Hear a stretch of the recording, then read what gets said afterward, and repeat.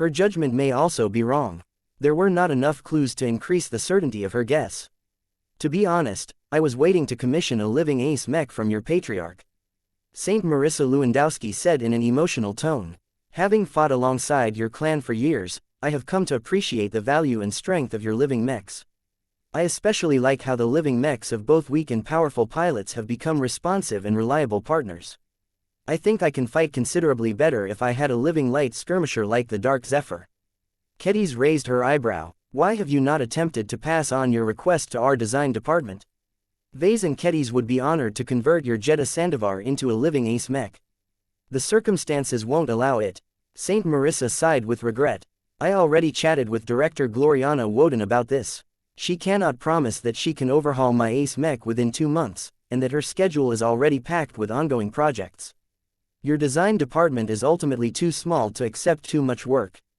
You really should think about expanding it.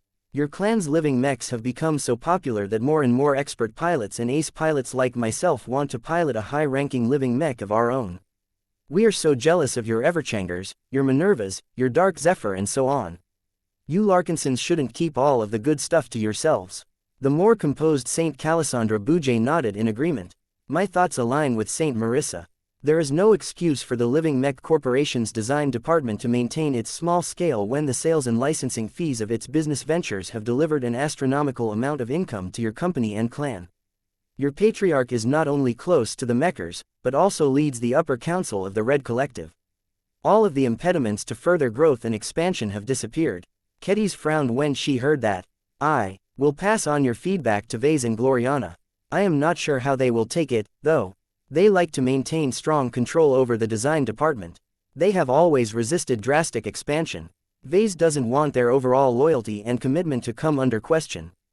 Gloriana fears that bringing in too many new and unfamiliar mech designers will cause the quality of the design department's output to drop. There are consultants for that, Swordmaster Kedis. Saint Calandra said. If the 2 senior mech designers do not know how to scale their design operations to a scale more befitting to one of the rising powers of the Red Ocean, then they should seek the assistance of the Red Association or other friendly groups that possess much greater expertise in this area. There should be solutions to expand their design department, while maintaining its current strengths. The Larkinson clan must become more professional in all of its aspects if it wants to live as long as our Bouget family. Even Kedis could not deny that the responsibilities and expectations of the design department had far outgrown its current scale. Expanding it was not that easy, though. As an insider, Kedis clearly understood that too many projects were dependent on Vase and Gloriana. This was a testament to their strength and brilliance, but they had also turned into the bottlenecks that constrained easy expansion. It would have been better if they managed to become master mech designers. There were considerable differences between seniors and masters. The latter were not only smarter and able to get a lot more work done in the same amount of time, but their most important advantage was that they could pass on their design philosophies more easily. They could take on as many disciples as needed to raise substitutes and helpers to take care of less important projects and work assignments that were depending on the design philosophies of their masters. The realization of a design philosophy also made it a lot easier for existing mech designers who already committed to their own specializations to become proficient in Vase or Gloriana's design principles. Given their competence and learning capabilities, it shouldn't take too much time for other seniors and masters to learn how to design living mechs or to shape the perfect vessel like Gloriana. This was how the design studios and design departments led by others were able to expand their scale so quickly without resulting in a serious deterioration of quality and reliability. By the way, Kedis, how close are you to breaking through in your 2 professions? Saint Marissa Lewandowski asked. Kedis sighed. Do not expect anything drastic to happen soon. It is not easy for me to invest my time in both of my careers at the same time. Do not get me wrong. I wouldn't trade this for anything else. Being a swordmaster while possessing the insights of a journeyman mech designer has allowed me to approach my swordsmanship from a more analytical perspective. This complements my excellent intuition and instincts well. At the same time, my mastery of swordsmanship easily allows me to understand how to design swordsman mechs that can complement the fighting styles of my customers much better. This is one of the reasons why my Stormblade Samurai Mark IIs are already selling well despite the fact that I am just a journeyman. She had become one of the few journeymen of the current generation that defied the limitations of her rank. Her unusual set of advantages effectively allowed her to design swordsman mechs that offered value propositions that surpassed that of the mechs designed by her peers. This is one of the key advantages to pursuing both a combat and production profession at the same time. Therefore, even if Kedis simply did not have time to make quick progress in both of her careers, she was still doing relatively well for herself. I envy your clan for raising so many excellent mech designers who are actually worth a damn. Vase, Gloriana, you and maybe others such as Alexa Strian are shaping up to become future legends in your industry. Patriarch Reginald spoke in a judgmental tone. Master Benedict Cortez is the only mech designer in the Cross clan that I can respect. We have invested so much money and resources into augmenting and educating our smarter descendants, yet all we get in return are more spoiled apprentices who may or may not be able to justify their rich treatment in a few decades. Absolutely none of them have shown any hint of the genius that characterized the best of your Larkinson clan. If it was that easy to produce mech designers on the level of Vase, then many more groups would have gotten them by now. Kedis crossed her arms. You may have complaints about how Vase and Gloriana manage their design department, but they have always prioritized the quality of its mech designers from the beginning. By limiting the rate of recruitment to ensure they get the cream of the crop, it is easier for them to realize the potential of new talents. The smaller scale of the design department also makes it easier for them to supervise and guide the talents that they see promise in. You can't do that as effectively if they have 10 times or 100 times more mech designers under their command. If your cross clan isn't good at raising good mech designers from within, then why not recruit from outside? Saint Marissa idly asked. Patriarch Reginald scowled. TCH, our cross clan isn't as famous or attractive as the Larkinson clan. Those snooty journeymen, seniors and masters that are genuinely talented or skilled look down on us and Master Benedict. Our battlefield accomplishments have earned us lots of glory, but without a famous or highly successful mech designer in our ranks, all of the mech designers that we are able to recruit are the rejects that can't get into more desirable mech companies. Talent acquisition was serious business. Genuinely good mech designers had already found good employment years before they graduated from their universities. While there was still a bit of mobility in the hiring market for mech designers, the ones with genuine value always found a way to receive lucrative applications from superior employers. It was truly too difficult for the Cross clan and its mech company to stand out from the competition. Benedict Cortez was not a bad mech designer per se, but his resume as a master mech designer was still awfully thin compared to his much older and more experienced competitors. Swordmaster Kedis. Patriarch Reginald suddenly adopted a serious and intense expression. Would you like to come over and work for us? We do not demand that you leave the Larkinson clan and defect to our Cross clan. You can stay with us as a guest designer and work directly under Master Benedict. Think of it as an exchange. I think we can help each other out a lot. You can help whip our spineless mech designers into shape, and you can not only receive tutoring from a real master mech designer, but also gain management experience by leading an existing design department. What do you think about this suggestion? Kedis blinked. She never expected Patriarch Reginald Cross to attempt to bring her over to the Cross clan, if only on a temporary basis. Without the latter qualifier, she would never think about accepting this offer. However, if it was only for a few years, Kedis found this proposal sound a lot more compelling. Chapter 6532 Deeper Development. Everyone knew what Patriarch Reginald Cross was like. He was largely unsuited to be the leader of a large and growing clan. He was an ace pilot who was obsessed with earning glory. He was an impulsive man who put relatively little thought in all of his words and deeds. It was easy to interpret the Crosser ace pilot's offer as a poorly conceived attempt at poaching Kedis from the Larkinson clan. However, the Swordmaster thought about it from a different perspective. Journeyman mech designers were supposed to be people who had initially found their design philosophies and needed to expand on its starting foundation by enriching it with design applications.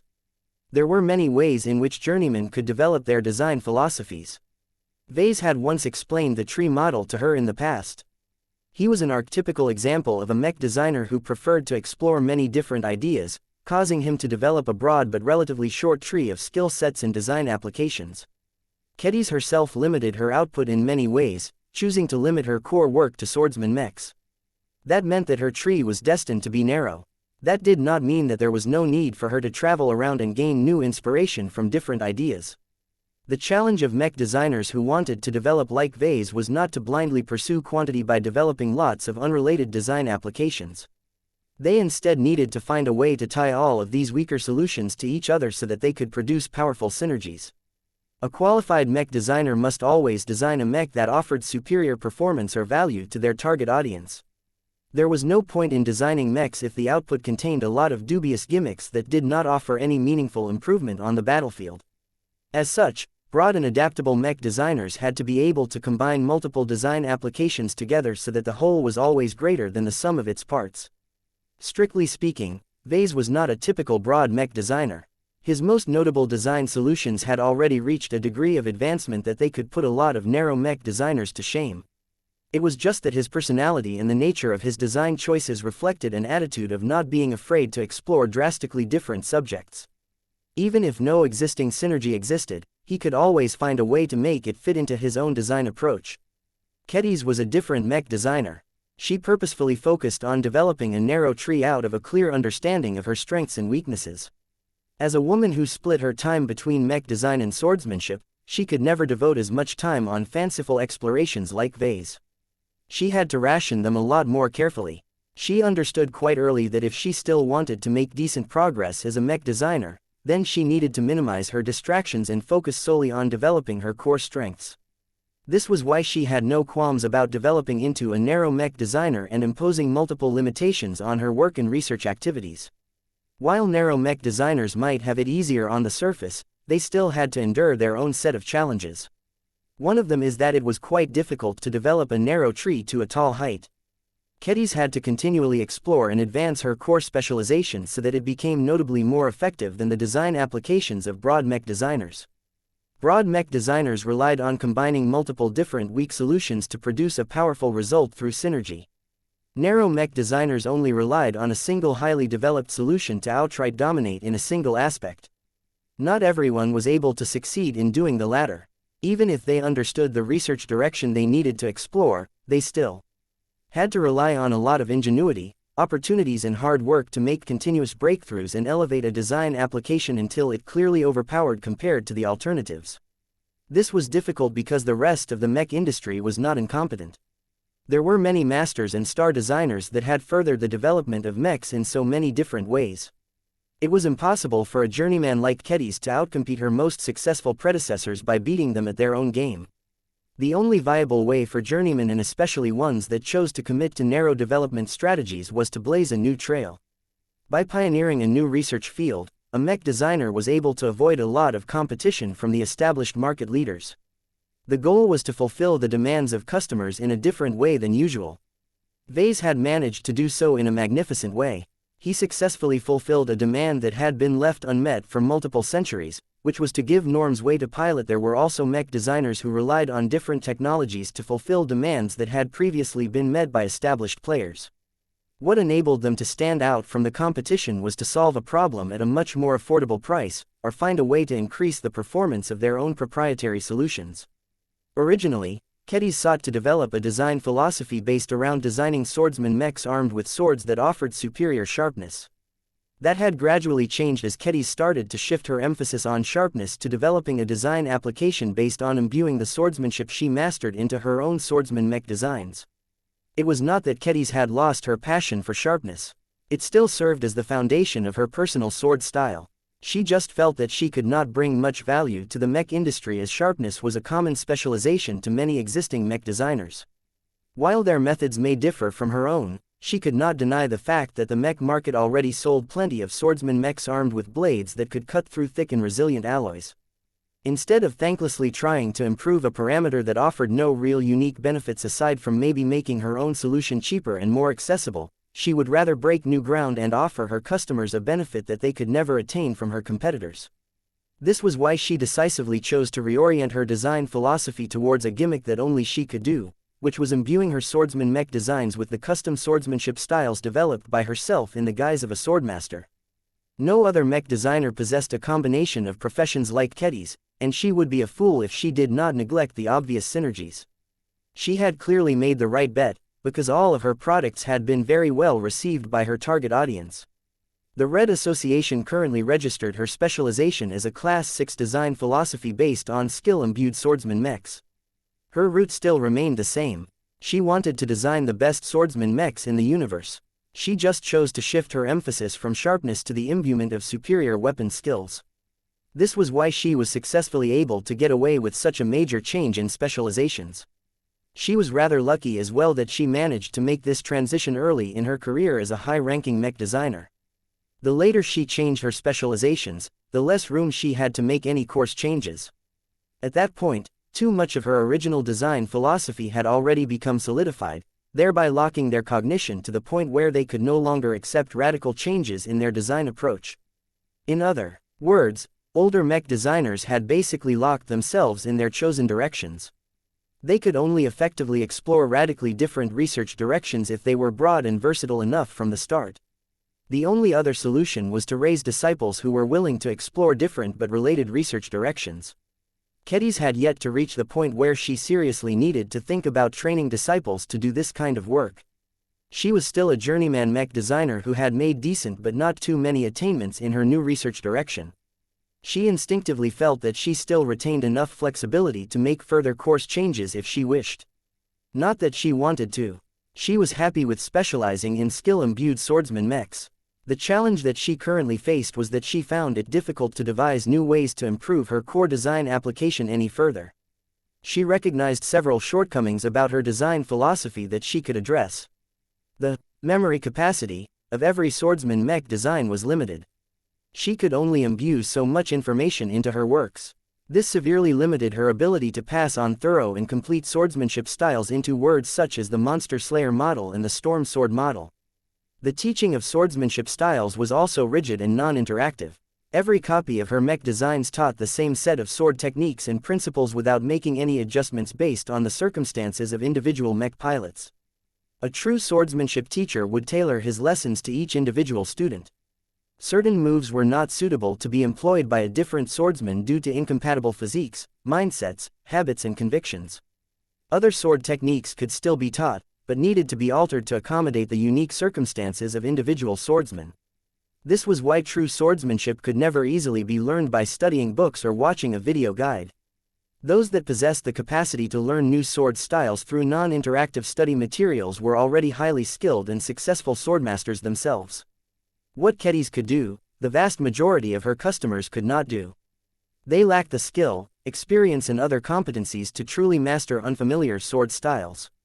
The most common feedback she received from her customers was that the sword styles taught by her mechs forced them into becoming swordsmen that they did not identify with.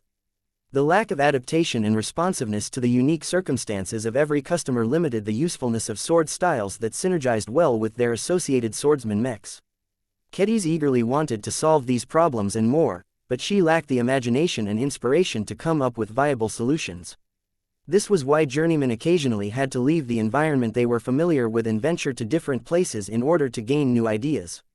While she hadn't really thought about it before, now that she received an offer from Patriarch Reginald Cross, she finally saw an opportunity to enter a different environment and enrich her views on mech design. Of course, accepting the offer to become a guest worker at the Cross clan was not her only choice. She could easily think of other groups located in more distant and exotic locations that would gladly host a mech designer of her pedigree and caliber. As the first student of Professor Vase Larkinson, establishing a connection with Kedis was a good way to form an indirect connection with the father of Carmen Mechs. Kedis rejected this alternative because she wanted to be valued by her own merits, not by her benefactor. She was also familiar with the Crossers and found them to be upright and trustworthy enough to work together on a deeper level. Master Benedict Cortez was also a lot older and more experienced than her. He could offer her a lot of guidance and help her figure out how to develop her design philosophy further. Patriarch Reginald, Kedis spoke up after a long moment of thought. Your offer sounds interesting. Give me time to consider your offer. I may end up taking it. If I do, I hope you will prepare a guest position for me in your Cross clan. The ace pilot looked surprised. It was as if he did not actually expect for the swordmaster to accept his spontaneous offer. That was no reason to look at a gift horse in the mouth, though. Patriarch Reginald quickly responded with a wide grin. Of course, I will tell Master Benedict to reserve a place by his side right away. If he doesn't do what I tell him to, then feel free to beat him up until he relents. He has promised to rectify our mech designers for multiple years, but I have yet to notice any differences. Maybe you can do a better job by applying the methods used by the Larkinson clan. This was a win-win proposition for the two parties. Kedis wanted to work in a different environment in order to broaden her horizons and gain new inspiration. The Cross clan wanted to bring in an outside consultant to rectify the Cross Mech Corporation's design department. Chapter 6533 Cogs in a Machine. Kedis did not know whether she had made the right decision. Working for the Cross clan for a year or so may turn out to be a waste of time. Patriarch Reginald may have been overly harsh when he accused the mech designers under his employ to be worthless, but his words shouldn't be completely false. One of the joys of working in the Larkinson clan was that Kedis was surrounded by talented and competent clansmen. Even if the mech designers of the design department were not necessarily high in rank, they were still young and possessed an abundance of ambitious ideas and rich imagination. Spending lots of time with mech designers who possessed a lot of optimism and enough competence to realize their dreams fostered a very positive and encouraging work environment. This was probably one of the secrets to the design department's success. By deliberately refusing to hire older, more jaded and less imaginative mech designers, the design department avoided a situation where creativity and imagination became stifled due to the rigid mindsets of the people who were more likely to hold the most authority due to their seniority. Of course, the lack of older and more experienced mech designers also came with its own fair share of disadvantages. The LMC's design department scored relatively poorly in terms of efficiency, volume of output and consistency. It was filled with ambitious and creative minds that did not tend to respond well to monotonous low-level work assignments. The design department therefore reflected the personalities and work approaches of the leaders in charge quite well. Kedis regarded it as an artisan workshop more than a manufacturing room. From what little information Kedis managed to glean from Patriarch Reginald Cross, the design department of the Cross Mech Corporation was set up like a factory. Every mech designer had a specific role to fulfill. While they were granted just enough time to study new knowledge, design their own mechs and conduct their own research, their mandatory responsibilities forced them to operate precisely according to the demands of Master Benedict Cortez. As a mech designer who realized a design philosophy based on the efficient use of energy, he was a man who by his very nature treated his subordinates as cogs in a machine. Master Benedict had very little tolerance for deviations and tried too hard to force every subordinate to fit into the roles he had designated for them. Showing too much initiative was discouraged as wasting time on improvised and original solutions could result in significant delays to the project timeline. It sounded like a nightmare work environment that couldn't possibly work, but it was actually quite common in the mech industry. This was an approach towards mech design that worked best on a larger scale. Thousands of mech designers could work alongside each other without any serious disruptions or delays because everyone remained in sync with each other. A large design department would also offer a huge variety of jobs and responsibilities. Many different mech designers should be able to find a role that was compatible with their own inclinations. As for those that still didn't manage to fit, they would just get fired.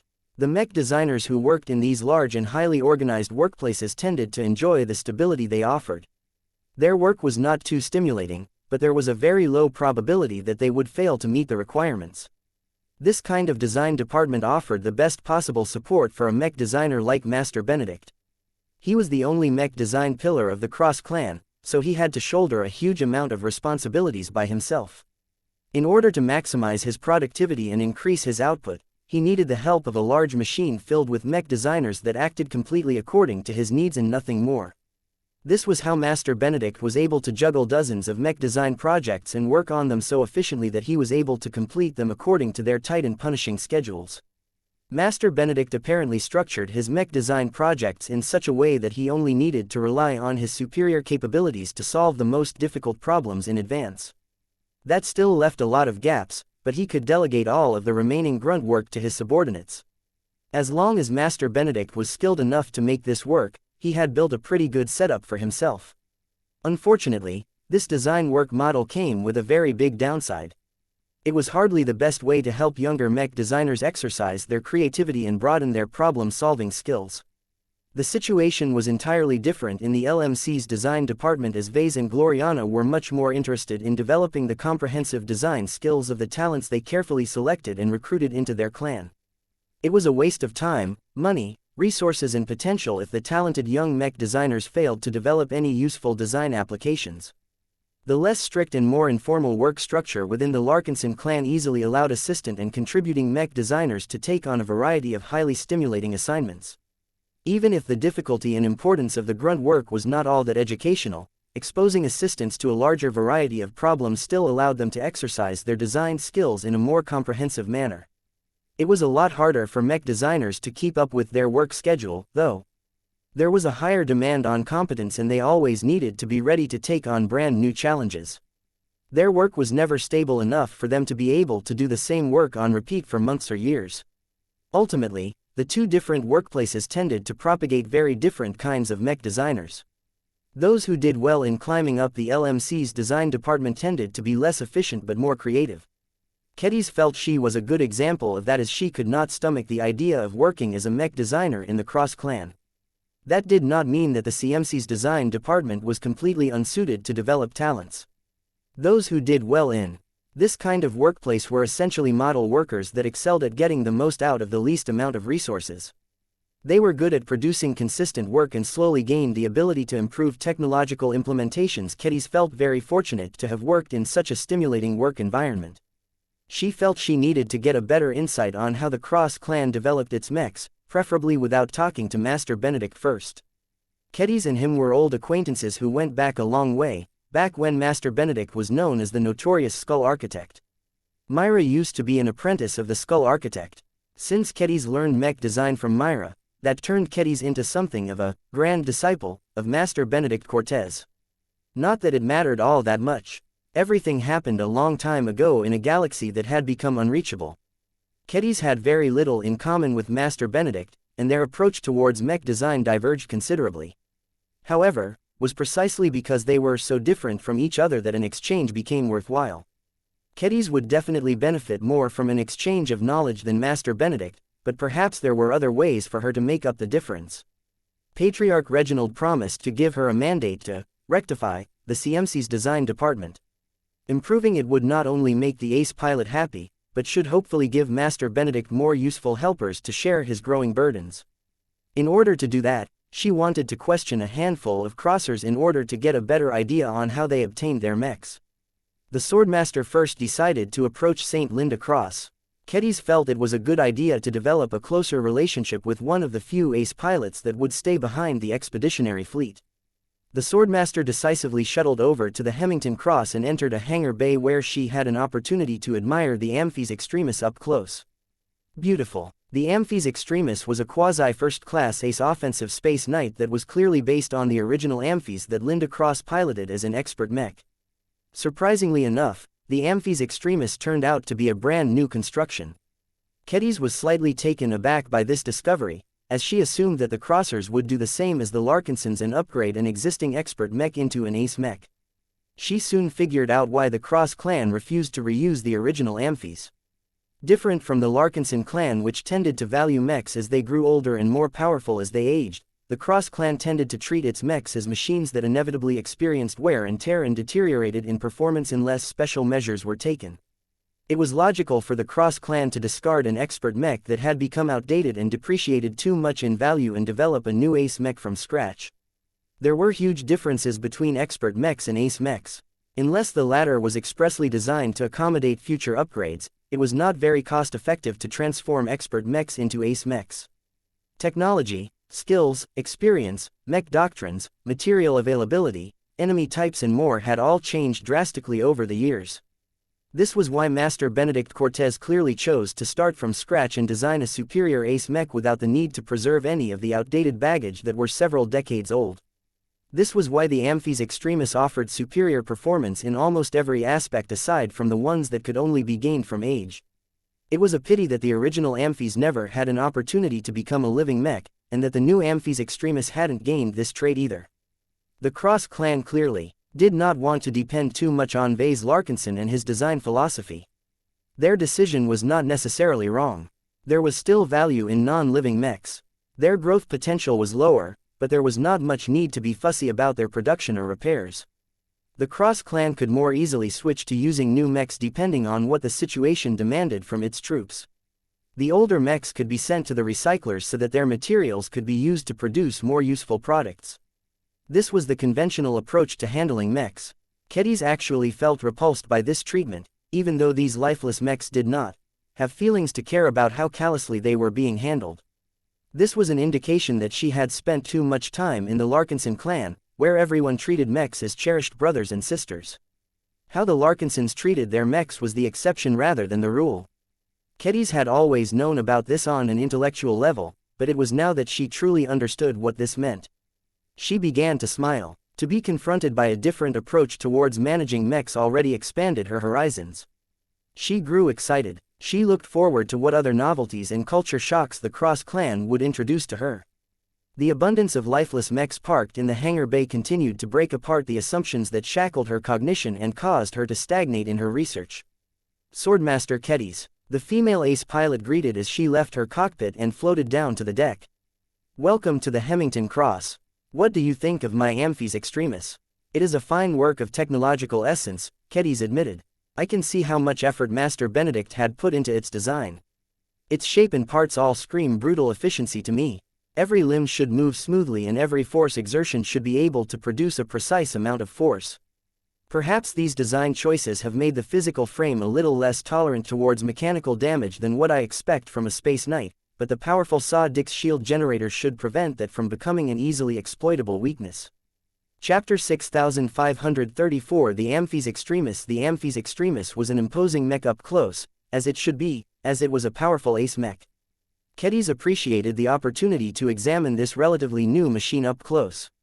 Master Benedict had only managed to complete the design and fabrication of this machine recently, so it had yet to show off its power too much on the battlefield.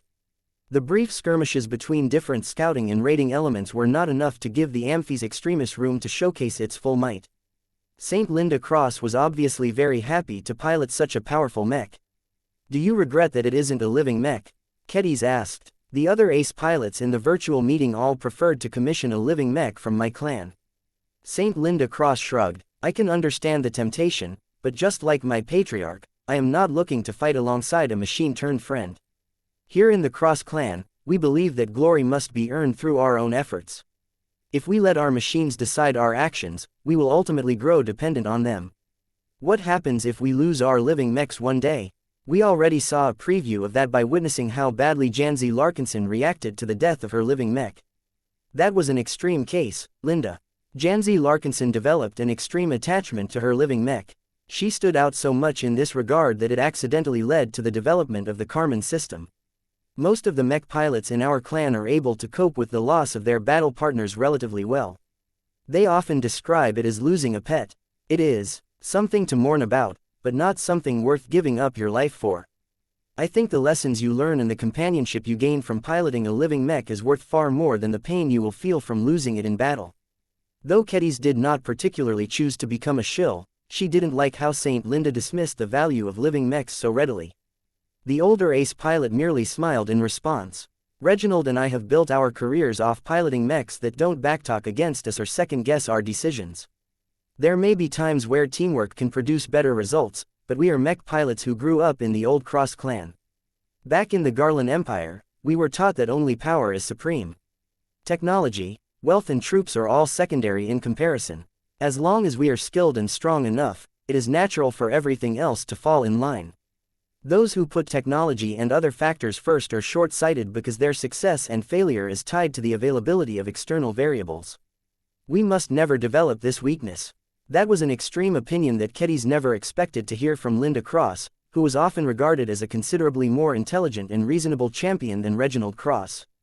It turned out that all of the old-school mech pilots from the Garland Empire were the same. The newer generation of expert pilots that emerged after the Cross clan entered the Red Ocean were not so fixated on glory and martial supremacy. It was a pity that they had yet to become powerful enough to challenge the dominance of the old-timers. Seeing that there was no way for Kedis to convince Linda Cross to look at living mechs in a more favorable way, the Swordmaster decided to change the subject. The weapons of your Amphis Extremis are quite interesting. What has stood out the most to me is that your mech is wielding a flail instead of a chain sword. The aesthetic design is certainly inspired. That is correct. The female ace pilot smiled when she turned and took a look at the menacing appearance of the ball attached to the chain of the handle. I was doubtful at first, but the Wrecker's skull soon won me over. Master Benedict added a surprisingly playful touch to the weapon by shaping the weighted ball in the form of a metallic skull. The asymmetrical shape happens to add more unpredictability to my swings.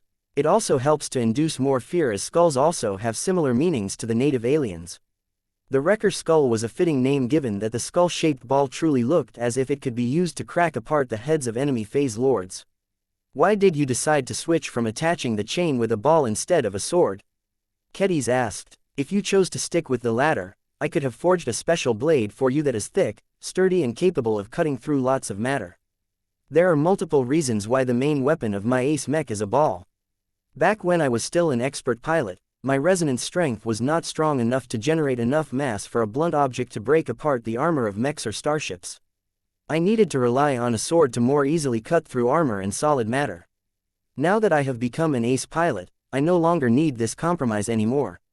With the help of my Saint Kingdom, I can amplify the mass of my ace mech and any other weapon by 10 times or more. I can rend apart the hulls of smaller starships and obliterate any expert mech that gets hit by a solid flail strike. As a swordmaster, Kedis still couldn't stomach how easily Linda abandoned her sword for a flail. There are still advantages to wielding a sword even if you have managed to break through, Linda. Your reality-defying ability to amplify the mass of any weapon can help you cut through hardened materials much easier. You don't need to rely on sharpness at all in order to slice apart your enemies. You can just rely on the superior mass and momentum of your weapon to do most of the work. Linda shook her head. I know what you are talking about, but swordsmanship is not for me. I have witnessed Venerable Dice in action enough times to know that I can never catch up to her in terms of pure skill. Besides, wielding a flail with a weighted ball is more suitable against the current enemies we are fighting against. My Amphis Extremis can easily exhaust the transphasic energy shields of alien warships because the more massive ball allows me to amplify its bashing power much further.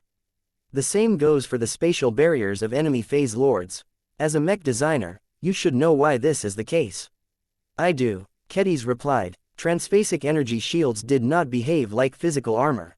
The former was much less susceptible to getting cut or pierced. Swords and spears behaved the same as blunt objects in most cases. Only special technology and materials made it possible for such weapons to actually penetrate through energy shields without exhausting its total energy reserves. The Cross clan did not have easy access to these kinds of goodies. Therefore, the effective conventional solution to increasing a mech's attack power against energy defenses was to employ a heavy blunt weapon instead. The flail and other blunt weapons largely relied on maximizing the kinetic energy to produce exaggerated levels of impact damage against their targets. In other words, bigger numbers translated into more damage. These properties and the relationships between them made it far more logical for the Amphis Extremis to exchange its sword for a blunt weapon. She and Master Benedict chose the flail over other weapons due to Linda's habit of using long chains to increase the versatility of her melee combat operations. The length of the chain can extend quite far if need be. Linda explained. I have yet to show off the full length. Master Benedict and his partners worked hard to find a transphasic hyper-alloy that can allow them to reduce the size and thickness of the chains while still making it resistant to breaking. This helps with packing a longer chain in my mech. One of the criticisms of the original Amphis was that its chain sword could only be thrown up to a certain length. The new Ace Mech addressed this persistent issue and probably managed to solve the problem quite well by utilizing chains that were much smaller and thinner.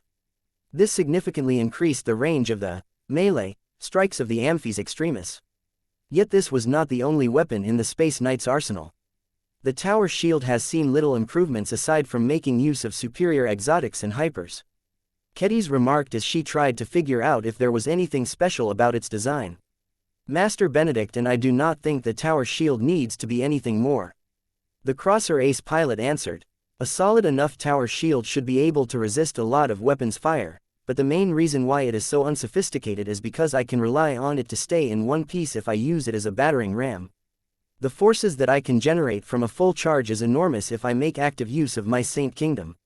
The collision is too powerful. A high-tech tower shield that is integrated with all sorts of tech will shatter apart despite the strengthening derived from true resonance due to the presence of too many weak points. I do not have as many fears if I can freely abuse the physical shield of my Amphis Extremis. That also made sense. The favorite tactic of an offensive Space Knight was charge forward and weather all of the remote attacks. with its protective tool before using it to crash right into their targets. Offensive Space Knights were quite similar to Lancer mechs to an extent. Aside from a flail and tower shield, the Amphi's Extremis gained an additional weapon system. A pair of shoulder-mounted rapid-fire kinetic multi-barreled hyper-machine guns graced the mech frame. They were designed to follow the contours of the widened shoulder plates, so they did not ruin the silhouette of the Amphi's Extremis.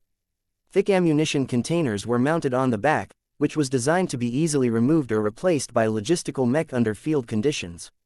I mentioned earlier that my Saint Kingdom can amplify the mass of anything without affecting inertia or whatever.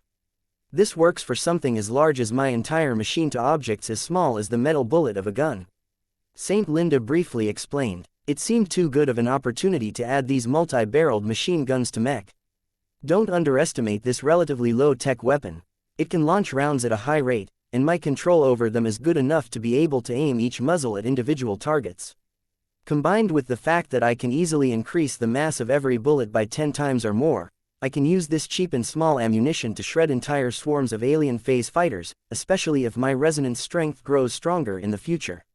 They are also good at intercepting a large amount of missiles or even solid kinetic projectiles when I become stronger.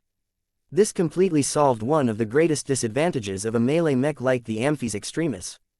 Even if an ace mech was able to rely on its Saint Kingdom to crush multiple weaker targets at a time, it was still a lot more wasteful than relying on machine guns to do the job. What about targets other than small craft? The rapid-fire machine guns are also fairly effective at wearing down energy shields or punching through armor, though I can run out of ammunition quickly in those cases. That is what my flail and tower shield are for. Master Benedict offered to add more weapon systems to my Amphi's Extremis, but I refused because this is all I need to handle all of the enemy types deployed by the native aliens. I don't want to compromise the integrity and reliability of my mech any further by adding redundant stuff. Kedis nodded in agreement. You have made a good choice. You have put together a perfect combination of weapons to employ against the native aliens. As an ace mech that largely conformed to the offensive Space Knight archetype, the addition of the shoulder-mounted machine guns rounded out its attack options and massively increased its usefulness on the battlefield. The Amphi's Extremis was anything but a pure defensive bulwark that could do nothing else but take a lot of hits. It was designed to dish out as much damage as it could withstand, if not more. Chapter 6535 The technological advancements of Master Benedict Cortez. Ever since the Red Tide offensive erupted more than half a year ago, ace mechs became a much more common sight to the public. Unlike the more restrained wars and conflicts between states, the aggression of the native alien invaders was relentless and unending. The age where ace mechs were treated as trump cards only to be used in the most critical of circumstances was over. Their strategic deterrence no longer had an effect on the native alien forces that had all of the cannon fodder in the dwarf galaxy to spare. In a war as bloody and brutal as the current one, only actual killing could make the other seed relent. It was for this reason that all sorts of ace mechs showed off their combat prowess without any intention of hiding their true strength anymore. This gave the masses a much better understanding of the power and the capabilities of these incredible machines. Combined with the fact that all of them had been updated with modern advancements from the Facewater and Hyper generations, high-end mechs had never become as prominent as today. As far as second-class ace mechs were concerned, the design of the Amphi's Extremis exhibited a lot of restraint, which did not appear to match its name. However, a mech designer such as Kedis was able to comprehend why Master Benedict called it the Amphi's Extremis. That was because the Ace Space Knight had been designed with extreme performance in mind.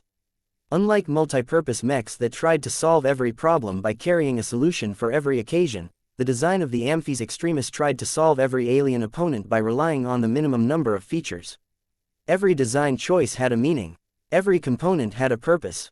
Nothing was being wasted. With just a flail, a tower shield and a pair of shoulder-mounted machine guns, the Amphi's Extremis should theoretically be able to defeat all native alien enemy types with the help of its Saint Kingdom.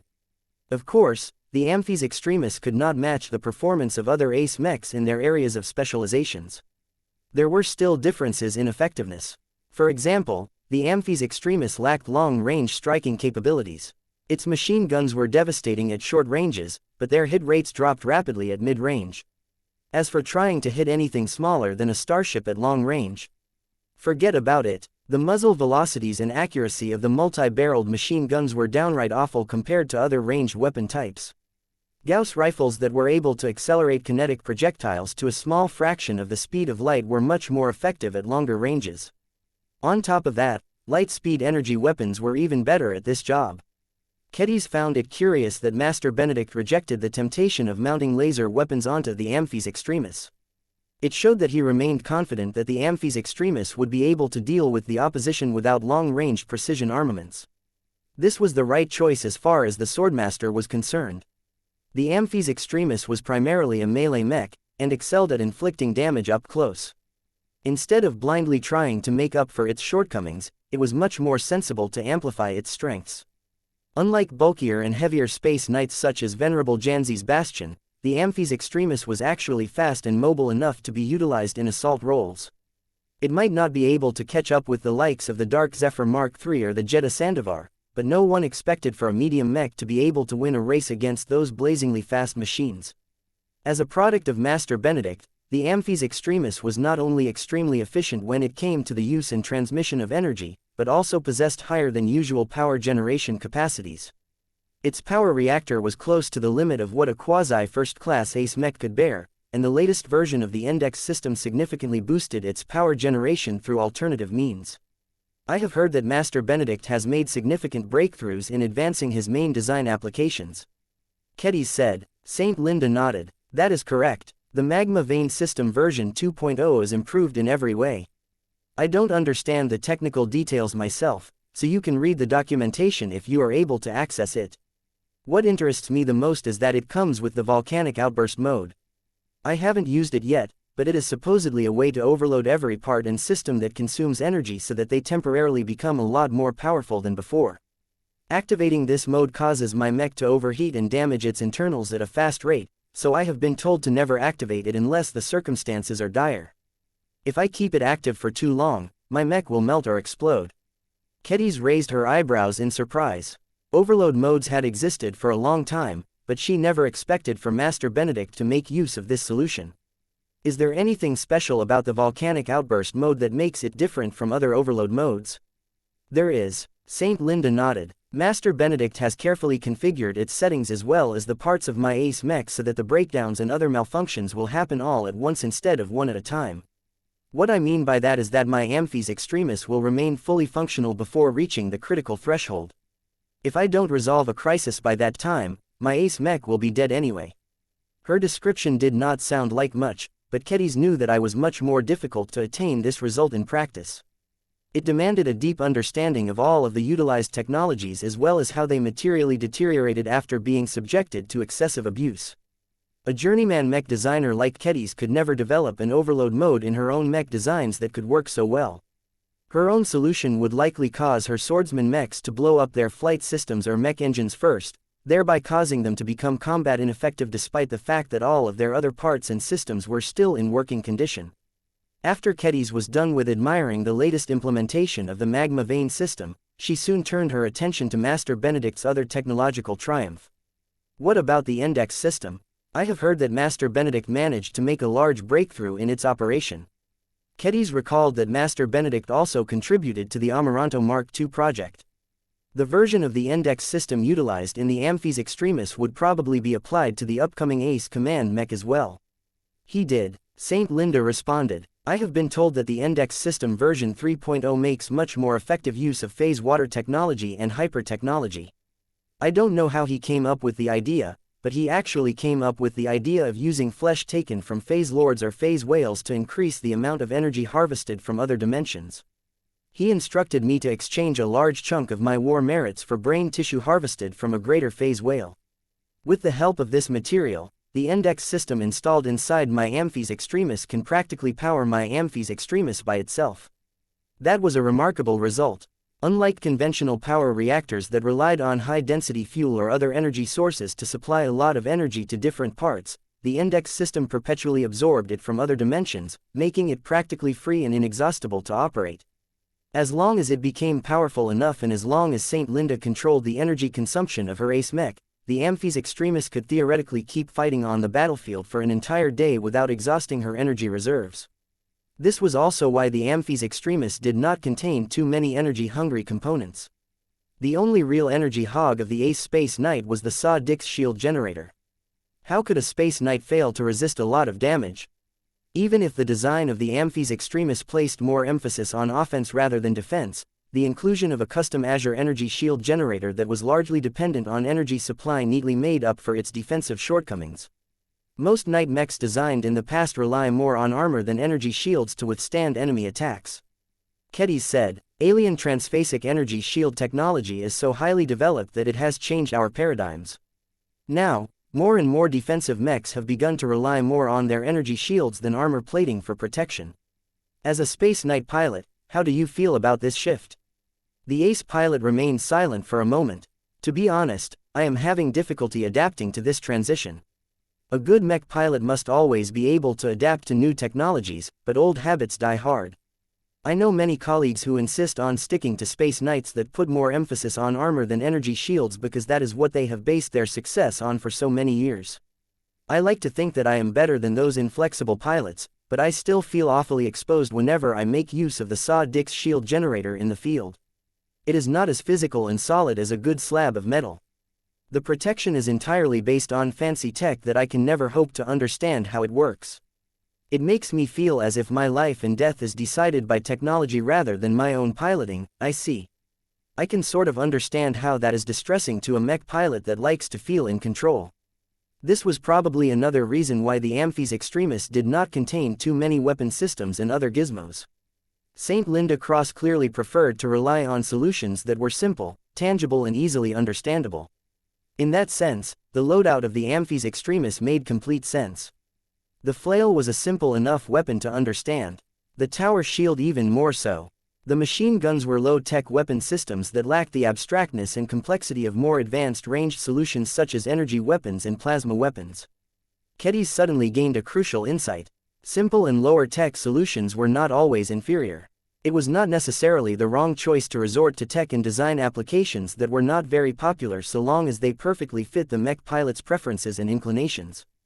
The Amphis Extremis was designed from the ground up with the Saint Kingdom and the personal preferences of St. Linda Cross in mind. The design was as minimal as possible while still possessing enough features to elevate the performance of the Ace mech to the next level. The results were clearly gratifying. While Kedis had yet to see the Amphis Extremis perform at its best, she already gathered enough information to guess that it should be able to resist far more attacks and inflict much greater damage than the Dark Zephyr Mark III. Sure, the Dark Zephyr Mark III was a completely different kind of mech that was never meant to perform assault missions. That did not take away from the fact that the Amphis Extremis was far better designed to fight against the native aliens today despite the fact that was not a living mech. Perhaps the Dark Zephyr Mark III might be able to overtake the Amphis Extremis over time by relying on the growth of the Ace pilot as well as the Ace mech, but how long would that take? If it took 20 years for the Dark Zephyr Mark III to grow into his power and truly unlock his greater potential, then that had no bearing at all in the current crisis. Kedis knew that living mechs could continually grow in e-technology terms until they evolved into monsters. It would be nice to have them at the Larkinson clan's disposal right away, but that was clearly an impossible dream. Chapter 6536 Dysfunction in the Cross clan. After Kedis was done with drooling over the Amphis Extremis, St. Linda Cross briefly gave her a tour of the standard mechs that were currently stored inside the hangar bay of the Hemington Cross. Every crew member and mech pilot bowed low and expressed their deepest respect to the female saint. As the second ace pilot of the Cross clan after Patriarch Reginald Cross, the status of St. Linda Cross had already exceeded that of Master Benedict Cortez. The Crossers respected high-ranking mech pilots a lot more than high-ranking mech designers. Kedis actually found this cultural difference to be a little jarring because it was a lot different in the Larkinson clan. The clansmen still looked up to the ace pilots and expert pilots of their clan, but nothing could break their utter belief and adoration of mech designers such as Vase Larkinson. She shouldn't be surprised that the two clans looked up to the leaders of different professions. The Cross clan had always based its success off the leadership and accomplishments of its strongest mech pilots. The Larkinson clan grew incredibly fast and achieved great prosperity largely due to the efforts of its best mech designers. The founders and leaders of the clans exerted so much influence that the members took on different shapes. Kedis actually found it rather refreshing that the Crossers did not revere the ground that the most prominent mech designers in their clan walked upon. Of course, it was also because there was a notable deficit in excellent mech designers in the Cross clan. Master Benedict Cortez was not originally a member of the Cross clan, so he already suffered from a handicap. Even if the clan later went on to copy the model of the Larkinson clan and open itself to mass external recruitment, the master mech designer never received the respect he deserved. She could pretty much hear it from the idle talk of the crossers who were working on the Hemington Cross. TCH, my mech has broken down again. It only took a small hit on the arm, but I lost complete control over the rifle.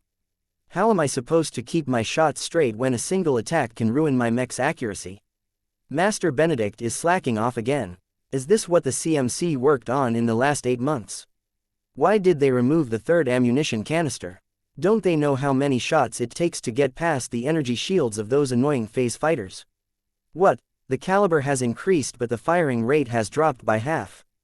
That out-of-touch master mech designer has gone too far. How are we supposed to land so many hits when it has become harder to shoot down those fast and maneuverable phase fighters?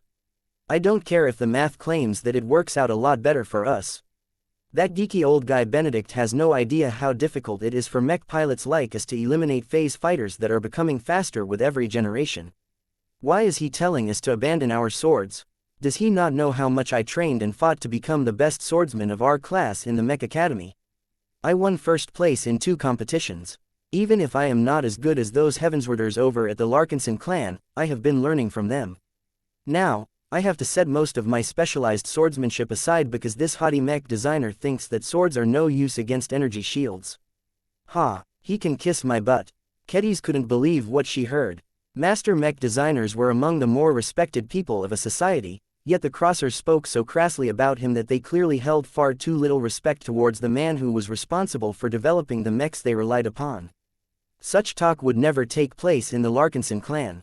Granted, the crossers who carelessly voiced their true opinions did so out of typical earshot from anyone important. Even if these crossers did not dare to share their true feelings directly in front of Kedis and St. Linda Cross, the fact that they shared these words at all was a sign that the Cross clan did not give mech designers their due. The ace pilot shrugged when her extraordinary senses were able to pick up the disrespectful chatter as well. Please excuse our clansmen for their lack of consideration. Our culture has always put mech pilots on top of mech designers. Some of our clansmen take this too far and cannot fully appreciate the work and sacrifice that mech designers have put into arming them with the best machines. Kedis waved her hand. It is okay. I am not a frail flower. I can handle it. I am just surprised that this problem has gotten so bad in your clan. I am not unfamiliar with how the Garland Empire of the Vicious Mountain Star sector operated back in the old days. Even if mech designers played second fiddle over there, the Garliners still looked up to mech designers who can design good machines. I don't think this is true for your clan anymore. There are better leaders in our clan that can explain it to you. St. Linda said in a measured tone. In my opinion, I think it is because our clansmen are making constant comparisons between the works of Patriarch Vase Larkinson and the works of Master Benedict Cortez. The latter are not necessarily weak, but they are not very flashy. Let me show you what I mean. Linda led Kedis to a section where dozens of mechs had been parked. Many of the mech models looked familiar to Kedis. What stood out was that most of them fell into 2 different categories. There were ranged mechs that overwhelmingly relied on energy weapons as their source of damage output. This paired well with Master Benedict's design philosophy, as the crosser ranged mechs were able to output greater damage and last significantly longer on the battlefield than other comparable rifleman mechs. The melee mechs tended to put much more emphasis on their Azure energy shield generators. They relied on their superior power generation to keep their Azure energy shields active for a longer time, enabling them to withstand greater punishment than most of the competition. It was not entirely effective when these machines got struck by a warship-grade cannon, but it worked quite well in confrontations against alien phase fighters. The weapons loadout of the newer melee mechs were pretty interesting to Kedis. She had apparently caught the Cross clan in the middle of a major technological refresh. It was no wonder that she heard some crossers complaining about a weapon swap. Has the armed forces of your clan decided to replace their swords with maces? It is a controversial change because it is imposed from above.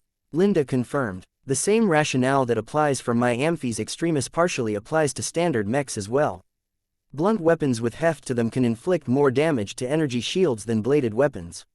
Master Benedict cannot stand the inefficiency that comes with wielding swords against enemies where swordsmanship is not as relevant. He truly believes that we can achieve statistically better results if our melee mechs all start to bash against energy shields with maces as opposed to swords. As a swordsman mech fanatic, Kedis felt offended by the disregard that Master Benedict had shown towards the use of swords. It is true that maces can deal more effective damage against energy shields, but that is too simple of a perspective.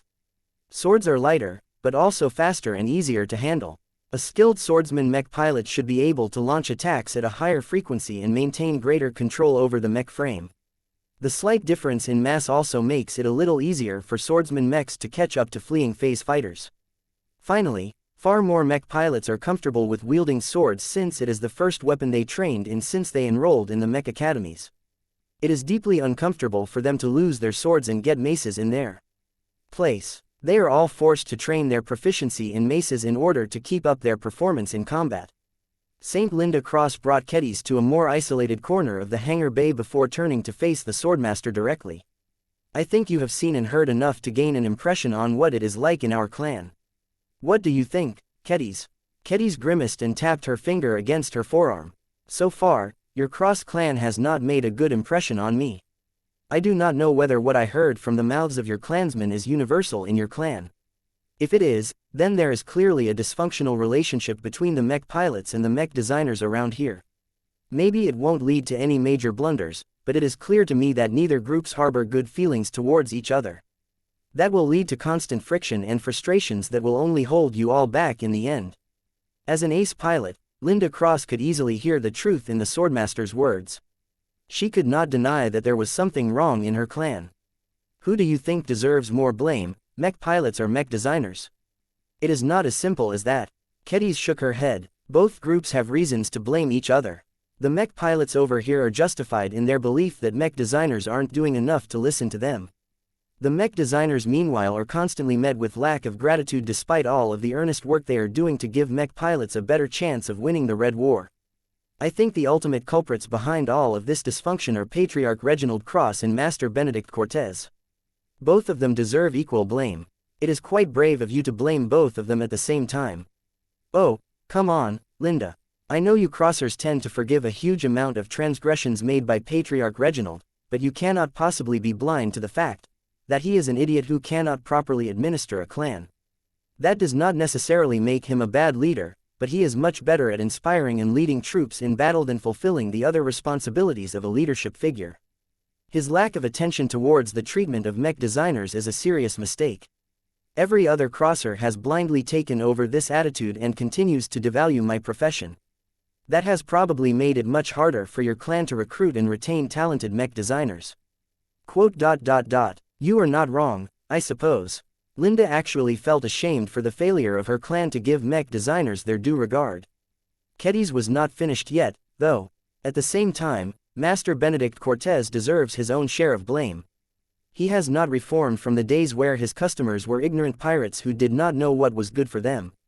Don't get me wrong, his mech designs are all sound and his design choices are all logical. The problem is that he hasn't shaken the attitude that he knows what is best for mech pilots, and therefore tries to impose his decisions onto them. He is too dismissive of the feelings and opinions of the mech pilots that he is supposed to serve. That would never fly in our clan. Vase has always tried his best to understand the actual demands of the mech pilots of his clan and respond to their demand even if it doesn't lead to the most optimal and efficient mech designs. The differences were too great. One of the reasons why the Larkinson mech pilots adored Vase so much was because he always did his best to make the piloting experience as pleasant and comfortable as he could manage. Even if the mechs did not offer superior performance, they always responded so well and contained so little sources of irritations that the mech pilots never minded the shortcomings. The end result was that the Larkinson mech pilots became more motivated and managed to utilize their machines more effectively than average. Master Benedict apparently adopted a different paradigm. He focused much more on maximizing the technical performance of his mech designs, thereby enabling them to attain considerably stronger results, in theory. The only issue was that the crosser mech pilots had plenty of reasons to complain about their machines. Master Benedict may have tried to make the objectively best design choices, but they collided so much against the personal needs of individual mech pilots that far too many of them were unable to utilize their machines to their full potential. At least, that was the way that Kedis saw it. The latter approach was not necessarily the worst one, but she personally did not agree with this philosophy as it led to a lot of tension and frustration. She could practically feel it across the hangar bay. The mech pilots of the Cross clan were blessed with well-designed quasi-first-class transphasic hyper-mechs that possessed strong advantages that they could give the Larkinson mechs a run for their money, yet none of the Crossers were grateful for being able to pilot such powerful machines. Chapter 6537 Challenging Master Benedict Cortez. After completing a quick tour through the Hemington Cross, St. Linda Cross led her guest to a private dining chamber where they enjoyed supper together. The two women remained silent for the most part as Kedis had much to think about. The observations she made when she walked throughout the hull of the flagship of the Cross clan had opened her eyes of what life was like outside of the Larkinson clan. The customs of the Cross clan were much more different than she expected, and not in a good way. The flawed leaders of this martial clan had led to an avoidable buildup of tension and conflict. The relationship between mech pilots and mech designers had always been harmonious in the Larkinson clan. No such thing existed in the Cross clan. Between a patriarch who possessed a clear bias against non-combat professions and a former pirate designer who thought that every mech pilot was an unintelligent brute, the relations between the two professions had deteriorated to unhealthy levels. Kedis could not imagine that the Cross clan would continue to fare well if the two groups were unable to reconcile with each other. One of the lessons she learned in the Larkinson clan was that one could not succeed without the other. Mech pilots and mech designers obviously needed each other to reach greater heights. She simply couldn't imagine that there were people who were stupid enough to disregard the value and contributions made by others. Yet such an absurdity actually became a reality in the Cross clan. As Kedis finished her soup, she turned her head upwards and stared at the ace pilot. Does Patriarch Reginald acknowledge that his clan is not doing well? Yes, Linda said. He is not blind to this. The only issue is that he has a different opinion on who is to blame for this.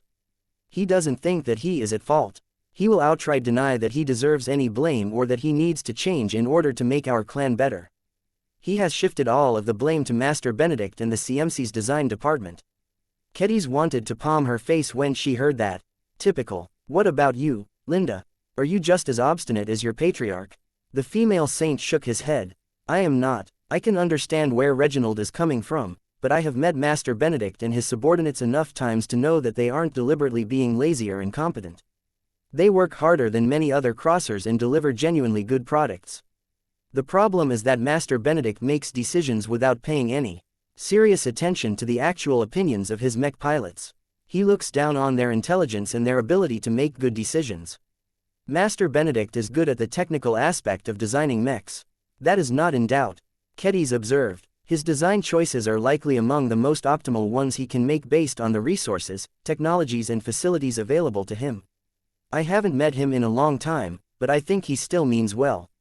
He is as unprofessional as to hate his own clients, but he is not a man who is tolerant towards opposition. He does not suffer fools gladly, and I think that he feels surrounded by them while he remains with your clan. Linda Cross frowned. Our mech pilots are not fools. They are brave fighters who are putting their lives on the line to secure a future for our clan and humankind. I had hoped that Master Benedict would be more tolerant towards our mech pilots given the huge stresses they must endure on a frequent basis. You should never look for that in a mech designer like him. To be honest, I think your clan would be better off if you start to partner up with other mech designers. I don't know why Master Benedict has decided to call it quits and go independent. The two of them are stuck with each other. Master Benedict can find no place else that can win so many battles, harvest a large amount of alien salvage and earn so much money and merits that he will not be short of high-level resources and other expensive benefits. As for our clan, even if we work together with another master mech designer, I fear the outcome will remain the same. This had become an institutional problem of the Cross clan. Replacing a few bad apples wouldn't solve the fundamental problem because the rot had spread through all of the crossers. Do you think that a journeyman mech designer like myself can solve these problems? Kedis skeptically asked. I do. I think our patriarch believes this as well, or else he hadn't enthusiastically invited you to work with us for a while. You are different from the other mech designers. You are a true warrior, and nobody can deny that. You won't be met with disrespect from our clansmen because they respect you as a swordmaster far more than as a journeyman mech designer. You can take advantage of this to act as a bridge between our disgruntled mech pilots and our frustrated mech designers. That is way easier said than done. Kedis sputtered. I refuse to believe that these long-standing problems can be solved just because I have a special identity. The structural problems of your clan cannot be solved overnight. Then please try your best. Linda earnestly requested. Patriarch Reginald and I will back you nearly unconditionally. If you think Master Benedict is wrong, then we will give you the authority to overrule his decisions. Our design department is clearly not in tune with the mech pilots it is meant to serve, so it must be reformed from top to bottom. Since your clan is much better at it, we believe you can be the change agent we need to set our mech designers back on the right track. Quote. That will put me in direct conflict with Master Benedict.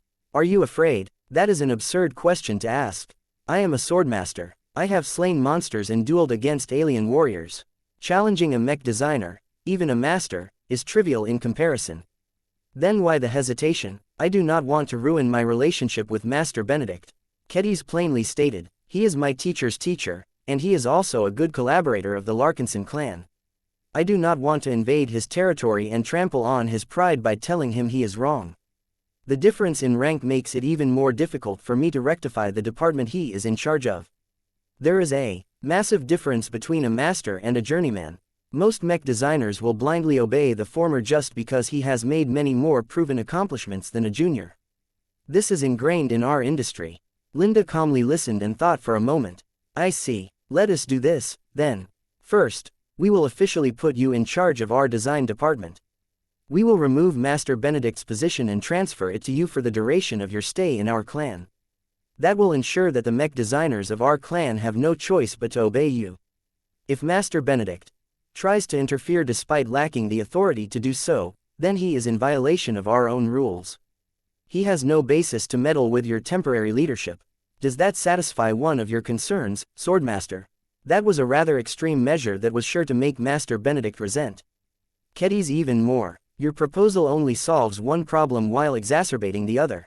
The ace pilot smirked and leaned forward over the dining table. What you are actually telling me is that we have yet to offer you enough incentives to rectify our design department over the objections of our resident master mech designer. Do not be concerned, Kedis. We do not expect you to work for free. Let me give you an offer. If you are willing to undertake this mission, we will give you nearly full freedom to do what you want as the director of our design department. You can start your own design projects and offer your own swordsman mechs onto our mech pilots.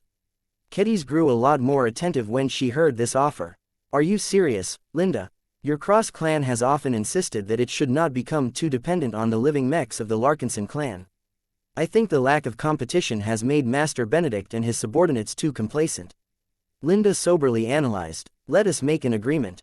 You are allowed to offer your swordsman mechs to our mech pilots, but they must voluntarily choose whether to exchange their current mechs for your products.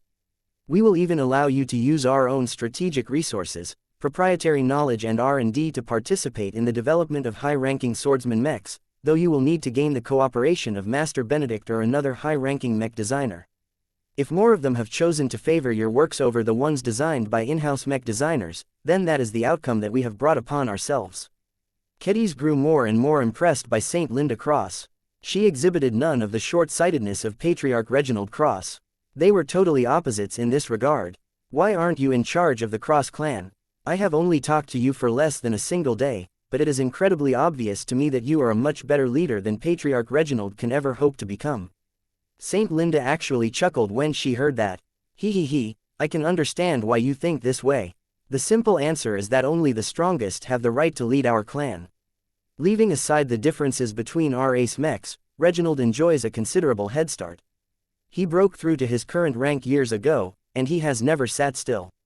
He had thrown himself into battle as often as possible and tempered himself against the native aliens with great enthusiasm. His resonance strength has grown so quickly that I can never close the gap even if I fight just as hard. I have no chance of defeating him in a duel, and that is what matters the most. There is more to leadership than raw strength. I know, Kedis, but we have a different opinion on this issue. Strength is the only guarantee of survival that is universal in our reality. Reginald understands this rule better than anyone, I think. I am not blind to his many faults, but if there is one reason why so many of us respect him above all else, it is because he is strong enough to protect our lives and preserve our clan. That is all that matters in the end. If there are problems in our clan, then it is not necessarily his problem to solve, because he is only truly necessary to fight and win the battles that matter. This is why we do not mind so much if we have to resort to hiring an outside party like you to rectify our design department. So what is your response? Saint Linda asked in an expectant tone.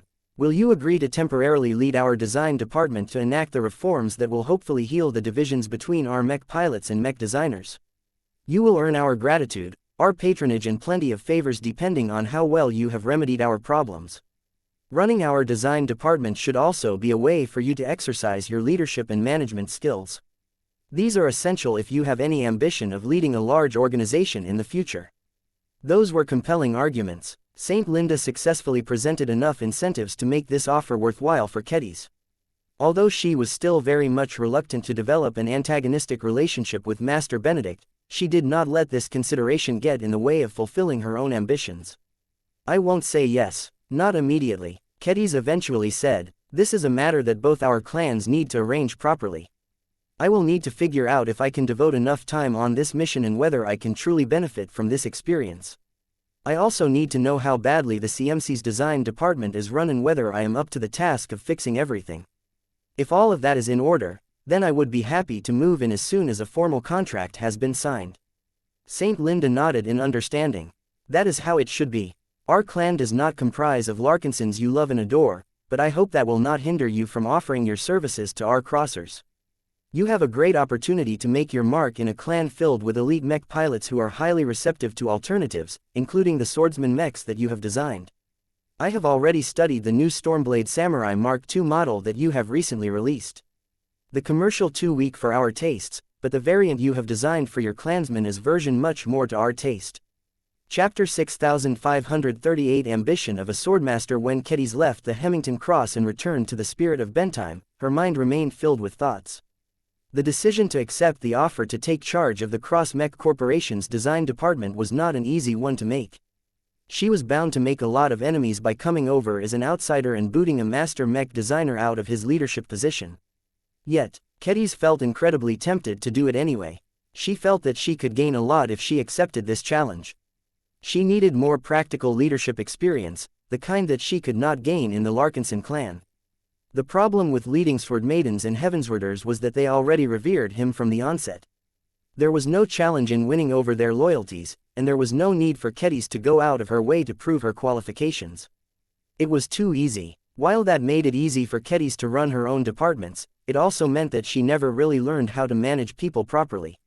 Once she expanded her organizations in the future, not everyone would be blindly devoted to her as her fans and followers. She knew that she could only regard herself as a true leader if she was able to ensure the compliance of those who did not have any prior reasons to follow her commands. Trying to lead a foreign and maybe hostile group of underlings was the best way to polish her ability to command people. As long as she was able to learn from this rare opportunity, she would become qualified to occupy even greater leadership positions, just like her former mentor. As a journeyman and a swordmaster, Kedis felt inadequate. She knew that she could attain greatness as long as she became a star designer and a sword god, but the time and effort it took to reach those exalted ranks was far too exaggerated. There was little point in dreaming how easy it would be to cut down her enemies, design best-selling mechs and gain the allegiance of billions of people with only a modest amount of effort if she reached the ultimate ranks of those professions. She still had a long way to go before she became a god in human form. Kedis had to form her plans based on her present capabilities. That caused her to grow a little glum as there was not that much she could do under the present circumstances. With massive alien warships and gigantic phase lords bearing down on red humanity, a single swordmaster could never make a meaningful difference on a conflict of this scale. The only way for Kedis to make herself useful was to contribute to society in different ways. One way to do so was to work as a mech designer and publish lots of strong and useful swordsman mech designs. She had already taken steps to do so, but there was always room for improvement. Another way was to take advantage of the rising trend of systematic cultivation and give the masses an affordable way to become a lot stronger by spreading the virtues of traditional swordsmanship. She wouldn't be able to accomplish these goals by herself. If she wanted to become a great figure on par with the likes of Vase or the existing legends of red humanity, then she needed to be more proactive and do more than her basic routine. She needed to obtain better materials to design better mechs and strengthen her personal combat gear. She also needed to have a good talk with Vase to explore whether the Karman system could allow her to express her swordsmanship on a scale that enabled her to put up a worthy fight against a phase lord. She needed to expand the institutions and build the infrastructure that enabled lots of would-be warriors to learn different variations of extraordinary swordsmanship in order to establish a thriving sword cultivator community. Kedis also needed to take advantage of the special opportunities that were rarely afforded to others. She already formulated different plans on how she could utilize the Mech designer system, the Heavensward, the xianxia's design department and possibly other assets to accelerate and expand her growth. She had learned from the best. Seeing how well Vase was able to leverage his own network and organizations to expand his power and gain access to better tech and materials had lit a fire in her heart. She was no longer content with remaining as his subordinate. Kedis would have never dared to dream about this a decade ago, but now she believed that she had the makings to become a great woman who would not be inferior to Vase in any way. She especially gained a lot of confidence after Vase had been gracious enough to give her access to his exclusive Mech designer system. At that point, there was no excuse for her anymore. She would never be able to forgive herself if she failed to make good use of her opportunities to attain greatness. While her objective was to catch up and possibly surpass Vase, she held no animosity towards him. It was not necessary to betray his trust and beat him down in order to achieve her goals. She instead considered herself locked in a friendly rivalry against Vase. Her patriarch and friend may enjoy a considerable head start at the moment, but Kedis still had a chance of catching up if she made clever use of her own unique opportunities. I wonder how he will react once I finally manage to catch up with him. I would love to see his face at that time. Kedis briefly grinned. There was still a long journey ahead of her. While Kedis awaited the arrival of the Heavensward, she first dealt with other matters. She originally wanted to speak with Vase over the galactic net about the Cross Clan's offer of employment, but it turned out that he was not in a condition to speak with Kedis at the moment. I can patch you in with Vase, but he will not listen to you in his current hyper-fixated state. The virtual projection of the well-dressed figure of Gloriana responded. He discovered a hidden phase lord ability that allows him to put himself into a deep research mode, where he essentially becomes immune to distractions. He currently has nothing else but completing the Amaranto Mark III project on his mind. Kutiz's expression dropped. That is, inconvenient. I need to hear his opinion on whether it is a good idea for me to temporarily take charge of the Cross Clan's design department. I think it would be an interesting challenge to me and a good way to push a handful of living mechs to the Crossers. I am afraid that Master Benedict will not react calmly to my intrusion. Since this is a decision that can change our relations with the Cross Clan, only Vase can make a decision on this matter. Well, he is not in the right state of mind to do so. Gloriana responded while letting out an exasperated breath. Tell you what, I will make a decision on his behalf. As his wife and the director of the design department, I think it is fair to say that I have the authority to speak for him when he is out of commission for whatever reason. I absolutely support your initiative. You have my blessing to accept the Cross Clan's offer. Show the Crossers how much better the Larkinsons are at managing Mech designers. Teach them how to respond to the actual needs of the Mech pilots that depend on them rather than impose your work on them in a top-down fashion. Above all else, show them that man such as Master Benedict is ultimately inferior to women such as you and I. Kedis had the feeling that Gloriana only really cared about that last part. The main reason why Gloriana approved of Kutiz's intentions to work at the Cross Clan was to have a female Mech designer upstage Master Benedict. Though the former Hexer clearly harbored impure motives, her decision fell exactly in line with Kutiz's demand. There was no reason for the Swordmaster to voice any objections. Thank you, Gloriana. Please tell the lawyers and negotiators of our clan to make contact with their counterparts in the Cross Clan to negotiate and sign a contract. I would like to have everything in order before I take over my new responsibilities.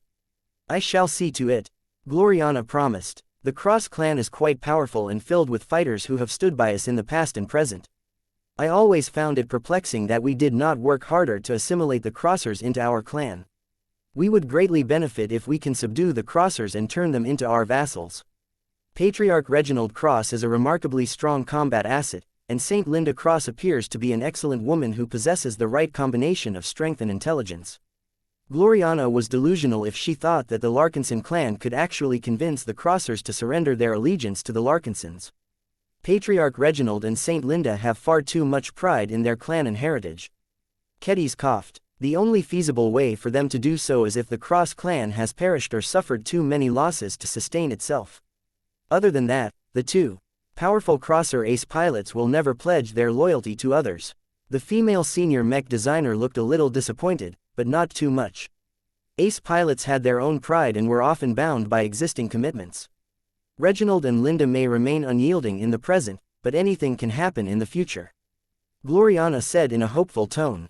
If the Crossers are met with disaster, then I hope the goodwill that you have built within the Cross clan is enough to convince its survivors to take refuge in the Larkinson clan.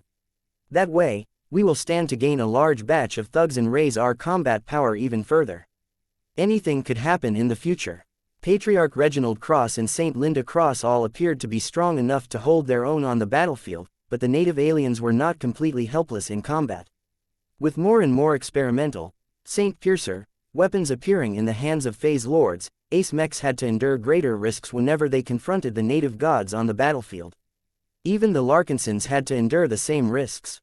It was fortunate that the Dark Zephyr Mark III was so fast that it was almost impossible for enemy Phase Lords to land a solid hit on the highly elusive machine. The Dark Zephyr Mark III may be deficient in attack power, but his ability to survive on the battlefield likely ranked at the top among all other junior Ace Mechs. Besides, the Dark Zephyr actually gained a lot of teeth now that it had borrowed the Tier 3 Destroyer Spear. This should make it much easier for St. Tusa Billingsley Larkinson to earn more merits than Patriarch Reginald Cross. Just as Gloriana wanted to bring up another topic, a pre-programmed alarm suddenly sounded from Katiza's comm. The Swordmaster briefly froze. What is the matter? The Heavensward has been detected on approach to the Viola Magnifica system. Ketiz explained as she quickly brought up her comm to verify the notification. Gloriana vaguely understood the significance of this event. I will leave you to handle the arrival of this powerful relic. It would be great if you can subdue it and bring it under your control. If our clan can control the power of an ancient but functional grand work, then we will instantly be able to bring ourselves on par with the likes of Terran ancient clans and Rubarthan principalities. It was way too premature for Gloriana to think about how controlling the Heavensward would elevate the rank of their clan. Ketiz first needed to ensure that the Heavensward would not run roughshod over herself.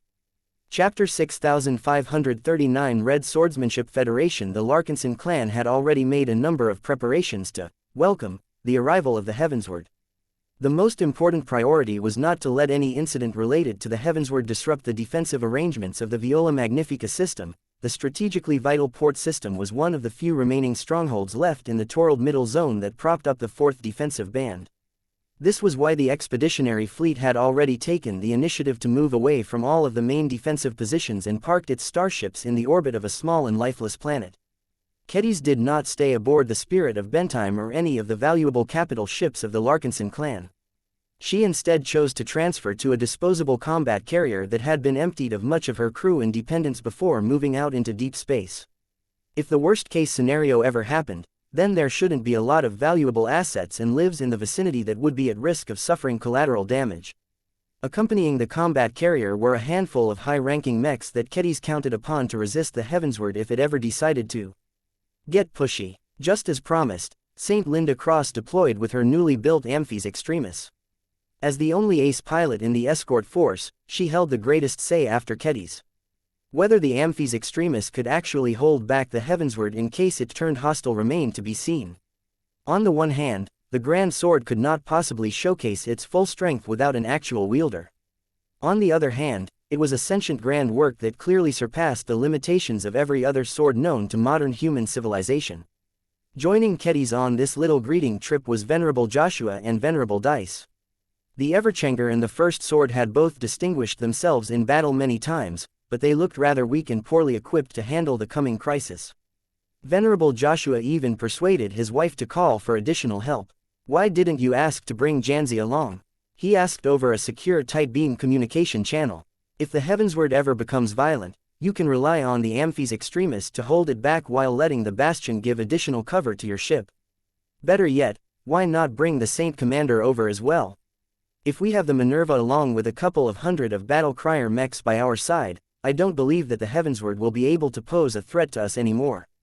Ketiz rejected the solution. "The Bastion is not mobile enough. She will just slow us all down. Saint Commander Casella needs to stay behind to protect the expeditionary fleet, and I don't want to expose too many mechs and mech pilots to a dangerous scuffle. Don't worry, we aren't traveling too far away. Casella and the forces under her command will remain on standby. It shouldn't take too long for them to reinforce us and support us from a distance if we ever need the help. Stop worrying, Joshua. Whether Ketty's made the right decision to limit her escort remained to be seen. For now, she wanted to try the diplomatic approach first, and to do that, she brought along a pair of Heavenswarders. You look eager, Charles. Why wouldn't I be? Legion Commander Charles Antunovic spoke with repressed excitement. The Heavensward has actually traveled all the way from the old galaxy to give its blessing to us all.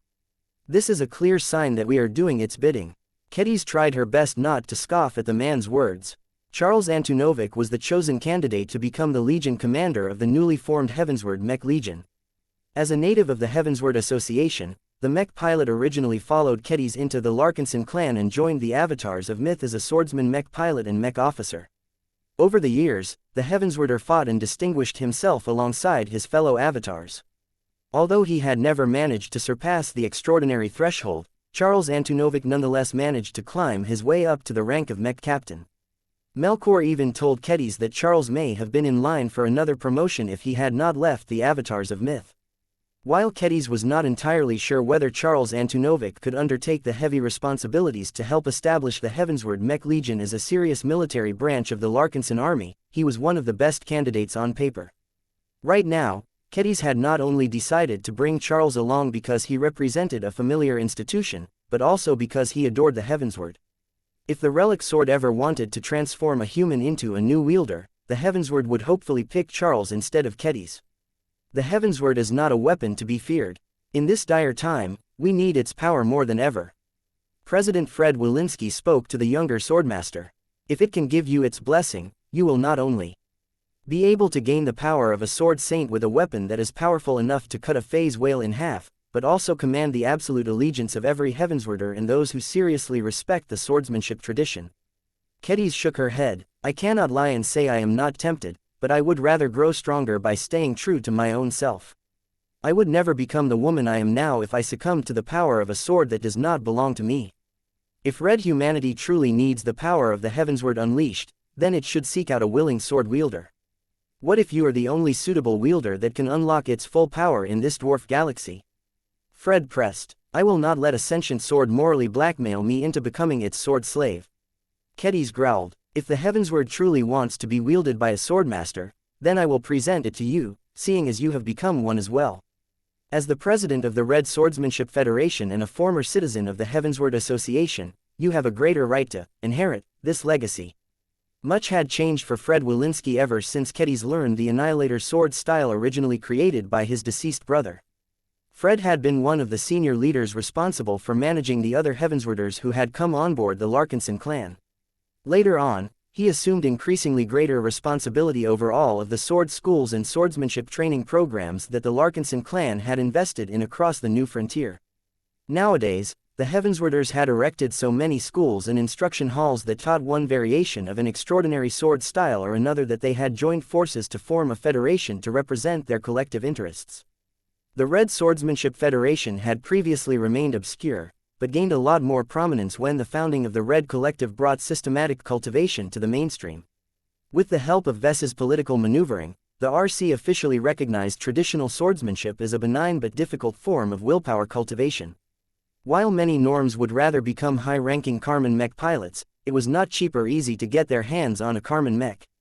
For the people at the bottom, it was still far cheaper and more convenient for them to buy cheap practice swords and sign up for swordsmanship classes at their local swordsmanship schools or instruction halls.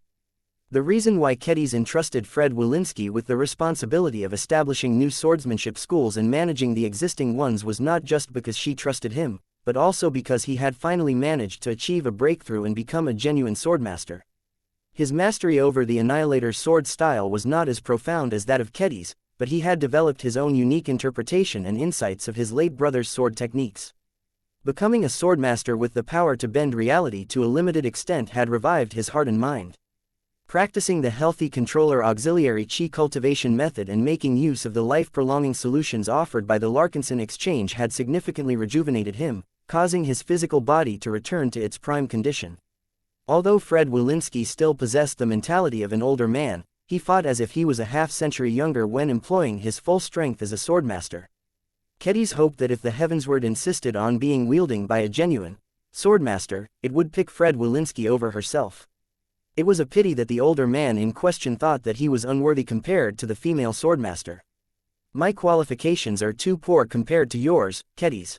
I was only able to become a swordmaster after the start of the Age of Dawn. Exotic radiation has made this a lot easier for all of us. I still feel as if I have cheated my way into becoming a swordmaster. You deserve much greater recognition than I. You not only became a swordmaster at a fraction of my age, you did so while simultaneously working as a mech designer. The Heavensward can accomplish much more with a wielder as unique as you. It is a great honor to be acknowledged by weapon. Kedis understood a lot better why Vase disliked religious nuts. They set aside much of their logic and became deaf to other people's refutations. As much as she was tired of the people around her expressing blind reverence towards the Heavensward, she had brought them along for multiple reasons, so she could not send them back. This is as far as we go. Please stop and hold position relative to the expeditionary fleet. Kedis instructed. As the combat carrier gently floated around in deep space, the various monitoring systems and patrols organized by the defenders of Viola Magnifica clearly detected and mapped out the trajectory of the Heavensward. Just as expected, the Heavensward was moving straight towards the expeditionary fleet, or rather the slightly isolated combat carrier where Kedis tried to strengthen her reserve. She grasped the hilt of her bloodsinger and softly stroked the surface of its blade. Sharp, sharp, heaven, heaven, Sharpie vocalized as the companion spirit assumed a combative mindset while residing inside Katiz's personal greatsword. Heaven is coming. Saint Linda Cross, Venerable Joshua Larkinson and Venerable Dice Larkinson all got ready. Their respective machines began to enter into a higher state of activity, though they still made an effort to rein in their aggression. Kedis made one last check of her vacuum-sealed combat armor and made sure that her two Heavenswarder companions were not lacking in this aspect. Open the hangar bay hatch and orient the entrance in the direction the Heavensward is coming from. Let us not give it an excuse to tear through the hull of this ship. Just as the combat carrier had finished turning around, a distant point of light steadily grew larger and brighter. Kedis could already feel it. Her grip on her bloodsinger shook as the Heavensward approached her location with great momentum, so much so that the local defense forces had become alarmed to the potential threat posed this rogue weapon artifact. If not for the fact that the evolution which had briefly held this mystifying weapon before voluntarily letting go of it, there may have been mechers or fleeters who insisted on treating it as a threat that had to be subdued before it could do any damage to society. It's here, she finally said. Faster than she expected, the Heavensward had warp-traveled all the way from the Urnstall Central Star Node and completed its journey right in front of the woman that had briefly wielded a shadow of its power the last time. Brightness spread across the opened hangar bay as the Heavensward radiated so much power and brilliance that it overwhelmed pretty much everything else in the vicinity. Kedis, are you alright? Venerable Joshua urgently. His Everchanger moved a little closer, though still taking care not to bump into the hull of the combat carrier. I am okay. The Heavensward has not behaved aggressively, so far. Chapter 6540 Heavenly Creation. The Heavensward had arrived.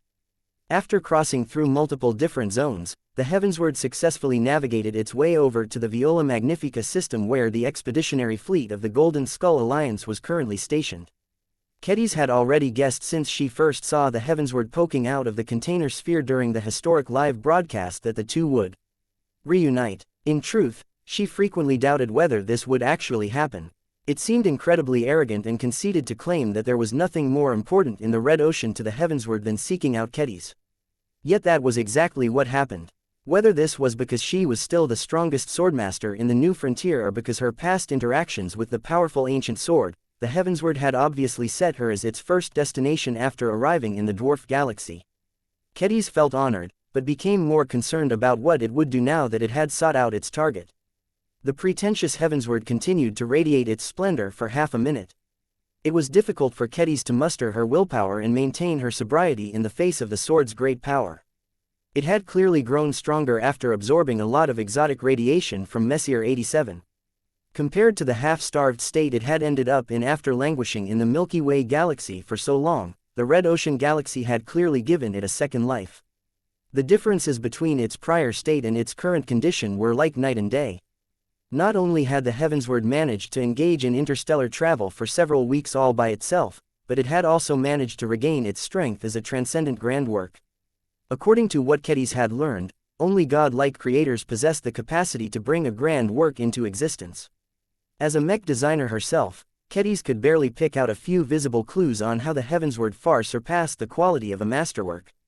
There were too many profound details about the relic weapon that were so incredibly refined that she grew dizzy when she tried to take a closer look.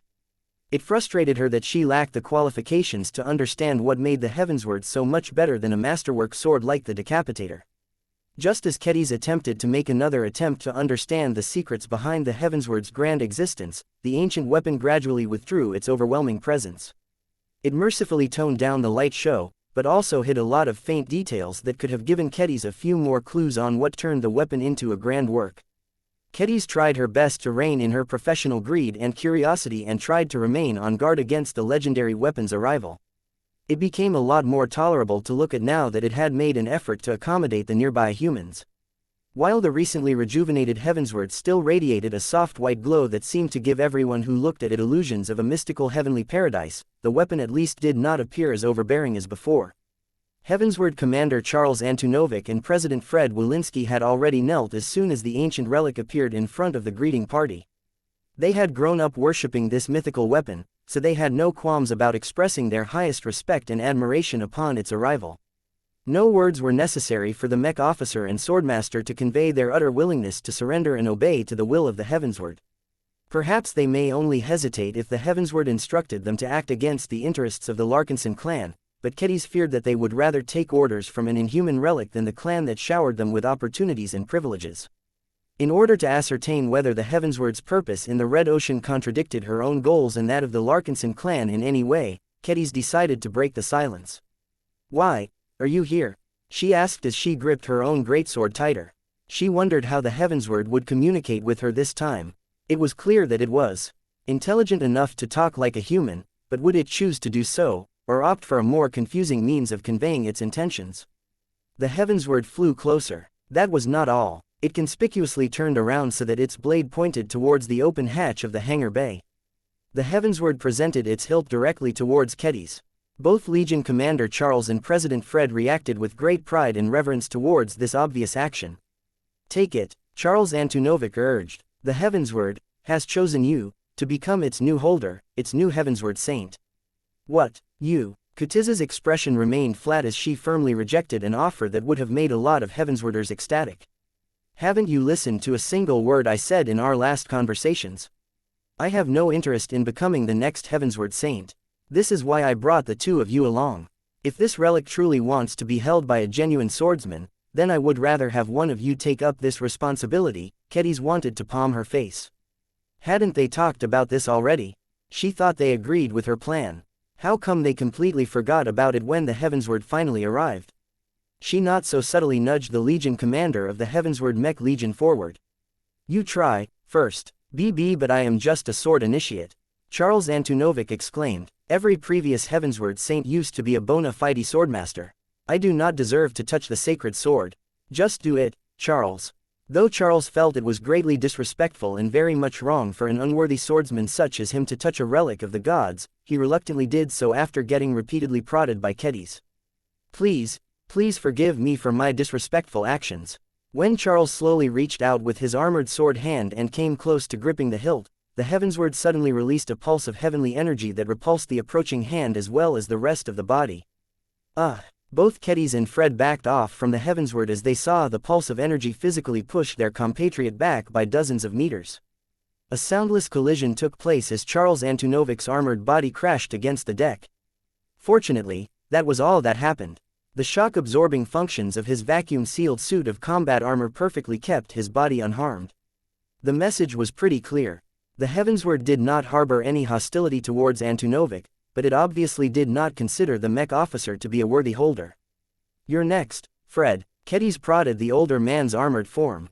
"If the Heavensward doesn't approve of a sword initiate, then let's see whether it is willing to tolerate a swordmaster such as yourself." Fred Wilinski smiled in a depreciating manner. "I appreciate your confidence in me, but I fear you are grossly overestimating my attractiveness to the sacred sword." Just as how swordsmen prefer to select the best swords in a weapon store, the Heavensward clearly wants to be wielded by the best swordmaster. Out of the two of us, you are clearly the strongest. I am not a pure swordmaster. Kedis objected. I am a journeyman mech designer as well. I can never commit my entire life to combat. I do not think the Heavensward minds that. In fact, I think it may appreciate you even more because of that. Only a swordmaster with deep technical knowledge such as you can adapt and popularize the swordsmanship that the sacred sword stands for. I think I can feel what it seeks from you. It doesn't want to be wielded by a swordmaster who only knows how to destroy such as myself. It wants to be wielded by a swordmaster who also knows how to create.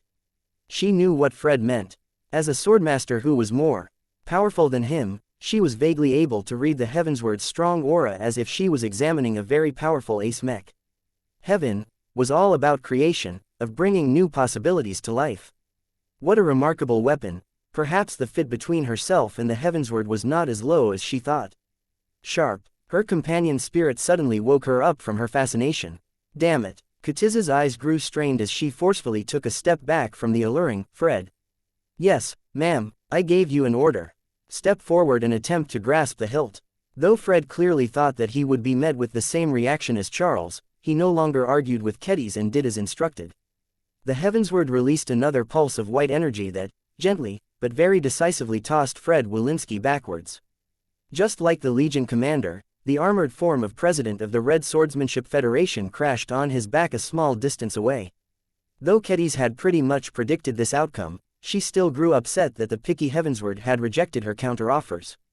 The weapon slowly floated closer to the only swordmaster who remained standing and enchantingly offered her to take possession of the only sword-type grand work known to exist in modern times. The woman felt increasingly more conflicted. Kedis the journeyman mech designer eagerly wanted to grab the Heavensward and claim it for herself in the hopes that she could figure out how to forge blades that were just as great one day. Kedis the swordmaster emphatically rejected this forced imposition by a sword that embodied a different kind of swordsmanship. No, she addressed the Heavensward. I do not want you. Can't you understand my message? I already have a sword. I do not need you to replace my weapon. You are not even a greatsword. She lifted up her bloodsinger and waved it in front of the Heavensward for emphasis. However, the Heavensward continued to press closer, which compelled Kedis to step backwards. Kedis grew increasingly more angry. I reject your presence. I reject your power. I reject any notion of turning me into your next Heavensward saint. Begone. She no longer hesitated and whipped her bloodsinger in a sweep that caused the flat of the greatsword's blade to smack the Heavensward aside. For a moment, no one could believe that Kedis actually dared to push the Heavensward away from her body. It took a lot of willpower for her to resist the allure of possessing the Heavensward, but she felt better for being able to stand up to the overbearing sword. She only believed in her own sword style and her own personal sword. The greatsword was her favored weapon. She had no desire to switch to wielding a slender and lighter one-handed blade. Yet the Heavensward not only ignored her words, but even began to close in faster. Katiz's anger and frustration had reached a boiling point. I refuse to be your slave. Begone, Heaven's word. I will never yield my bloodsinger and my swordsmanship to your dead master's tyranny. She no longer held back and resonated with her bloodsinger to unleash an extraordinary technique. She abruptly thrust her greatsword forward. Sword of Lydia. The empowered piercing attack had no chance in hell of penetrating or leaving a single mark on the Heavensward, but the powerful collision still allowed Kedis to fling the Heavensward straight through the hangar bay hatch and out into space. Of course, the Heavensward quickly managed to correct its flight. Kedis desperately hoped that the Heavensward would respect her demands, but clearly that was not the case as it attempted to fly right back inside. Linda, a huge presence dove in from above and crashed into the comically undersized relic weapon. It turned out that the Amphi's extremists had finally taken action. The ace mech had charged closer and used its foot to kick the Heavensward far away from the combat carrier. Even now, the relic sword was uncontrollably tumbling away as if it remained confused what just happened. Chapter 6541 The Spectre of the Heavensward. Kedis rebuffed the Heavensward. Such an act was unthinkable to the people who were born and raised in the Heavensward Association. Despite the fact that Legion Commander Charles Antunovic and President Fred Wilinski had cut ties with their home state and served the Larkinson clan with unswerving dedication for the last decade, the two men still couldn't believe that Kedis would actually choose to reject the Heavensward. This went against everything they believed in back when they lived in the Heavensward Association. They still couldn't understand why Kedis could bring herself to reject the temptation of promoting to a sword saint right away after accepting a baptism of power from the Heavensward. No swordmaster from the Heavensward Association had ever refused the offer to accept a small part of the inheritance of this mysterious and unfathomably sacred weapon. It was not just because they felt it was their duty to shoulder the burden of leading their righteous state, even if it came at the cost of forsaking their own swordsmanship and any blades they utilized in the past. It was because no swordmaster in the history of the Heavensward Association had succeeded in promoting to a sword saint through his own merits. The hope of the entire traditional swordsmanship community was that as long as the Heavensward saints explored their own powers and documented their own conditions, they would leave enough clues behind to give swordmasters the inspiration they needed to promote through their own merits.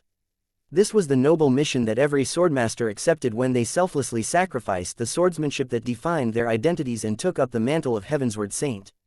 One day, the Heavenswarders hoped that they would gain enough information to reconstruct a path towards becoming a sword saint by themselves. This would allow many swordmasters who had previously remained stuck at their current ranks to unlock their potential and take another step towards attaining godhood by virtue of their transcendent swordsmanship. However, what did that have to do with Kedis? "You idiots," she hissed as she looked back at the gaping expressions of Charles and Fred. As far as she was concerned, the pair of Heavenswarders had completely disgraced themselves by throwing logic out of the airlock. "Don't you realize that the mission of a Heavensward saint is over ever since this relic weapon chose to leave the Heavensward Association? Swordmasters are much stronger in the Red Ocean due to exposure to exotic radiation. Our growth conditions are much better than back in the Milky Way. Even if we don't make any revolutionary advancements in our swordsmanship, we will still be able to reach the threshold to Sword Saint if we rely on those magical new elixirs or simply growth over time." One of the theories that Kedis came up with to explain why proper sword saints never arose in the past was because of the lack of energy to fuel the quantitative growth of swordmasters. Kedis did not exactly know why expert pilots were able to grow their resonance strength to the limit of their ranks while swordmasters fell short in this aspect, but she was convinced her theory was right. Now that red humanity had entered the Age of Dawn, Kedis completely rejected the notion that a Heavensward saint was necessary to devise a complete promotion path for swordmasters. She already intended to complete this mission and responsibility by relying on her own efforts. Judging by the dazed expression of the two Heavenswarders who were much older than herself, Kedis grew even more disappointed by how any subject related to the sacred weapon instantly deprived them of any inkling of critical thinking. The Heavensward was literally their god. This explained why they dared to entertain the thought of questioning or defying its actions. To them, their god was infallible. Perhaps Kedis should feel grateful that the two Heavenswarders at least retained enough sanctity to refrain from turning their swords against her. She could not expect anything more from these useless idiots. When the angry swordmaster turned her attention back to what was taking place outside, she felt a little more relieved that Saint Linda Cross had intervened and placed her ace offensive Space Knight in front of the Heavensward. The junior ace pilot even spread her Saint Kingdom and firmly established her dominion in the surrounding space. The relic weapon did not seem to notice at all. No matter how hard Linda attempted to suppress the Heavensward, her willpower became as fragile as glass as it crashed against the tiny weapon. Saint Linda grimaced. Just as she and Kedis predicted, the recently revived grand work was far more powerful than it appeared on the surface. There was an endless depth to the Heavensward that Linda could only vaguely sense through her Saint Kingdom. It was as if the Heavensward encompassed an entirely independent kingdom of its own, and happened to be good at obscuring its borders. Without the relic weapon's permission, Saint Linda had no means of taking a peek of what it held within. "Back off," Linda conveyed to the Heavensward with the help of her Saint Kingdom. "Kedis does not want your power, and the many strings that come with it. Respect her choices. You have no right to impose your will onto an unwilling swordmaster." As an ace pilot, Linda Cross possessed the courage to confront and berate a grand work. It helped a lot that the sword lacked a wielder. That massively reduced its intimidation factor and made it tolerable for the new saint to put up a brave face. She absolutely wouldn't be as calm and composed if the Heavensward was wielded by a powerful swordsman or swordswoman. As the Amphi's extremis clearly conveyed its intention to bar the Heavensward's way by placing its tower shield in its path, the Ace Space Knight quietly activated its powerful Saw-Dix shield generator and preemptively spun around the ball of its wrecker skull. The Ace Space Knight clearly meant business. The first sword and the Everchanger made their presence and intentions known as well. They formed a triangle formation with the Amphes extremis and looked ready to assist when they saw an opportunity. The first sword unsheathed her long and deadly decapitator. The Everchanger held both his Vitalis Luminaire crystal rifle and Heartsword at the ready. That was not all. The Minerva, alas still awaiting an upgrade, had begun to advance while leading a troop of 39 battlecrier mechs armed with exclusive Godkiller heavy Luminaire crystal rifles. While the Saint Commander could have chosen to bring hundreds if not thousands of mechs along to support Swordmaster Kedis, Ksela Ingvar did not believe that relying on quantity could make a meaningful difference in a confrontation against a weapon as mysteriously powerful as the Heavensward. It was much more likely that the mechs would get in the way, or worse, provoke an overreaction from the sentient relic weapon. While Saint Commander Ksela and her carefully chosen subordinates were making their way over, the tension between the Heavensward and those arrayed against it continued to grow. After a minute or so had passed, the relic weapon looked as if it had made up its mind. It did not accept Kutiz's rejection. Seeing that its chosen wielder had enlisted the aid of numerous powerful protectors, the Heavensward clearly understood that it needed to resort to violence in order to remove the opposition. The Heavensward began to back off a bit before it started to eject a lot of energies.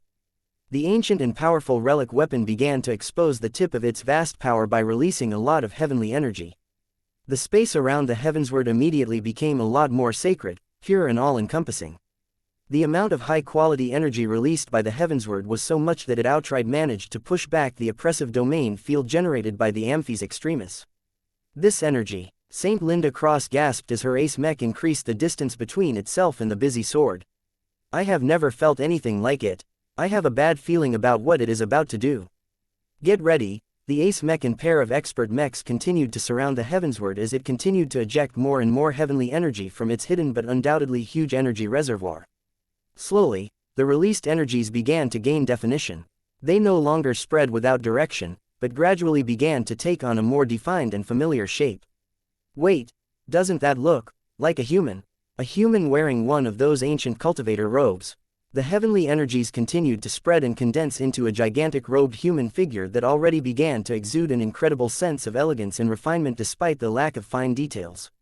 What stood out the most other than the vaguely handsome appearance of this energy projection was that it had reached a scale that was identical to that of the Amphes somehow. Neither Kedis nor the others thought that was a coincidence. Joshua threw out a guess. Hey, if you imagine the original owner of the Heavensward, do you think this mysterious and disgustingly handsome guy fits the bill? Kedis somehow felt that her husband was correct. The Heavensward had likely chosen to create a large-scale energy projection of its original wielder, or at least one of them if it had multiple. The man did not appear to be older than Kedis, but she knew that looks were incredibly deceiving when it came to cultivators who could easily extend their lifespans by centuries or millennia. The aura and demeanor exuded by the projected sword wielder could only come with the accumulation of age. Kedis and the others even had the sense that the aura of the former owner of the Heavensward should have been a lot deeper and more profound, but because the Heavensward was unable or unwilling to replicate the man more faithfully, there was a limit to how much energy and processing power the relic weapon put into this effort. The energy projection is too large for his sword. Joshua state the Vias. He was correct, for only a few seconds. Once the projected sword wielder had reached a stable condition, the Heavensward magically grew in size until it was large enough to perfectly fit into its own energy projection's palm. A huge amount of E-energy radiation from the surroundings began to flow in the direction of the enlarged sword, so much so that it had broken past the blockade erected by St. Linda's domain field. It was as if a slice of heaven had just descended upon reality. The energy projection no longer looked like an ancient human swordsman anymore. He began to exude the faint sense of a god of the sword. With the Heavensward in hand, it looked as if the specter of an ancient god had come back to life just to challenge the insolent ace mech and expert mechs that barred its way. I should have guessed that might happen. Vase owns a weird flute that can do the resize trick as well. It figures that a grand work can also do the same. The threat posed by the Heavensward had just become a lot greater than before. The energy projection of the ancient swordsman was not a static construct. As soon as the sword fell into its hands, it seemingly came to life. Non-existent wind blew at the long folds of his white and blue robes and his silky locks of shoulder-length hair. The energy projection did not limit his actions to pretending to be a historic fashion model. He lifted his arm and pointed the tip of the enlarged Heavensward at the Amphes extremis in a universal challenge gesture. The body language of the projected swordsman clearly became more aggressive as well. The swirl of heavenly energies and E-energy radiation surrounding his giant glowing form also grew distinctly more threatening. It was as if the ancient swordsman was building up a storm centered around his form. His presence grew more and more domineering. All of this culminated in a single soundless declaration. The weak have no right to resist. Somehow, the Heavensward, or its bizarre swordsman energy projection, was able to convey a meaning that transcended human language directly into the minds of the surrounding individuals. Before everyone could figure out the meaning behind the Heavensward statement, the ancient swordsman began to channel a lot of energies before charging straight at the Amphis Extremis. Chapter 6542 The Wielders of the Heavensward. The Heavensward did not take no for an answer. In order to convey how seriously it wanted to be wielded by Kedis, the powerful relic went as far as projecting a mech-sized version of one of its presumably former wielders. The elegant robed swordsman did not move as if he was burdened by multiple layers of cloth. The humanoid energy projection practically danced across an invisible surface as he unleashed a simple slash. The enlarged Heavensward glowed as it pulled the energies around it to surround its slender blade and form an energy sheath that significantly increased its reach and girth. These energies subsequently collided against the resonance-empowered tower shield of the Amphis Extremis, causing the Ace offensive Space Knight to buckle despite looking as if it should heavily outmiss its adversary.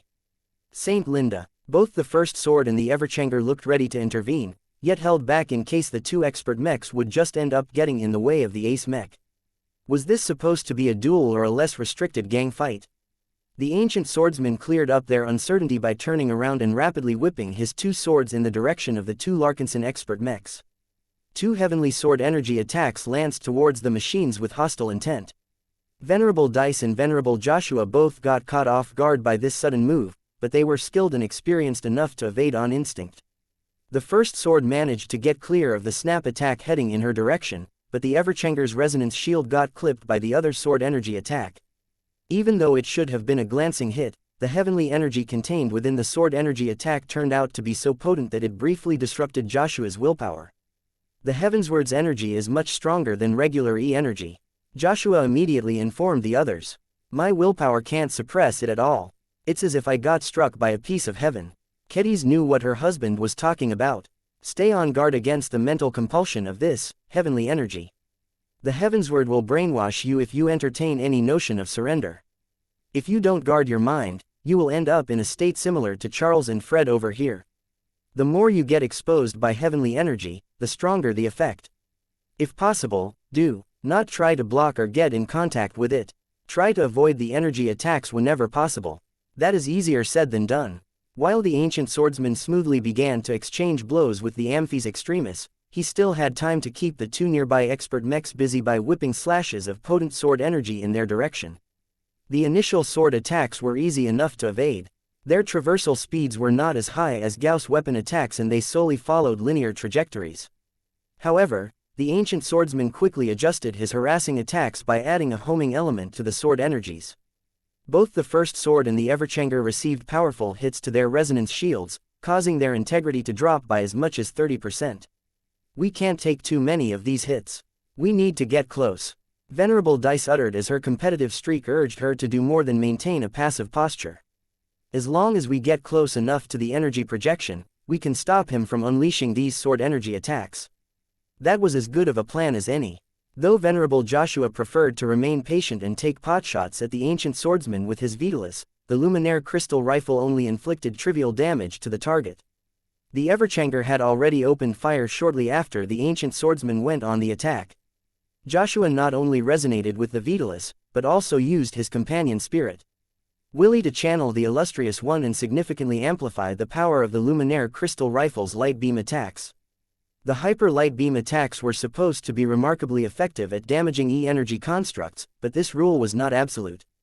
Against an energy projection comprised out of high-grade heavenly energy, the distinctly lower grade of energy output of the Vitalis rifle was at a heavy disadvantage.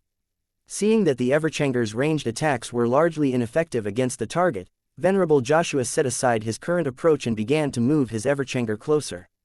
The Everchanger even placed the Vitalis on its back since it would only get in the way.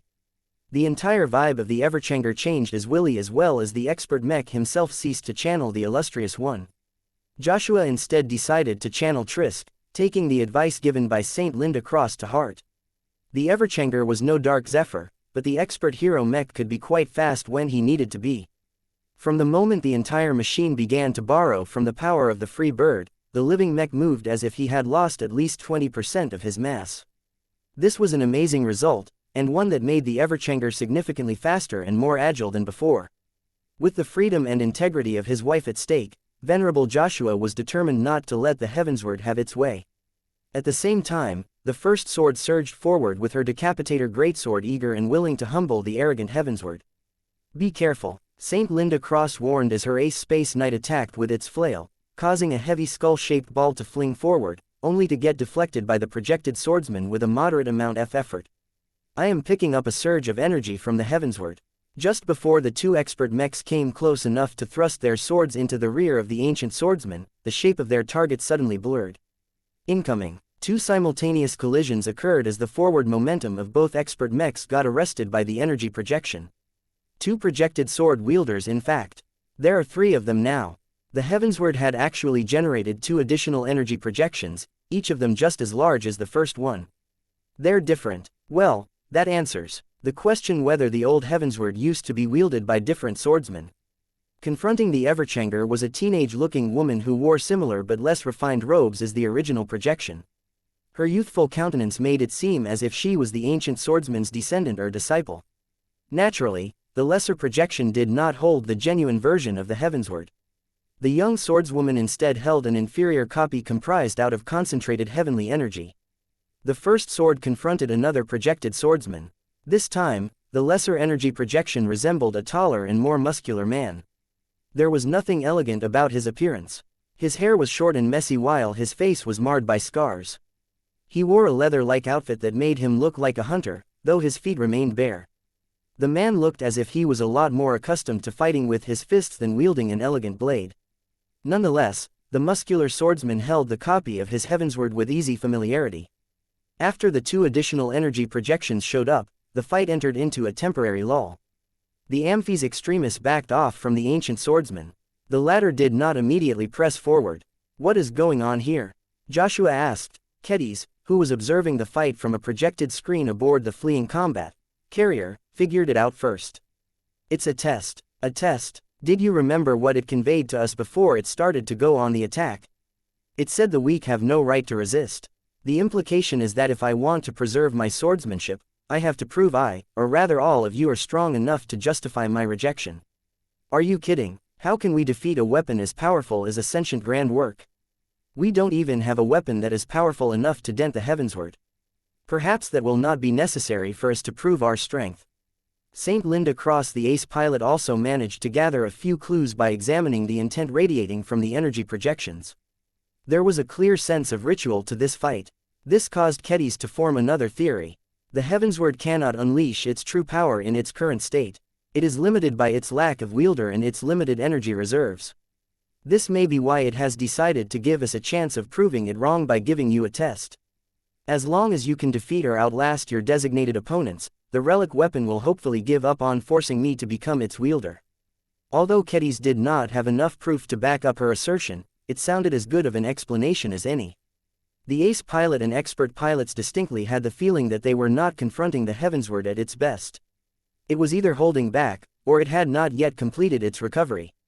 The Heavensward did not give them any time to swap theories with each other. All three energy projections charged forward and went on the attack. Neither side did anything fancy. They instead tested each other's strength by exchanging physical blows with each other. The Amphis Extremis was forced to endure the greatest pressure as it was the only mech that was being threatened by the genuine version of the Heavensward. The elegant swordsman's hair continued to whip elegantly in the non-existent air as he spun and danced while trying to overcome the ace offensive Space Knight's defenses.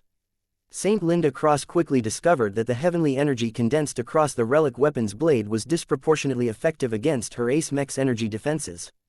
Her proud Saint Kingdom got invaded with ease while the resonance-empowered Azure energy shield generated by the Saw-Dix was being depleted at an alarming rate.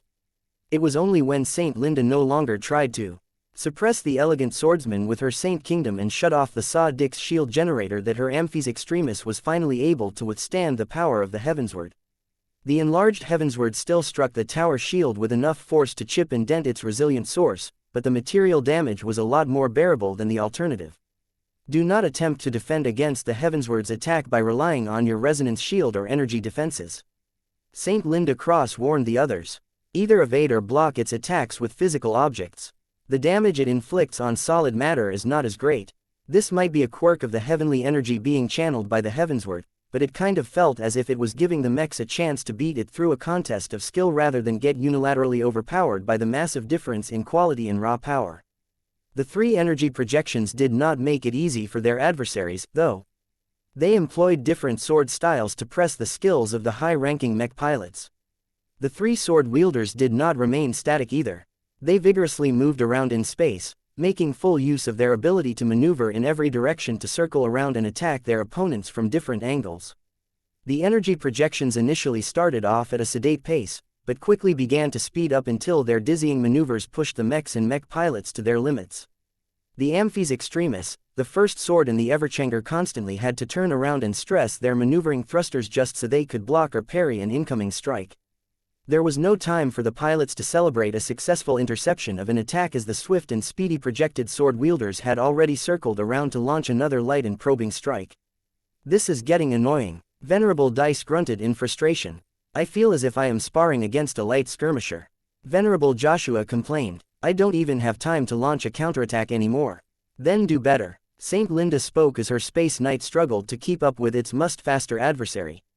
"This is just the first test. If we cannot pass it, then you can forget about what else the heavensward has in store."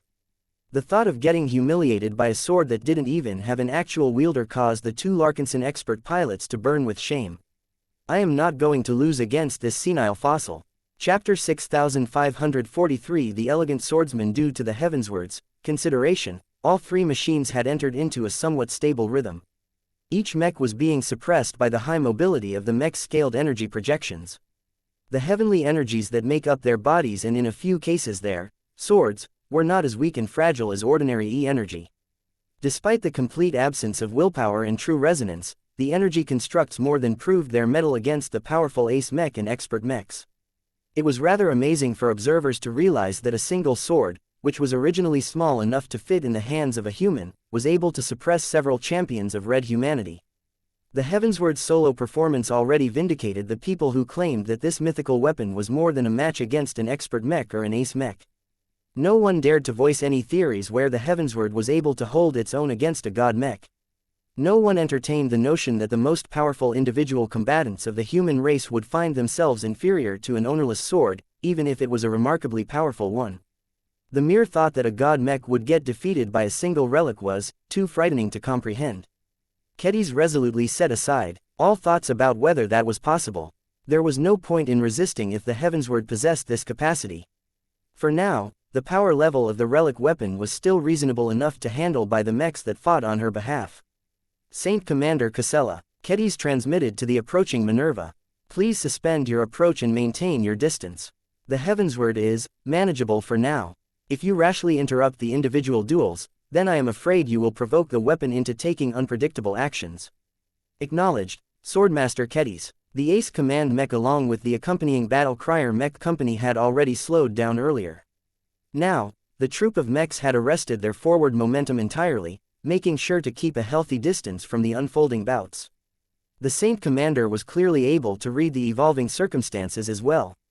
Her outsider's perspective clearly allowed her to see that the heavensward was testing the high-ranking mechs as opposed to battering them down as if they were genuine enemies. Of course, the heavensward was anything but gentle with its opposition, given that its strikes began to chip away at the armor of the beleaguered machines. This was why Casella Ingvar still remained poised and ready to intervene with her troop. Every mech was precious. High-ranking mechs and living ones were even more priceless. Not only did they constitute the core power of the Larkinson clan, but they also served a vital role in defending the Viola Magnifica system against the native aliens. Having one or several of these powerful mechs fall during the Red Tide offensive might cause a cascade of failures that would be devastating for red humanity. For this reason, if it looked as if one of the high-ranking mechs was about to succumb, Saint Commander Casella had already decided to intervene by force no matter the consequences. That was not necessary for the time being. The mechs were regularly getting cut by the heavenly energy, but their armor systems were not for show. Kedis could clearly observe that the swordsmanship demonstrated by every wielder was substantially different. The projected sword wielders only employed the most basic and foundational techniques of their respective sword styles, but that was already enough to give her a lot of clues. She was able to confirm that each of them wielded the heavensward with great familiarity and with their own distinctive styles. The elegant swordsman, as she decided to call the first energy projection, wielded the heavensward as if it was made to be held in his hand. His elegant countenance and swift but beautiful moves perfectly matched the heavensward's shape and aesthetics. As a swordmaster, Kedis was able to observe that the elegant swordsman danced across space similar to how venerable Brutus Woden controlled his own expert Mech in the thick of combat. This not only made the elegant swordsman look as if it took no effort for him to evade the flail attacks of the Amphis Extremis, but also allowed him to build up momentum and direction for his next attacks. The Amphis Extremis possessed an excellent advantage when it remained on the defensive. Its tower shield was large, thick, and provided enough cover to casily block attacks coming in from many different angles. Yet the elegant swordsman seemed to treat the presence of the large slab of alloys as an interesting challenge.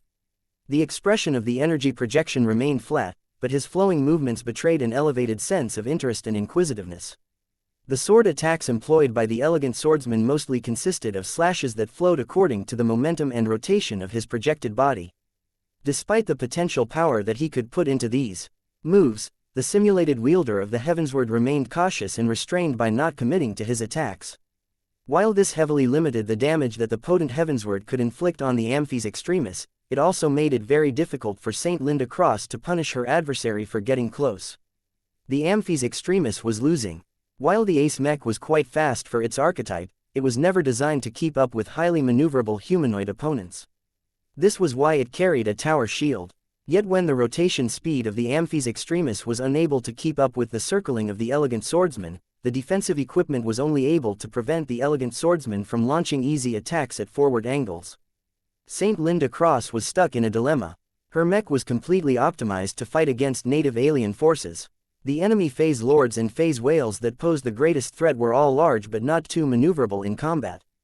The design of the Amphis Extremis therefore paid little attention to the need to attack highly maneuverable targets. The Ace Offensive Knight might be able to increase its mobility by tossing aside the tower shield, but that would leave it a lot more open to frontal attacks. You cannot afford to fall into the rhythm of your opponent, Kedis judged. Fortunately, Saint Linda Cross was an experienced veteran that fought against plenty of mechs.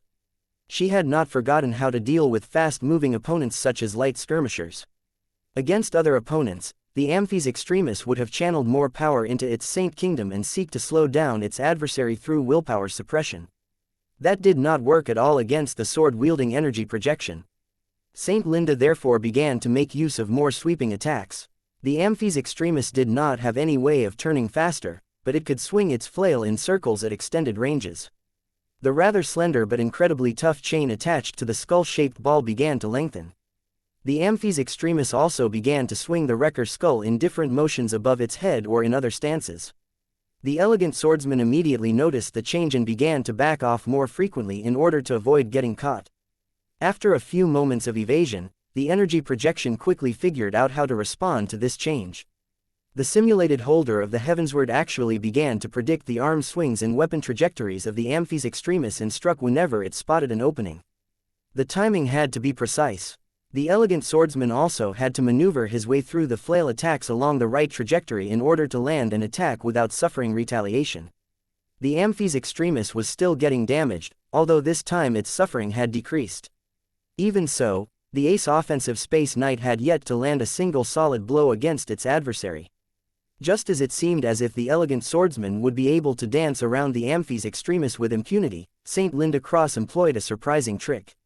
The Amphis Extremis actually began to randomize the rhythm and timing of her sweeping flail attacks by changing the length of the chain. When the chain became shorter, the Amphis Extremis was able to make the heavy skull-shaped ball complete an arc faster at the cost of reducing its range. The opposite happened if the chain lengthened all of a sudden. Venerable Linda also employed another trick to make her Ace Mech's attacks less predictable. She utilized her true resonance to dynamically increase or decrease the mass of her weapon without the usual precautions. By making the flail heavier, it took more energy to build up momentum, thereby causing it to swing around a little slower than normal. By making it lighter, St. Linda Cross found it much easier for her ace mech to complete an arc. Merely being fast was not enough, as the elegant swordsman was always faster and more maneuverable. What truly made a difference was that the frequent changes in the reach and mass of the flail made it exponentially more difficult for the elegant swordsman to predict the ace Space Knight's attacks. So this is your true strength. It is not your flowing movements that allow you to evade my attacks, but your ability to predict my moves in advance. Now that Linda figured out why she fell at a disadvantage against this adversary, she doubled down on her new tactics and continued to make herself as difficult to predict as possible. The mind and spirit of an ace pilot was so strong that Linda was able to make semi-conscious decisions on which parameters she wanted to change. She refused to believe the Heavensward was powerful enough to discern her intentions in so little time. The elegant swordsman had to endure more pressure, but he still flowed around the Amphi's extremis as if he was swimming in the water. Yet no matter how amazingly the elegant swordsman managed to block most of the unpredictable blows, its luck was finite. St. Linda Cross finally became jubilant as she not only managed to fool the Heavensward, but also managed to land a solid hit against the elegant swordsman. If the energy projection was a lesser phase lord, then the direct hit would have crushed numerous bones and obliterated the outer layers of the flesh. Yet just as the resonance-empowered ball that suddenly gained the momentum of a crashing light mech was about to collide against the elegant swordsman, an illusionary calm and peaceful lake came into being.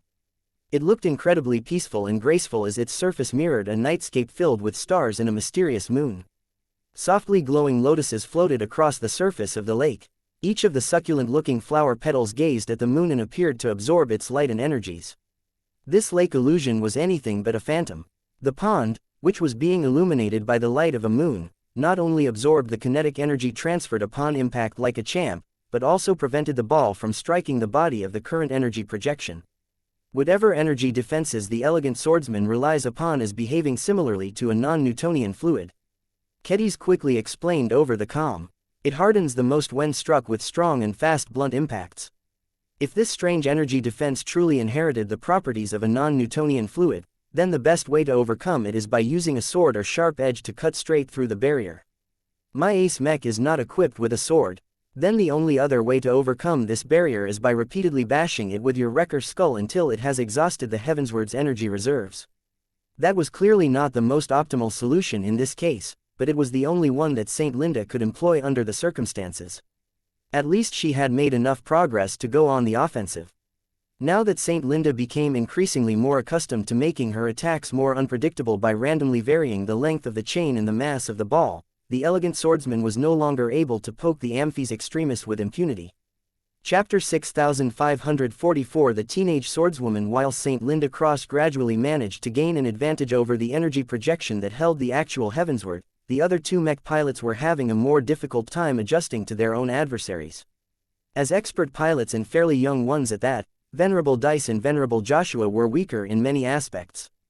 They only possessed the seed of the strength of an ace pilot, so it was no surprise that their reaction speeds, combat acumen, true resonance amplification and other parameters did not score as high.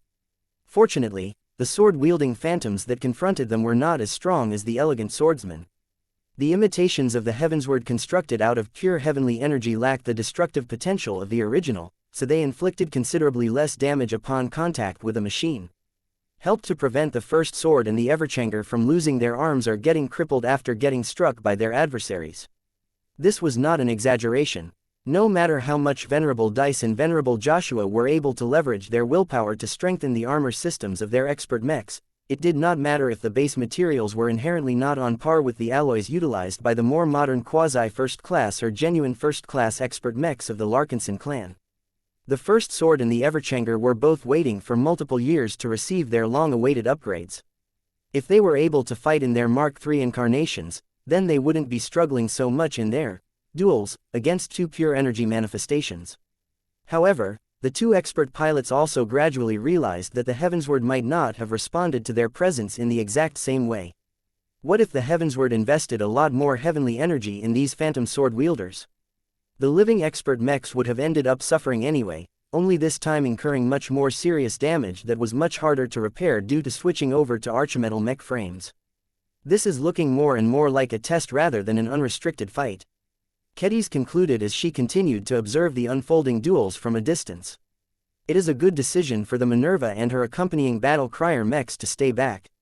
Yet just because the situation appeared manageable for now did not mean it could go worse at any time. It all depended on whether the mechs were able to keep up with the Heavensward's exacting demands. When Kedis observed the performance of the three high-ranking mechs, one of them obviously offered more than the hers. The Everchanger had fallen into an unfavorable matchup against the energy manifestation designated as Teenage Swordswoman. Whether the current manifestation was actually modeled after a teenage female sword cultivator or not remained unclear. One thing was for certain. The teenage swordswoman was vastly more skilled and maneuverable than the Everchanger. If the energy construct only possessed one of these advantages, then Venerable Joshua may barely be able to put up a decent fight together with the Everchanger. Yet when the teenage swordswoman clearly demonstrated that she was able to combine her two advantages with great familiarity, her husband's disappointing swordsmanship and the Everchanger's outdated performance characteristics clearly couldn't keep up with the pressure. How disappointing. Kedis shook her head at Joshua's embarrassing display. As an expert pilot with decent combat experience, Venerable Joshua was not a pushover. The reasons why he was being held back was partially because his Everchanger was long overdue an update, but that was not a completely insurmountable problem. His root problem was that he spent most of his time strengthening his flashiest abilities and his synergies with different design spirits. This caused his swordsmanship to stagnate. It did not help that most native alien enemies barely gave Joshua a reason to improve his weapon handling skills. Now that the expert pilot was confronted by a real weapons expert, the enormous gap in skill, experience and judgment became evident. The teenage swordswoman was practically toying with the Everchanger at this stage. The giant energy manifestation whipped around the expert mech with short but explosive bursts of speeds, making it a nightmare to track her movements. The tricky adversary took advantage of her superior burst mobility to launch incredibly fast attack runs that Venerable Joshua and his expert mech consistently failed to anticipate and block. What Kedis found remarkable about the teenage swordswoman was that she wielded her weapon in a different way than the other ones. Unlike the elegant swordsman who mainly relied on elegant, flowing slashing attacks, the teenage swordswoman mainly employed piercing thrust attacks that continually needled a certain green-coated expert mech. Time after time, the female energy manifestation exploded forth like a hurricane, continually outwitting Venerable Joshua by moving past his incorrectly positioned guard and poking the tip of the Heavensward copy straight through a joint or another weak point. When the Everchanger belatedly tried to turn around to launch a counterattack, the teenage swordswoman teasingly bent her body around the heartsword and glided away with seemingly little effort. This routine repeated over and over again as the teenage swordswoman saw no reason to switch from a working formula. As long as she could eliminate the Everchanger by employing the same monotonous tactic over and over again, then she would gladly poke the expert hero mech to death. The Everchanger was getting poked without managing to land a single successful counterattack. His opponent was just faster and more adept at reading his movements. The only consolation was that every piercing thrust only inflicted relatively minor damage onto the mech frame.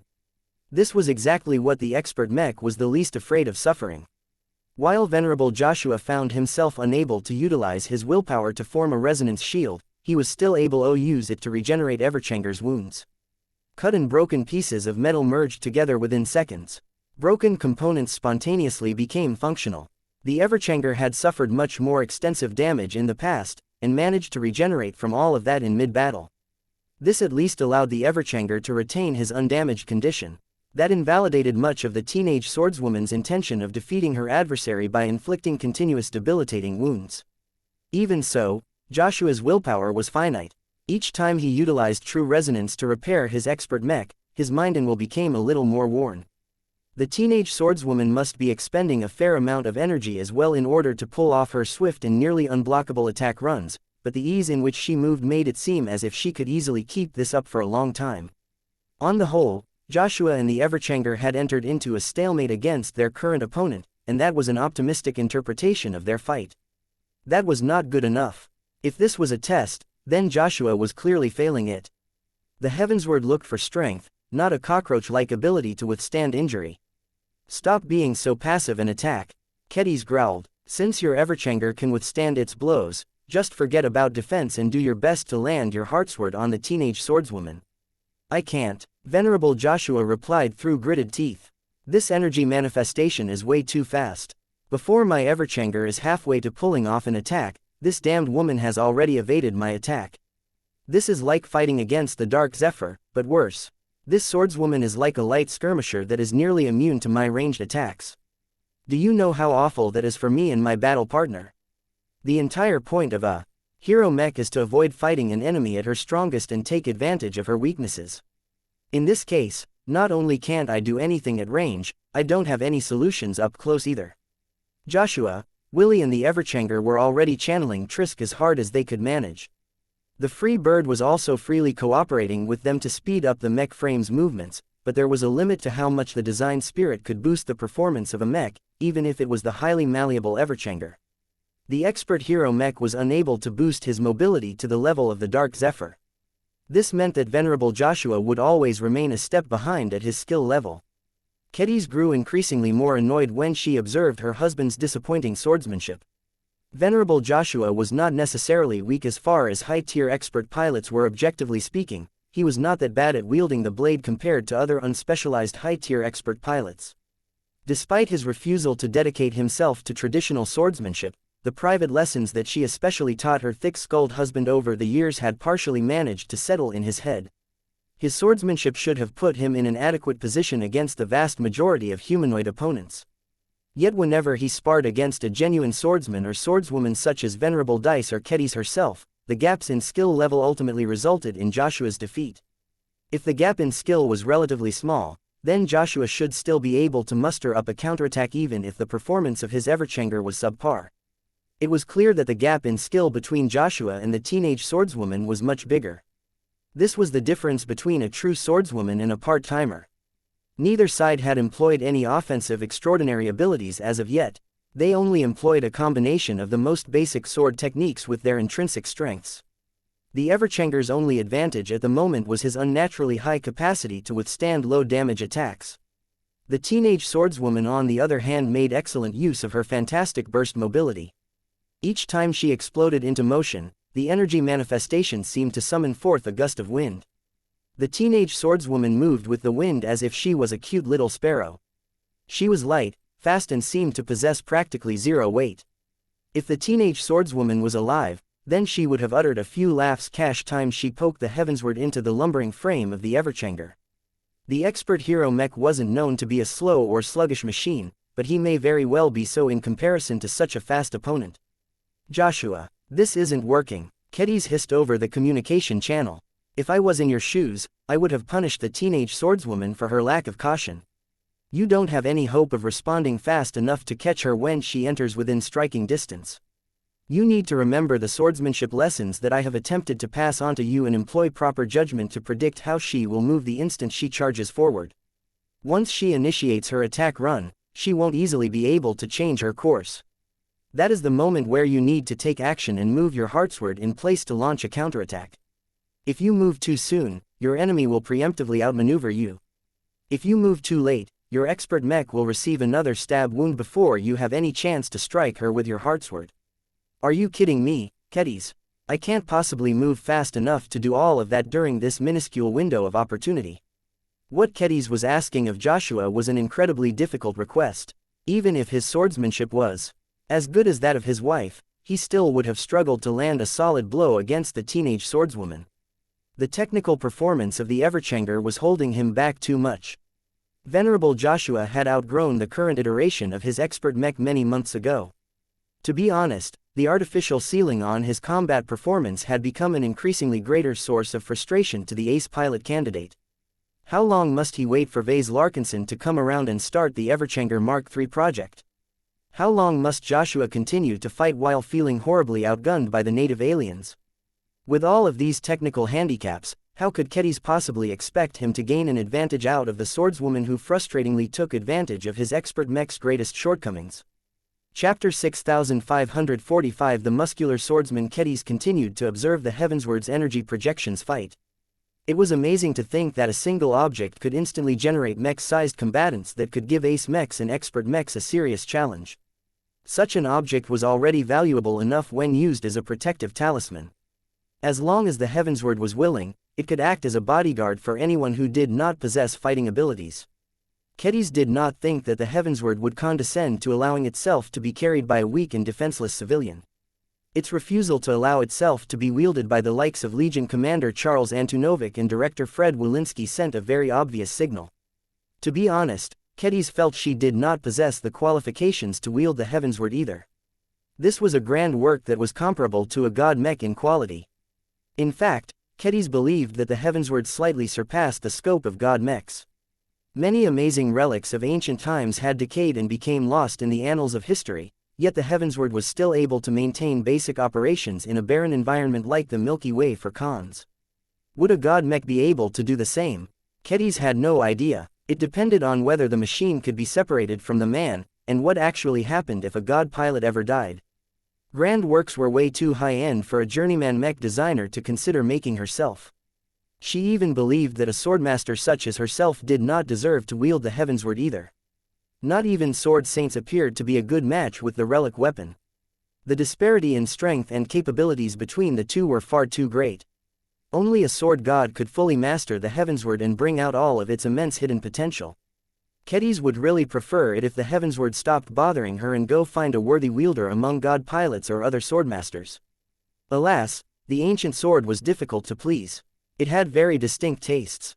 It appeared to dislike any sort of Mech pilot regardless of whether they specialized in swordsmanship. As for swordmasters, the Heavensward did not take notice of Fred Wolinski or the other swordmasters that immigrated to the new frontier on their own initiative. The community of swordmasters was not that big in the Red Ocean. Kedis had talked to them a few times. While they were older than her for the most part, nobody could say for sure who among them was the strongest. That was because swordmasters lacked a systematic roadmap that could allow them to become sword saints. This was also why none of these swordmasters stood out. They originated from the Heavensward Association, which gave them a structure to become swordmasters, but also imparted them with many preconceived notions. If the Heavensward wanted to enact change, then it may find Kedis to be a lot more attractive than the other sword idiots.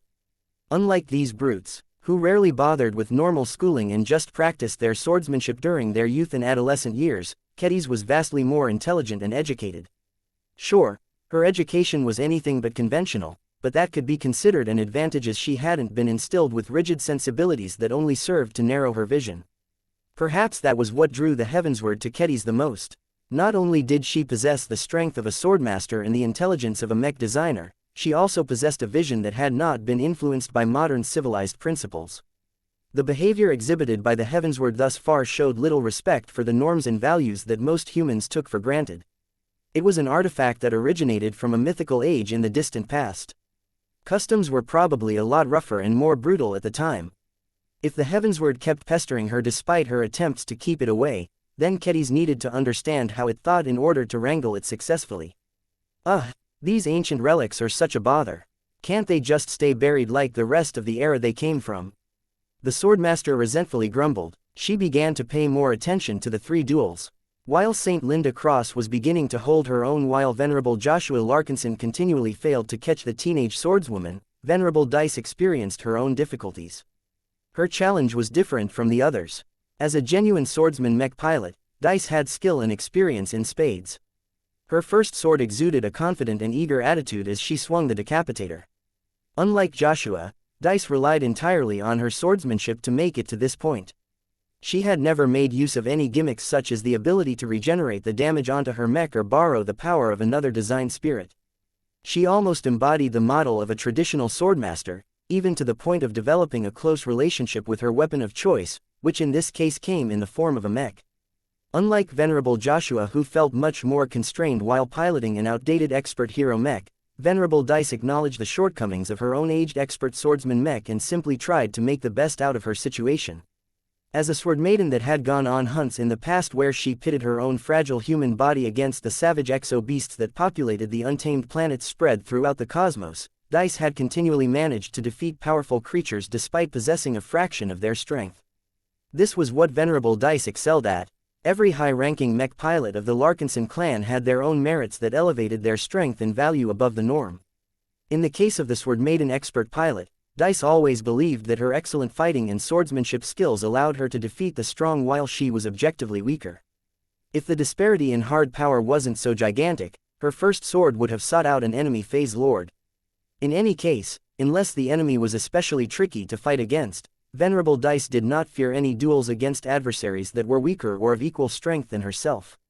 She was incredibly confident that she would be able to win these bouts at least 9 out of 10 times.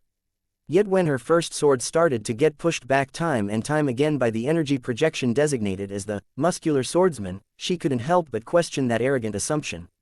Her spar against an opponent that the Heavensward had likely selected and reproduced with care brutally taught her that exquisite swordsmanship alone was not enough to gain an advantage in a serious sword duel. This became evident whenever the first sword blocked the muscular swordsman's attacks. The expert Mech continually got pushed back due to the disparity in strength. There was a huge difference between the physical power of the two. There were times when the first sword outright failed to block an incoming sword strike and managed to get her unending alloy plating cut and damaged as a result. Venerable Dice initially did not understand why a one-handed weapon like the Heavensward became light, fast, swift or elegant in the hands of the other two energy projections, but turned into a crude cutting implement in the hands of the muscular swordsman. Just like his primitive leather hunter's outfit suggested, the muscular swordsman possessed no grace in his non-existent bones. His maneuvering was straightforward. He only ever moved forward and backwards. Most of the time, he pressed forward as if he was constantly stuck in attack mode. Has he lost his mind? There was a method to his madness. His unrelenting aggression combined with his awful tendency to doggedly stick to his target at all times stifled the first sword's ability to counterattack. If he ever took a step back, it was because he needed moment to recover or because he was preparing for an even more devastating strike. Otherwise, he remained committed to offense no matter how much he put his large and muscular body at risk.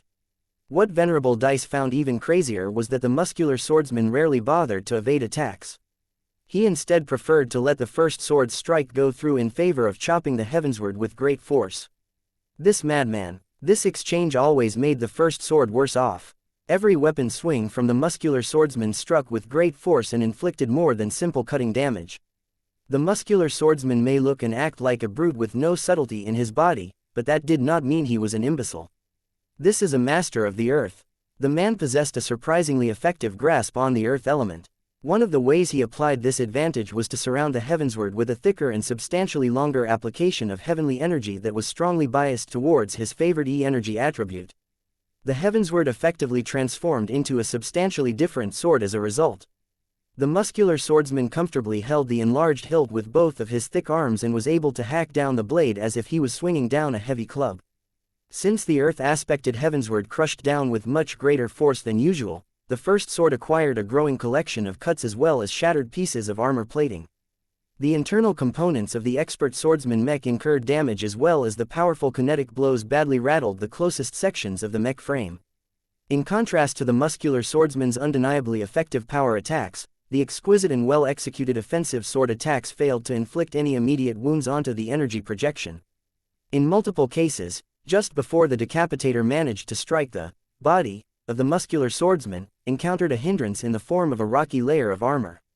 No matter what angle the first sword managed to strike the muscular swordsman, the latter always found a way to conjure up a layer of metal and position it over the right limb or body part to block any attack. Although Venerable Dice understood that her attacks were not completely useless and that every blocking attempt drained the muscular swordsman's energy a bit further, the latter appeared to possess an abundance of energy. Not only were his defenses tough, his endurance was probably good as well. The muscular swordsman's reckless and linear fighting style made complete sense after taking this crucial factor into account. The man fought like a berserker, knowing that most of his adversaries were unable to outlast him after getting locked in a mutual exchange of blows. With superior defenses along with an earth-empowered Heavensward that struck like a gigantic club that just happened to have a sharp edge, few combatants of the same level would dare to stand in front of such a beast. If that is not enough, my first sword can't even take advantage of her superior mobility.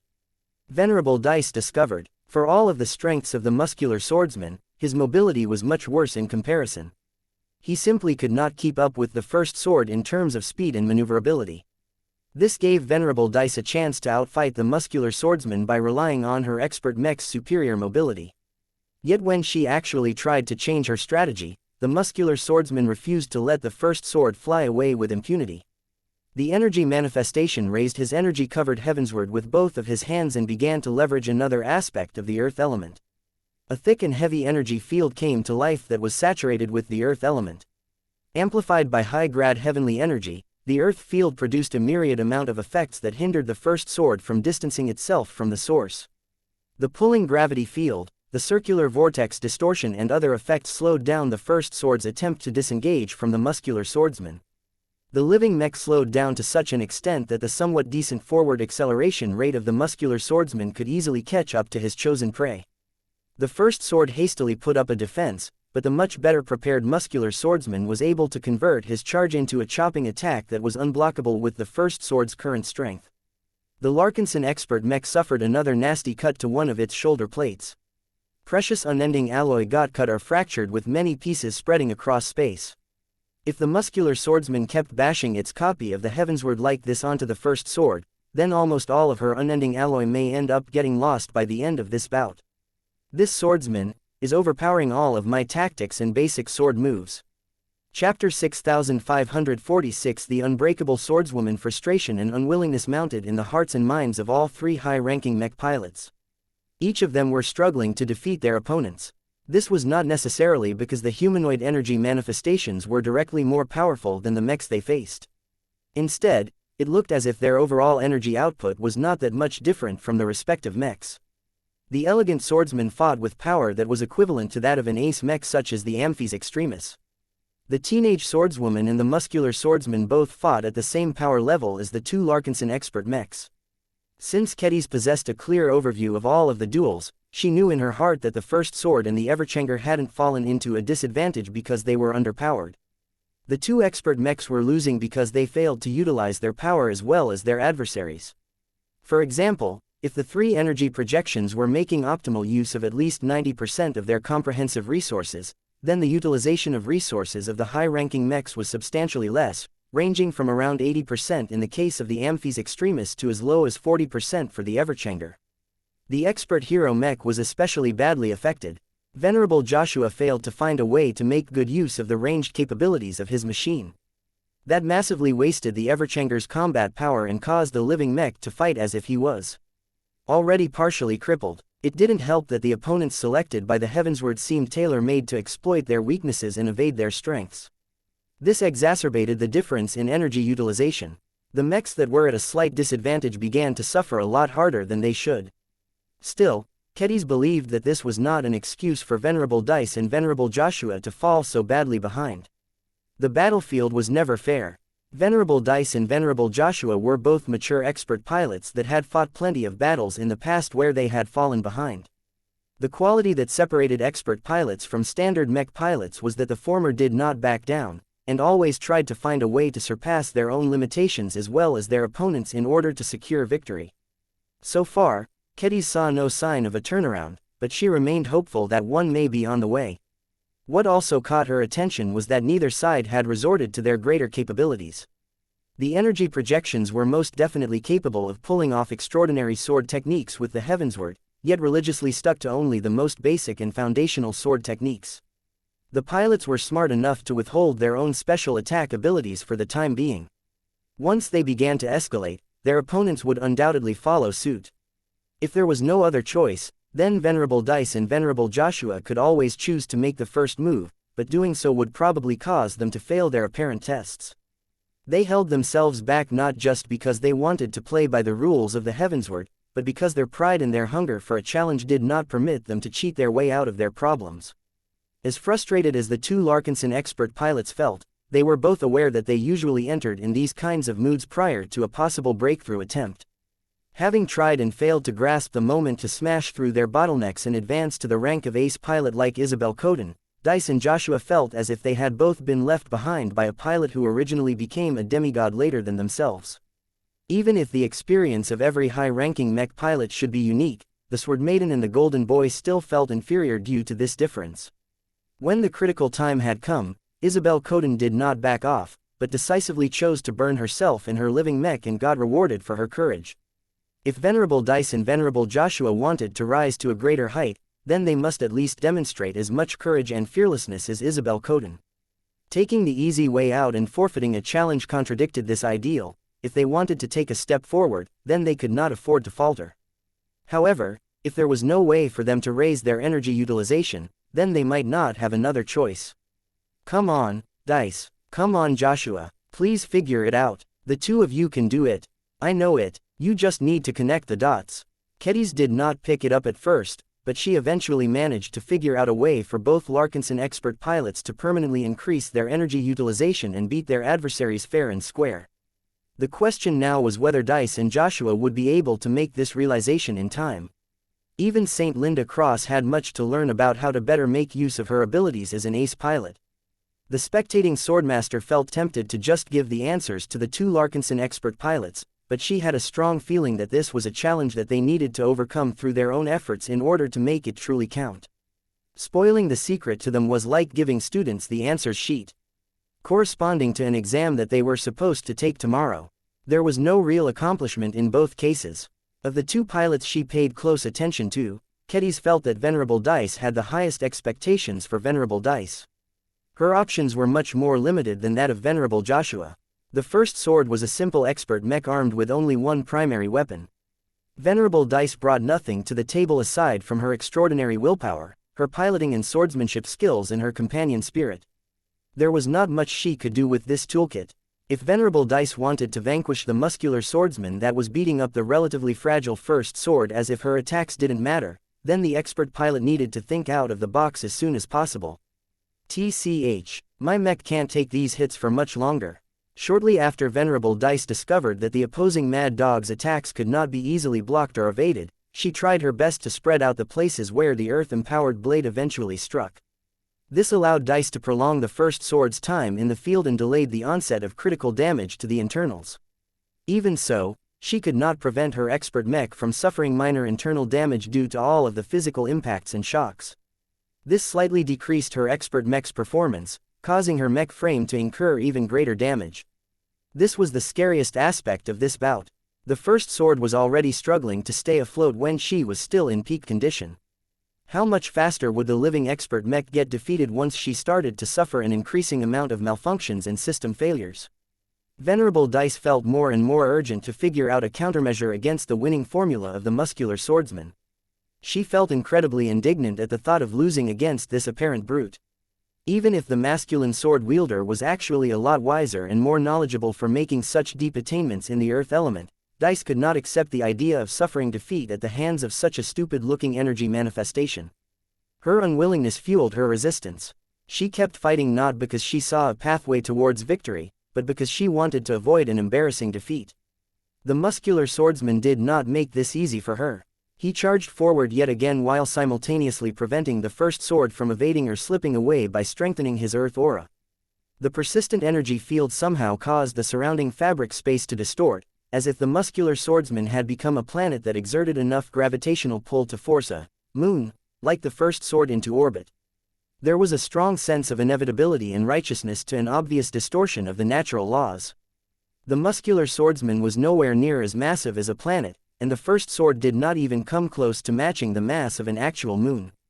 Yet because of the strange and weaker variation of domain field actively levered E-energy radiation so well, the actual results were multiple times stronger than what the muscular swordsman could manage by relying on his own energy reserves. This was also why the muscular swordsman was able to manipulate so much earth energy. He borrowed it from the environment rather than waste much more precious heavenly energy to produce his results. Venerable Dice suddenly shuddered as she managed to make a profound realization. Even as her momentary distraction almost caused the muscular swordsman to cut off one of the first sword's arms, the expert swordsman mech pilot still couldn't shake off her inspired idea. Dice, the first sword communicated with her battle partner. This may be the answer that you have been looking for since your failure against the Emperor Tree. Do you think so as well? Dice smiled even though the first sword was still stuck in a terrible position. Back then, you were so desperate to chase after power that you almost thought about turning yourself into a beast. If you gave in to your temptation, you would have thrown away everything that made you a swordswoman and replace it with mindless savagery. Such a pilot bears little resemblance to your true self. Now that you have found a way to become stronger while retaining your swordsmanship, you should grasp it with both of your hands. Venerable Dice had already made her decision. She came up with her latest idea by comparing herself to her current adversary. As far as swordsmanship was concerned, she still believed that hers was better. What caused her to lose despite this obvious advantage was the muscular swordsman's heavy usage of his earth element mastery. He not only made deep attainments with it, but also integrated it into his swordsmanship, allowing him to form a combat system that was simple, brutal and direct. If Dice wanted to put up a proper resistance against this combination, then she needed to form her own combination. Dice became convinced that swordsmanship alone was not enough for her to gain the upper hand in this fight. If she couldn't break the earth aura that constrained her expert mech and overcome the rock armor that protected the muscular swordsman from any serious harm, there was no way for her to win this bout. I need to fight fire with fire. She meant that in a metaphorical sense, of course. Dice quickly ruled out the use of the earth element. She had no special affinity or relationship with it, and she did not have a single clue on how to grasp and harness earth-attributed E-energy. She needed to find a different attribute. She learned about the importance of the so-called 5 elements recently, and one of them immediately caught her attention. Metal. It had to be the metal element. Her will was as hard as steel. Her mech was made out of unbreakable alloys. Her all-metal sword was forged to cut through anything. Though Venerable Dice initially had little idea on how to call upon the metal element in the same way the muscular swordsman wielded the earth element, that soon changed. It was as if a switch had turned inside her heart. Dice suddenly felt as if she had been fighting in an incomplete state all this time. She never noticed it, just like how a person who was born blind never understood what sight truly brought. Yet now that she had synced up to the metal element, she belatedly discovered that she possessed a strong connection to the power of metal. It was in her sword. It was in her mech. It was in the very core of her swordsmanship. The metal element sang to her immediately after she recognized how deeply she embodied it already. Venerable Dice effortlessly resonated with the power of metal. An energy vortex formed around the first sword that caused the living mech to absorb a growing amount of ambient metal E-energy. Even though Dice and her battle partner did not know any sophisticated ways to leverage the metal element, their true resonance instinctively guided the metal energy to the exterior of the mech frame and the edge of the decapitator sword. It made an immediate difference in the first sword's combat performance. When the muscular swordsman managed to launch another power attack that struck the battered and damaged expert swordsman mech, the earth-empowered blade failed to inflict as much damage as before. The metal element reinforcement had done its job and blunted the damaging strike. The mech frame did not even experience a single tremor from the heavy kinetic impact. Unshakable. When Venerable Dice finally saw her chance to mount an effective counterattack, she soon controlled her expert mech to retaliate and circle around her adversary. The earth aura tried to drag the first sword into an invisible field of mud, but the metal reinforcement partially managed to resist this effect.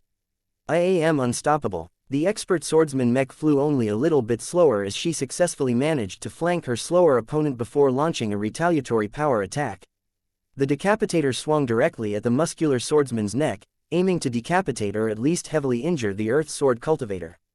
The muscular swordsman may be the slowest of the 3 energy manifestations, but he still managed to shift his stance at the last instance and move his shoulder in the way. An entire arm got chopped off, causing the muscular swordsman to hastily switch the copy of the heavensward to a one-handed grip.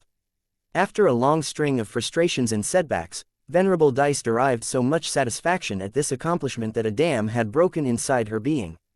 The first sword victoriously raised her decapitator upwards with both of her arms. The sharp gleam of metal glinted across the entire ensemble. I am unbreakable. The power of metal served as the last piece of puzzle that had brought Venerable Dice to completion. Chapter 6547 The blind can see. From the moment the sword maiden champion known as Venerable Dice Larkinson realized what she had been missing in her pursuit of power, she became complete. For many years, Venerable Dice proactively sought one challenge after another, seeking to improve her swordsmanship and her survival abilities.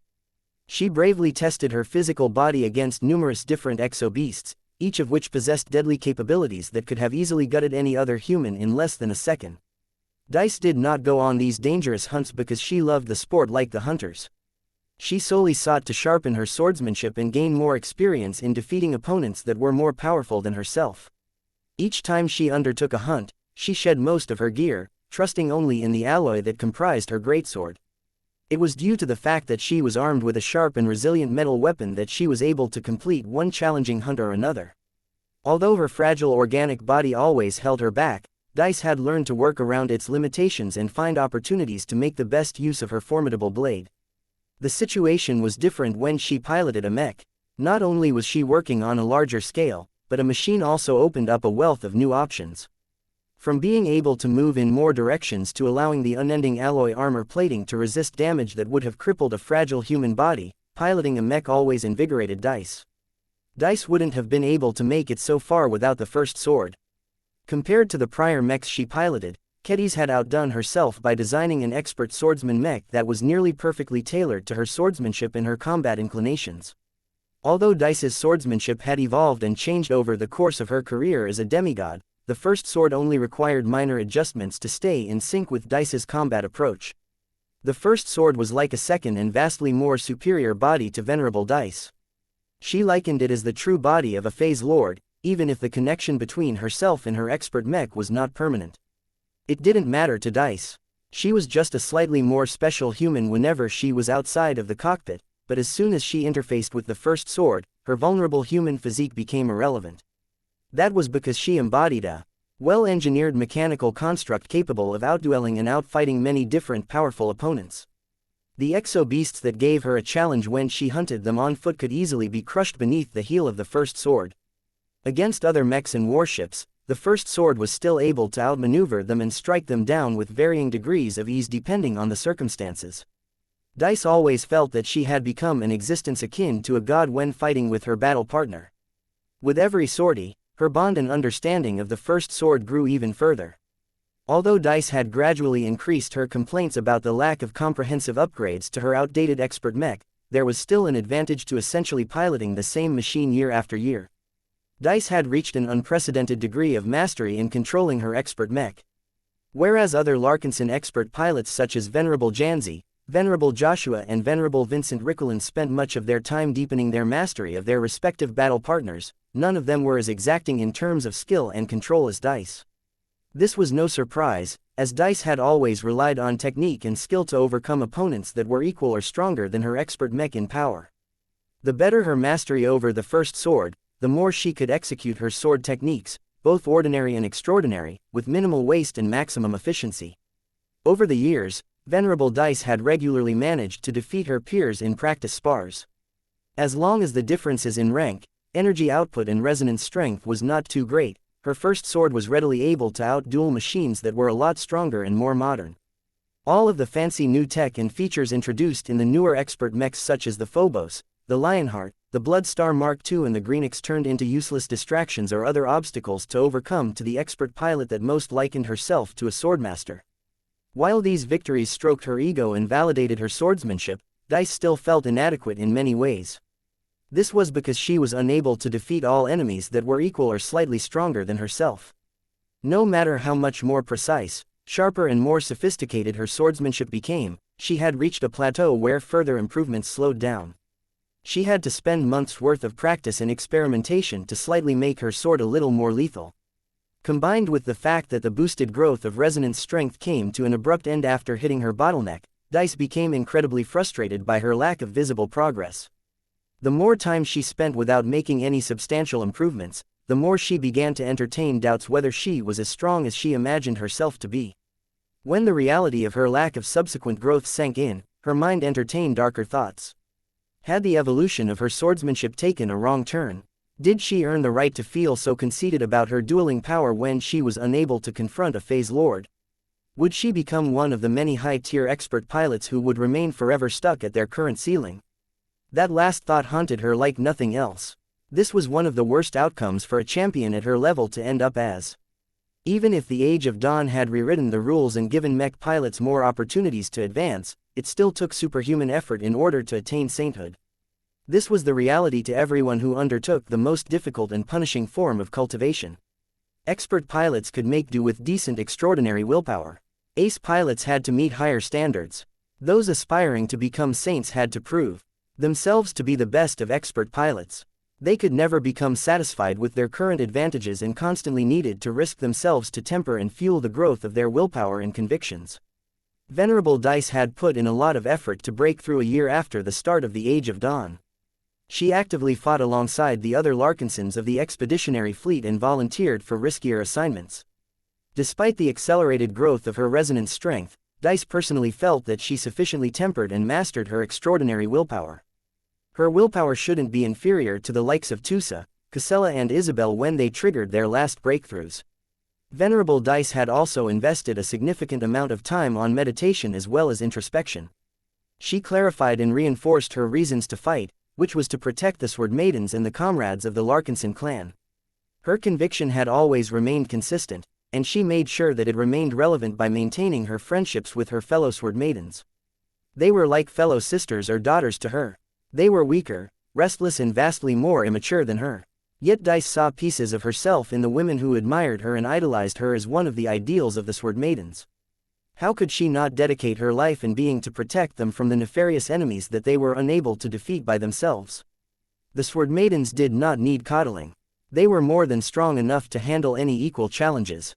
Yet they were painfully vulnerable against enemies that outclassed them by mass, superior tech and extraordinary power. Dice had appointed herself as their foremost champion and protector against these vast and nearly undefeatable foes. Her strength as an expert pilot was not even close to what was necessary to defeat or deter all of those terrible adversaries. In that sense, Dice had more than enough drive and motivation to pursue greater power. Yet despite all of these factors, she still remained stuck as an expert pilot.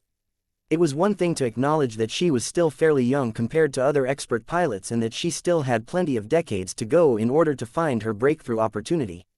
It was another thing to see even younger expert pilots such as Tusa and Isabel pierce through their bottlenecks sooner than she could imagine. Why had Dice remained stuck while others overtook her in the race to become the strongest champion of the Larkinson clan? This question continued to plague her for months on end. She spent almost the entire Red Tide offensive seeking the answer that would quell her doubts, yet none of the battles against the invading aliens gave her any relief. The swordsman Mech specialist never imagined that an impromptu challenge against the projection of a genuine swordsman would deliver her the answer. How could she have been so blind to such a core aspect of her strength? As a swordswoman and a Mech pilot, Dice had relied on the power of metal to empower herself. Pure skill was great if she had it in abundance, but without a piece of metal in her hands or around her body, Dice could not even defeat the weakest third-class Mech by herself. It was only when she paired her superior skill and control with the hard power of metal equipment that she could truly bring her potential to life. The first sword was not just a living expert Mech to her. Now that Dice had begun to recognize the importance of metal, the Mech frame sang to her in a way that previous instances of resonance had never evoked. The Decapitator was more than a Mech sword. Dice had always known on an intellectual level that it was a masterwork creation that Kedis had lovingly forged for her fellow Sword Maiden, but how could a Mech pilot possibly understand the full significance of this act? It was only when Dice had opened her eyes to the true power of metal that she truly recognized the special nature and the hidden strength of the Decapitator. The reason why it was so unnaturally good at beheading other opponents was due to the fact that it was an artifact that surpassed mundane metal products. Kedis had literally put a piece of herself inside the Decapitator. This not only imbued it with a portion of her own power and intent, but also made it a little more compatible with the element of metal. Dice had already called upon this power whenever she tried to behead an opponent. She just did not realize the underlying mechanisms and source of power at the time. All of that had changed today. Now that the muscular swordsman had inadvertently led her to lift the blindness that afflicted her for her entire life up to this point, she finally gained the ability to see how much her life had become intertwined with metal. Her affinity and intimacy with the metal E-energy attribute were so high that Dice felt as if she was no different from a clown all of this time. How could she miss such obvious relationships? It was only when she had made a fundamental cognitive shift that Dice recognized what she had been missing for so many years. Everything fell into place. Having satisfied all of the other conditions to break through a long time ago, her breakthrough after becoming complete happened in an instant. With more power at her disposal than ever before, her entire life state began to reach a higher level. Even her companion spirit Respa began to promote to an entity that gained an entirely separate domain. Forced resonance began to act on the first sword and the Decapitator, flooding both with the power that temporarily elevated their parameters to the standards of an ace Mech. After years of fighting under clear physical limitations, the unlocking of the power or metal had allowed Dice to fully elevate her willpower to a great height, and thereby amplify the power of any Mech she piloted to an even more ridiculous degree. I am the duelist without peer. I am the huntress of beasts. I am the mistress of all alloys. My sword shall remain forever sharp and my armor shall never break. From this day onwards, the power of metal shall forever fortify my equipment. Let my Mech sing this truth. The first sword glowed with the power and the potential of metal. A rudimentary saint kingdom began to unfold that easily pushed the earth aura generated by the muscular swordsman away. From now on, Saint Dice Larkinson would never allow herself to succumb to the domain of an adversary so easily. Let the blade in my partner's hands validate my claims. Chapter 6548 The Son of the Mountain. There were many differences between expert pilots and ace pilots. From transforming their rudimentary resonance shields into proper saint kingdoms to unlocking the growth of their resonance strength to a much greater height, any expert pilot practically underwent a comprehensive rebirth and evolution from the moment they triggered a second apotheosis. When Dice Larkinson finally attained her sainthood, what stood out the most to her was that she gained enormous improvement in her ability to sense, understand, reinforce and sharpen the metal under her control. She was able to take immediate advantage of her newfound sense of metal to gain a far better grasp of what the first sword and the decapitator were capable of under normal circumstances. Saint Dice then proceeded to infuse them with metal energy drawn from the ambient environment to strengthen them far beyond what was normally possible with hyper-technology. Although the unending alloy and other metals resisted this forced procedure, Dice's willpower had finally grown strong enough to defy this outcome and impose her own ideal result. It was far easier for her to do this than other ace pilots due to her particularly strong affinity for the metal element. With the temporary blessing of forced resonance, most of the actions that normally required Saint Dice to pilot an ace mech could all be applied without any major hindrance while piloting her trusty expert mech and battle partner. The first sword had grown enormously when Dice managed to break through. The feedback generated by a mech pilot attaining sainthood was enormous. Not only did the living mech's spiritual foundation grow a lot stronger due absorbing all of the energies that Dice carelessly released during her momentous ascension, but the very essence of the first sword became even more aligned the new ace pilot's domain. This meant that the first sword was able to absorb and contain far more metal energy than before. The same applied to the decapitator mech sword as well. The giant and gleaming greatsword grew tougher and sharper without losing any flexibility.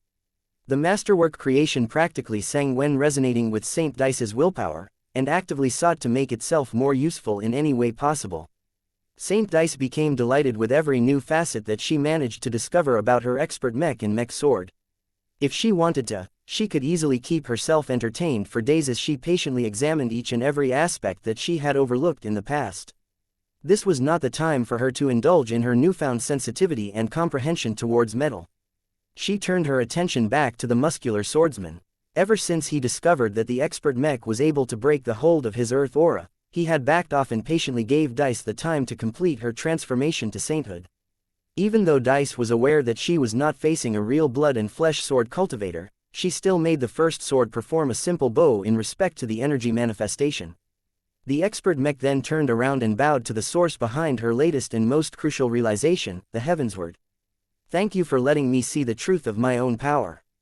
Now that I have clad my will in metal, I shall complete this challenge and beat you at your own game. You better power your energy manifestation up, or else I will easily cut off its head with my decapitator. The power of the first sword had reached an entirely new level, if only temporary. The current state of the muscular swordsman was simply outclassed on almost every level, so he was no longer able to present a worthwhile challenge to the new saint. It would be too boring to cut down the adversary that had given her the chance to break through without any effort. The relic weapon apparently registered her request, because the blade that was currently in the hands of the elegant swordsman transmitted a powerful pulse of heavenly energy that directly struck the muscular swordsman. It was as if the earth-wielding energy manifestation received a massive upgrade. His aura strengthened to the point where it was able to push back against the first sword's saint kingdom. The definition of his appearance improved and his energy signature had multiplied by multiple times. Let's set aside this boring dance and go all out. Give me all you got. Show me how a true swordsman from ancient times wields his blade. Her urge to duel became stronger than it had ever been in the past. The notion of being able to lock blades with an actual representation of an ancient human sword cultivator exhilarated beyond all measure. This was a rare and unique experience that was almost impossible to attain through other means. Dice did not want to miss out on this rare and precious opportunity. Her current breakthrough state was temporary. Once she exhausted her reserves, the newly ascended ace pilot would inevitably enter a state of exhaustion. She needed to conclude this fight within this time window in order to end this day on a perfect note. The muscular swordsman seemed to oblige with her demands by not wasting his time. After he fully processed the additional injection of heavenly energy, the muscular swordsman let out a silent shout and began to shock and vibrate the surrounding earth energy into his false body. Soon enough, the pieces of rock armor that previously only showed up just before the first sword landed and attack appeared in a more persistent form this time. The rock armor segments also began to multiply. They soon began to cover the mech-sized form of the muscular swordsman in a suit of pure condensed earth energy that had taken the form of a suit of armor made out of rock. A rune suit of armor no less.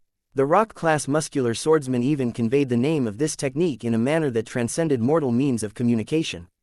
Son of the Mountain. Whatever these runes actually meant, they qualitatively transformed the previously crude applications of earthy energy and massively increased the efficiency and effectiveness of the rock armor.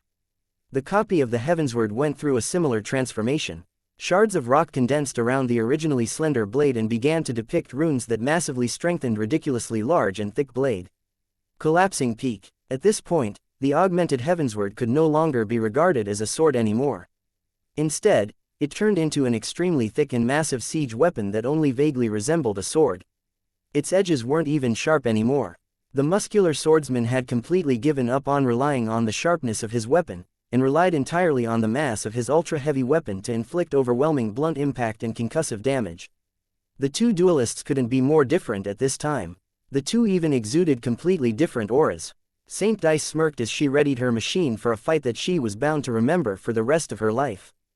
Go. The first sword boldly took the initiative and charged forward. The muscular swordsman responded by swinging his massive transformed sword faster than Disc anticipated. If the Earth Aura was still able to drag down the first sword's mobility and cause the living mech to move sluggishly, then she would undoubtedly get crushed or expend excessive resources in an attempt to block this devastating blow.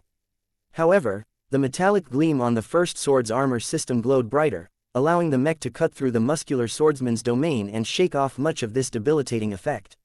Like a shovel digging through soil, the first sword only had to expend a moderate amount of effort to avoid getting bogged down. Since the expert swordsman Mech was originally a fairly fast and mobile machine from the onset, the restoration of much of her capabilities finally granted her a considerable edge in mobility. The muscular swordsman's attack missed. Yet just as the first sword attempted to circle around her adversary and attack the muscular swordsman from the side, the latter's strike produced another surprise. After missing its intended target, the rock-covered sword struck the fabric of space, generating a spacequake of sorts that rippled out in every direction. The first sword would have incurred significant internal damage if she had remained in her weak state, but her damaged but still functional unending alloy armor system successfully resisted the quake effect with the help of lots of metal. Reinforcement. Unbreakable body. Saint Dice practically felt invincible inside the cockpit of her trusty battle partner. The first sword's armor system had always been a little thinner and easier to break in order to preserve her mobility, but now it was able to withstand attacks and effects that previously would have gotten her in trouble. This was just the start. Saint Dice was confident that as long as she mastered this new ability and raised her resonance strength, she could elevate the defenses of her first sword much further beyond the upper limits of a mere second-class expert mech. In the end, the surprisingly tricky spacequake only caused minor difficulties to the first sword. Though the expert swordsman Mech ended up stumbling and missing the best timing to launch at counterattack, Saint Dice still pushed through and forced her machine to strike with her newly sharpened and strengthened decapitator. The sharp and eager masterwork mech sword swung across space and ended up slicing through much of the rock armor like an axe cutting through wood. Even though the strike failed to penetrate all the way through, Saint Dice was still happy with this result. In the past, her expert mech's attacks bounced off the rock armor without inflicting any significant damage. The muscular swordsman channeled additional earth energy in order to close the gap, but it took precious time for him to complete this process. Saint Dice strengthened her attacks. The first sword continually circled around her much slower adversary and launched opportunistic attacks that damaged the exterior of the sun of the earth. The muscular swordsman tried to fight back as hard as possible, but his collapsing peak attacks had no chance of crushing the faster and much more elusive first sword. At most, the energy manifestation was only able to rely on the secondary effect of this offensive technique and generate spacequakes that disrupted the first sword's stance and depleted her energy a little faster. The unbreakable body ability was not for show. While the defenses of both fighters had proven to be fallible, neither side displayed any remarkable offensive capabilities that allowed them to break past the defenses of their enemies and inflict a crippling or killing blow. If the duel continued to unfold in this pattern, Then it would turn into a contest of attraction where the combatant that ran out of energy first would lose the fight. This was not what Saint Dice wanted. Her forced resonance state was continuing to move closer to its closing state, so her first sword backed off a bit in preparation to launch the extraordinary sword technique since evolving into an ace pilot. Which one should she employ?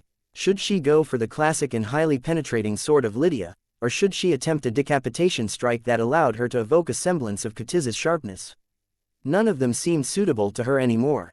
They were all sword techniques conceived in a time where Dice remained blind and ignorant to the power of metal.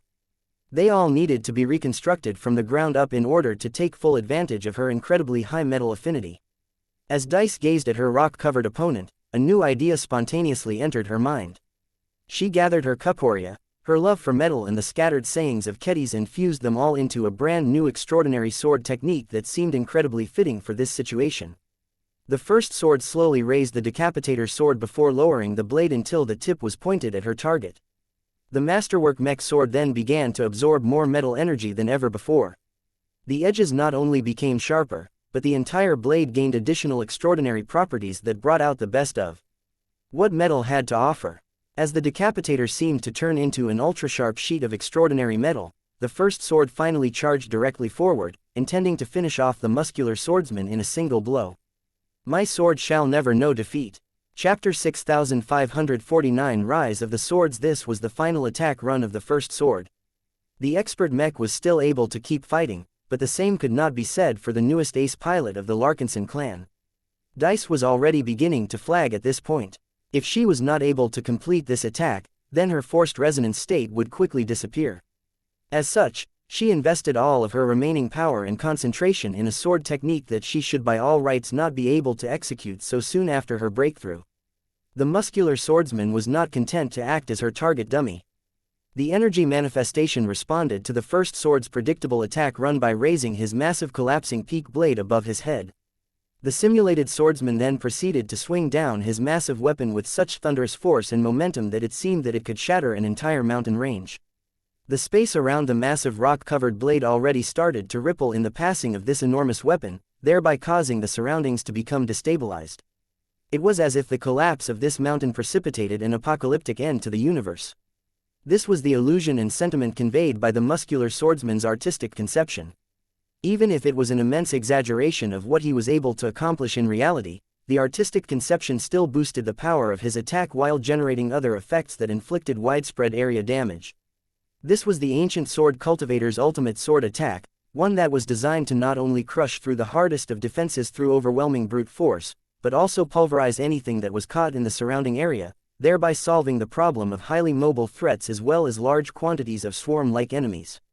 It was an attack that was incredibly powerful and difficult to control, yet the muscular swordsman possessed such an excellent grasp on the earth element that he was able to execute this technique with an amazing degree of control.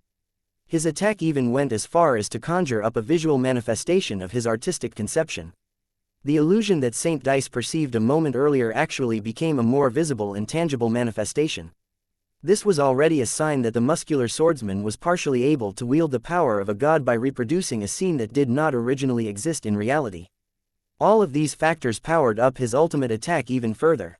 Even a tough and resilient ace mech such as the Amphis Extremis would not be able to escape unscathed when struck by such a heavy blow. Yet the first sword continued to advance without fear, because Saint Dice invested all of her newfound confidence in the power of metal into this final piercing attack.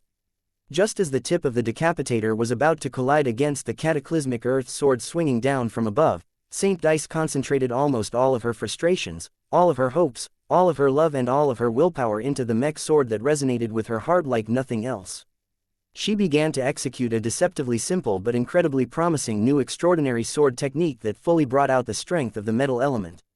The new ace pilot thought about nothing else but to shatter every obstacle in her way. One sword breaks 10,000 laws. A shining line of silver sheared through space.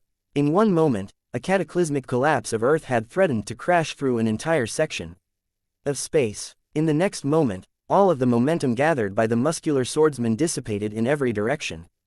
The threat disappeared and the destructive forces melted away as if they had lost all of their backbone. Every observer became gobsmacked. Even Ketis could not fully register the move that the first sword performed at the end. All she could see was the first sword on the other side of her adversary. The expert mech continued to coast along while slowly releasing the power that had forcefully elevated her performance to the level of an ace mech. The muscular swordsman had been defeated. The empowered decapitator had shattered the rocks that made up the collapsing peak sword, pierced through the rock armor conjured by the son of the earth and directly blasted part of the reinforced energy manifestation that should have been a match against an ace mech. Kedis had high hopes for Saint Dice after her breakthrough, but she did not dare to imagine that she became strong enough to eliminate this opponent right away. Would the first sword be able to annihilate the muscular swordsman so quickly if he wielded the real Heavensward as opposed to an inferior copy made out of heavenly energy? Nobody could say for sure. Such speculation was pointless because only the actual outcome mattered. Venerable Dice was no more.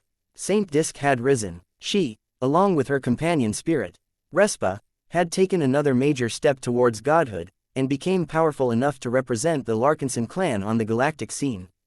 A small part of Kedis felt jealous that her fellow sword maiden got to break through first, but the mech designer quickly squashed this impulse and genuinely welcomed this outcome. Kedis would have preferred to praise Dice for her massive success and gush all over her newfound power and abilities, but this was not the time to celebrate the emergence of another Larkinson ace pilot. The Heavensward still remained a problem. Saint Dice had unambiguously passed the test and went above and beyond to prove she had the strength to protect Katiz's rights and well-being. However, now that she had overloaded herself in a massive way, she had lost much of her power and concentration. The first sword no longer exhibited any kind of resonance at all, and had reached her more vulnerable state in many months. Ace pilot or not, Dice needed to return to the fleet and head over to an infirmary to check whether she had not suffered any physical or mental sequelae after breaking through. This effectively meant that she was no longer able to remain on the battlefield and resist the Heavensward if she insisted on converting Kedis into the next Heavensward saint. Therefore, this positive outcome did not bring as many advantages to Kedis as she wished. She could have dearly benefited from the protection of another ace pilot, but oh well. Fortunately, there was at least one other dependable champion by her side. While the first sword had successfully vanquished the muscular swordsman by utterly shattering all of his earth-based techniques, the Amphis Extremis had managed to gain the upper hand against the elegant swordsman in a different way. Unlike Dice, Linda Cross had broken through a bit earlier and had a bit more accumulation as an ace pilot. The Amphis Extremis was also a genuine ace mech that did not rely on temporary enhancements to punch above its weight. The only issue that St. Linda struggled with for a time was the fact that her wrecker skull was not particularly effective against the elegant swordsman. If the muscular swordsman embodied the raw strength of the earth element, then the elegant swordsman reproduced the smooth and flowing nature of the water element. That made it very difficult for a straightforward mech like the Amphis Extremis to land a direct hit on the tricky bastard. In the few times that St. Linda managed to successfully slam the ball of her ace mech's extended flail into her enemy, the elegant swordsman conjured up an energy barrier that bizarrely took the form of a nighttime lake covered in lotuses to easily disperse the heavy kinetic force. St. Linda reached an impasse as soon as she realized that the elegant swordsman was able to do this as many times as needed without having to worry about running out of energy anytime soon. The female ace pilot of the Cross clan could find a way to improve the way she wielded the wrecker skull to forcibly break her adversary's exquisite defensive technique. She could also attempt to break apart the elegant and beautiful defensive barrier by wielding a bladed weapon instead. After all, Kedis had already deduced that this weird water element energy barrier possessed the properties of a non-Newtonian fluid. If St. Linda Cross was a genuine weapon enthusiast like her new colleague Dice and seriously wanted to develop her ability to wield an extendable flail to the fullest, then she would definitely choose the first approach. However, Linda was not the kind of soldier who cared about such attitudes. She was a practical ace pilot who not only agreed to switch from wielding a sword to wielding a flail as her ace mech's primary weapon, but also broke from the archetype of a pure offensive space knight by agreeing to mount a pair of shoulder-mounted machine guns. Though the crosser ace pilot was not as crass to open fire with the machine guns, she was not above switching her melee weapon in order to gain an advantage. She did not ask to borrow the sword of one of the Larkinson expert mechs, or request the blade of any other machine for that matter. Instead, the Amphis Extremis patiently entered into a stalemate with the elegant swordsman until a light skirmisher dispatched from the Hemington Cross hastily approached the ace mech. St. Linda Cross, I have brought what you have requested. How would you like to receive your arms? Toss it over. By your command, ma'am. The light skirmisher possessed weak throwing arms, but its forward momentum was already enough to toss the old but still functional mech weapon forward. The Amphis Extremis quickly extended the chain of its flail and swung it in a wide sweep in front that forced the elegant swordsman to move further backwards than usual. The ace mech took advantage of this brief window to turn around and race towards the new weapon as soon as possible. The machine even went as far as tossing aside its battle-scarred tower shield. This surprising action made the Amphis Extremis a lot more vulnerable than before, but Saint Linda did not care because her machine finally grasped the hilt of a familiar weapon.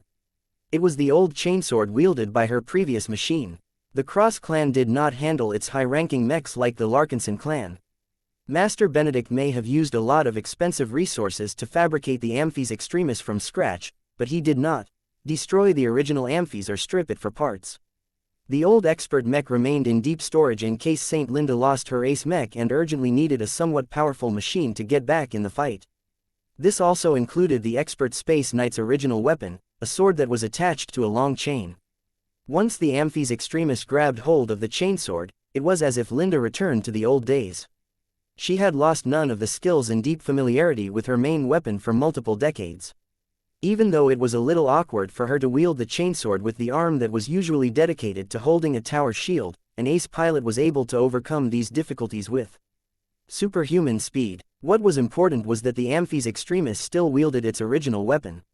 This meant that the Space Knight became a much more formidable threat by wielding two chained weapons.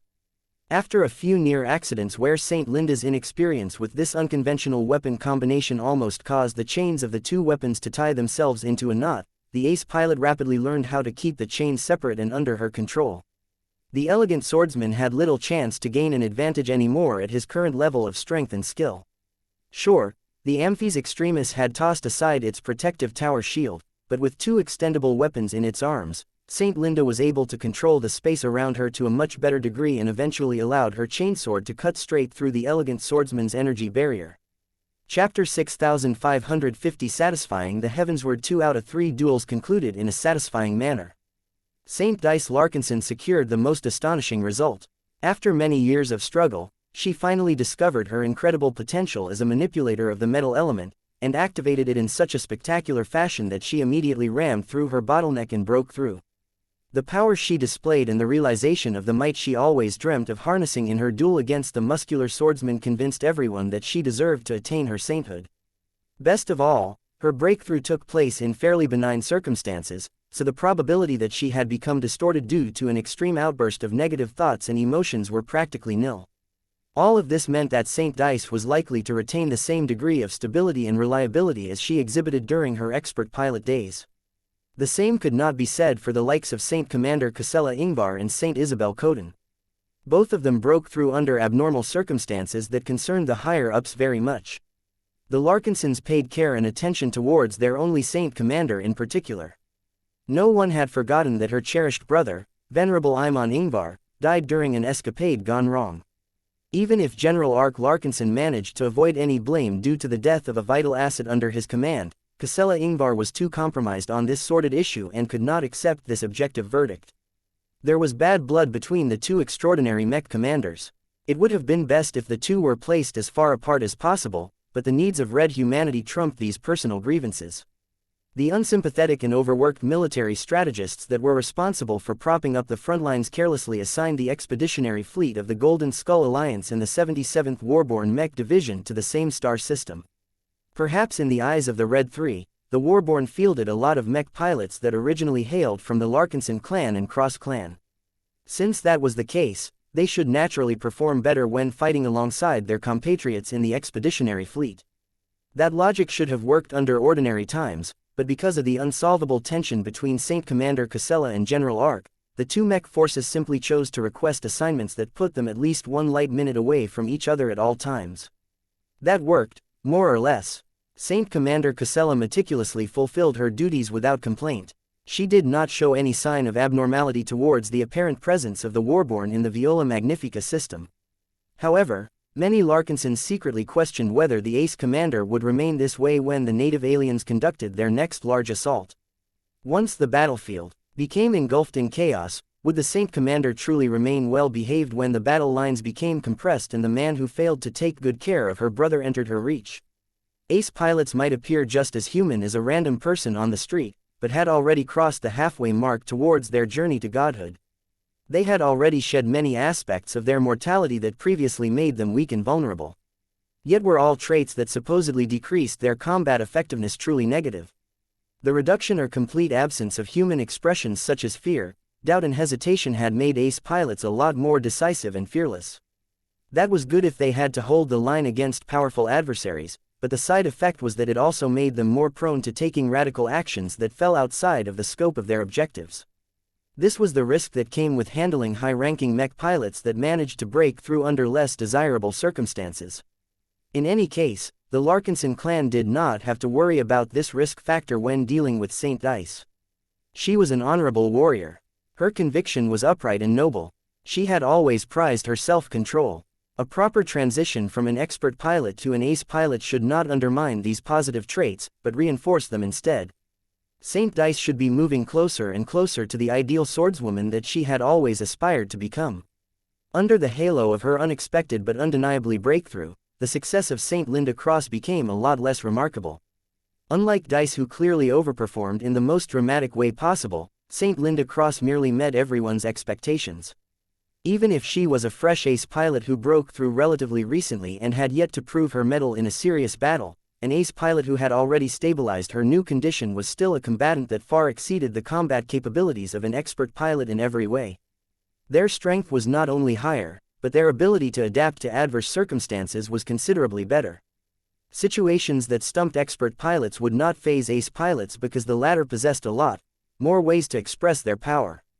Although not even Kedis expected for Saint Linda Cross to take up her old arms again.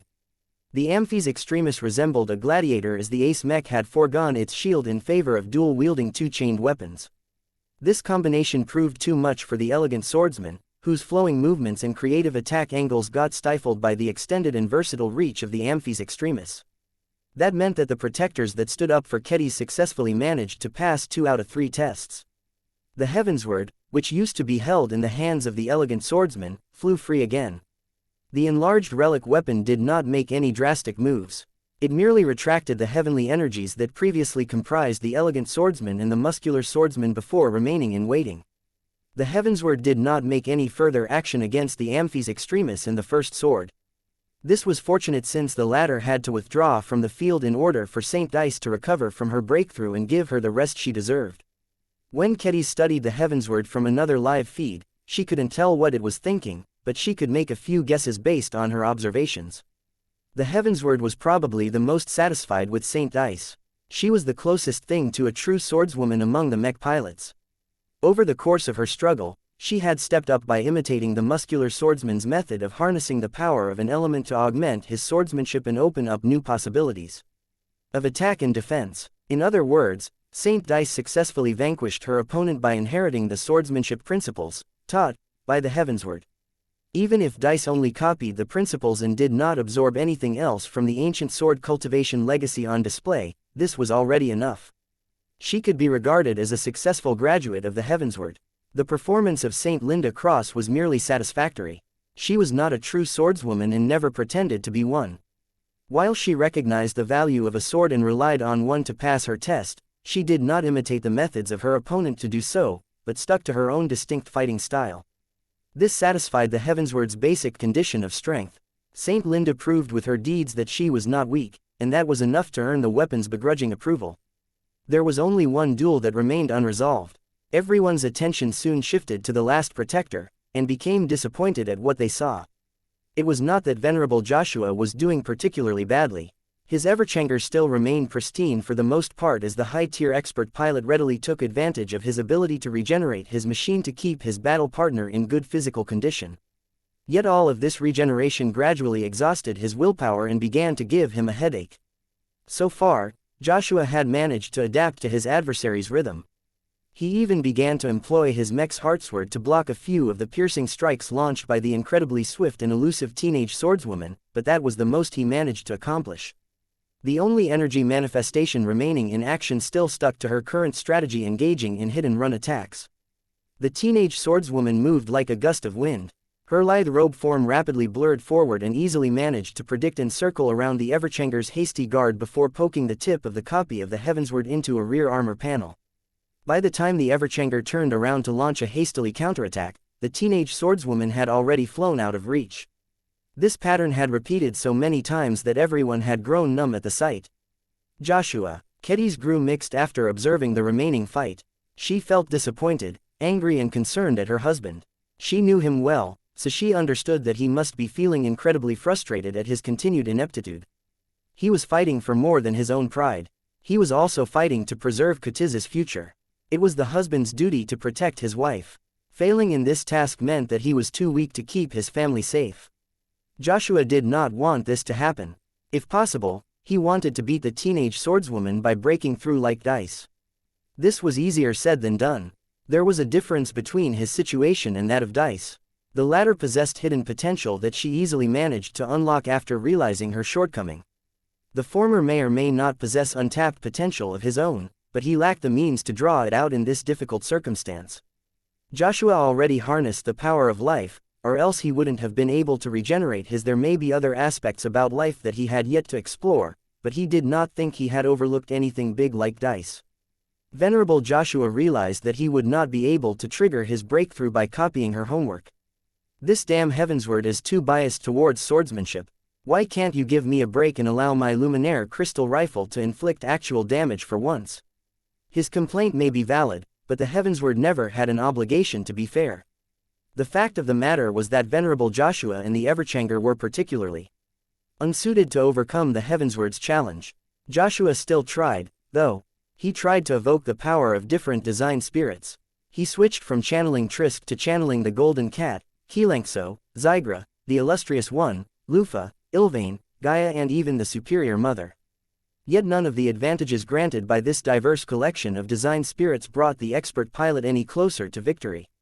In fact, the Everchanger incurred even more damage, as the loss of mobility due to disengaging from Trisk was too significant. Kedis was pretty clear why Venerable Joshua ultimately failed to measure up like Saint Dice. Your fundamentals are too poor. She sighed. His swordsmanship was good, but he fell short of the standards of a genuine weapon master. His versatility was his strength, but it was not omnipotent enough to allow him to respond to any. His state of mind remained susceptible to setbacks, which meant that his willpower was not yet up to the standard of an ace pilot. All in all, Tashna was simply not ready at this time. Perhaps his lack of success could be attributed to the underperformance of his outdated expert mech, but this excuse clearly did not apply to Saint Dice. As the one-sided beating continued to drag on for a few more minutes, the teenage swordswoman completed her final attack run before her entire form lost definition. The heavenly energies that made up her shape dispersed before flowing back to their source. The Everchanger froze in space.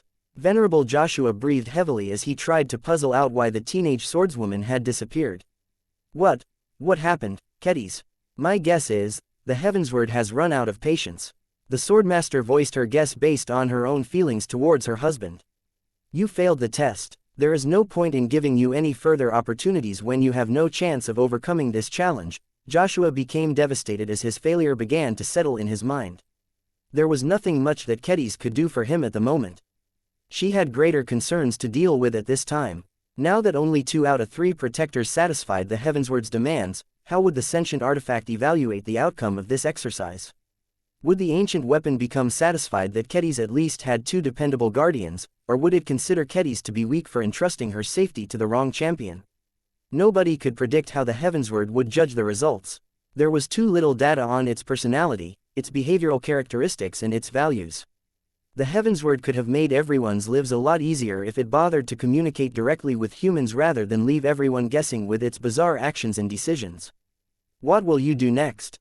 Kedis frowned in concern. Chapter 6551 Joshua's faults. Venerable Joshua and the Everchanger both grew dejected from their failure. The Everchanger lamented that his outdated tech and materials held his battle partner back from winning this crucial test. The first sword was in a similar position, but she was still able to give her pilot just the right amount of support to facilitate her breakthrough. The direct comparison between success and failure made the living mech's lack of positive results a lot more glaring. Was it because of the Everchanger's messy configuration of ascension runes? The first sword only ever specialized in one mode of combat, so all of her ascension runes were focused on making her armor tougher and her attacks hit harder. This was how the expert swordsman Mech effectively channeled the growth of its spiritual foundation in a useful direction. The Everchanger pursued a different strategy from the onset. As a mech that was able to change his design spirits on command, he had given up on pursuing maximum combat power and instead went all in on maximum versatility. This was why the growth of his spiritual foundation became dispersed as he invested a handful of ascension runes into a dozen different ascension paths. For example, the Everchanger had invested 5 ascension runes into the path of the Illuminator. This not only increased the firepower of his Vitalis Luminaire crystal rifle by a small margin, but also made it easier for Venerable Joshua to resonate with the weapon, thereby amplifying its damage even further. Yet in the recently concluded duel against the teenage swordswoman, the highly damage-resistant properties of heavenly energy almost completely negated the damage potential of the Vitalis. This not only invalidated the Everchanger's ranged capabilities, but also wasted the ascension runes invested in this area. The Everchanger had always been designed to function as a quintessential hero mech. He was never designed to function as a pure swordsman mech like the First Sword or as a pure rifleman mech like the Promethea. Stripping the melee or ranged capabilities from the Everchanger resulted in a half-baked expert mech whose remaining combat power could never match up against a proper swordsman mech or rifleman mech. This shouldn't have been a disqualifying factor. The original intent of a hero mech was to utilize its strength to target an opponent's weakness. In the years since Venerable Joshua began to pilot what he considered to be his ultimate dream mech, he had always managed to make use of this advantage to make himself at least somewhat effective on the battlefield. Even if he was not able to gain the upper hand in a fight, he was still able to hold his own on the battlefield. Powerful hero mechs rarely fell into a heavy disadvantage. None of that happened today. The Everchanger failed. This was indisputable. Venerable Joshua failed as well, but his mech certainly did not help to bail him out this time. No, this is not necessarily a demerit when piloting a hero mech, but not every enemy will fall into the category of being vulnerable to your sword or your rifle. Your recent duel has proved that you are completely vulnerable to opponents who are powerful and skilled enough to withstand both of your armaments. At that point, you have no choice but to rely on the tools you have available and use whatever strengths you have to overcome the enemy's own advantages by force. This is why Saint Dice was able to win her duel while you did not. If you invested more effort into polishing your swordsmanship, you could have at least forced the teenage swordswoman into a draw. Regret suffused Joshua's mind. He thought back on all of the training and sparring sessions organized by his wife. Kedis enthusiastically tried to pass on her love of traditional swordsmanship to him, but he had always rebuffed her attempts because he had no passion for this discipline. Joshua should have forced himself to take her lessons more seriously and improve his ability to defeat difficult opponents with the sword alone. It was too naive for him to assume he could solve every opponent by relying on his admittedly middling attainments in swordsmanship and marksmanship. Before you think about taking remedial classes from me, I personally do not think this is the right approach for you. Kedis surprisingly said and interrupted his thoughts. Anyone can change, but I think it is too much to ask you to completely transform your approach towards swordsmanship and become a weapon maniac. Then, what do you suggest I do instead? You need to play to your strengths, Joshua. As a mech designer, I admire what Vase had done to make the Everchanger. There is no other mech like your machine. The Everchanger is never going to become as good in performing swordsmanship techniques as the First Sword, so don't even bother. While I still think you need to shore up your fundamental weapon skills, don't spend too much time on it.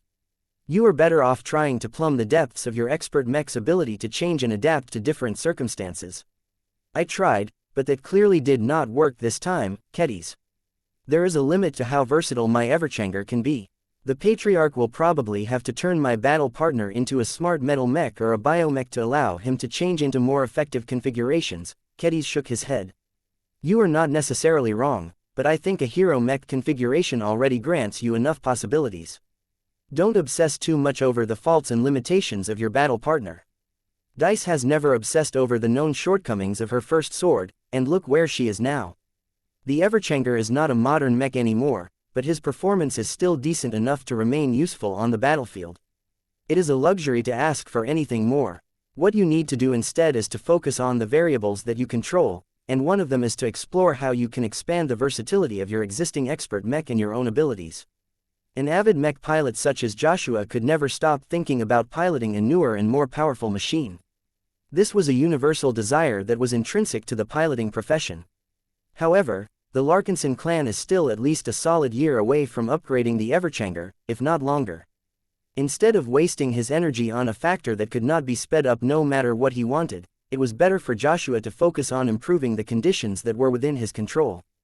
Perhaps he might not be able to do much under his own power, but Kedis believed that he could still drag himself into breakthrough territory if he worked hard to squeeze out his existing potential. You need to be more focused and purposeful in your training plan. She continued to advise him. At the same time, you need to open your horizons and think about how you can make your Everchanger deal with less standard and more abnormal opponents that can circumvent your existing strengths. If you have been able to prepare for a weird enemy such as the teenage swordswoman in advance, then your duel may have produced a different outcome. Do you understand? I understand. I think I know what to do from now on. Thank you, Kedis. I might have failed today, but that doesn't mean I will repeat this outcome. No matter what, I don't want to turn myself into another Ark. General Ark Larkinson was his senior and became an ace pilot candidate years before Joshua. Yet the man who was older than Vess's father still remained at the exact same level as Joshua. Meanwhile, men and women who were an entire generation younger than Ark had surpassed him and entered the ranks of saints, thereby creating new legacies for themselves that had little to do with the glory of the old family. Before they could speak any further, the Heavensward finally changed its pattern. It no longer floated in space as if it had gotten stuck in a logic loop. The grand work slowly shrunk in size until it returned to its original dimensions. The sword then proceeded to fly straight towards the combat carrier where Kedis could be found. The Amphis Extremis and the Everchanger hastily moved and put themselves onto the path of the relic weapon, but the Heavensward simply disappeared before it crashed into the machines. An instant later, the Heavensward directly appeared inside the hangar bay of the starship and appeared in front of Kedis yet again. The Heavensward thrummed with heavenly energy. It looked a bit more active than usual, and was probably ready to take action. Kedis grew a lot more nervous, but she still held out hope that the Heavensward would see reason this time. I am impressed by what you have managed to do, but that is no reason for you to impose yourself on me. I already have a sword, and I am committed to developing my own swordsmanship even if it cannot measure up to yours. Nothing you do or say will persuade me to give up what is mine. The swordmaster gripped her bloodsinger in a stance that was poised to attack. She had gained a bit of inspiration from observing the swordsmanship of the three energy manifestations. The swordmaster did not mind showing the Heavensward how she thought of applying what she gained if the two came to blows. Chapter 6552 The Heavensward Solution. One way or another, the threat of the Heavensward had to be addressed one way or another. While many Larkinsons were grateful that it had shown Dice the way to trigger her second apotheosis, the clan would still suffer a severe loss if Kedis lost her swordsmanship and her passion in her craft in the process. Perhaps other people might argue that Red humanity needed a sword saint in control of a recharged Heavensward far more than a weak journeyman mech designer and swordmaster combination, but Kedis did not ascribe to this idea.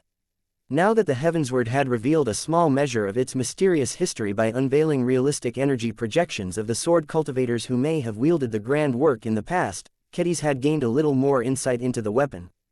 The Heavensward likely served as an artifact that was passed down from one generation to another through an existing formal inheritance process. This suggested that the Heavensward originally represented an institution rather than just a single owner. Whether this institution was a family, a state or a sect, the Heavensward likely served as the symbol of authority as well as a tool to enforce the holder's power over the masses. At the same time, the Heavensward also imposed its own standards and requirements into the wielder. This meant that the institution would always have a leader that conformed to its original values and principles. Any selfish and less pure leaders would inevitably get brainwashed by the Heavensward and cease to become a problem anymore. Kedis had to admit that if this was how the Heavensward was designed to work, then it must have done good job all of this time. It was a pity that the institution ultimately couldn't survive the passage of time. What was a relic weapon supposed to do when the institution it was meant to represent had disappeared in the dustbin of history?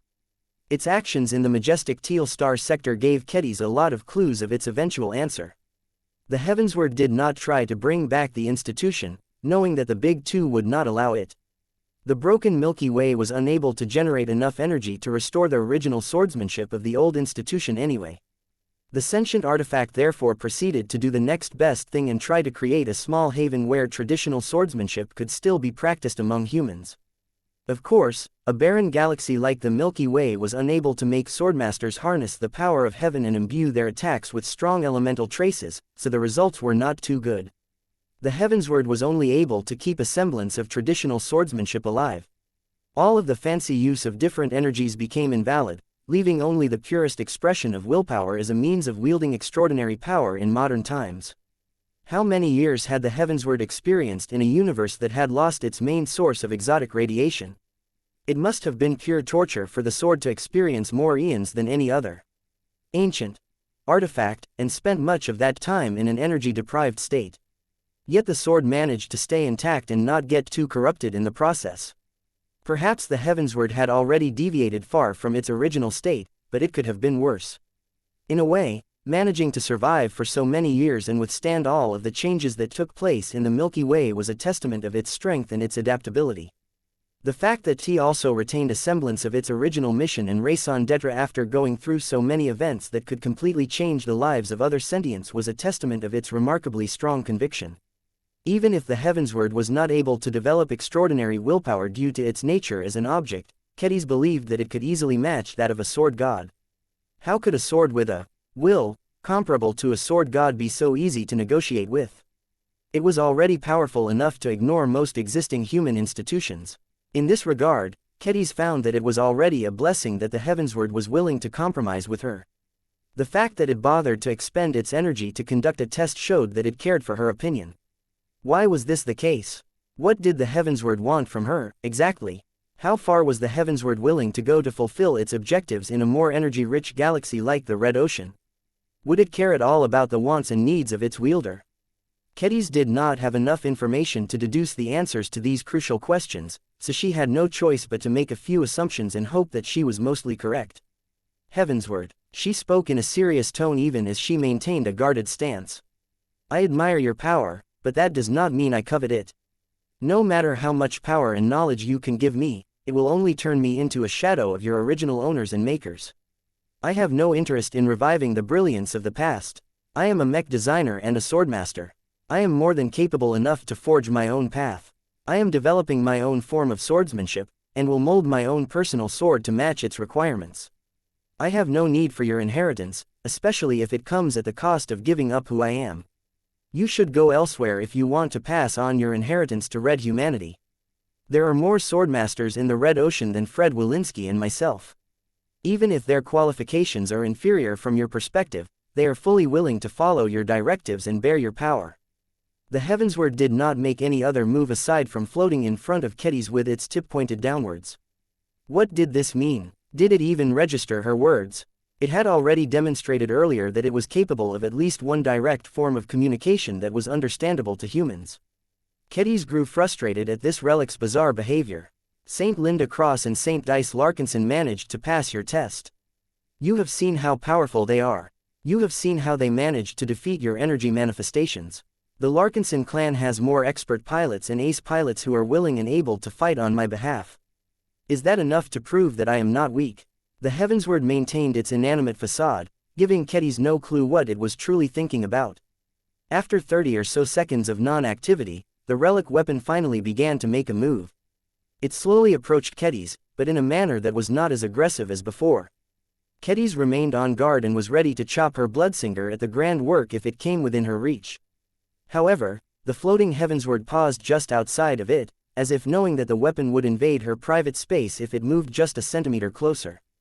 This was an encouraging sign. It respected her rights. This meant that it was sincerely putting effort into trying to accommodate her demands. Was it enough to lead the Heavensward away?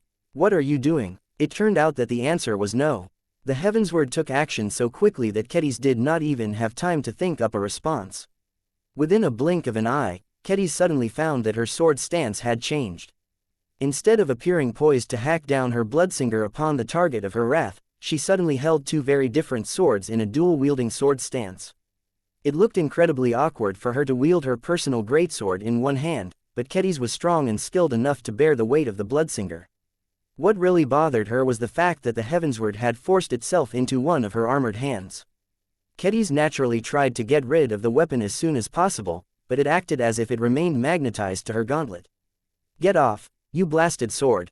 The swordmaster swung her arm multiple directions. All it did was cause her to change her grip on the heavensward. She discovered that the relic weapon permitted her to hold it in any way onto its grip, but did not allow her to drop or discard the artifact. Kedis temporarily let go of her bloodsinger, allowing the greatsword to float within easy reach, before attempting to pry the heavensward off her grip. She discovered that she was easily able to transfer her grip on the heavensward from her left hand to her right hand and vice versa. Yet any attempt to remove both of her limbs from the sticky weapon failed to produce any results. "This is annoying." Kedis took back her bloodsinger and retreated from the hangar bay. Once she passed through an airlock and entered a changing room, she removed her custom suit of armor and pulled off her gauntlets straight away. Of course this loophole doesn't work. While she was able to remove her gauntlets without effort, the hilt of the heavensward automatically found its way into the palm of her closest hand. Kedis grew so frustrated at the heavensward's naughty behavior that she swung the blade in a random direction. This careless motion accidentally caused the blade to shoot out a small but potent wave of heavenly energy. The bulkhead of the changing room and the compartments further in the rear got breached. Alarms began to ring and Kedis received multiple emergency notifications.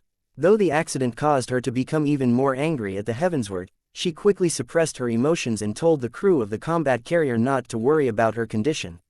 In any case, the vessel was currently being run by a skeleton crew, and no one should have been stationed anywhere close to her location.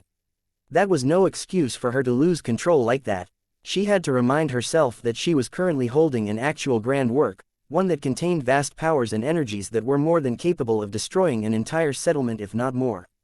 Once Kedis managed to handle the incident of her own making, she grew more morose as she studied the swords in her hand. One of them held the hilt of her trusty bloodsinger. The other held the undesirable heavensward. The apparent message was pretty clear. "Is this your solution? Since I refuse to replace my bloodsinger with you, are you just fine with coexisting with my original weapon?" This was a compromise solution that Kedis had never imagined. If this was truly the direction that the heavensward was going for, then, the swordmaster did not think it was unacceptable. "Fine, if this is what you want, then I can live with it, I suppose. Just don't interfere with my swordsmanship or my choice of weapons. I am the swordswoman here. I decide which sword to wield, is that clear? Can you permit me to let go of you, now? I can't keep holding you in my hands on a permanent basis. I am still human. Do you have a scabbard where I can stow your flashy blade?" Kedis felt a narrow object pressing lightly on her back. She turned her head around and just managed to observe the familiar scabbard that used to be worn by the heavensward saints of previous generations. When Kedis cautiously lifted the arm holding the relic weapon and slowly sheathed behind her back, she experimentally let go of the hilt. Her hand became free again. Naturally, Kedis tried to pry the scabbard off her back, but only managed to lift it slightly from her back before it absolutely refused to move further away. It appeared that the heavensward had decided to make itself a permanent fixture in her life. Chapter 6553 Sunsetting Unending Alloy. The incident centered around the heavensward came to an end. From the perspective of most people, the outcome turned out to be massively in favor of the Larkinson and Red humanity as a whole. The most immediate gain was the ascension of a new ace pilot. Nobody doubted that Dice Larkinson earned her sainthood. While she may have broken through outside of a real battlefield, she had demonstrated heroism, competence, ability, perseverance and many more admirable traits. Her breakthrough strengthened Red humanity even further by adding an ace pilot that could put up a fight against the alien phase leaders. Even if the current batch of ace pilots and god pilots appeared to be able to cope with the current amount of enemy phase lords in the frontlines, the native aliens could still field many more. It was therefore important to raise as many ace pilots as possible in the ensuing years in order to keep up with the expected increase in phase lords as well as phase whales that might get deployed in the Red War. Dice was an especially useful gain as she was a consummate duelist. She was completely unlike ace pilots that were far more suited to defeating massed enemy cannon fodder such as Saint Commander Casella. As a swordsman mech specialist, Disk excelled at confronting and defeating enemy champion units. Even if she was not able to win her bout, she could still attempt to drag her opponent into a stalemate. She was accustomed to fighting by herself and did not need any support to take care of herself on the battlefield. Although she possessed clear shortcomings, others could easily solve the issues that she would struggle with, such as wiping out huge swarms of dispersed enemy small craft. What red humanity was short of the most was singular powerful champions that could defeat enemy phase leaders by themselves. Saint Dice was therefore the most valuable and desirable variation of ace pilot in the Red War. The Larkinson clan had gained an insane advantage due to her breakthrough. At this point, the Larkinsons needed to begin with designing a proper ace mech for her so that she could start with hunting down lesser phase lords right away. The only mech designer that Saint Dice trusted to lead this difficult and ambitious project was the other major beneficiary of the recent incident.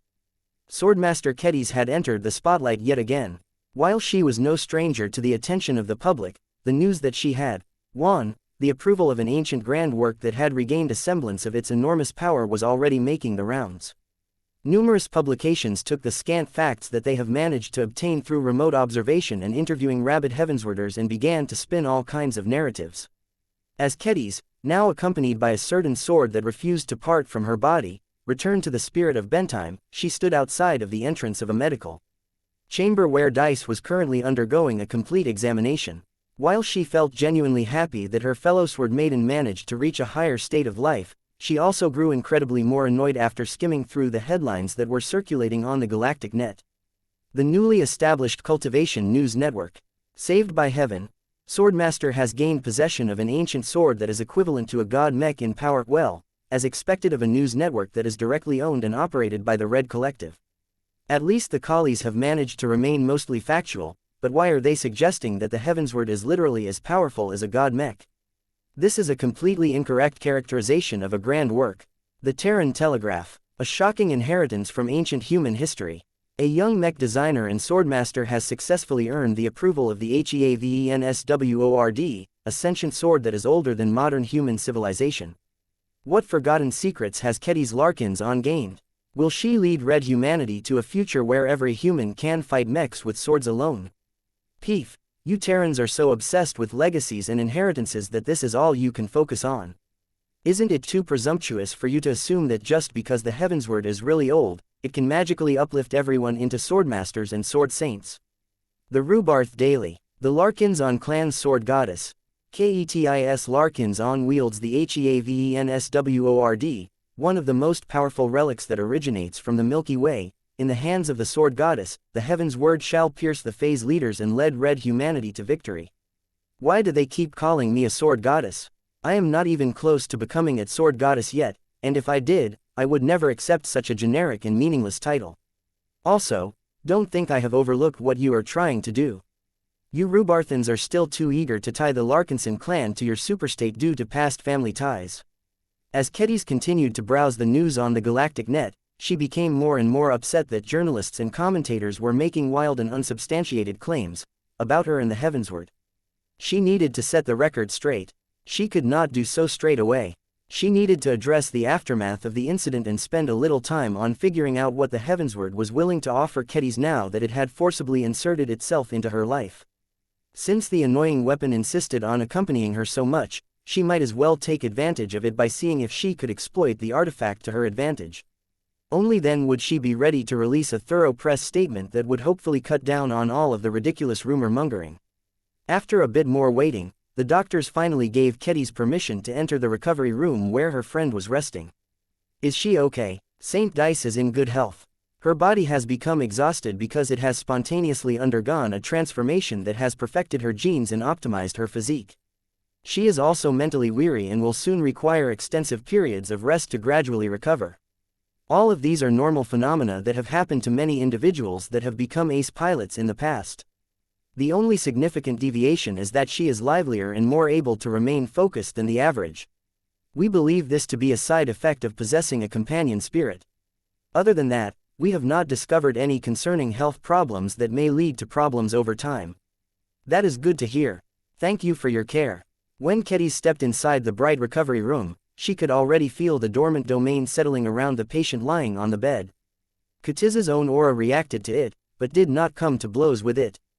The two sword maidens knew each other so well that their respective auras felt comfortable in each other's presence. Although Dice's domain had evolved and become a lot harder and less compromising than before, it mainly reserved its hostility to the ace pilot's true enemies.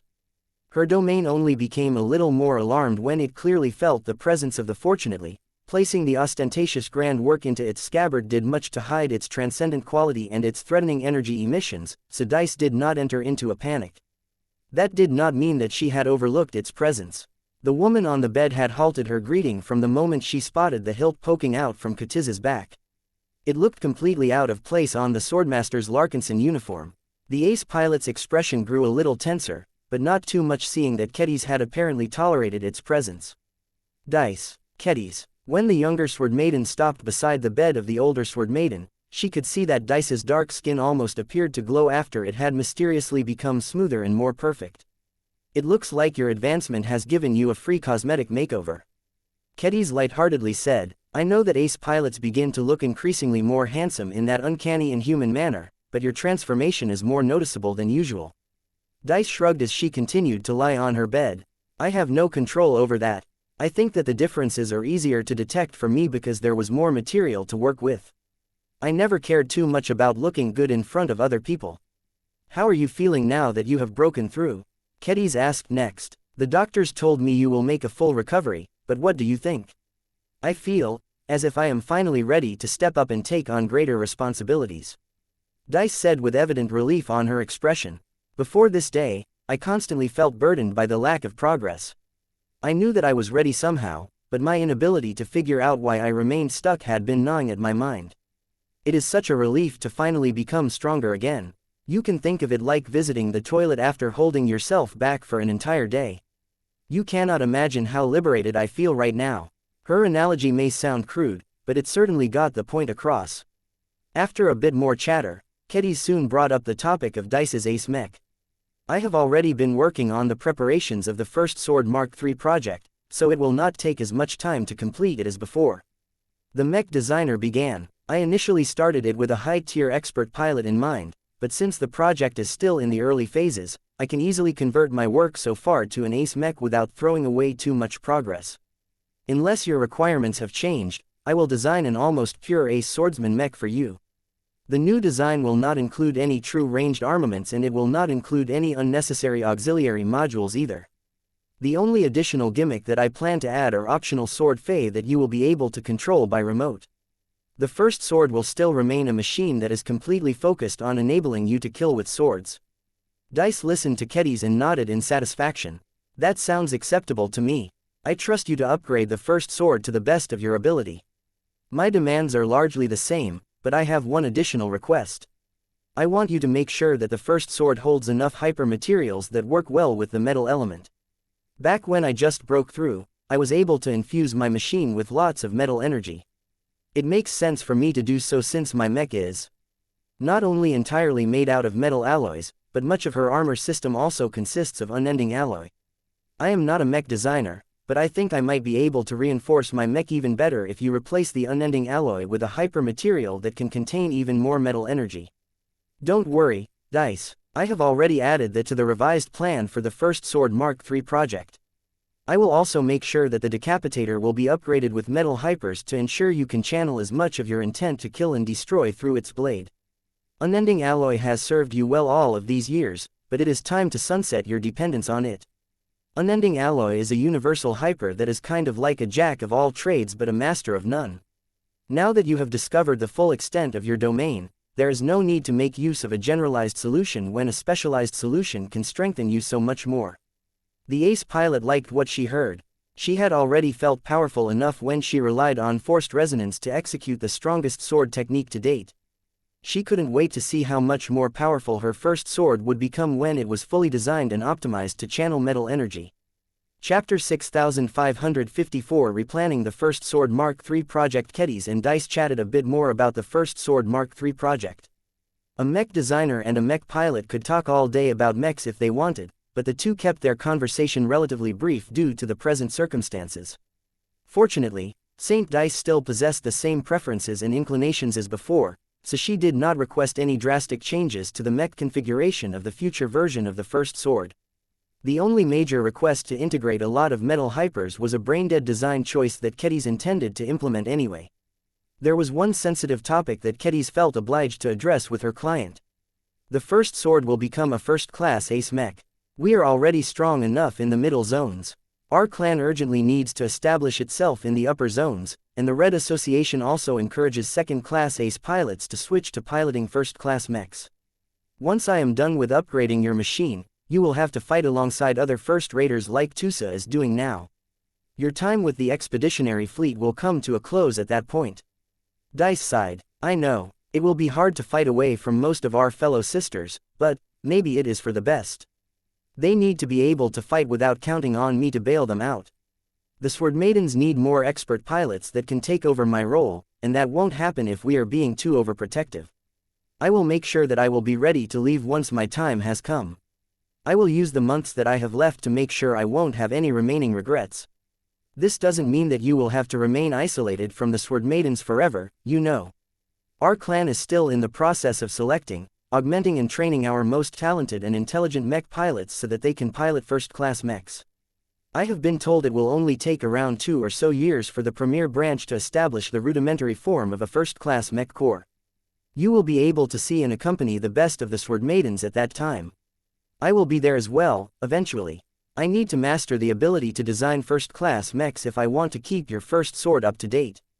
Dice grinned with anticipation. I am looking forward to all of that. Did you imagine back when we were still roaming the Ferris Star region in the old galaxy that we would become first-raters and work with first-class ace mechs of all things? Of course not. I thought that we would live and die as ordinary third-raters. Becoming second-raters was just a distant dream. It is all thanks to Vase and the Larkinson clan that we managed to make it this far. The Sword Maidens had fought hard and risked their lives plenty of times to survive and thrive to this day, but they never forgot that a single male mech designer was responsible for giving them so many fantastic opportunities. Kedis owed Vase even more after he had brought her into the mech designer system. That was also her basis of confidence into sprinting her way to becoming a first-class mech designer. As long as she earned enough ascension points, she could exchange them for precious enlightenment fruits that could give her the raw knowledge of all sorts of high technologies that were essential to first-class mech designs. Kedis did not think that would be enough to reach her goal. She also needed to do plenty of studying and practice on her own in order to fill up the gaps and meet the other requirements to promoting to a first-class mech designer. She could speed up her progress in this area by practicing an auxiliary chi cultivation method that boosted her intelligence and learning speed. As long as she followed all of these steps, she no longer needed to study for several decades straight in order to make this comprehensive leap. This was much better than her original plan. She originally intended to remain a second-rater until her children had grown up and could go off and study on their own, but now that the Red Ocean had become a lot more dangerous, she felt it was necessary for her to step up her timetable. Wait a second. Dice frowned. The first Sword Mark III will become a first-class mech, and an ace mech at that, right? Correct. I just told you that earlier. These are the second most powerful machines that you can design and build after God mechs. The gap between the mechs that you have designed up until now and the first Sword Mark III is huge. You also aren't a first-class mech designer as of yet. Aren't you afraid that you will bite off more than you can chew if you attempt to design such a complicated mech? Kedis smiled and shook her head. I am the project leader. That doesn't necessarily mean I have to master all of the science and engineering that is needed to design a proper first-class ace mech. I was planning to collaborate with at least one master mech designer to begin with. My only problem is that I can't solicit the help of Master Benedict Cortez. My recent deal with the Cross clan will turn us into rivals. He will not be happy with me to say the least. Maybe it is for the best. Dice reassured Kedis. Master Benedict is good at energy tech, right? His specialization isn't relevant to me. My first sword is not an energy hog like the Mars that spits out lots of energy beams on a regular basis. It's better if you can find another master with a more helpful specialization to collaborate with. Have you found any names? Kedis shook her head. Not yet. Barely enough time has passed for me to complete my list of criteria and approach different masters based on my requirements. So far, I only have a tentative idea on what sort of master can contribute the most to the first sword from an ordinary journeyman these days. You are not only a student of Vase, but you have blazed your own trail by imbuing your own swordsmanship attainments into your works. As far as I am concerned, it is other swordsman mech specialists that should be eager to collaborate with you the most. You are the only mech designer that truly understands how swordsmen and swordswomen fight at every level. Kedis smiled. I do not disagree with you, but master mech designers who specialize in designing swordsman mechs are not incentivized to help me grow and succeed. I am a competitor to them, and an especially threatening one at that. Unless one of them is particularly selfless and kind, I do not see myself working together with one of them anytime soon. Besides, I am also afraid our design philosophies may overlap. That sort of made sense, unfortunately. Kedis would have to improve her swordsman mechs by relying on her own efforts, which was ultimately for the better. In any case, there were many kinds of masters that could offer meaningful contributions to the first Sword Mark III project. Kedis even made another notable suggestion. I was even thinking of inviting a specialist in drone mechs to contribute to the project. I think that the use of Sword Fei to expand your close-to-mind range options and reduce your reliance on the decapitator can truly make your first sword unique. No other ace swordsman mech will be able to do what your future machine can do. It is worthwhile to invite a mech designer who possesses high-level expertise in the development of spurs and drones to improve them to the best of our ability. Although Saint Dice had always been accustomed to betting her life on just the greatsword in her hands, she was not opposed to making use of additional spurs that were welded onto sword blades. It sounded like an interesting novelty. What was even better was that they were external equipment, so they wouldn't necessarily ruin the first sword's optimization as a pure melee mech depending on how they were designed. Compared to before, I think I can do much more with these Sword Fei. Dice responded, my metal domain can probably strengthen them and sharpen their blades much further than before.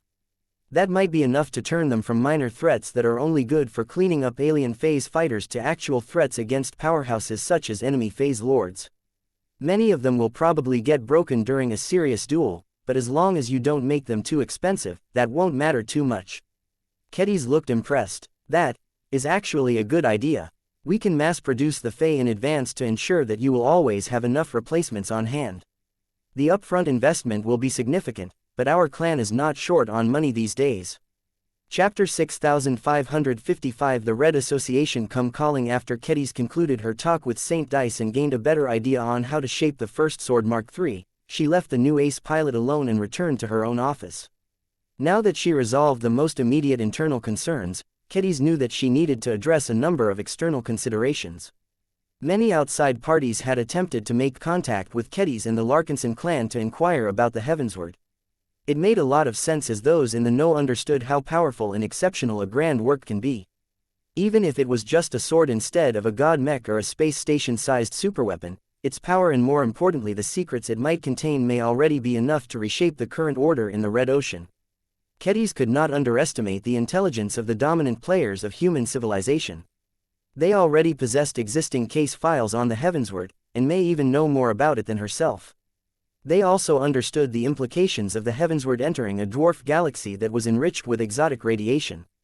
The Mechers and the Fleeters would never assume that the relic weapon would remain as weak and unthreatening as it used to be in the Milky Way. In fact, the big shots had already guessed that the Heavensward might become even more powerful if it ever ended up in Messier 87, which was the ultimate source of all of the E-energy radiation transforming the Red Ocean in the past few years. In that sense, the value of the Heavensward was inestimably high. That was not necessarily good news for Kedis. She felt as if she was a kid holding the crown of the new Rubarth Empire. Too many greedy people coveted the Heavensward. Kedis could not possibly defend herself from all of these malicious parties, especially if she did not fully master the power of the relic weapon, which was most definitely the case. Only a sword god could fully master and control the Heavensward. Kedis was just a simple swordmaster. When she experimentally held the Heavensward in her hands, she did not feel any measure of control and mastery over the weapon. The uncomfortable fact of the matter was that the sentient artifact was the dominant partner in their uneasy relationship. All of the power was in its hands. The Heavensward could decide to grant Kedis the power to fight against mechs, but it could unilaterally decide to withhold its might at any time, thereby leaving her helpless and exposed against her enemies. As a swordmaster, she couldn't tolerate these possibilities. This is why I would rather prefer to keep my Bloodsinger, she murmured. Her trusty greatsword was currently sheathed in its own floating scabbard. Sharpie comfortably rested within and steadily used her willpower to reshape the greatsword to suit her swordsmanship on a gradual basis. Having done this for multiple years, Kedis was able to resonate with the custom greatsword far better than any other blade in her hands. She felt so close and so in control over herself whenever she wielded her favored weapon that she did not want to substitute it with anything else. Yet, now that the Heavensward had imposed itself into her life, Kedis might not have any other choice to move away from the ideal of a swordmaster who grew stronger while remaining wedded to a single sword from beginning to end. That said, it is not bad to become a swordmaster who prefers to select the right tools for the right jobs. Kedis concluded, there were many variations of swordmasters. It is not necessary for her to make a big deal out of conforming to one template or another. What mattered was that she could draw strength from one and use it to direct the growth of her willpower. It was not as if the only way for Kedis to advance her swordsmanship was to turn the Bloodsinger into the equivalent of a Carmen Mech. As long as she opened up her mind and no longer obsessed too much about using the Bloodsinger as her one and only weapon of choice, she could live with having the Heavensward by her side. Damn, I am already being corrupted by this unwanted guest. She cursed. She recognized that she was already changing her attitude and approach towards her own swordsmanship and future cultivation due to the addition of an extra variable. This was probably one of the Heavensward's nefarious schemes.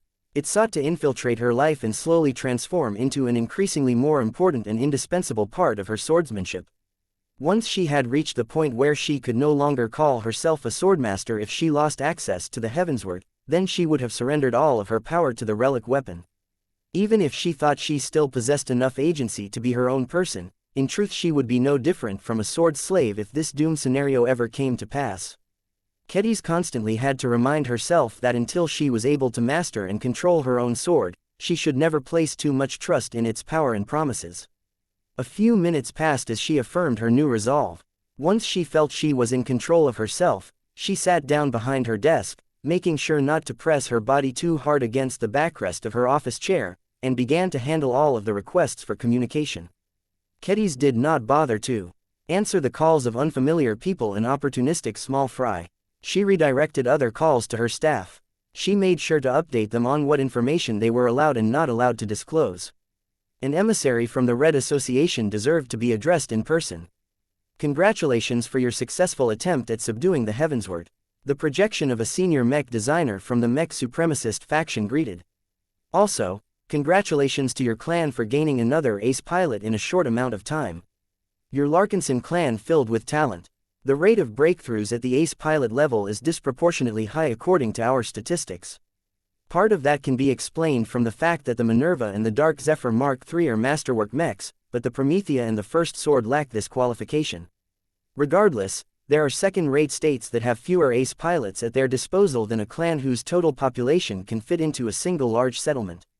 Kedis simply smiled back. Our clan has always believed that piloting a living mech can facilitate the growth of our mech pilots.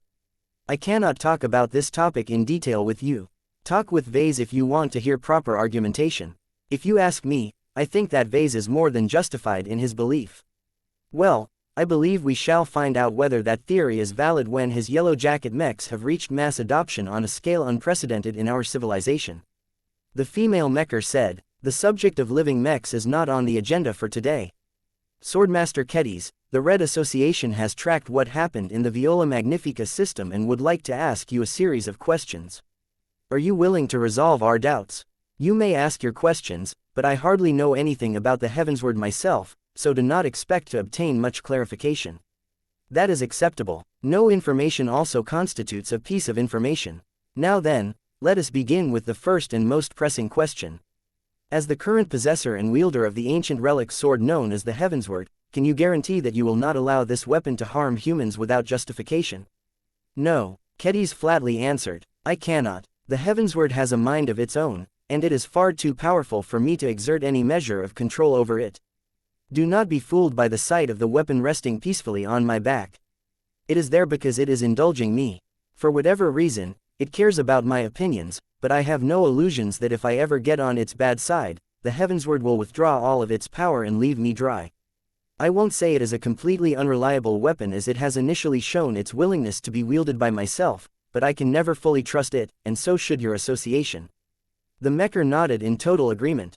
I see. We shall take note of your clarification and implement the appropriate measures. For now, our association is inclined to regard the Heavensward as an asset as opposed to a liability. It is undeniable that it is a grand work of great power. Do you have any concrete ideas on how its presence at your side can contribute to the survival and growth of Red humanity? Are you able to borrow its power to fight against our enemies in space, and have it shared any useful information that we can use to strengthen our armed forces? Kedis calmly raised her palm. I can't answer your questions yet because I don't have enough time to explore what I can actually do with it. The Heavensward imposed itself on me just a few hours ago. That is not enough time for me to experiment with it and try to communicate with it. Honestly speaking, I do not think I am ready to fight against serious enemies with the Heavensward. It is more than powerful enough to do so, but I am just a swordmaster. The gap in power is too much to justify my participation on the battlefield. I should at least spend more time practicing with it and seeing whether I can safely harness it at a higher power level. The raw senior mech designer fully understood Kutiz's arguments and concerns, but she did not fully agree with this overly cautious approach. Swordmaster, you do not have to take my advice seriously, but I implore you to be more bold in leveraging the power of your priceless historical artifact. Normally, your approach is the correct one to take, but we do not live under normal times. Multiple fortified star systems across the 4th defensive band have already fallen. Our projections indicate that the enemy forces in the Torald Middle Zone will soon descend upon the Viola Magnifica system with the determination to overrun its defenses. If you can harness the greater power of the Heavensward, then please use it to defeat the invaders. The more powerful the enemy, the better. Even if you do not have full confidence in your ability to control this special weapon, any solution is better than no solution. As long as the risks are manageable, you should do your utmost to step up and contribute to the defense of our race and civilization. It had begun. Kedis was afraid of this. People thought that now that she had obtained a weapon, comparable to a god mech, that she had become at least as powerful as an ace pilot all of a sudden. Ever since martial law had come into effect, people expected those with the power to fight against the native aliens to step up and volunteer for service. While Kedis had no objection to this, the problem was that the Red Association and other organizations based her combat power on the Heavensward as opposed to her inherent swordmaster capabilities. I do not think it will be as easy as you think for me to wield the Heavensward against alien phase lords, ma'am. The Mecher gave Kedis a friendly and encouraging smile. Please try your best, Swordmaster. We welcome any contribution to the war effort. If you are able to exert enough power on the battlefield as one of the energy manifestations produced by your new possession, then you have already done enough. You will be able to earn rich rewards if you are able to help us maintain our hold on this port system. You will be able to earn a large amount of war merits that you can spend on high-quality materials and exclusive technologies that can help you raise the future ace mech of the latest ace pilot of your clan to a higher starting point. Kedis narrowed her eyes. The Mechers sure possessed a good grasp of her current needs and motivations. The emissary was not wrong. Saint Dice had earned plenty of war merits in the last months and years, but there was never enough. I would truly like to see if I can use the Heavensward to hold back a phase lord, but what you are asking of me borders on fantasy. Then let us explore how you can use the Heavensward to turn fantasy into reality. The Ra Senior smoothly responded. The Red Association will never neglect a hero that has helped us hold back the alien menace. I believe that you are currently seeking master mech designers to help you design a worthy upgrade to the first sword. I can arrange introductions with several notable and renowned masters within my faction. As long as you have made enough contributions on and off the battlefield, they will be more than willing to spare a portion of their valuable time to help you design a first-class ace swordsman mech that can meet the standards of our association.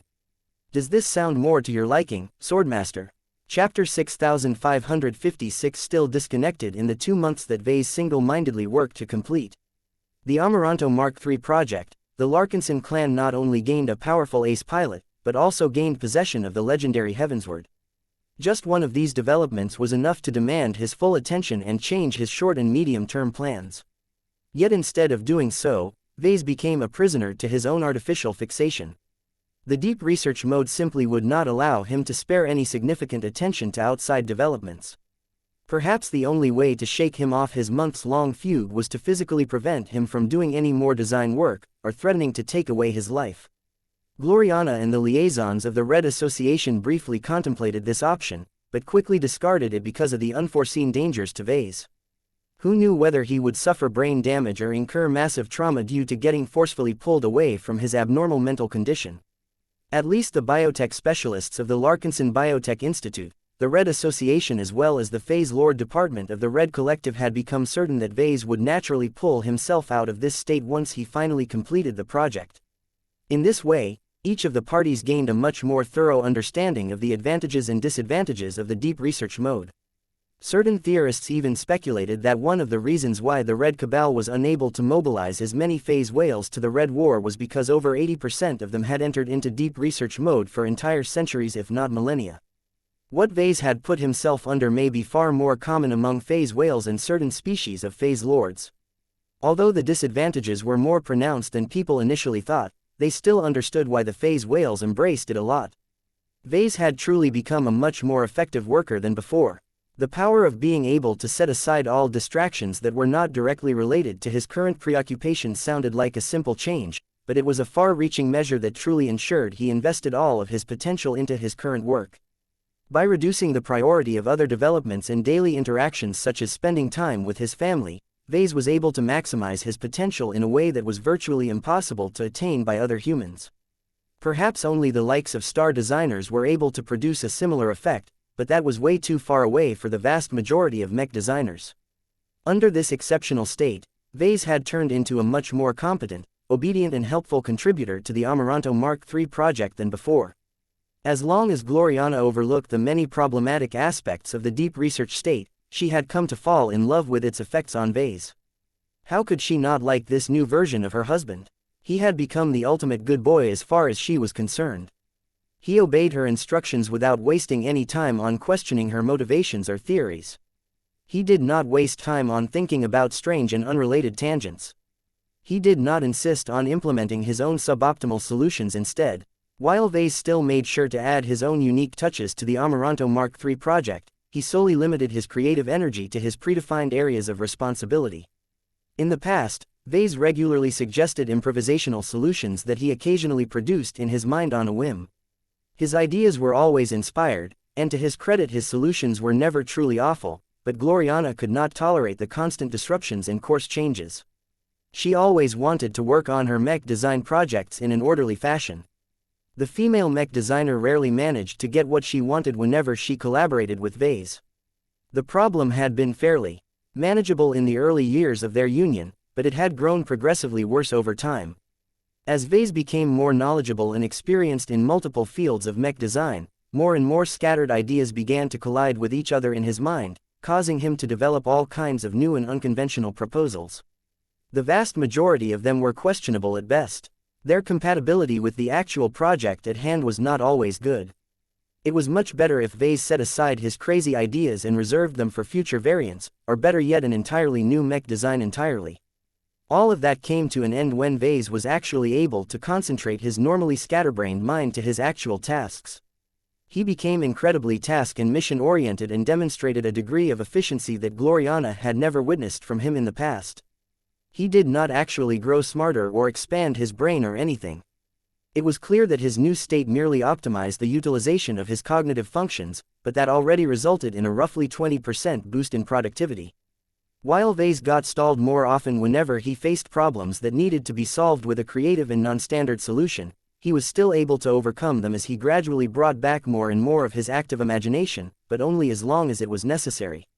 For these reasons and more, Gloriana gladly tolerated Vase's nearly complete disconnect with the rest of reality. Even as Kedis took the initiative to seek cooperation with several master mech designers from the mech supremacist faction to help elevate the First Sword into a powerful first-class ace mech, Vase never expressed any opinions about this development. Kedis and Gloriana actually got into multiple arguments about how to approach the First Sword Mark III project. The Swordmaster had initially proposed to design an upgrade to the expert swordsman mech without the involvement of Vase and Gloriana. This was an outrageous proposal that Gloriana could not accept. "Have you gone crazy, Kedis? You cannot unilaterally decide to shut us out of this project. Vase may have put you in charge of maintaining and upgrading the first sword, but do not forget that it is clan property. Vase would never agree to losing his share of ownership in the project. If you think you can take advantage of his current state to monopolize the First Sword Mark III project for yourself, then it will not work. Vase will come around sooner or later and tell you that you have made a grievous mistake. I don't think that Vase will be as unforgiving towards my decision as you think." The projection of Kedis calmly answered to the director of the design department. "The first sword may be a Larkinson mech, but it is more important to maximize her compatibility with Saint Dice as much as possible. Unlike her colleagues within the clan, she is much less dependent on gimmicks and other bloat to perform effectively on the battlefield. I resent the implication that our design solutions constitute bloat in the first sword. Gloriana hissed at the projection. My god body method will guarantee that your fellow sword maiden's ace mech will turn into a masterwork no matter what happens during the fabrication process. The architect that I have more recently begun to master in has massively strengthened the Dark Zephyr's internals and made them much less vulnerable to getting disabled. My companion spirit can also help us all collaborate much more effectively with each other. Katiz's expression grew pensive in response. I am not denying that you can make the first sword stronger, but this is a question of fit and compatibility. There are other mech designers that can strengthen the first sword just as effectively if not more, and they do not rely on alien technology or complicated principles to work. Right now, I find it questionable whether St. Dice's new affinity for the metal element will work optimally with Architect. From my understanding, the archimetal that this alien tech is based upon is more aligned with the electric attribute. It is also partially based on organic principles. Lastly, it is too complex and far more difficult to repair and service. Gloriana pressed her fingers against her forehead. These are not good enough reasons to eject me from the First Sword Mark III project. Do not forget who has sheltered the Sword Maidens, funded their increasingly greater expenses and gave you all enough opportunities to better yourselves. Even if you have found a third-party master mech designer that can strengthen the mech frame more effectively than I, do not forget that the first sword must always remain a Larkinson mech as opposed to an RA mech. You do not understand. Ketiz shook her head in frustration. The first sword needs to strive for simplicity, but your design philosophy is becoming increasingly more complex. I am still reluctant to apply Arctech into the mech frame, and I am also questioning WHTHER Vess's design philosophy brings much added value to the machine. Dice is not a warrior who relies on a design spirit for help. She is already fine with piloting a relatively basic living mech, and I can already design such a machine myself with the help of my own insights into living mechs. Why would I ask Vase to spend his precious time on a project that does not demand his intervention anymore? Although Gloriana did not feel obligated to stand up for her husband's right to participate in the First Sword Mark III project, letting Ketiz get away with this would also weaken her own right to stay involved. You are heavily underestimating how much Vase has advanced his living mechs as of late. He has already worked his specialization up to the 6th generation by his own words. His ultimate modules alone are incredibly powerful in the right circumstances. Do not think of them as simple gimmicks. It is ingenious to grant living mechs their own companion spirits, and have them grow in a specialized direction. In the current day and age, my husband's e-technology carries considerably greater weight than before. It is a mistake to judge his usefulness on your much more rudimentary attainments on living mechs. The two female mech designers weren't able to come to an accord in their first remote conversation. It took multiple arguments spread over multiple days for Gloriana to convince Ketiz to reluctantly suspend her scheme and wait for Vase to get his mind back together to cast his verdict on her insolent request. That moment came closer and closer as the Amaranto Mark III project finally came to completion. At this stage, Vase still disregarded the enormous implications of the rise of St. Dice and the arrival of the Heavensward. What was even more outrageous was that the mech designer system had already completed its upgrade more than a month ago, yet Vase treated this life-changing event with the same degree of importance as waking up 5 minutes late in the morning. On the day when the upgrade process was scheduled to commence in the private workshop of D&D Base, Vase spent much of his time going over the upgrade plan as well as the finished mech design to make sure he could execute his assignments as best as possible. Gloriana, Harry Kaikonen and Venerable Davia Stark both observed the patriarch of the Larkinson clan remaining completely absorbed in his own world. Are you sure he will do a good job? The expert pilot skeptically asked. I cannot guarantee anything, but his output will probably not disappoint you. Gloriana carefully replied, if he truly makes a mess of his work, then we will forcefully snap him out of his state or at the very least remove him from the workshop. I can complete the upgrade process and make sure to preserve the Amaranto's status as a masterwork mech by myself if necessary. Will you be able to construct the new instrument of vengeance without his assistance?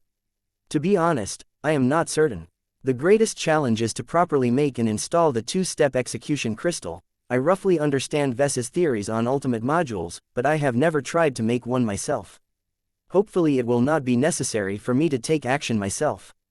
Chapter 6557 Upgrading the Amaranto Mark III. There were two additional points of concerns related to the highly anticipated upgrade process of the Amaranto Mark III. The first one was that Harry Haikkonen had never engaged in any practical work at such a high level in his career. This was the first time the second-class journeyman mech designer was about to participate in the upgrade of an existing machine into a much more powerful quasi-first-class high-tier expert mech.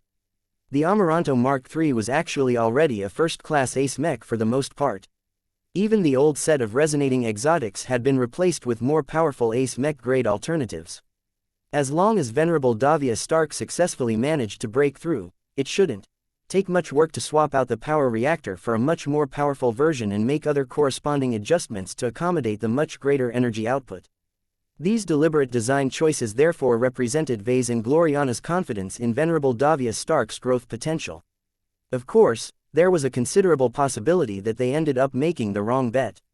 If Venerable Stark still failed to break through after piloting the Amaranto Mark III in the next few months or years, then Vase and Gloriana may actually have to consider downgrading the Amaranto Mark III in order to better accommodate the needs of the expert pilot. The Larkinsons wanted to avoid this outcome at all cost, so a lot was riding on this upgrade process. It didn't help that there was a second complication that might negatively affect the outcome of this upgrade run. Due to pressing obligations related to the Red Tide Offensive and other unforeseen factors, Master Benedict Cortez had no time to travel to New Constantinople and contribute to the fabrication process in person. This was rather unfortunate as he had integrated the Ace Mech grade resonating exotics into the design. He also designed and integrated the Index System version 3.0 into a ranged mech that relied heavily on energy weapons to make herself useful in the field. Fortunately, Master Cortez did what he could by prefabricating the necessary parts that Gloriana and the rest of the design team would probably struggle to make by themselves. These parts included the customized version of his improved Index System as well as processed and shaped pieces of resonating exotics that could easily be slotted into a mech frame. It would have been more ideal for the parts to be made on the spot, but Gloriana could work with the current situation.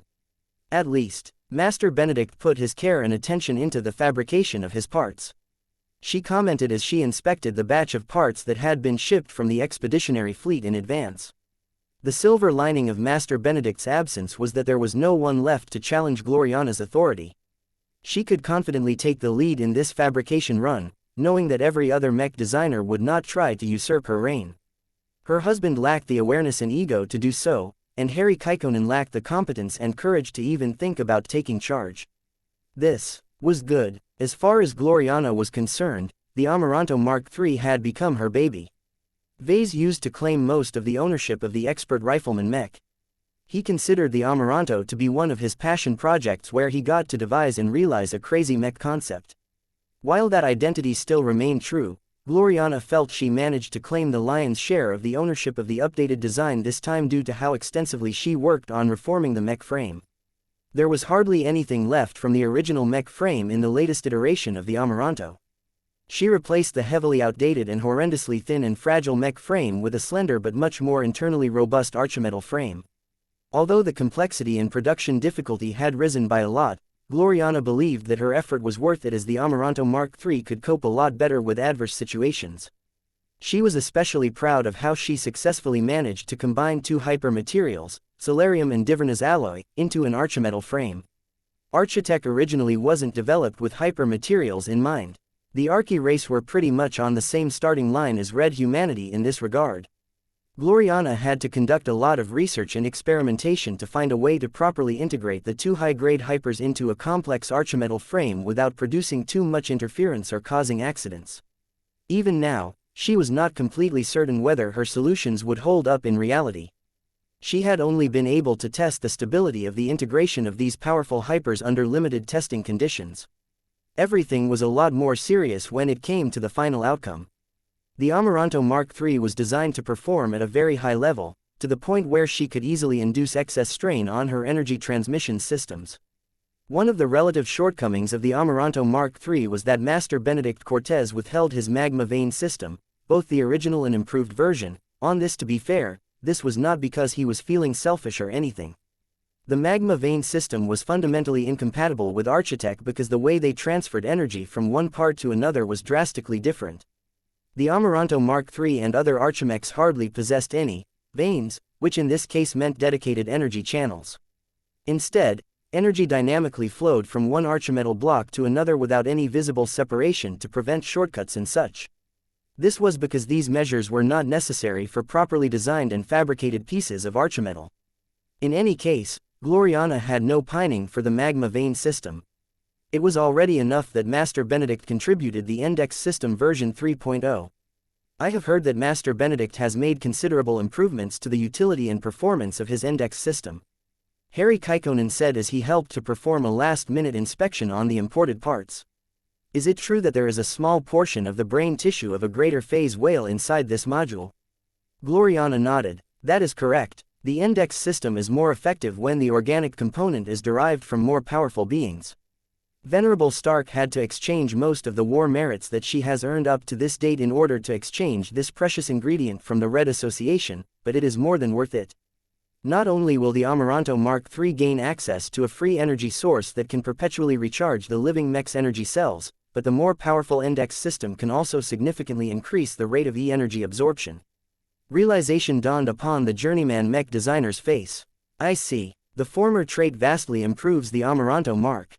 The third staying power. She can continue to operate in the field much longer without emptying her energy reserves as long as she slows down her firing rate.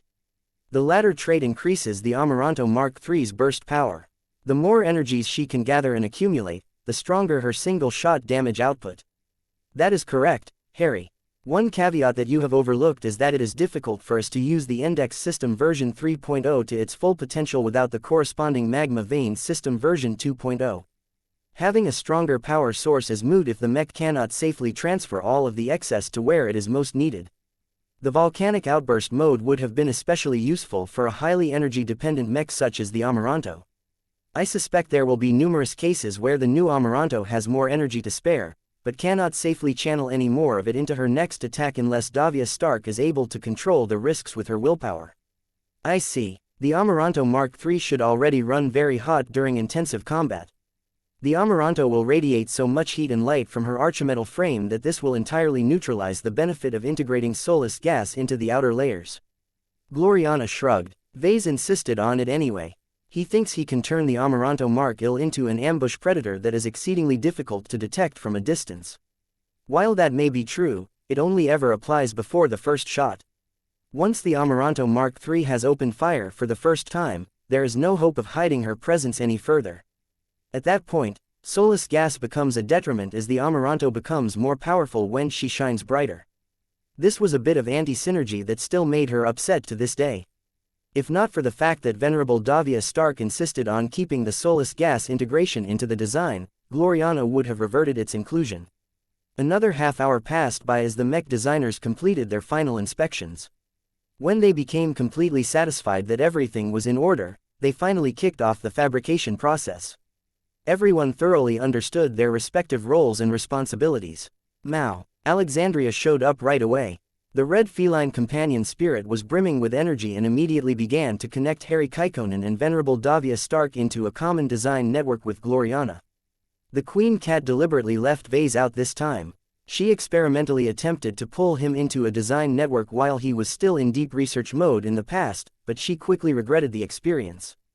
His mind had become so inhuman that Gloriana could not keep up with his thought patterns. Vase paid no attention to Gloriana's thoughts at all, so there was no point in connecting them to the same design network. Since it was not possible to work together with Vase like before, Gloriana had already resigned herself to using her hyper-focused husband as an automated bot of sorts. He could be trusted to fabricate the parts that he worked on himself and understood well. He was also suited to carefully strip down the Amaranto Mark II while making sure to keep the living mech alive. The other mech designers could easily work around Vase and make sure to complement his own work. Gloriana had meticulously planned out the design schedule to enable this mode of cooperation. Progress was slow but steady in the first few days.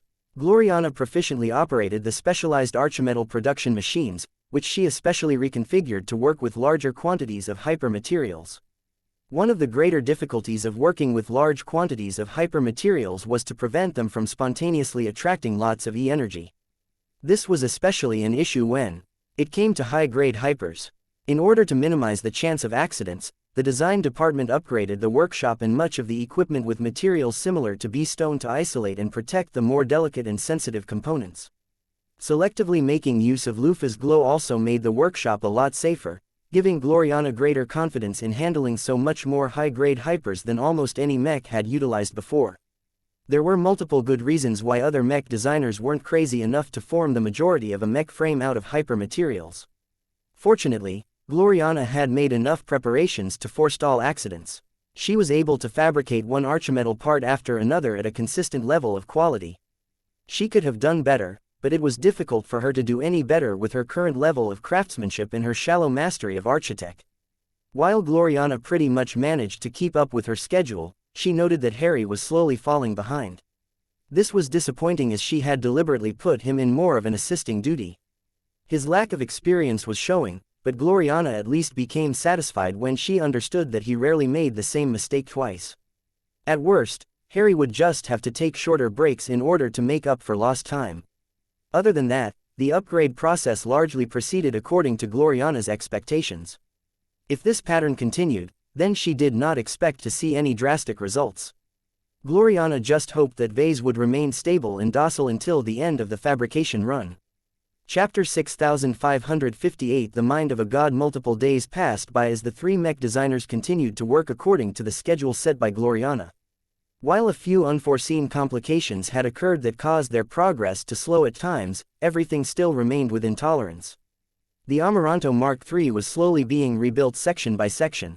A lot of old parts and outdated parts had been scrapped from the mech frame so that much newer and more powerful parts could take their place. One of the difficulties of this project was the heavy reliance on Architect for the upgraded version of the Amaranto. It was difficult to upgrade an existing machine and try to keep it alive when Architect temporarily had to cooperate with conventional tech. Gloriana had to invest additional hours to solve compatibility issues that she hadn't foreseen. She also needed to supervise Harry Kikonen and occasionally correct his mistakes while also keeping an eye on Vase to ensure he remained a good boy. Though Gloriana had to shorten her break periods in order to keep up with her elevated workload, she felt she was largely in her element. The work she planned out in advance largely unfolded according to her thoughts. No major disruptions occurred that completely messed up her expectations for the fabrication run. Although the lack of disruptions meant that the chances were low that they would hit the jackpot and produce a work that exceeded her expectations, it also reduced the chance of accidents that could ruin the Amaranto Mark III. Gloriana did not ask for too much this time. She just wanted to preserve the masterwork quality of the expert rifleman mech while also reshaping the machine to conform to her design style. One of the advantages of Ves's abnormal mind state was that he had become so goal-oriented that he literally did not care about subjects that were not relevant to his current work and goals. Style and aesthetics fell under this category. Vase sought to make the Amaranto stronger and not necessarily more stylish, as it was hard to measure such a change in an objective manner.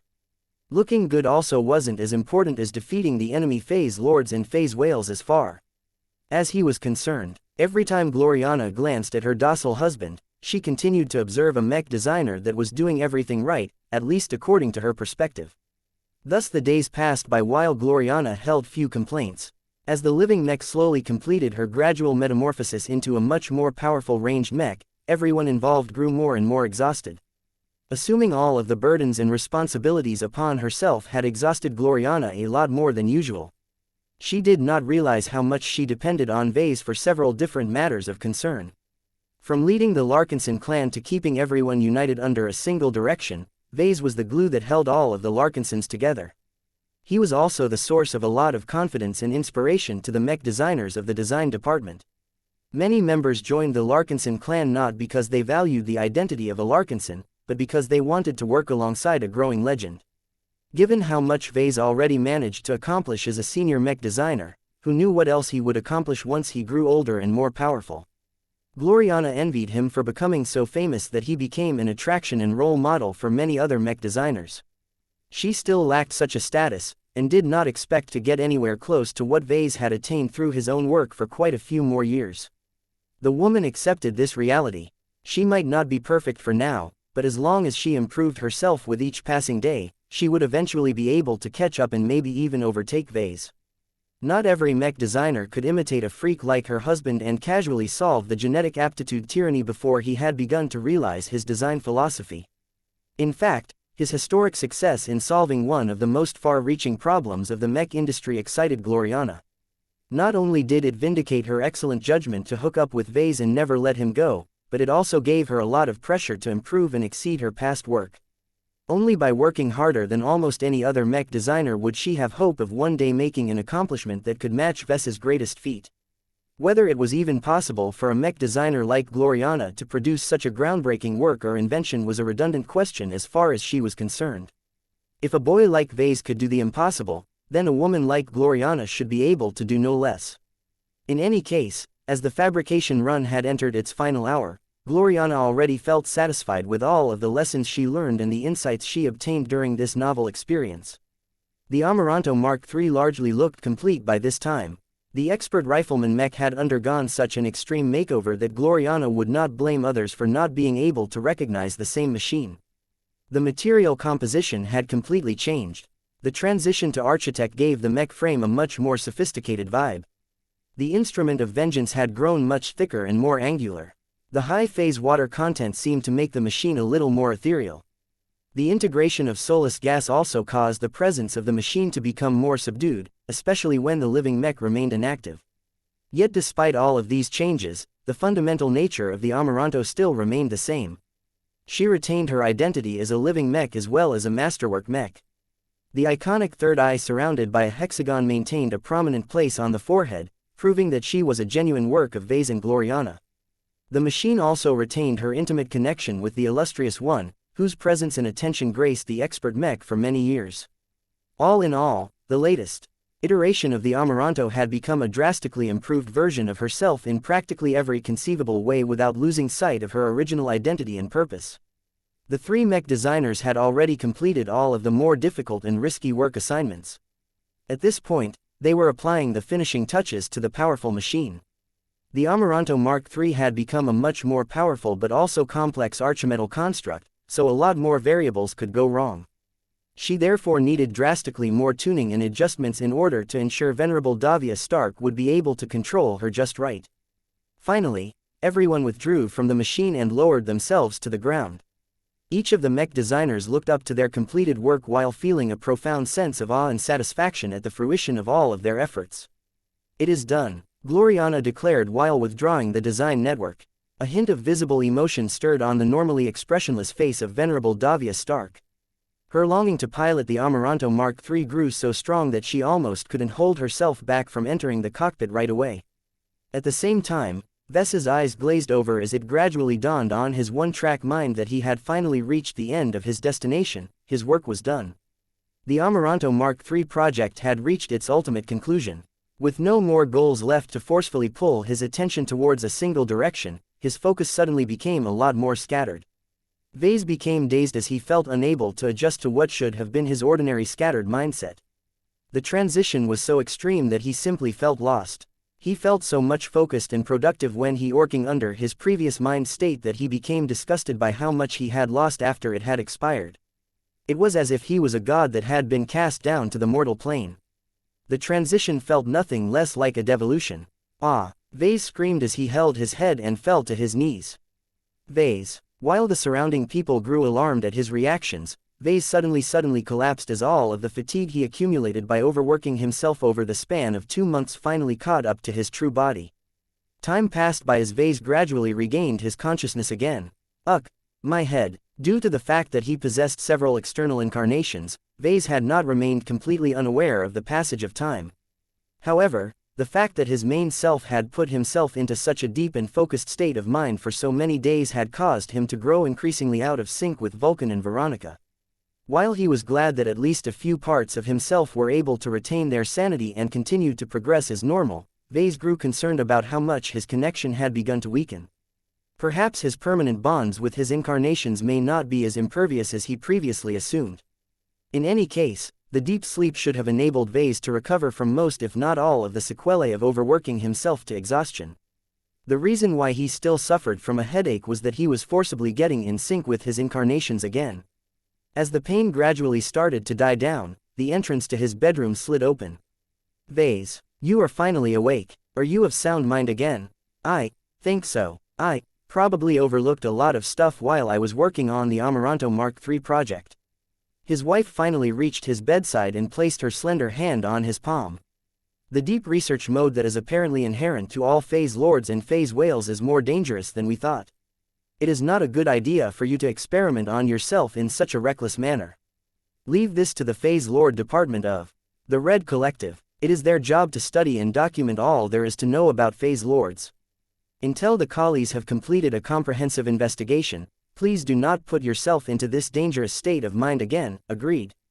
Agreed. Vase grimaced but nodded. It is most definitely a powerful tool, but I can't afford to disregard everything else, especially during a time as sensitive as this. I missed out on a lot of important stuff, did I? You have no idea. While Gloriana enthusiastically began to summarize the most important developments that Vase missed out on, he secretly thought about whether he should employ the so-called deep research mode again in one of his future projects. Regardless of all of the dangers and negative side effects, Vase still yearned to return to that pure and focused state. During the days he worked on the Amaranto Mark III project, he felt as if he had attained the mind state of a god. Even if his actual thinking power fell short of such a standard, just acquiring the mentality of one was such a powerful advantage that it held an irresistible attraction to Vase.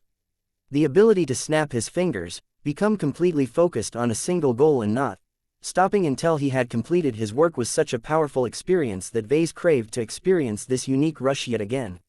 Although Vase possessed enough awareness to realize that he was in danger of becoming addicted to the deep research mode, he didn't care, as being able to get a lot more work done in the same amount of time was exactly what he needed to reduce his lengthy backlog of projects.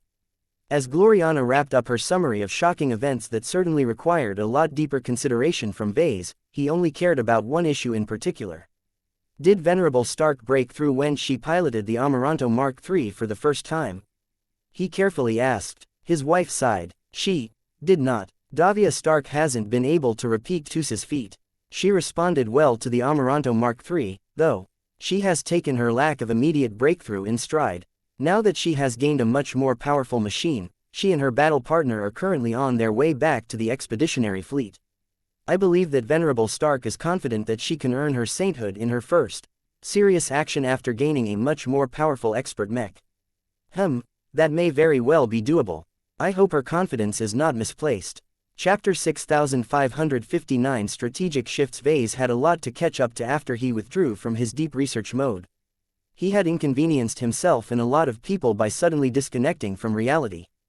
The fact that he and others never anticipated that this would happen at this timing was the worst part about it. Nobody had made any preparations to deal with his temporary absence from the public sphere, his inner circle, and his ongoing diplomatic efforts. Fortunately, Vase had made sure to conclude a lot of important affairs during and after his last business trip, so no particularly acute issues suffered from his prolonged absence. The Red Collective had rapidly managed to establish its authority and respect across human-occupied space. The universal benefits brought by systematic cultivation had quickly won over the approval of the common folk. The greater space-time bubble surrounding Bridgehead 1 had grown more and more volatile. Scientists that had been examining the data from this artificial phenomenon night and day came up with all kinds of wild theories about what was taking place inside, but no one formed any definite conclusions. The one fact that they could agree upon was that it was bound to end fairly soon, as the spacetime bubble's energy consumption increased so rapidly that it would run out quickly. The Red War had progressed in a direction that was slightly more unfavorable to Red humanity than before. The native aliens had managed to topple more fortified star systems in the 4th defensive band, but they had yet to unleash their rumored final push. The intelligence agencies collected more and more clues about this final push. The native aliens were increasing their efforts to stockpile additional supplies, but it was not up to the level to support a sustained assault. This made more and more people suspect that the native aliens might not be trying to push through the existing border regions. What if the native aliens secretly formed a massive armada and took a huge detour just so that they could attack Xianxia or one of the other critically important central star nodes?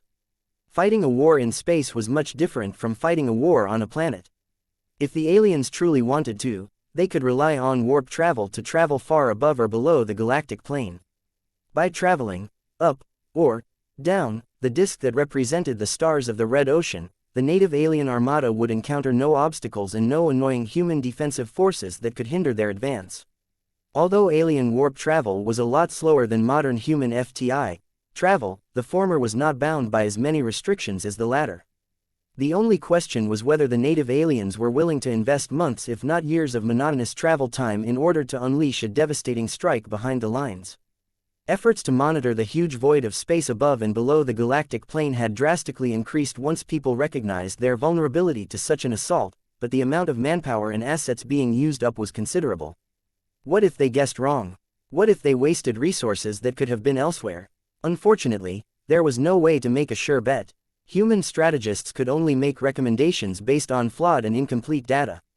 One of the more important developments that spun from Red humanity's anxiety towards the native aliens' attempt to deliver a coup de grace was the reallocation of many second-class ace pilots. Their combat power was high, but they were all limiting themselves by piloting second-class or quasi-first-class ace mechs. That was an acceptable practice during the age of mechs. The Big Two had always sought to minimize the destructive scope of warfare, so third-raters and second-raters were strictly forbidden from employing weapons that exceeded their tech level. The Age of Dawn had invalidated many of these rules and traditions. It made little sense to deliberately shackle some of Red humanity's best champions due to artificial constraints. With the imposition of martial law, the Red Three gained the authority to commandeer these ace pilots and force them to pilot first-class ace mechs by any means possible. Only the more powerful ace mechs had a realistic chance of killing or at least containing alien phase lords. Weaker machines that often lacked the energy to inflict high damage couldn't even get past a phase lord's spatial barrier before they exhausted their reserves. The second-class ace pilots affected by the Red Three's directive understood this very well. They also knew that the changes were for the good of Red humanity as a whole, so they did not object to their mandatory transfer to the upper zones. Of course, a lot of second-class mech forces suddenly lost their most important protectors. The middle zones were bound to suffer more casualties as a result, but the strategists at the top believed this to be a worthwhile sacrifice. The logic behind these decisions was that the most decisive battles in the upper zones had to be won at all cost. If the first raters lost their respective battles, then it didn't matter if the second raters or the third raters had done better. Everyone would all get swept by an unstoppable tide of native aliens as there were no mechers, fleeters, Terrans and Rubarthans to defeat the most formidable enemy assault fleets. This is an incredibly risky and radical strategic shift. Vase frowned as he sat in his main office. Once he recovered from his abnormal shape, he tried to get back to work as soon as possible. He was doing his best to catch up to 2 months' worth of developments. Gavin Newman shrugged his shoulders as he personally briefed Vase.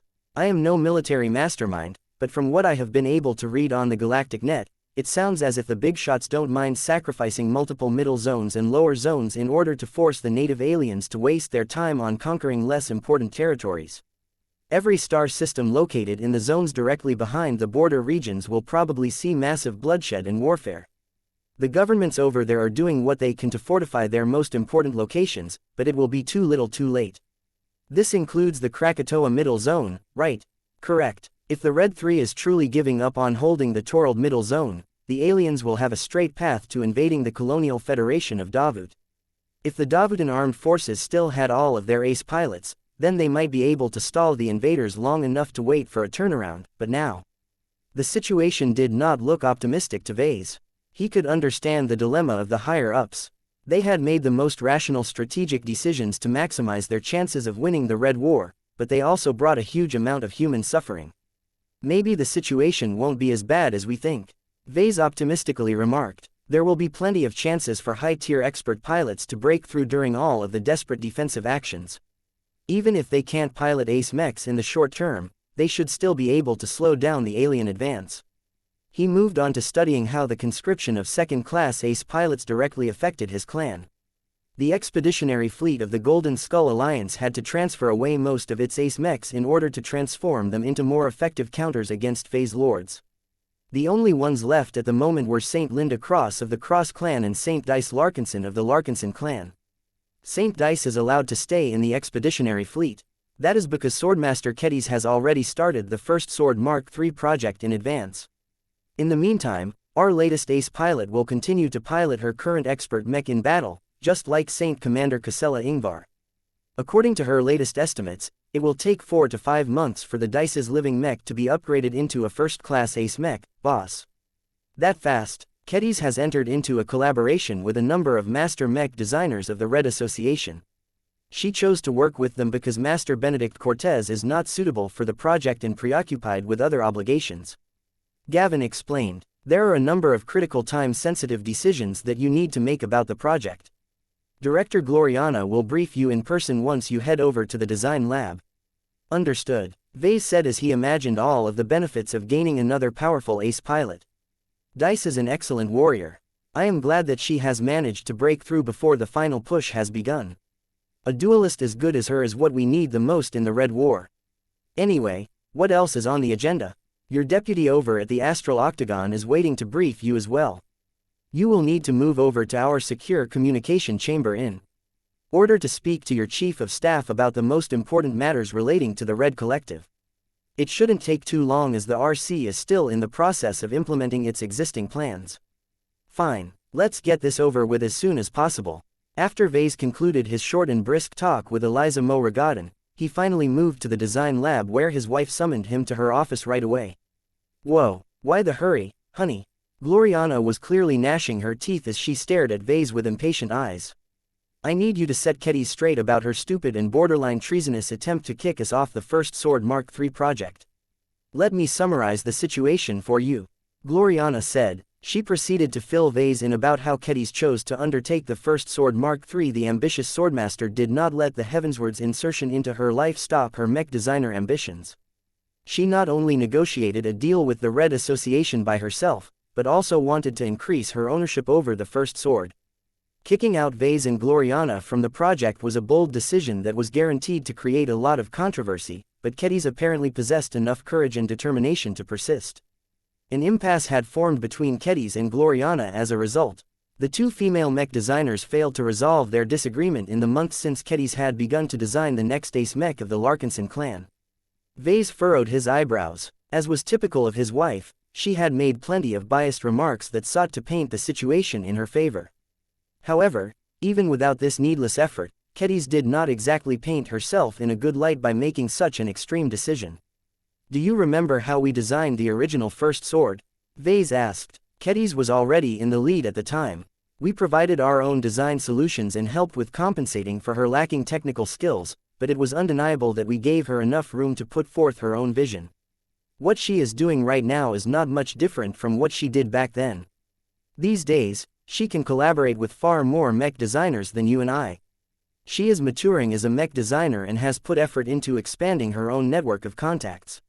She has many more options available than years ago, so she isn't obliged to repeat the same decisions she made in the past. A good mech designer must be able to respond to current and future needs rather than mindlessly following tradition.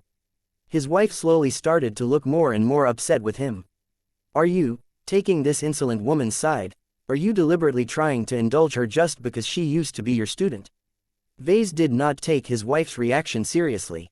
He maintained his calm and leader-like case disposition. Sentiment has nothing to do with how I see this issue.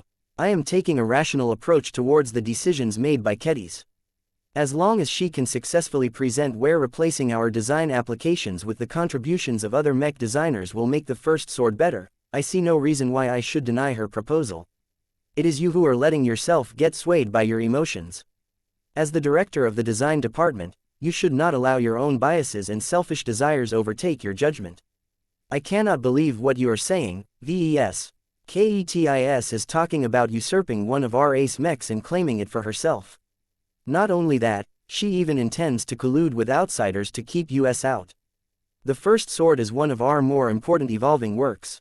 How could you be so stupid for allowing it to slip from our grasp? Chapter 6560 First Sword Dispute. The First Sword was one of the legendary first 6 high-ranking mechs of the Larkinson clan. The first 6 possessed the greatest fame and prestige due to their long history of turning battles around and securing decisive victories.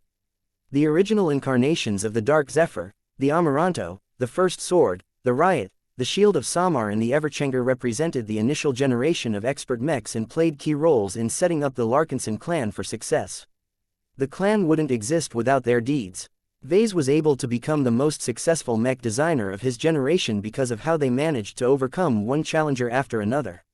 Although subsequent machines such as the Promethea, the Minerva and the Phobos performed considerably more dramatically in combat, they were products of a younger era. This also included the Bastion, which was the successor to the Shield of Samar. They arrived later when the Larkinson clan had already built up a solid foundation. The new technologies available at the time also made it considerably easier to design much more potent mechs. Although Vase had numerous favorite works, he tended to look back at the first 6 with greater fondness than normal. He fleshed out his design philosophy over the course of working on them and invented numerous new design applications that enriched his toolbox of solutions. Gloriana probably held the same sort of sentiment towards one of her earlier works. As outdated as the first sword had become, she was still a living mech that constantly improved in other ways. His wife must have been looking forward to overhauling the first sword physical structure. This way, she should be able to reinforce her ownership over an ace swordsman mech that would go on to accomplish much more notable deeds such as slaying phase lords.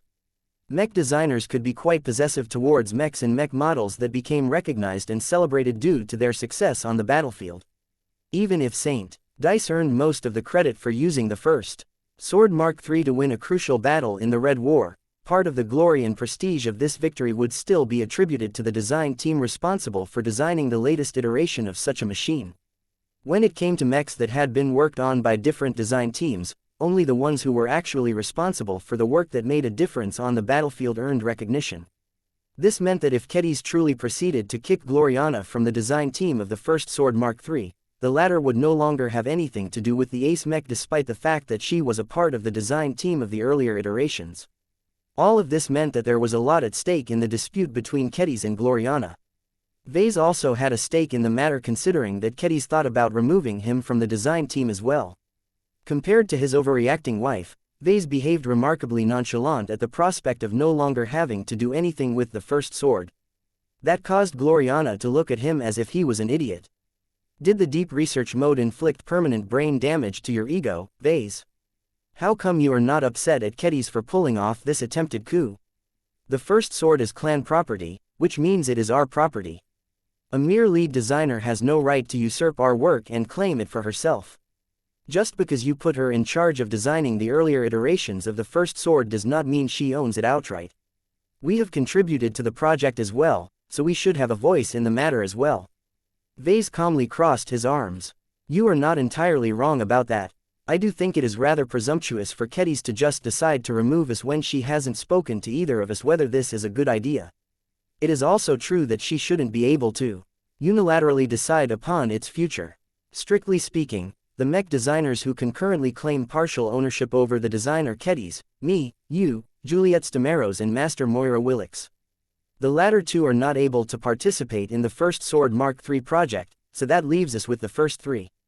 Gloriana stated the obvious. As one of the mech designers who helped to make the earlier versions of the first sword, I strongly believe the Ace Swordsman mech has a bright future if I can implement my God Body method as well as my interpretation of Architect to the project. I think you would also like to develop a brand new ultimate module for the first sword. This means that there are 2 votes in favor of our participation and just 1 vote against. Kedis will have to withdraw her illegal demand and settle for working alongside us both. While Gloriana looked self-satisfied for having argued her way towards victory, Vase interrupted her daydream by clearing his throat. Ahem, not so fast, dear. While Kedis has made a controversial proposal, it is not as bad as it sounds from my perspective. First, how many design projects are you working on at the moment? Gloriana grew upset again when she saw that Vase was not willing to follow her lead, but she still answered the question. We still need to complete the Minerva Mark II project, the Riot Mark III project, and the Promethea Mark II project, in that order. Since we have decided to switch from a parallel work approach to a sequential work approach, progress in those other projects have stalled. We still have much work to complete if we want to roll out the upgrades as fast as possible. I am also supervising the progression of numerous low-ranking expert mech design projects, which I have delegated to other design teams. That sounds like a lot of work. No, your workload is already huge, Gloriana. Besides, how many expert mechs and ace mechs did we design already? It must be over a dozen. Why do you care so much about the first sword when there are plenty of other high-ranking machines that also deserve your attention? The more you split your focus, the less you are able to make sure that each of them will receive the care they deserve. As far as I am concerned, you should welcome the opportunity to lighten your burden. Kedis is much more passionate about the first sword. Let her decide how the living mech should evolve in the future. If this is to be decided by majority vote, then she has my support. That means that there are 2 votes in favor and 1 against. You should be clear what that means. His wife looked as if Vase had personally betrayed her. Her expression conveyed her absolute dismay at his verdict. You already have many opportunities to make your mark. Vase raised his voice a bit. Instead of worrying about the first sword, you should invest your energies into the Minerva Mark II project and the Riot Mark III project instead. There are many more upgrade projects that you will need to tackle as well. If our clan isn't giving you enough opportunities to tinker with expert mechs or ace mechs, then there's always the glory seekers. You are spoiled for choice, so why are you so opposed to sharing responsibility? Gloriana looked more and more angry, but she made an admirable effort to hold in her outburst. She knew that in the face of a rational argument, an emotionally heated response would not advance her cause. If she wanted to refute Vess's argument, then she had to employ logic rather than insults. You are so insistent on doing what is best for the first sword and the clan, so let us consider what that actually means. While both of us are senior mech designer, you know as well as I do that we cannot be judged by our ranks alone. We are geniuses. We have developed mind-blowing design applications that have opened up new ground and improved mechs in ways that our predecessors in the industry have never conceived of. Do you think that Saint Tusa and his Dark Zephyr would have been able to outduel not 1, but 2 greater phase lords and land a killing blow on the arena lord of Yagwasa if the living mech did not possess an ultimate module and an archimetal frame? Just because our design philosophies can make mechs stronger doesn't mean that the rest of the mech industry is useless. Vase retorted, there are still plenty of good masters out there that have changed the course of mech design by realizing their amazing design philosophies. I am sure that Kedis is thinking about working together with a handful of them in order to elevate the first sword to the next level. Let's do this. Instead of arguing with each other, let us bring Kedis into the conversation. His wife did not have any strong objections towards this proposal. Soon enough, the physical projection of Kedis appeared inside Gloriana's office. The swordmaster had changed. The events of the last 2 months had a profound impact on her life. She looked brighter and happier. That must have been because Dice had finally broken through, thereby birthing a powerful champion and representative of the Sword Maidens. She must also be having the time of her life by leading the upgrade project for the next iteration of the first sword. Good afternoon, Vase. I am glad that you have returned. Good morning to you as well, Kedis. My wife here has filled me in on your dispute. Are you truly thinking about removing me and her from the design project? That is indeed one of my possible plans. Kedis told Vase while doing her best to ignore Gloriana's withering glare. The original concept of the first sword Mark III put most of the focus on her direct sword fighting capabilities. I decided to add modules relating to the deployment of Sword Fei as auxiliary armaments, but then I realized that my current attainments in living mech design doesn't allow me to make the same kind of living spurs as the ones that make the Fei Fianna such a celebrate drone mech design. I therefore came up with 2 different evolutions of the first sword. Let me guess, one of them includes the Sword Fei and the other does not. Vase said. Kedis looked amused. Correct. The 2 proposals emphasize different advantages. The pure configuration of the first sword is a commitment to staying true to the swordsman mech archetype. Saint Dice will not be burdened by any distractions or compromises that can reduce her ace mech's ability to rely purely on the sword in her hands to vanquish every enemy. It is a configuration that is exceptionally strong against enemies that cannot cope with powerful swordsman mechs, but will struggle against many other enemies. In the other, the Sword Fei configuration of the first sword is a risky attempt at increasing the ace mech's versatility and ability to handle a more diverse range of situations. Dice should be able to empower her Sword Fei to a similar degree to how Saint Commander Casella can empower other combat assets on the battlefield, but in a stronger and more specialized manner. If Saint Dice can become good at this, her Sword Fei may become strong enough to eliminate entire swarms of alien phase fighters at once. The downside is that I am not yet certain whether it will strengthen the first sword against massive opponents such as alien phase lords. The latter is one of the reasons why I am thinking about choosing the pure configuration instead. You think the plainer and more boring ace mech configuration is better? Vase frowned. The first sword was never about relying on gimmicks to win her duels. The pure configuration takes the known strength of the current first sword and makes everything stronger and better. This way, there is little ambiguity in what has improved and whether the changes are stable. The sword Fey configuration is a big gamble. If the Fey do not live up to their potential, then the first sword will never be able to reach her full potential during the critical years ahead. This can have devastating ripple effects on the Red War. What if this change causes the ace swordsman Mech to lose crucial battles, thereby leading to the eventual collapse of our civilization? This is why the safest option is a legitimate choice. Either way, I do not see a place for Gloriana's work in either proposals. I object to that. Chapter 6561 The Secret to St. Piercer Arms. Kedis decided to present the two configurations that she came up with for the first sword. Both of them shared a lot of commonalities, which enabled her to make a certain degree of progress in the months since she commenced the first Sword Mark III project. However, she would soon reach a point where she could not design the Ace Mech any further without finalizing the list of collaborators and making a definitive choice on the configuration. Let me begin with the pure version first. The Swordmaster bearing the heavensward spoke. The inspiration for this project comes from the duel where Dice successfully broke through. After speaking with the master mech designers of the Mech Supremacist faction, several of them have proposed to design an ace mech that can become the ultimate sword fighter.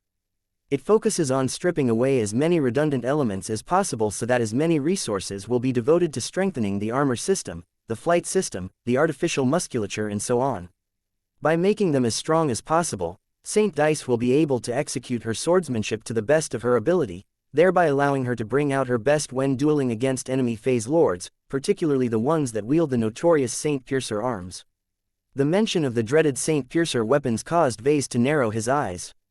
During the last battle he participated in, the Arena Lord of Yaguasa managed to stall Saint Tusa and the Dark Zephyr Mark III for a long time due to the exceptional threat posed by this weapon.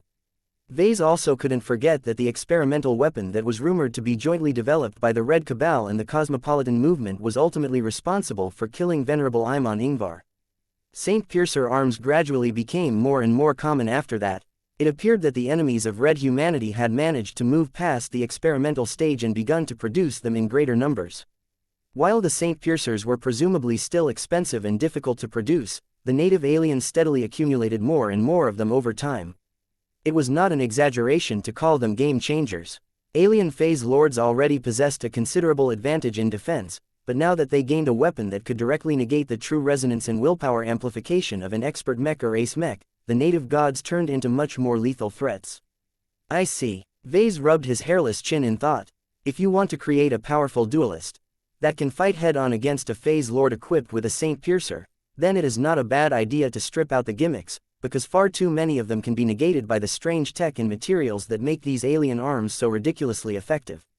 The sword Fey that I envisioned for the first Sword Mark III will probably get cut or pierced to ribbons by the Saint Piercer because it can completely invalidate most forms of true resonance empowerment.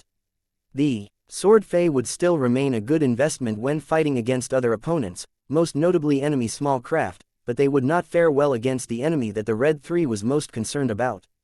Against this high-priority threat, Saint Dice had to bring out the most of the first sword and put all of her skills in hunting exo-beasts to use. This is why my first choice of collaborator is a master mech designer who is the first to develop an effective, if expensive, countermeasure against Saint Piercer arms.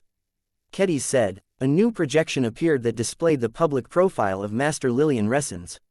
This is one of the foremost defensive specialists of the Mech Supremacist faction. Master Ressens is known for her Class 3 design philosophy centering around energized vibrometal armor systems. Energized vibrometal is a special form of structured alloy that vibrates at a high frequency just before getting attacked. Due to many reasons I will not get into, this can partially negate the damage of incoming attacks. What truly makes Master Ressens notable is when she managed to develop transphasic energized vibrometal. This has made her armor systems drastically more effective at resisting transphasic attacks. The highest-end version of this design application has also proven to be partially effective at resisting Saint Piercer attacks. The Red 3 have discovered by now that Saint Piercer is somehow able to concentrate phase water far above the theoretical saturation limit. Therefore, only highly effective transphasic defenses have a chance of resisting this weapon. What? Vase reacted with surprise. Discovering the principal reason why Saint Piercers were able to pierce through all manner of high-end alloys as well as the Saint Kingdoms of Ace Mechs was a huge intelligence gain. Of all of the reasons why Saint Piercers were so ridiculously powerful, Vase never expected for this to be the reason. The theoretical saturation limit determined how much a physical object could be infused with phase water before it became so volatile that it started to tear itself apart. Vase had always assumed that this limit couldn't be broken, because why would he think otherwise? Learning that it was possible to break the theoretical saturation limit was like learning that he could put 1 kilogram of sugar into a cup that held only 100 milliliters of tea. It sounded absurd. It sounded impossible, yet the native aliens and the cosmopolitans managed to turn this into a reality. The successful development of Saint Piercer arms certainly proved that the enemy could never be underestimated. Even they were capable of coming up with amazing technological innovations. Do you know how the native aliens are able to break the saturation limit? Maybe. Kedis answered with a bit of ambivalence. The Mech supremacists have shared their most likely theory with me. They haven't gathered enough proof to back it up, but it makes sense to them. Their best guess is that the secret to breaking the saturation limit is to create a superdimensional object and infuse the extradimensional parts with phase water. That is how you can theoretically infuse far more phase water into a weapon than it can bear in the material dimensions. The Mech supremacists assume that the only reason why the Red Cabal has been able to make these impossible products is because they rely on the extreme spatial manipulation abilities of an ancient phase whale. It is likely impossible to produce Saint Piercers through other means, at least for the foreseeable future. It sounded complicated, but Vase was familiar enough with phase water theory to understand what she meant. Although the overly short explanation lacked a lot of important details, Vase could see why it was plausible. The production method had to be extremely advanced and difficult to reproduce considering that it needed to manipulate matter in more than 4 dimensions. Vase looked a lot more thoughtful as he processed this information. I see, so this is what the pure configuration is designed to fight against. You want the first sword to be able to effectively resist these superdimensional weapons. Kedis nodded. Now that the Red 3 know more about Saint Piercer arms, they are hard at work in trying to develop effective counters against them. This will take precious time which Red humanity might not have. The special transphasic alloy developed by Master Lillian Ressens is not completely effective at resisting Saint Piercer arms, but it is one of the best solutions that is currently available in this early stage. Even if there are better options available in the future, I will still bet on transphasic energized vibrometal alloy. It was not difficult to figure out why. Kedis, this special alloy, can not only be used to build a much stronger armor system, but can also be used to upgrade the decapitator, am I correct? The Swordmaster grinned. That is a good deduction. You are exactly right. There is no point in fielding an offensive melee ace mech when the weapon subsequently gets cut and broken into pieces after getting struck by a Saint Piercer. The Dark Zephyr was able to get away with defeating the Arena Lord of Yagwasa because he relied entirely on evasion to render the Saint Piercer ineffective, but the first sword is a medium mech. Even though I definitely plan to increase her mobility as well, she will never be able to evade as well as an ace light skirmisher. She will get struck, and her greatsword will get struck as well. It is absolutely necessary to prepare them against the lethality of superdimensional weapons ahead of time. No wonder why Kedis readily agreed to collaborate with the Mech supremacists. The design applications of Master Ressens was simply too useful for the first sword. Mark Vase shifted his attention towards his wife. Gloriana looked anything but happy at the mention of the RA Master Mech designer, and he could already deduce why she felt this way. I haven't heard any details about this transphasic energized vibrometal alloy yet, but I think I can guess why you want Gloriana out of the project. This special material can't be used in combination with Architect. Gloriana refused to respond, but her silence was an answer in itself. Kedis was much less reluctant. Energized vibrometal alloy and its transphasic version both rely on high-frequency vibrations to take effect. That is why they must be applied on mech frames in special ways to prevent all of the shaking from destroying delicate internals. From what Master Ressens has told me, her design application simply cannot be integrated with Archimetal because there is no way to easily compensate against the transmission of vibrations, and because Archimetal parts cannot shake so wildly in order to function as a seamless whole. That fit with what Vase knew about Architect. The Archimetal blocks that comprise Archimechs and Archeships had to be solid and stable in order to function properly. If some or all of the blocks started to vibrate wildly enough, then they would constantly suffer from transmission problems. Signals might get distorted and end up sending the wrong commands, leading to lots of errors and malfunctions. It was a nightmare to make Architect compatible with energized vibrometal alloy, so only one of the two solutions could be integrated into the design of the first sword Mark III. Kedis had already made her choice on the matter. Quote, "What is it, Vase? Can Architect be used to make the first sword Mark III just as resistant if not more against a superdimensional weapon like a Saint Piercer?" "No," Gloriana reluctantly but truthfully replied. "Can the application of archimetal onto the blade of the decapitator be used to make the weapon a lot tougher, sharper and more resistant against superdimensional weapons?" "No." Vase pinned his wife with a pointed stare. "If that is the case, then I do not see any reason why you have any business with the first sword Mark III project." "That is not true. There is more to kill than phase lords armed with Saint Piercer arms. Besides, it is not as if an archimetal version of the first sword is completely helpless against this type of enemy." Vase remained unmoved by his wife's latest tirade. "I do not think that Saint Piercer arms will disappear from the battlefield anytime soon. I think we should treat them as the Red Cabal's version of destroyer weapons and adjust accordingly. Even if their numbers will remain limited, our clan should prepare at least one specialized counter against them. It is a good idea to dedicate the first sword to this task as Saint Dice is our best duelist. It is stupid to rely on melee mechs to counter a phase lord equipped with Saint Piercer." Gloriana vehemently retorted. "We should rely on our best ranged mechs such as the upcoming Minerva Mark II and the Promethea Mark II to eliminate or drive away this adversary." Vase shook his head. "That takes way too long. Do you know how much punishment these phase lords can endure?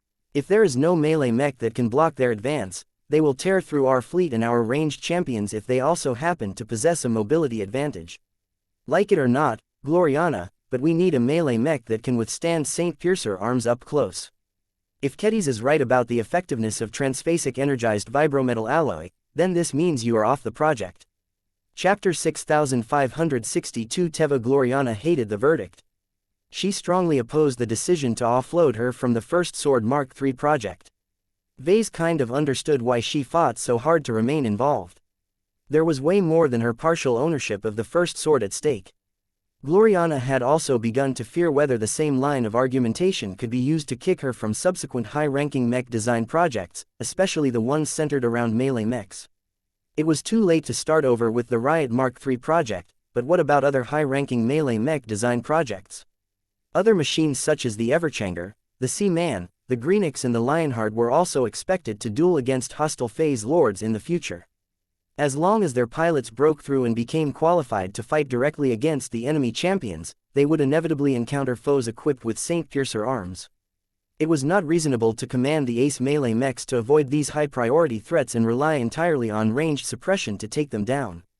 The nature of spatial barriers made them incredibly resistant against every form of attack that was not sufficiently able to overcome transphasic defensive enhancements. This meant that such a phase lord could easily tank a huge amount of ranged attacks and wreak havoc on the human battle line.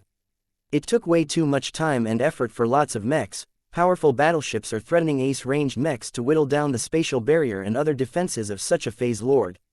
The chances of killing them from a distance was also far too small unless the humans possessed a special trump card. This meant that an exhausted phase lord could calmly retreat from the battlefield and come back a few days later to terrorize the human defenders yet again after he fully restored his condition. This was why it was necessary to deploy powerful melee champions against any phase lord, but especially the ones armed with Saint Piercer arms. A good ace melee mech might not be able to kill a phase lord by itself, but should at least pose enough of a threat to stall the native god's advance and lock him into place. Another important role of the melee mech was to maintain an active space suppression field in the proximity of the enemy phase lord. The more powerful the space suppressor module and the closer the distance, the stronger the weakening effect on the enemy's spatial barrier and other spatial abilities. This synergized extremely well with ranged support, making the attacks from all of the mechs, warships and individual champion units multiple times more effective. This had also become the established doctrine on the battlefield. Human High Command, a joint military command organization of the Red 3 and the first-rate superstates, had collected all of the data and conducted a lot of theory crafting before setting a guideline that team of ace mechs should always comprise of at least one ranged and one melee unit. While the theory was sound, it was a lot more difficult to implement in practice. Most ace melee mechs fared decently when pitted against typical lesser phase lords. However, they usually lasted a lot shorter when confronting greater phase lords. What was worse was that they fared especially poorly against greater phase lords that were well connected enough to get their hands on a Saint Piercer weapon. If not for the fact that the production of these arms were bottlenecked, the native aliens would have been able to collapse the fourth defensive band by now. This raised the importance of developing countermeasures against the insane lethality of Saint Piercer arms. As a member of the Mech supremacist faction, the competence of Master Lillian Ressens was never in doubt. She had access to the best resources and infrastructure a mech designer could desire, so she was one of the first to develop a reasonably effective form of defense against Saint Piercer arms. Many other mech designers, particularly defensive specialists, must be working hard to develop their own counters against Saint Piercer arms. This was one of the greatest strengths of the mech industry. As long as it identified an urgent need, a huge number of mech designers and supporting R&D institutions would work hard to develop an appropriate and cost-effective solution. As far as transphasic energized vibrometal alloy was concerned, it was not yet qualified to serve as a proper response to the threat posed by Saint Piercer arms. The underlying tech still underperformed and it was way too expensive to ever think about applying it onto mass production mech products. However, it was already effective enough when used to clad first-class ace mechs. Their design budgets were so high that they could easily afford to equip such an expensive defensive solution. The mediocre performance of transphasic energized vibrometal alloy against superdimensional weapons was a deceptive statement. It was true that armor plating made out of transphasic energized vibrometal alloy or Teva armor could not resist attacks from Saint Piercer weapons entirely, but it did this job a lot better than 99.999999999% of other materials. The same could be said for transphasic energized vibrometal alloy applied to weapons. Teva weapons could block sharp and powerful strikes from Saint Piercer weapons without fear of getting shattered into pieces. It was for these reasons and more that Kedis had already decided that it was absolutely essential for the First Sword Mark III project to include Master Lillian Ressens. Since the raw Master Mech designer's design philosophy was fundamentally incompatible with Gloriana's design philosophy, it became clear that one of them had to be kicked off the project. Honey. Vase assumed an impassive expression while turning to his wife. Just give it up. Kedis has made a good point. Architect is powerful, but it is not yet capable of solving this problem yet. Switching it with other tech makes complete sense. Though his wife wanted to continue to fight for her right to maintain her partial ownership in the First Sword Mark III project, she was not that stupid. Now that Vase had heard Kedis out, he had decisively taken her side. The chain of logic between their choice was far too strong for Gloriana to break with her own feeble arguments. Since that was the case, Gloriana might as well give up this losing battle and concede while they still retained a bit of dignity. Very well, she said as all of the tension left her body. Since the two of you are committed to this direction, it is clear that I do not have a voice in the project anymore. It is just, I know what you are concerned about. Vase gently consoled his wife. Architect is still useful, especially for smaller and lighter mechs where space is at a premium. It has worked out great for an ace light skirmisher like the Dark Zephyr Mark III, and I am sure it will do wonders for ace ranged mechs such as the recently completed Amaranto Mark III and the Promethea Mark II. However, the situation is more complex when we consider ace melee mechs such as the upcoming Riot Mark III. It is impossible for us to waste months' worth of development time and reset the Riot Mark III project by replacing Archimetal with Teva armor. Gloriana growled. Venerable Rosa Orphan has been waiting for an upgrade to her outdated machine for multiple years. Vase raised his palm in innocence. I am not about to do that, Gloriana. What I wanted to say is that the entire mech industry is looking to counter the threat posed by superdimensional weapons. You happen to have forged a few connections with the mech supremacist faction as well, right? It just so happens that the mech supremacists encompass a large number of highly resourceful and capable mech designers. The faction is also known for making a lot of attainments in materials science. After all, mechs rely on good metallic alloys to remain competitive with warships and other combat assets. His wife soon understood his train of thought. Her expression grew less morose when she saw a possibility of making a counterattack in the future. Your idea has merit. I have not been in close contact with the mech supremacists as of late, but that was a mistake. If I reach out to them, I may be able to find a specialist or team of specialists in metallurgy and materials science to develop a new experimental alloy that can mitigate Archimetal's vulnerability against superdimensional weapons. Vase smiled. He was happy to lead Gloriana to a more productive line of thought. It was no fun trying to live alongside a woman who was depressed and frequently prone to outbursts. Every faction of the MTA and the RA was good in different areas. The survivalist faction was good at binding different parties to a common cause. On a technological level, the survivalists tended to be pragmatic and did not favor specific solutions. They instead invested their research far and wide, hoping to create new synergies by combining multiple different fields together. The survivalists also liked to create new solutions in advance and keep them in reserve until they were needed. Finally, the paranoid bastards also invested a lot in the development of super weapons. The raw transhumanist faction's interests were relatively more focused on biotechnology, human genetics, exobiology and so on. That did not mean their attainments in other fields were poor, but they were merely up to standard in areas outside of their core interests. The raw mech supremacist faction generally possessed the strongest overall R&D capabilities. It was literally what the faction was all about, so its members always invested a huge amount of money and resources into all kinds of research and development initiatives. The mech supremacists were particularly keen on pushing the boundaries of hard sciences such as metallurgy, materials science, computing, theoretical and applied physics, energy science and more. In the past, Gloriana was aware of all of this, but she did not have the clout to gain the cooperation of the top mech designers and researchers of the mech supremacist faction. The situation was different now. Gloriana had gradually realized her high potential, and while she still hadn't entered the big leagues yet, her greatest advantage was that she was married to Vase. Even if Gloriana did not deserve it, she would definitely be able to gain much more favored treatment from the mech supremacist faction due to this positive factor.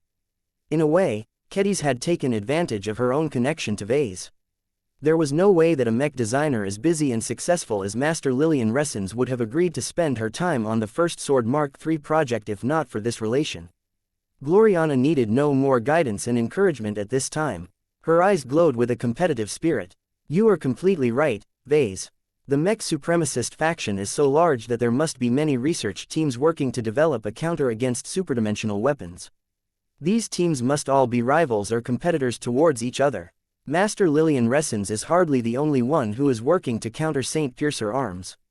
If I want to improve my Architect and make it more resistant against the new threat, then I should contact the faction and try to cooperate with one of the rivals of Master Ressens. There has to be at least one metallurgist among the mech supremacists that are working to develop experimental alloys that can not only resist superdimensional weapons, but can also be used to make archimetal. If the development of this experimental product can be completed in time, then I might just be able to use it to improve the Riot Mark III project. Competition was one of the strongest motivators of a mech designer. Now that Gloriana sought to outdo Kedis and Master Lillian Ressens, she would definitely put her full effort into this informal contest. Chapter 6563 Electro-Reactant Flight Systems. Now that Gloriana formally played no role in the First Sword Mark III project anymore, there was no reason for Vase to remain in her office. The good news was that they did not end this meeting on a bad note. Though Gloriana failed to defend her right to participate in the upgrade project, she accepted a new challenge and became a lot more enthused about developing her own counter to superdimensional weapons. Ace Mechs bore the brunt in the fight against alien phase lords. Anyone who wanted to continue to design them had to be able to prepare a response against Saint Piercer arms, or cooperate with a mech designer that was capable of solving this problem. Gloriana had no intention of giving up on this matter, so she had every reason to follow Ves's proposal and seek out cooperation with the mechers. Architect was strong and possessed a lot of potential, but Red Humanity's development and understanding of it was still too shallow. It was up to pioneers such as Gloriana to work hard to improve its utility and bring out its strengths. Working together with a metallurgist who was working on developing his or her own counter against superdimensional weapons would definitely increase the viability of Architect. Gloriana did not want this shortcoming to serve as the downfall of the use of Architect in subsequent high-ranking mech design projects. Vase smiled when he saw his wife exploding into action. She had become incredibly fired up now that she interpreted this assignment as a direct challenge against Kedis and Master Lillian Ressens. Every mech designer had their own triggers where they became much more passionate and productive than before. Vase always worked better in high-pressure situations or when he got caught up in the throes of his own creative passion. Gloriana on the other hand became a lot more effective whenever she felt pressured by formidable competitors. The greater her feeling of inferiority, the greater her counterattack. This was also why she was able to keep up with Vase more or less. She constantly compared herself to him every day, and whenever she perceived the gap between them had grown wider, she would work extra hard to make up for this shortfall. While Vase believed that his proposal would definitely help Gloriana solve one of the weaknesses of Architect, the greatest uncertainty was how long it would take to develop an effective solution. At best, it would probably take months for Gloriana and her collaborators to develop a version of Archimetal that could effectively resist Saint Piercer arms. At worst, the development time might stretch out over several years, which meant that more Ace melee mechs could not be converted into Archimechs due to failing to meet the latest industry standards. Vase mentally shrugged. This was not his problem. Architect had become his wife's latest prestige tech, so her own progress and credibility was at stake. After Vase left her office and entered his own private design lab, he called Kedis yet again and resumed his discussion with her about the first Sword Mark III project. Both Vase and Kedis looked considerably more relaxed now that certain abrasive third element was no longer present. The projected version of the Heavensward attracted a lot of attention from Vase, but he knew that this was not the right time to address this topic. He simply gave it a curious stare before he turned his attention back to the mech design project. Please continue your overview of the plans that you have made, he told Kedis. What else do you have in store for Saint Dice's next machine? The Swordmaster spoke in a relaxed manner. Well, what comes next doesn't require too much clarification. Aside from myself and Master Ressens, there are two more core participants that are vital to both the pure version and the Sword Fey version of the first Sword Mark III. One of them is Master Lucian Kirchhoff, who has a Class 4 design philosophy in electro-reactant flight systems. I think it is easier for you if I show you an example. Kedis transferred a video file to Vase. When Vase watched the archival footage of one of the many ace mechs that fought in the Red War, he quickly figured out the basis of this strangely named flight system. Under normal usage conditions, an electro-reactant flight system remained small and low profile. Its energy consumption was probably not that great, but its efficiency was probably pretty high, so the thrust power was not that bad. This was not enough for an ace mech to effectively duel against an enemy as formidable as a greater phase lord. Against such a powerful and massive opponent, ace mechs needed to move faster and be able to make very rapid course changes in order to maintain their rhythm in battle. This was where the electro-reactant flight system truly began to shine. The ace pilot activated a second mode that caused the formerly low-profile flight system to suck in a lot more energy, causing it to overload in a way that directly caused it to shoot out lightning bolts. No, not lightning bolts. Instead, it looked as if skeletal wings, made out of stable lightning channels, had unfolded behind the back of the ace mech. The wings appeared much larger and more dramatic than the ace mech itself. It looked as if the machine had transformed into a dragon that embodied the element of lightning. All of the highly charged plasma that took the shape of wings was not for show. For whatever reason, they massively boosted the ace mech's mobility, allowing the machine to move almost 2 times faster while also enabling it to make turns that were much sharper than before. The greater phase lord fighting against the electrified monster quickly became overwhelmed by this flashy display. The enemy champion's spatial barrier depleted quickly. Eventually, the native god lost much of his courage and retreated from the battlefield much earlier than expected. This turned out to be a rather fortunate development, as the ace mech equipped with the electro-reactant flight system expended so much energy that it could hardly keep up its supercharged state. The electrified wings quickly faded away, restoring the ace mech to its weaker and much less explosive state. The machine was not in a state to confront phase lords any longer and had to retreat in advance as well in order to replenish its energy reserves. Wow, Vase reacted. I am impressed. Compared to other flight systems, the efficiency and endurance of this tech is really bad. However, I can see why you are so enthusiastic about it.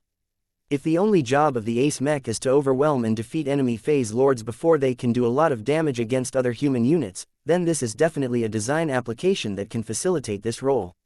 Kedis smiled. I have spoken to Master Kirchhoff numerous times, and he shares the same thoughts.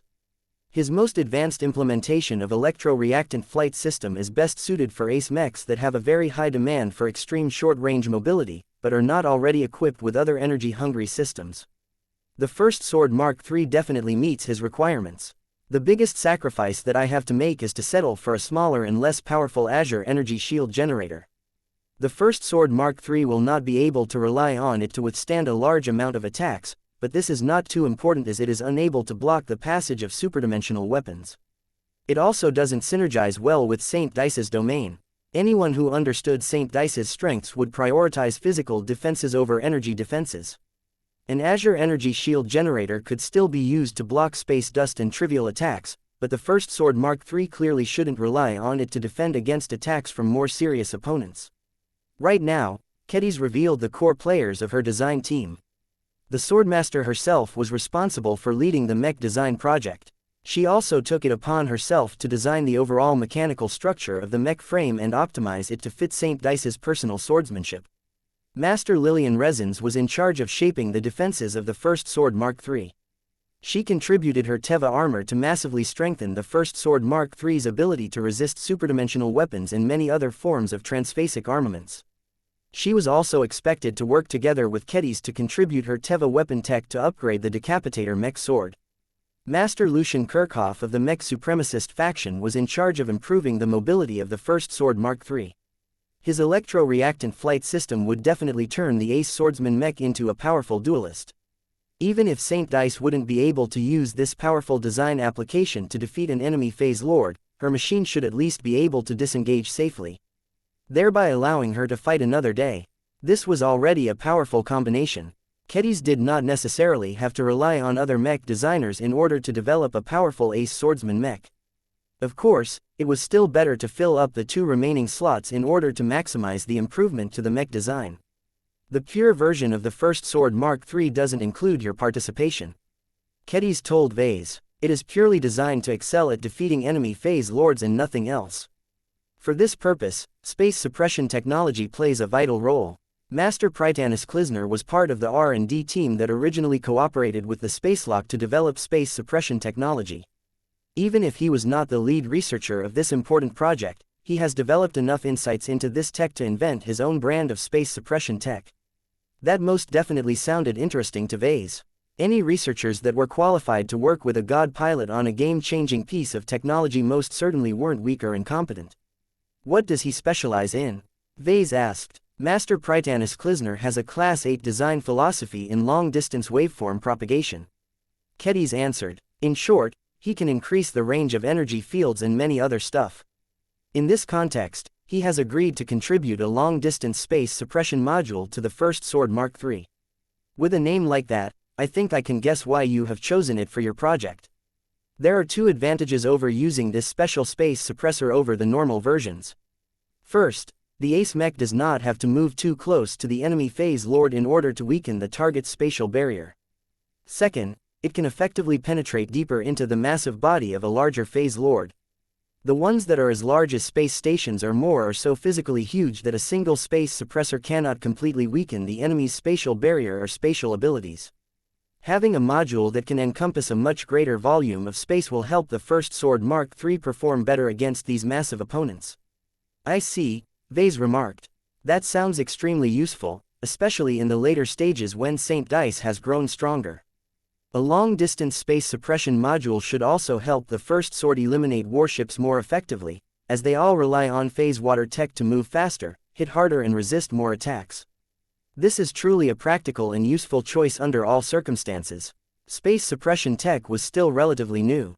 It was also so complicated and so deeply intertwined with phase water theory that many other mech designers had difficulty improving on the tech. However, a master mech designer that took part in the development of the original version of space suppressors did not suffer from this problem. It should be much easier for such a figure to develop selective improvements on the original tech. Even if the space suppressor became a lot more expensive and lost performance in other areas, it may still be worth it under the right circumstances. Chapter 6564 Facewater Super Energy Cells. Vase had to admit that the pure version of the First Sword Mark III already sounded like an excellent ace mech that likely possessed all of the capital she needed to defeat enemy phase lords.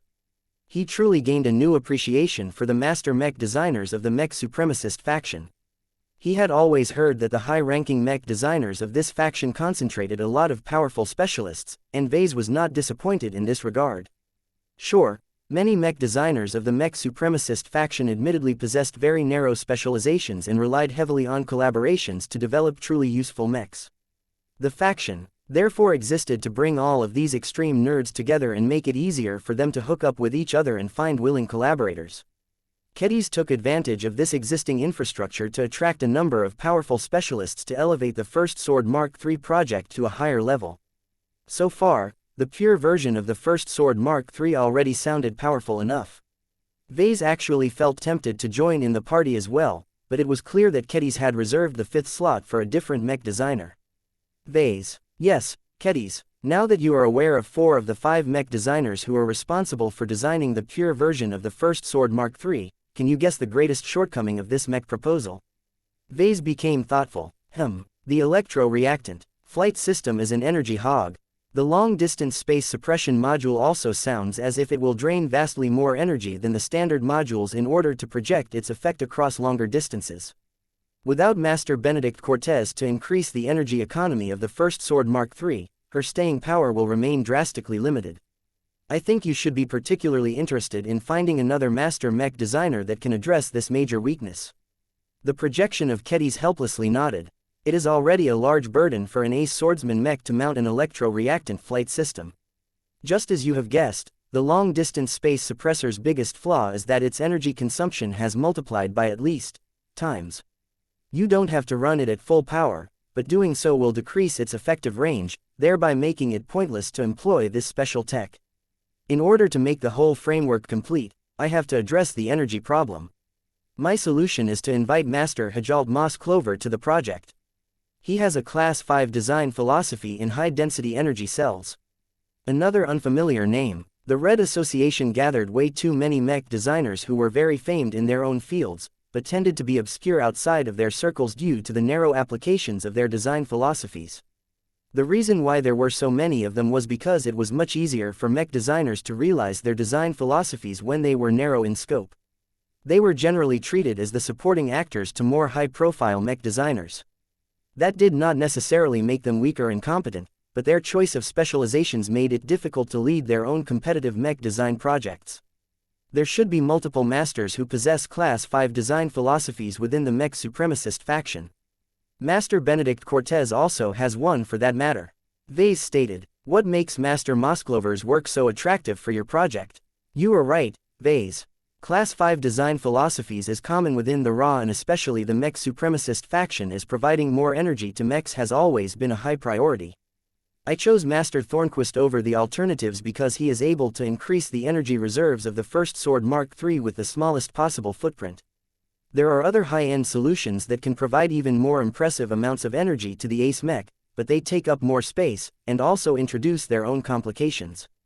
The solutions of Master Thornquist on the other hand amount to better versions of energy cells that are no bigger than the ones that conform to industry standards. I see. If he is able to develop better energy cells, then you don't need to make too many changes to accommodate their usage. Kedis nodded. I am especially happy with one of his latest experimental products, which he calls PSEC, which stands for Facewater Super Energy Cell. The energy capacity of such a cell is much higher than his other products, but that is because much of the volume is filled with a liquid phase water emulsion. Calm down, Vase. I am not talking about raw phase water here. Master Thornquist developed a special phase water emulsion that consists of phase water, regular water and a secret formula of minerals. The resulting combination produces a mixture that is less volatile and can absorb an enormous charge of energy. This makes it suitable for his new energy cells. As long as our clan is readily willing to provide the large amount of phase water it takes to produce the PSECs, the First Sword Mark III will be able to fight at full power for at least 30 minutes, which is enough to decide the outcome of a duel against a powerful phase lord. Vase gained a complete overview of the pure version of the First Sword Mark III. The mech proposal presented an incredibly attractive package to him. It was indeed a machine that eschewed gimmicks in favor of strengthening its core parameters. There was relatively little creativity and ingenuity in the pure version, but that was not necessarily a disadvantage. The First Sword Mark III in this incarnation would become a highly specialized tool that could be relied upon to cut phase lords to pieces on a reliable basis. The ace swordsman mech did not even need to resort to additional support or other special measures to put up a good fight against phase lords armed with Saint Piercer weapons. Given the high synergies between the specializations of all 5 mech designers, Vase would not begrudge Kedis for choosing to go forward with the pure version. However, the pure version was not the only evolution that she had in mind. So what about the other version of the first sword? Vase straightforwardly asked. The Sword Fey version naturally included the use of spurs as I originally envisioned. Kedis replied, "What is similar to the other version is that I, Master Ressens and Master Kirchhoff will be contributing our own specializations. The greatest deviation is that the slots previously occupied by Master Klisner and Master Moss Clover will be replaced by you and another mech designer called Master Draco Thornquist. If this was the case, then the Sword Fey version of the first sword would retain Katiz's specialization in swordsman mechs, Master Ressens' Teva armor tech and Teva weapon tech, as well as Master Kirchhoff's electro-reactant flight system. This was already a good base for an ace swordsman mech. It lacked the improved variation of space suppression tech, but that also lessened the need for Facewater super energy cells. This meant that Kedis could allocate the remaining 2 slots to a different synergistic combination of technologies. I don't need to say too much about your participation. The Swordmaster said, your main draw this time is not the general living mech enhancements to the first sword Mark III. I am not saying that your 6th generation living mechs are useless to this project, but it is not the principal reason why I want you on this project. The best way you can contribute is to equip the first sword Mark III with dozens of Sword Fey. The spurs must all be alive, persistent and able to evolve over time. I know that the regular Fey Fianna typically fields 4 to 6 Fey at most, but that is not enough for an ace mech. Will there be any problems if you pair my ace mech with 24, 36 or even 64 Sword Fey? Vase almost grew dizzy when he imagined 64 Sword Fey acting in complete coordination with the first sword Mark III. Controlling 64 small-sized spurs was somewhat possible for general drone mechs, but it was way too much for the Fey Fianna. However, the first sword was hardly comparable to ordinary living mechs. I don't have enough data to make a definite judgment, but I believe it is probably possible to create 36 Sword Fey without overburdening the living mech.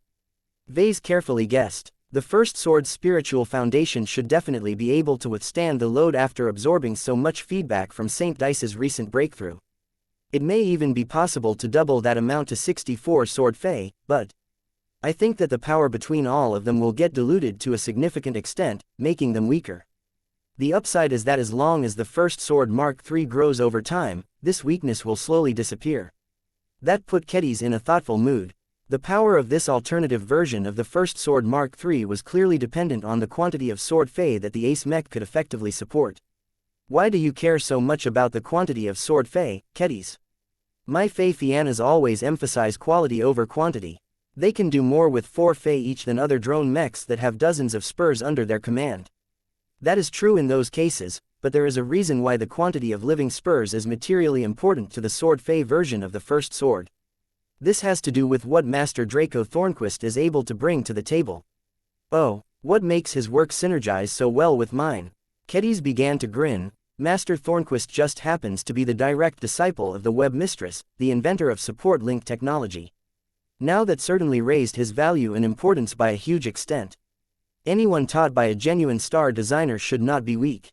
You must feel really glad to gain the cooperation of a mech designer of this pedigree. I am, she said. I actually have a suspicion that Master Thornquist would never indulge me if he hadn't secretly been instructed by the Web Mistress to forge a connection with the Larkinson clan and ultimately you. That is actually one of the reasons why I am reluctant to commit to the Sword Fey version of the first sword Mark III. I don't want to get pulled into a political scheme that might damage your interests or unknowingly drag our clan into a political camp.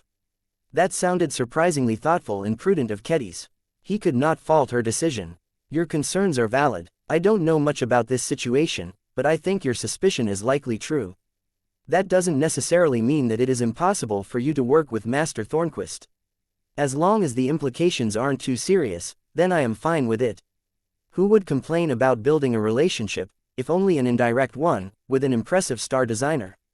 I guess I should explain what Master Thornquist brings to the table. The short version is that he has taken the Web Mistress support link tech and essentially applied it onto drone mechs. He believes that his drone mechs are the strongest in their respective mech generations. He even looks down on your Fey Fiannas. Vase blinked at that. That sounds incredibly arrogant of him. Does he truly have the capital to make this boast? Well, he has a Class 6 design philosophy in spur-linking drone mechs, which should tell you how much he has invested in this mech archetype. I think it should be easy for you to deduce why his works are so powerful. His spurs are all integrated with miniaturized versions of support link technology. They can share energy and other resources with each other over short and even medium distances to pool their strengths together. This can massively increase the endurance, the survival rate and even the damage potential of all of the spurs. The greater the number of spurs, the more effective the linking effects become. No wonder Master Thornquist claimed his drone mechs were the strongest. The synergy between drone mechs and miniaturized support link technology was so great that the whole far exceeded the sum of its parts. Chapter 6565 Extravagant Proposal. After a month of cooperation with the master mech designers of the mech supremacist faction, Kedis clearly became influenced by their ideas. After exploring the possibilities for collaboration, she had outlined two different visions for the first sword Mark III. The pure version pursued extremely solid dueling capabilities above other concerns. The ace mech would become a straightforward evolution of the swordsman mech archetype. This choice had great implications for Saint Dice's future trajectory. This template would most likely remain a constant and permanent fixture of her approach towards combat. She would remain wedded to the strengths and limitations of a pure swordsman mech archetype. If she ever managed to become a god pilot in the future, then she would likely become the ultimate swordsman mech specialist among her kind. Vase could clearly tell why Kedis felt so enamored about this approach. There was beauty in its simplicity. Saint Dice was a great fit for this machine as she had remained committed to piloting pure swordsman mechs for her entire career. She knew how to leverage the strength of this mech archetype while also mitigating its weaknesses. However, as much as Vase felt attracted by this concept, he clearly held a stronger preference for the Sword Fey version, and it was not just because he would retain his ownership in the model. Of the two versions that you have presented, there is a clear distinction between risks and rewards. Vase spoke to Katiz's projection. The pure version is a known quantity. The mech archetype is straightforward and Saint Dice doesn't have to branch out and split her training into developing new proficiencies. In order to use the pure version to its full potential, it is already enough for her to polish her swordsmanship and develop her amazing affinity towards the metal element towards augmenting and reinforcing her machine. That said, this approach is so simple that it lacks a lot of depth. The first sword can only approach every fight the same way. This will make the ace mech predictable, which means that enemies can easily prepare countermeasures. The swordmaster's eyes grew strained. That is true, but ace mechs are so powerful that their weaknesses have become much more relative than before. As long as Saint Dice has developed her strengths to an extreme, she can overcome any opposition by force. This configuration is mainly oriented towards strengthening her ability to break all laws with just her sword. Vase had taken the time to view the footage of Saint Dice's breakthrough event and became suitably impressed by her final move. The muscular swordsman ultimately did not stand a chance, especially considering that the earth element was weak towards the metal element. I am not trying to imply that the pure version is a bad development trajectory. Vase patiently clarified, I am just observing that it is a known quantity. A simple mech concept comes with lower risks. Saint Dice is unlikely to get lost and go astray in her progression. However, her ceiling will essentially be determined in advance, and it will be incredibly difficult to raise it. The lack of complications means that the ace pilot has less options to turn an adverse situation around. In other words, the pure version was a relatively low-risk configuration that provided medium rewards at best. Kedis had worked on fleshing out the mech concept for a month. She understood his train of thought. The Sword Fey version is a more experimental concept, she said in line with his explanation. It lacks the guaranteed utility of Master Klisner's long-distance space suppression module and Master Mosklover's Facewater super energy cells. This makes it inherently weaker unless it can use the combination of your Sword Fey and Master Thornquist's spur-linking drone mechs to outperform the pure version. The question is whether that is possible. We have no data or prior references to refer to. The high-level drone mechs designed by Master Thornquist are admittedly impressive in their own right, but their spurs have always been a little lacking, especially if they are oriented towards melee attacks rather than ranged attacks. Ranged spurs were much more convenient to use as they just had to hang back and launch attacks at distant targets. The biggest difficulty with using them was to aim and control them all with precision, but high-ranking mech pilots along with advanced hardware and software usually made this doable. Melee spurs were much harder to use. Unless they possessed energy blades or whatever, they needed to exert enough force to inflict enough damage, which was difficult to accomplish due to their much lower mass and momentum. This problem was much less of a concern for ace mechs as their Saint Kingdoms could usually amplify the power of melee spurs by an enormous extent. However, This strength boost only remained effective within the range of the domain field, which was not all that big. I think the Sword Fey version is worth investing in despite its greater risks. Vase argued. Sure, the floor is much lower due to inferior space suppression capabilities and lower energy reserves, but as long as you can pair the first Sword Mark III with a lot of Sword Fey, the living mech can dominate the battlefield with them. There is no rule that states that spurs have to be physically mounted onto the mech frame, so you can do away with that. Instead, you can design them as permanent detached semi-autonomous combat units and make them a little larger and more powerful. They can be integrated with their own power source and miniaturized space suppressors to make up for the aforementioned shortcomings. The plan that Vase presented was one that Kedis had already considered. Your suggestion has much promise, but the difficulty lies in its execution. She said, not only must this version be able to field at least 32 Sword Fey in order to produce strong enough support-linked synergies, Saint Dice must also be able to control them effectively in the field. She will have to divert time away from training her swordsmanship and learning how to strengthen her mech with the metal element to learn how to best draw out the strength of all of the Sword Fey under her command. There lies the promise, Vase enthusiastically said. Those Sword Fey are all alive, and destroying their physical shells won't kill off the subordinate spirits. This means that the latter will constantly grow and develop over time. One day, they will become so strong that the first Sword Mark III can probably defeat a Phase Lord by relying on the Sword Fey alone. As wonderful as it sounded, Kedis still maintained sober attitude towards this mech concept. All of that growth alone is not enough if Saint Dice is unable to use them smoothly and with precision. I have asked her about what she thinks about using so many Sword Fey in combat.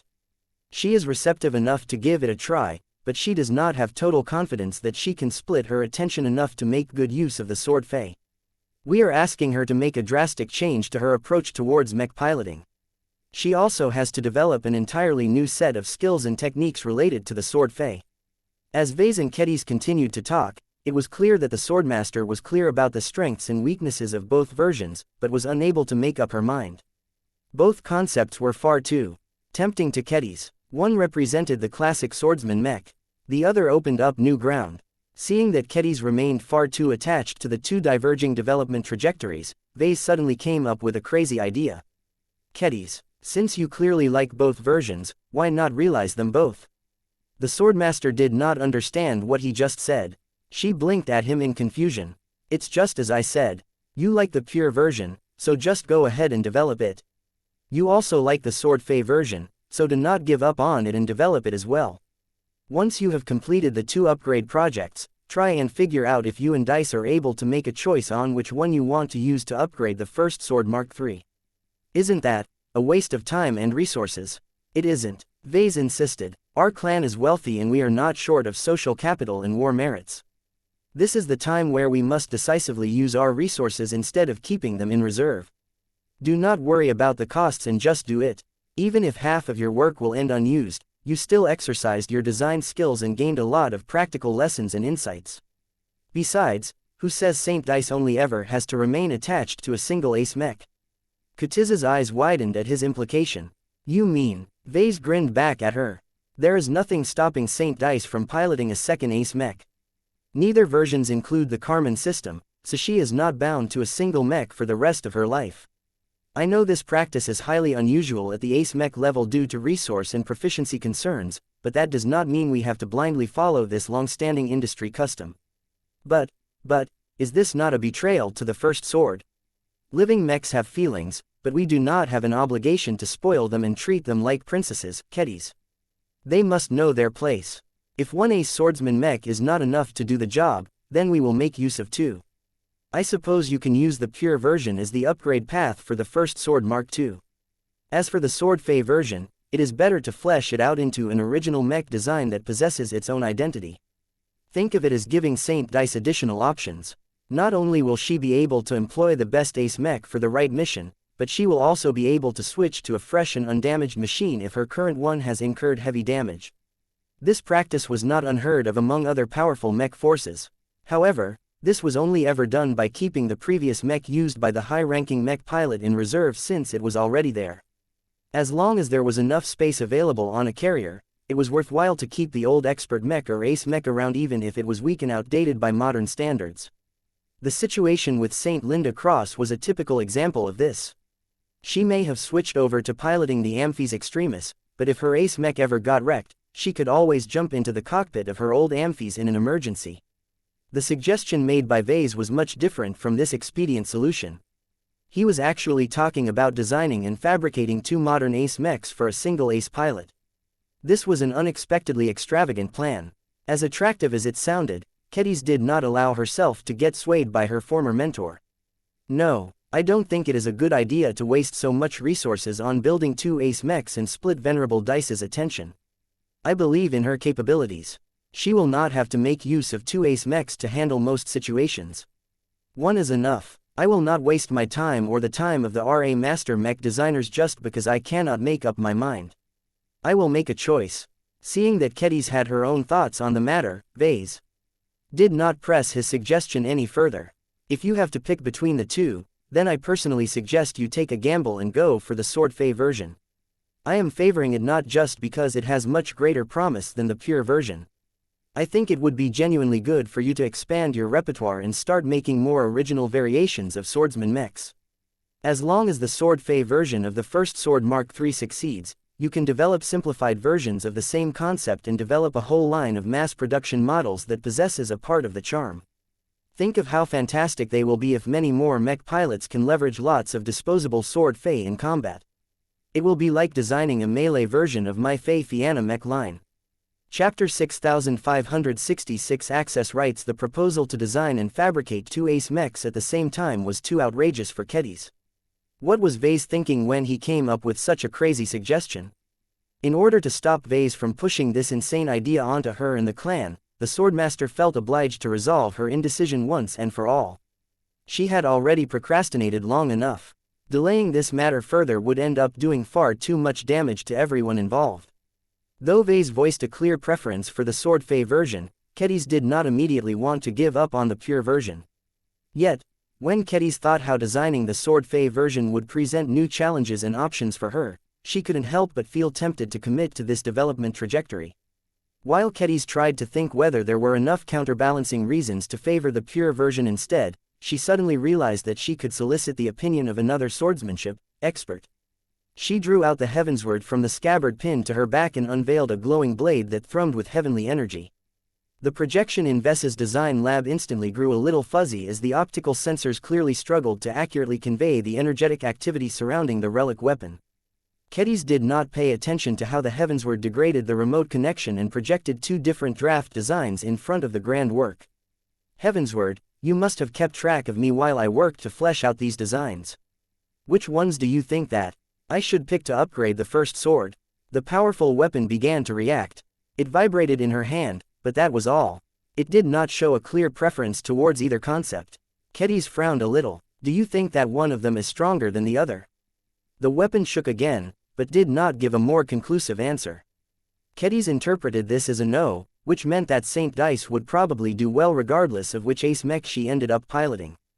Do you think that the pure version will eventually be able to break all attacks and defenses with a single strike as long as Saint Dice grows powerful enough? The Heavensward shook up and down, which likely signified its agreement. Do you agree with Vase that the Sword Fey version has greater potential than the pure version? The sentient artifact repeated the earlier motion, but this time it moved more vigorously than before. The Heavensward presented a more direct answer this time. It glowed a little brighter and used its heavenly energy to form a dozen miniature manifestations of swords in the air. These illusionary swords were merely the size of fingers, but when they positioned themselves relative to each other according to a mysterious pattern, Kedis could feel they held power far beyond what they individually possessed. The manifested mini-swords suddenly shot out at once, generating so much power that it felt as if they could pierce through dozens of compartments inside the hull of the Spirit of Bentime. While Kedis tried to process the power of this display, Vess's eyes already lit up as he observed this demonstration from remote. Even if the projected feed had grown fuzzier, he still understood what just happened. Formation. He gasped. What the Heavensward has just done shares many of the same principles as a battle formation. Do you know what this means? The first Sword Mark III can reproduce this phenomena by using Sword Fey instead of living mechs, thereby generating extremely powerful attacks that leverage E-energy to a much higher degree than by relying on conventional hyper-technology and E-technology. If we combine the potent E-energy amplification of this sword formation with the material amplification of Master Thornquist's miniaturized energy link technology, the sword Fey will become so ridiculously powerful that they can break through enemies much more effectively than wielding a single blade. That last statement remained questionable. There was no guarantee that relying on lots of seemingly fragile sword Fey could ultimately produce a result that far exceeded a single solid sword. Although Ketty still did not entirely trust the Heavensward's motives, she believed it. When the artifact showed that there was a way to amplify the power of sword Fey with the use of formations.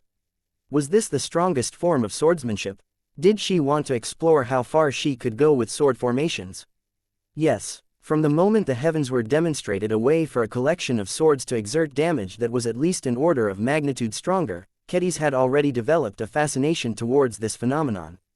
As long as the Rully realized sword Fey version could produce the same effect in reality, then the results would absolutely take the Red Ocean by storm. Fey's lords would fall one after another as their formidable defenses shattered against the might of sword formations. So what if the sword Fey version did not possess more powerful space suppressors or longer-lasting energy cells? The power of E-technology was least constrained by technological boundaries. I have made my decision, she eventually said. While I still think the pure version has a lot of merit, I am willing to take the chance and see where I can go with the sword Fey version. Vase grinned. Good choice. I will help you as much as I can, though I only have time to flesh out the living sword Fey and other 6th generation living mech stuff. I am sure that your collaboration with the mech supremacists will help you deal with the remaining problems of the first Sword Mark III project. The two Larkinson mech designers spent the next half hour exploring the chosen mech. Now that Vase had returned, he was able to provide his own feedback on how to design the sword Fey based on his experiences with designing the Fey Fiannas. The discussion proved fruitful. Once Ketty's formed a revised design plan for the first Sword Mark III project, she was ready to go full steam ahead and dedicate the next 5 or so months to bringing her ambitious vision to a reality. I hope that we will be able to finish this upgrade in time for St. Dice to make a difference. Ketty sighed. Don't expect reality to bend according to your desires, Ketty. I have a feeling that St. Dice will not be able to fight at her best in the decisive battles to come. The native aliens are clearly drawing closer to a final push. I suspect that they are waiting to push over the 4th defensive band before launching an all-out offensive thrust to overcome the 5th defensive band at once and break into the hinterland of human-occupied space. As a woman who followed the developments of the Red War fairly closely, Ketty could not discount this possibility. It would be a costly strategy, but T was the best way for the Red Cabal to achieve a decisive victory. Let us hope that the human high command isn't asleep and is ready to foil this final push. As the remote conversation came to a close, Vase and Ketty continued to communicate with each other in a friendly and familiar fashion. In no way did they speak about any sensitive or confidential topics. Vase did not share any of the classified secrets he learned through his position at the Red. Ketty also refrained from speaking about the Heavensward as much as possible. Well, I enjoyed our talk. It was good to catch up with you after my unintentional break from reality, but we all need to get back to our work again. Let's talk again when we have made more progress in the first Sword Mark III project. The connection ended soon after that. Vase stayed in his design lab in order to update his log and record his thoughts and ideas about the upgrade project. Almost an hour passed by before Vase finally completed his chores. He looked around and noted that only his Apocalypse Warden guards kept him company. Although the situation was not exactly ideal, Vase no longer had an excuse to visit the bathroom anymore. Fey's lords and human-sized toilets did not exactly play well with each other. He inwardly shrugged. There was no need to fuss over this issue as much anymore. It was not as if he would expose anything if he activated it. He just wanted the added insurance of escaping monitoring as much as possible, but if that was not possible, then he would do without. After making his mind, Vase waited for over 2 minutes until he finally activated a command that had been tempting him ever since he woke up after completing the Amaranto Mark III. He entered the system space. A handful of system notifications immediately bombarded his vision, but Vase deliberately ignored them and turned around to greet Ketty, who should have entered the system space at the exact right time. Ah, good, you managed to pick up my hidden message and, what is that behind your back? Ketty turned her head around to see a familiar hilt and scabbard attached to her back. It's the Heavensward. I didn't know that it could enter the system space. Well, you learn something new every day. Ketty lamely said. An awkward silence stretched between the two mech designers. The Heavensward was not exactly a welcome presence in a space that Vase had always considered to be his private refuge. Seeing that the Heavensward did not exhibit any hostile reactions, Vase was willing to believe that it did not intend to do any harm. He decided that it was best to pretend that this would remain the case. If the Heavensward ever tried to pull anything off, then either the mech designer system successfully dealt with the powerful artifact, or managed to succeed anyway. Either way, Vase was too weak to intervene in a collision between two very different but unimaginably powerful relics. The only control he had over the situation was to make sure to never put Kedis into a situation that went against the interests of the Heavensward. That shouldn't be too difficult. Anyway, let's get to business, shall we? I think it is best if we address the upgrade to the mech designer system first. Can you read these system notifications? I can, Kedis said. In fact, I have already skimmed through them a month ago. I think I can even pick one of the upgrade tracks. Wait, you can do that? The mech designer system registers both of us as users, without making any further distinctions. That means that our status is almost the same. The only difference is that you enjoy greater seniority than I. Perhaps the reason why the system gave me the choice to choose how to upgrade it is because you were not in a condition to do so, but I am not too sure whether that is correct. Whatever the case, I knew that this was a decision that only you should make, so I have been ignoring it every time I enter the system to accept and complete missions. I still need to earn ascension points. This was an alarming revelation to Vase. If the system did not elevate his status about other users of the system, then that vindicated his decision to be extremely cautious when choosing to invite other mech designers. He couldn't imagine what Gloriana would do when presented with this situation.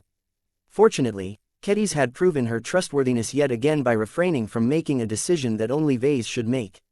His first priority after he had dealt with this upgrade business was to inquire how he could upgrade his status in the mech designer system. He could not afford to let anyone, even those who currently held his trust, gain the power to usurp the system and restore it into the original metal scroll or whatever. Chapter 6567 Changelog. Welcome to the Mech Designer version 4.0, user. With 3 successive upgrades, the Mech Designer system has become more complete and capable of solving problems. The latest upgrade is built on top of the previously chosen upgrade tracks, thus many of the upgrades have led to an improvement of its existing functions. Some of the changes are listed in the following notification. Vase narrowed his eyes when he read that. This was similar to how upgrades of existing mechs were largely constrained by design choices made in the past. For example, it was acceptable to add Sword Fei to the upcoming First Sword Mark III, but it was completely nonsensical to convert her into a rifleman mech. He quickly proceeded to read the list of changes, though he made sure to remind himself that the system never claimed that it was complete. Changelog. The option to rent storage space in the Vault of Eternity for a limited time has been converted into permanently buying the same volume of storage space at the same prices. Vase raised his eyebrows. Damn, I am already beginning to like these improvements. The system is no longer as stingy as before. I can save so much AP now that I don't have to pay the same amount to keep several cubic meters of space. It is also much more worthwhile to buy larger amounts of storage space and stuff all kinds of survival equipment inside. Kedis nodded in agreement. I am already planning to buy enough storage space to store an FTL-capable shuttle stuffed with supplies and basic fabrication instruments. That's a good idea. The Wishing Fountain grants the option for users to redeem multiple identical lottery tickets at the same time to significantly increase their chances of winning a desired prize.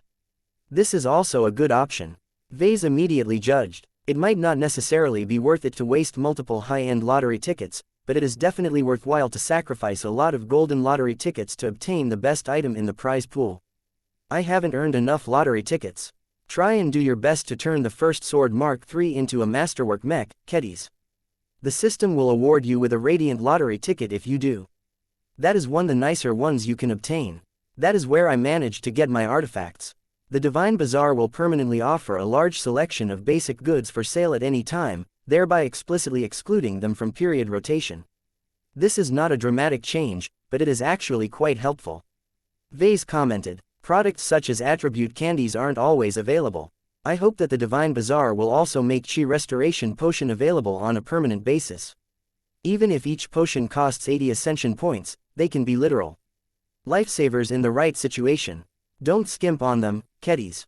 I suggest you buy at least 2 and keep them in the vault so that you can recharge your spirit and possibly your willpower as well. As a warrior, Kedis understood the importance of such aids, so she definitely intended to follow his advance. The only issue was that ascension points did not fall from trees. She already had to spend AP on other priorities, so it would probably take a while before she had enough to spare for this purchase. Vase already looked further down the changelog. The most important facility of the system space by far was the Tree of Possibilities. Any improvements made by it had the greatest impact on his life, so he was eager to find out what had changed. The Tree of Possibilities can grow golden enlightenment fruits that can be freely claimed when fertilized by the carcasses of powerful opponents. The carcasses must be at least 90% intact, less than 1 standard day old, and based on enemies that the user has either defeated in person, or defeated by a mech designed by the user. This was a massive change. It drastically changed the way Vase valued the Tree of Possibilities. The mech designer system had so many areas to spend ascension points on that it had become a big burden for Vase and Kedis to afford so many goodies. For the Tree of Possibilities to present users with way to get these so-called golden enlightenment fruits for free was a massive benefit. While the restrictions made it so that Vase could not get away with shipping dead bodies all the way to D&D base, he just had to move a little closer to the front lines in order to secure a steady channel of alien bodies. However, what did the system mean by powerful opponents? If this criteria meant that it would only work by killing enemy true gods, then this was a useless upgrade. Have you already tried out this function yet, Kedis? The Swordmaster nodded. I did. It is harder than I expect to meet all of the requirements. Most guns are so powerful that they completely obliterate alien bodies if they are hit. Small arms are more reasonable, but weapons such as laser rifles, positron rifles and especially plasma rifles destroy so much organic tissue that it is nearly impossible to keep 90% of the carcass intact. It is best to rely on poison or a good sword to kill an enemy while preserving most of the body. That sounded handy for Kedis. It was easier for her than others to kill enemy aliens with surgical precision. So how many times did you manage to succeed? Once, and that is not for lack of trying. She sighed. The problem is as you suspect. The Tree of Possibilities looks down on the bodies of ordinary grunts. It was only when I sacrificed the body of a high-caste Orvan captain of an alien battleship that I finally managed to satisfy all of the conditions. The golden enlightenment fruit is still growing last I checked. I see. This means that we can't grow endless golden enlightenment fruits. Figures. Hopefully, the knowledge imparted by a golden enlightenment fruit is based on the enemy from which it is derived. The more powerful the enemy, the more powerful the reward. Vase actually looked forward to stopping by the Tree of Possibilities to see whether Katiza's first golden enlightenment fruit had ripened. He also wanted to see whether he could steal her fruit, not that he would actually commit such a despicable act. He just wanted to know whether it was possible and make the right precautions. The mission hall offers 3 times more missions on rotation. That was a straightforward but also incredibly helpful improvement. More missions meant more opportunities to earn ascension points. It also increased the availability of acceptable missions, which was even more important to Vase. Not all of them were to his liking. He did not want to engage in any weird acts such as bathing in the blood of his defeated enemies or whatever. I can't ask for a better upgrade for the mission hall. Well, the system could have quadrupled or quintupled the amount of missions. True. The workshop of creation can be projected at a physical location near the current location of the user for 10 ascension points per 24 hours. Vase felt underwhelmed by this upgrade. I have to pay 10 times more AP to use the workshop of creation outside of the system space. That sounds like a ripoff. Not quite, Vase. Think about it. The facilities available in the workshop of creation are actually better than the ones in your own private workshop. The biggest problem is that only you and I can make use of it. Our best products are always collaboration works, so if you can project the workshop of creation in D&D base, Gloriana and several other mech designers can make use of the best instruments and production machines for a whole day. That was actually a good suggestion. Vase knew that he had not been using the workshop of creation to its full potential. The inability to use it for collaborations was one of the main reasons why he found it so inconvenient. After this latest upgrade, Vase finally had another option available. As long as he had the AP to spare, it might be worthwhile to project the workshop of creation to his physical location so that he could fabricate the best possible copy of an incredibly important mech design. Ascension points can be spent to undergo a mastery experience in the mind of a mech designer in the past. Quote. This is ridiculous. What is the point of a mastery experience when we don't actually get to experience firsthand what it is like to pilot a mech? Have you forgotten about your Carmen mechs, Vase? Now that they are out, it should be theoretically possible for you to enter the mind of one of those new pilot designers, or whatever they call them these days. Granted, you will only be able to travel up to half a year in the past if you pass through the time gate. That was actually true. Vase felt incredibly uncomfortable at the thought of going back a few months and entering a time period where his past self was already highly active. It would be so easy for Vase to take action that would directly affect his real self. Of course, Vase believed that the mech designer system wouldn't make it so easy for him to mess with the timeline and possibly cause a temporal disaster. A large amount of ascension points can be spent to project the dimension blade into reality and use it as a weapon that is highly effective at tearing through tangible and intangible barriers and obstacles. The effectiveness of the dimension blade is based on its completed upgrades. Now we're talking. Ves's eyes lit up. I suppose you don't have much need for this new feature since you already have the Heavensward, but it is different for me. If I ever encounter a phase lord or phase whale, I should at least be able to get past the enemies. The cost of projecting it is large, though. You should try your best to keep as much ascension points in reserve. That went without saying. We've been neglecting the Dimension Observatory for too long. Vase stated. Even though the timing isn't too great right now, we should really start to tear into a few dimensions and find out what sort of exotic resources we can obtain from them.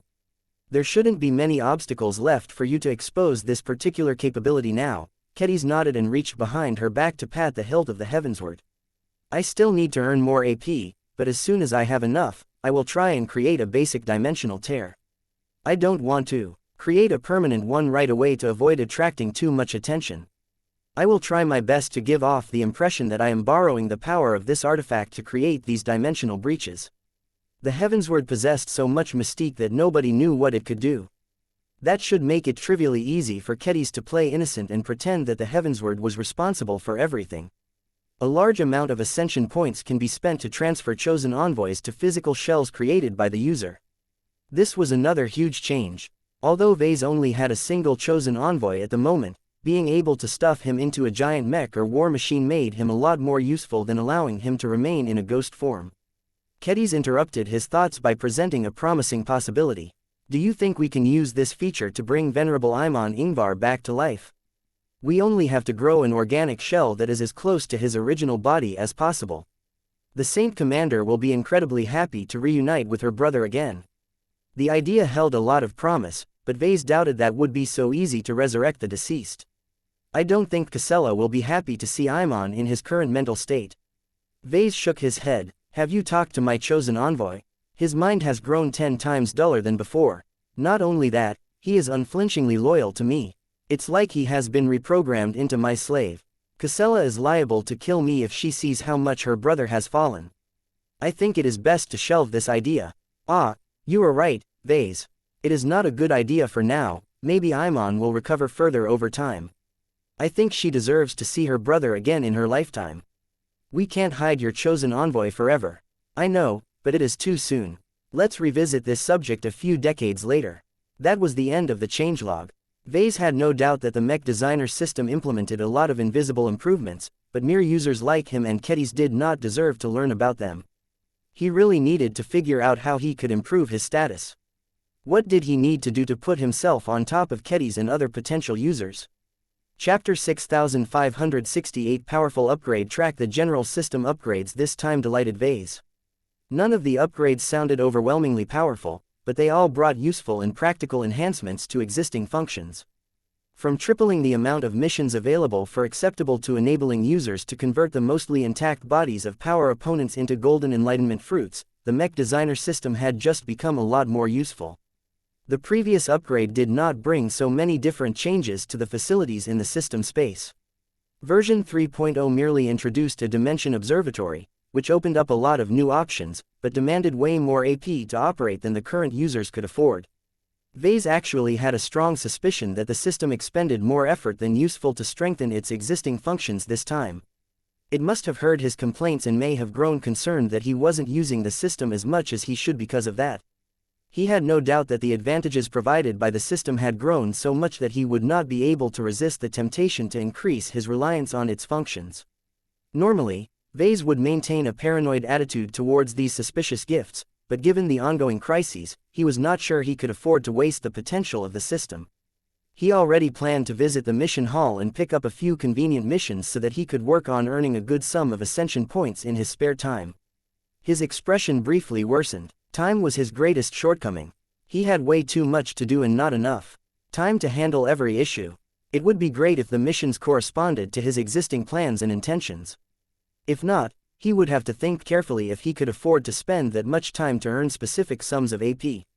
By the way, Vase, I also made another potential discovery about the changes to the system. Kedis spoke. If the description related to the Dimension Blade is accurate, we can potentially use it to kill or destroy stuff that we never thought about challenging in the past. For example, what if we can use it to kill ancient phase whales? Impossible. That's an absurd thought, Kedis. Ancient phase whales and entities of comparable strength are on a completely different level from mortals like us. As far as I know, the scale of the Dimension Blade is fixed. Even if you can cut through the ancient phase whale's spatial barrier and strike the body directly, do you think a body as big as that of a small moon or a planet will notice the minuscule cut? Unless the Dimension Blade can be scaled up to the point where it can cut through entire planets, I don't see any way it can kill such a massive opponent. Besides, those enormous phase lords and phase whales aren't stupid enough to sit around and let you swing your enormously threatening blade against them. They have many ways to avoid getting hit. True gods truly stood above mortals in many different aspects.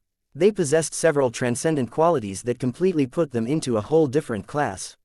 If the Dimension Blade can't be used to kill ancient phase whales, then it should at least be able to break the spacetime bubble that has kept Bridgehead 1 apart from the rest of the Red Ocean. Wait, was that possible? Vase recalled the description of the Dimension Blade. Whatever it was, its capabilities shouldn't be weak, especially since it was a product derived from the Mech designer system. Yet was it truly as absolute as it suggested? Could the Dimension Blade truly break through more than common physical and energy defenses? If it could be used to break through a greater spacetime bubble that had inflicted considerable damage to Red humanity's socio-economic landscape, then that would not only free up the polymath and many highly competent first-class scientists and engineers, but also liberate the First Flame and the Dominion of Man. The latter was especially important as the Sol Carmen Dreadnought could immediately be sent to the border regions and delay the collapse of the 4th Defensive Band, thereby buying precious time. Vase felt incredibly glad that the system had introduced a truly useful capability this time. The only fly in the ointment was that it came too late to be of use. Your idea has a lot of merit, Kedis, but it is probably not necessary for us to employ this solution anymore. He says, according to classified information that I am not sure I am supposed to share with you, the greater spacetime bubble surrounding Bridgehead 1 has exhibited increasing abnormalities. The predominant theory is that the polymath and the other humans trapped inside managed to find a way to multiply its energy consumption, thereby causing it to get deflated at a rapid speed. There is no point in spending dozens or hundreds of AP to pop the bubble when it is already being solved by a star designer. He knew that the polymath wouldn't let herself get trapped like this for long. It only took a few days inside the time-distorted bubble for her to cobble up a solution. Kedis simply nodded at this answer. That saves us a large amount of ascension points. It is better not to project the Dimension Blade into reality if we can help it, as it will delay our other system purchases. The two users could keep on talking about the implications of the improvements noted in the changelog for hours, but Vase was not interested in going into too much detail at the moment. He had been putting off the next matter long enough. His patience had grown thin, so he finally allowed himself to study the next notification. Ever since he submitted a small sample of Yondu milk to the Mech designer system, he already had an inkling that the bulk of the upgrades would be oriented towards life. The system did not disappoint his expectations. The provision of Yondu milk has restored multiple capabilities of the Mech designer system and is capable of enabling further improvements. The choices made by the user in the past limits the amount and variety of available upgrade tracks. The user can select one of the following 3 upgrade tracks to further develop and specialize the role and features of the Mech designer system. Vase wondered whether it was possible to undo the existing upgrade tracks in order to open up new possibilities. This was not something he could do with the meager amount of power in his grasp. He was still at the mercy of the system, and that unsettled him. He needed to grow up as quickly as possible and gain enough power to gain at least a small degree of leverage over the system, just like his mother. He quickly moved on to studying the first upgrade track. Upgrade Track 1, 5-Element Mastery. This upgrade track will upgrade the tree of possibilities to provide expanded access to elemental enlightenment fruits. These fruits grant skills and additional boons that can increase the user's affinity and mastery of one of the 5 elements of fire, water, wood, metal and earth. Elemental enlightenment fruits can be ingested by any sentient life form, and can impart specific talent and affinities to individuals that lack them, though the final results may vary depending on many factors. After absorbing an ample quantity of elemental enlightenment fruits, the acquisition of multiple strong affinities and gaining deep masteries over several elements can allow you to safely and effectively fuse multiple elements together to produce drastically stronger results. Damn, the list of choosable upgrades started off strong by presenting an option that immediately mesmerized Vase. Of all of the facilities that Vase cared about, the tree of possibilities definitely ranked at the top, even surpassing the importance of the sacred temple. It couldn't be helped. As a mech designer obsessed with incremental growth and accumulation over time, the tree of possibilities perfectly matched his inclinations and design philosophy. The first upgrade track is definitely useful, Vase said. I feel tempted to choose it right away. The 5 classical elements pretty much comprise the basic building blocks of cultivation, systematic or otherwise. Pretty much anything related to hyper-technology, e-technology and cultivation science can be improved by knowing how to work with one of the 5 elements to a finer degree. Kedis assumed a more skeptical posture. I question whether it is necessary to pick this upgrade track in order to enjoy the benefits can bring. The tree of possibilities already offers enlightenment fruits that can grant skills and affinities related to the 5 elements and many other e-energy attributes for that matter. Sure, we need to enter the system space at regular intervals in order to wait for a fruit that possesses the right stuff, but it is not that difficult for me to acquire a fruit related to the metal element as long as I save up enough AP. Perhaps the elemental enlightenment fruits can give us twice as many benefits as a normal one, but I think that we can ultimately reach the same destination as long as we work harder, study more and earn more AP, Vase frowned. Her arguments successfully sobered him up. You are right, I think. The benefits of this upgrade track doesn't appear to be entirely exclusive or unique. Perhaps the elemental enlightenment fruits makes it easier for us to fuse multiple elements together, which is definitely a massive advantage, but ancient cultivators probably figured out how to do this on their own. The biggest reason to select this upgrade track is to reduce the time and resources it takes for us to deepen our mastery in one or multiple elements. We can easily make years, decades or even centuries worth of progress with this choice. That does sound attractive, but it sounds too much like cheating to me. Kedis reluctantly said, I have a feeling that the proper way to deepen our understanding of the elements is to experiment with them in our works and try to figure out useful design applications on our own. Gaining so much affinity and knowledge on how to manipulate the elements by paying ascension points gives us the reward without completing the journey that resulted in it. The latter may be just as important as the former. It will be harder for us to build on top of what we have acquired from the system with much greater ease. I do not think you are entirely wrong, but that is why it is important to use this new function in moderation. We probably don't have the ability to earn enough AP to make this a big problem. The biggest benefit to this upgrade track is that we can leap our progress forward and save a lot of time on self-study and experimentation. As long as you don't base your entire design philosophy and design applications on knowledge that you have not earned yourself, then you should be okay. Vase had another reason to pick this upgrade track over whatever other possibilities the system dangled in front of his nose. He believed it would be a lot easier for him to design better and more powerful elemental Karman mechs with the help of these nifty elemental enlightenment fruits. This would allow him to realize his design philosophy and advance to the rank of master mech designers multiple years earlier than expected. Not only that, but as long as he kept on absorbing more enlightenment fruits, his comprehension of the 5 elements would grow so profound that would become drastically easier for him to recreate the elemental lord that could successfully fuse all 5 elements and wield the power of a god. That meant that Vase would not only be guaranteed to become a star designer, but also attain this rank much faster than before. The biggest concern he had was whether the elemental enlightenment fruits brought other changes that Vase did not desire. However, this was not a serious problem for him. He could always allow Blinky to ingest them instead. Chapter 6569 Demoncasting. The first upgrade track did not disappoint. It granted Vase and other people a much easier pathway to mastering the 5 elements. Vase had a considerable need for help in this area.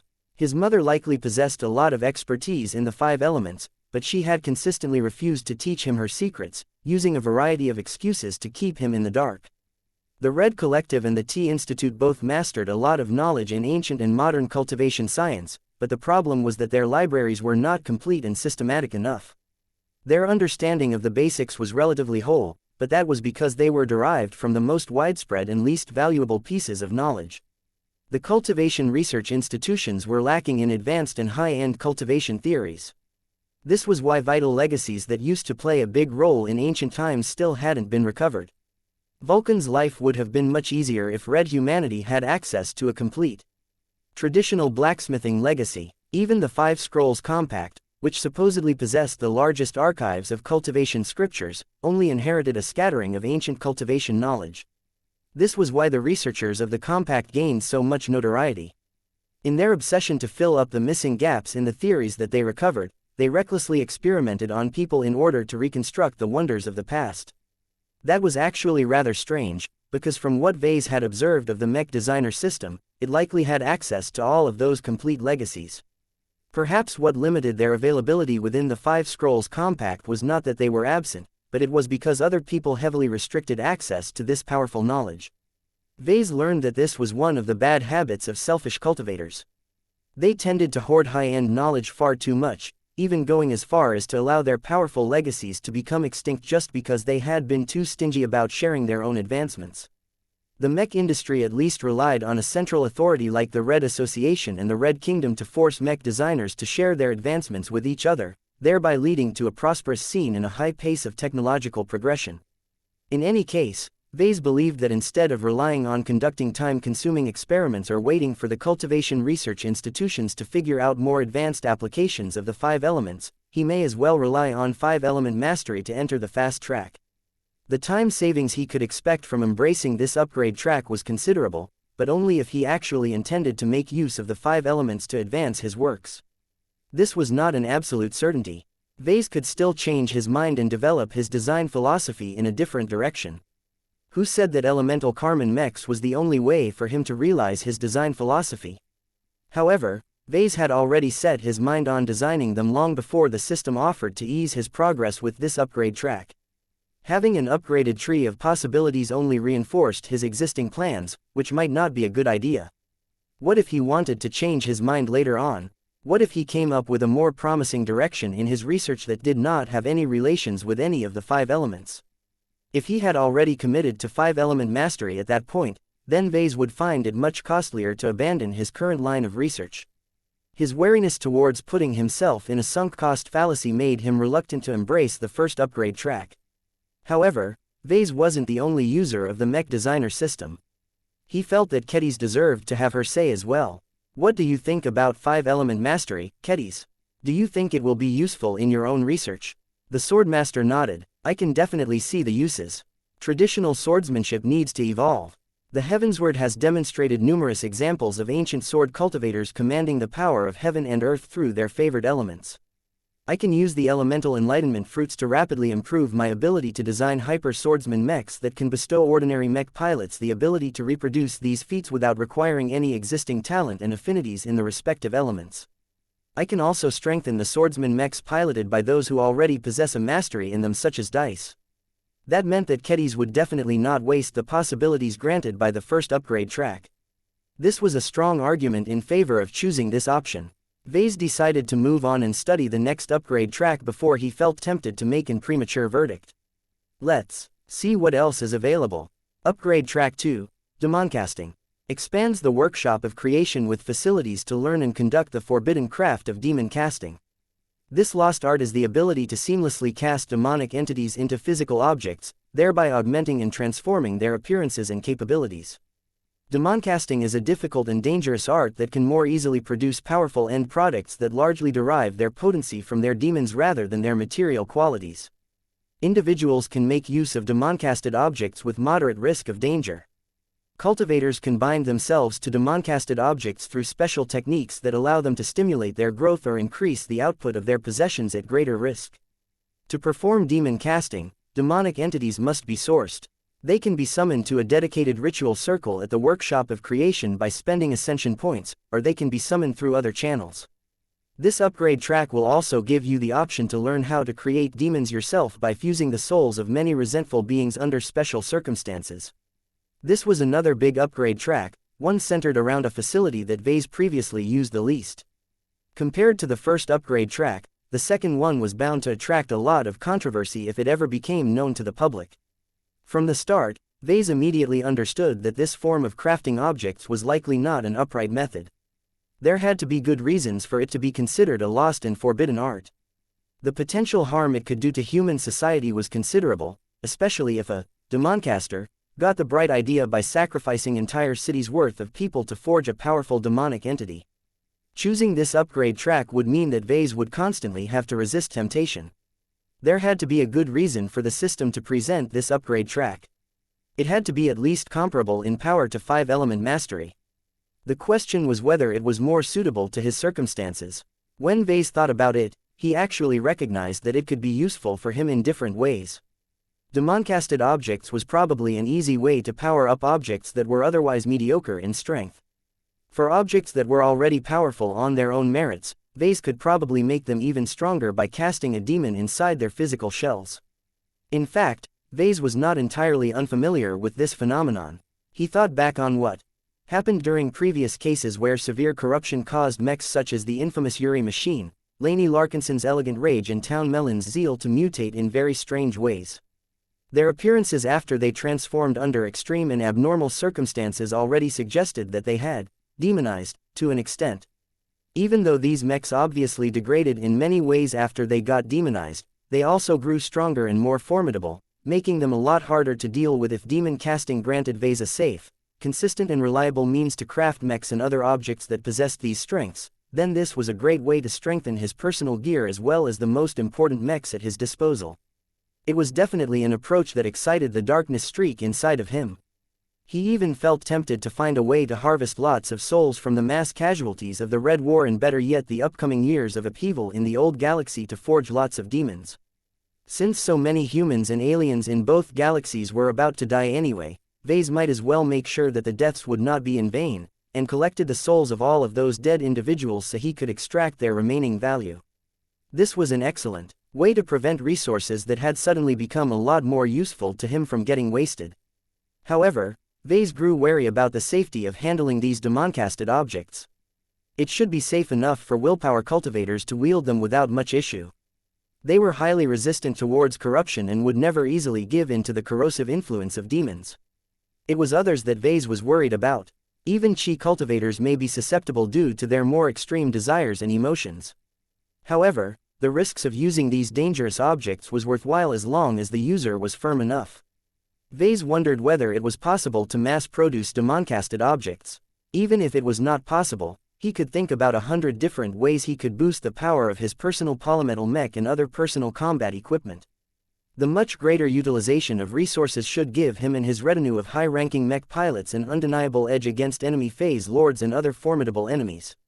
When Vase compared the second upgrade track to the first upgrade track, he found it difficult to evaluate which one was actually better. 5-element mastery directly complemented the current development direction of his design philosophy. It held great promise in the future, but Vase would have to invest a lot of time and ascension points to make good use of its possibilities. This meant that it was only marginally useful in the short term, but incredibly valuable and powerful in the long term. Demoncasting sounded as if it was not as expensive or difficult to get started with.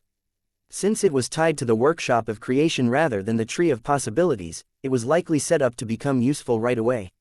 Vase would probably have to invest a bit more time, AP and effort to learn how to cast demons more effectively into objects, and to obtain them in the first place. Even so, Vase saw great promise in relying on demon casting to create unprecedented artifacts that exceeded the power of blessed weapons. Vase turned to Kedis again. Demoncasting sounds like it can be incredibly useful for us in the short term, but still retain its value over the long term. What do you think, Kedis? She frowned. I do not think it is wise to play with forces that we cannot fully understand or control. I am all for exploring new and forgotten technologies to make our mechs and other weapons stronger, but this demon business sounds dangerous to me. If we don't end up getting corrupted ourselves, we may end up corrupting our clients. I do not want to bring disaster to them. I think the Heavensward will not like me if I try to conduct demon casting myself. Heaven has always been mortal enemies towards anything related to demons. The sword rattled in its scabbard. It clearly agreed with Katiz's statement. Vase frowned at this response. You are letting the Heavensward influence your thoughts. Just because you don't like something is not a reason for you to share the same opinion. You need to guard your mind and make sure your opinions are your own. I think it would be a good idea to counterbalance the Heavensward's nefarious indoctrination if you counterbalance it with a demon-casted object. Why not convert your Bloodsinger into one? Its name and appearance already leans in this direction, and this will be an excellent way for you to hinder its subtle brainwashing attempts. Ketiz actually looked thoughtful after hearing this suggestion. The Heavensward did not like it, though. It rattled louder and more violently in its scabbard, but the Swordmaster quickly responded to its unwelcome behavior. Quiet down, Ketiz hissed as she reached out behind her back and forcibly thrust the restless blade back into the scabbard. Let me think for myself. Chapter 6570 Superdimensional Transformation. Vase and Ketiz saw demon casting in different lights. Demon casting presented interesting possibilities to Vase. Sure, the description given by the system gave plenty of warnings about how dangerous it may be, but that did not deter him too much. Vase had always equated greater risk with greater reward. As long as he and the users of his products were strong enough to handle the risks, then they stood to gain a huge amount of power. This was incredibly vital in this day and age. If Vase was able to employ demon casting to upgrade his most important gear and mechs, then that would make it even better. What was even more important to Vase was that demon casting was apparently so rare that it was unlikely that anyone else in the Red Ocean would be able to strengthen equipment in this strange and taboo manner. This had the makings of another monopoly. If Vase was able to create gear that was as powerful if not more so than destroyer weapons, then he would be able to increase his value to the Red Three and remain in their good graces. Oh, there was also Ketiz. If she exposed the ability to perform demon casting as well, then she would also raise her strategic value, thereby allowing her to integrate deeper into high society. Another advantage to the uniqueness and high entry barrier of demon casting was that the enemies of red humanity wouldn't be able to steal it. The cosmopolitan movement has transferred so many stolen human technologies over to the Red Cabal that the native alien forces were becoming increasingly better equipped. This was one of the underlying reasons why it became increasingly more difficult to defend the remaining defensive bands. After the native alien races sacrificed many of their old and outdated warships, they finally began to deploy their more modern vessels. These hulls were not only equipped with state-of-the-art Azure shield generators and human-developed superdrives, but also possessed much stronger human warship-grade armaments.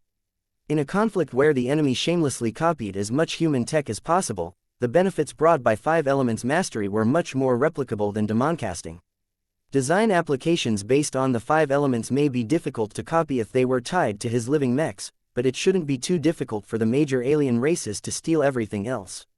As for demon casting, Vase doubted that the aliens would be able to build up a high-end demon casting workshop and know how to summon or create the necessary demons. Vase already grew more and more excited when he thought about the prospect of becoming a demoncaster. Instead of letting his main self become a demoncaster, Vase felt it was much more suitable for Vulcan to become one instead. After all, it sounded as if mechs could only be demoncasted if they were already designed and fabricated. In that case, there was little point in letting Vase perform the demon casting himself when Vulcan had already made strides in restoring the tattered legacy of traditional blacksmithing.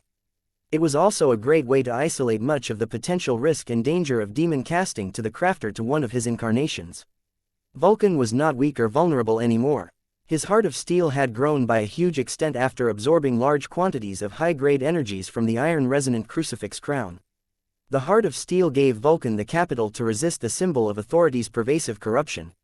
Several years of exposure had tempered the heart of steel so much that Vulcan would probably be able to resist the corrosive influence of demons despite not having developed any extraordinary willpower.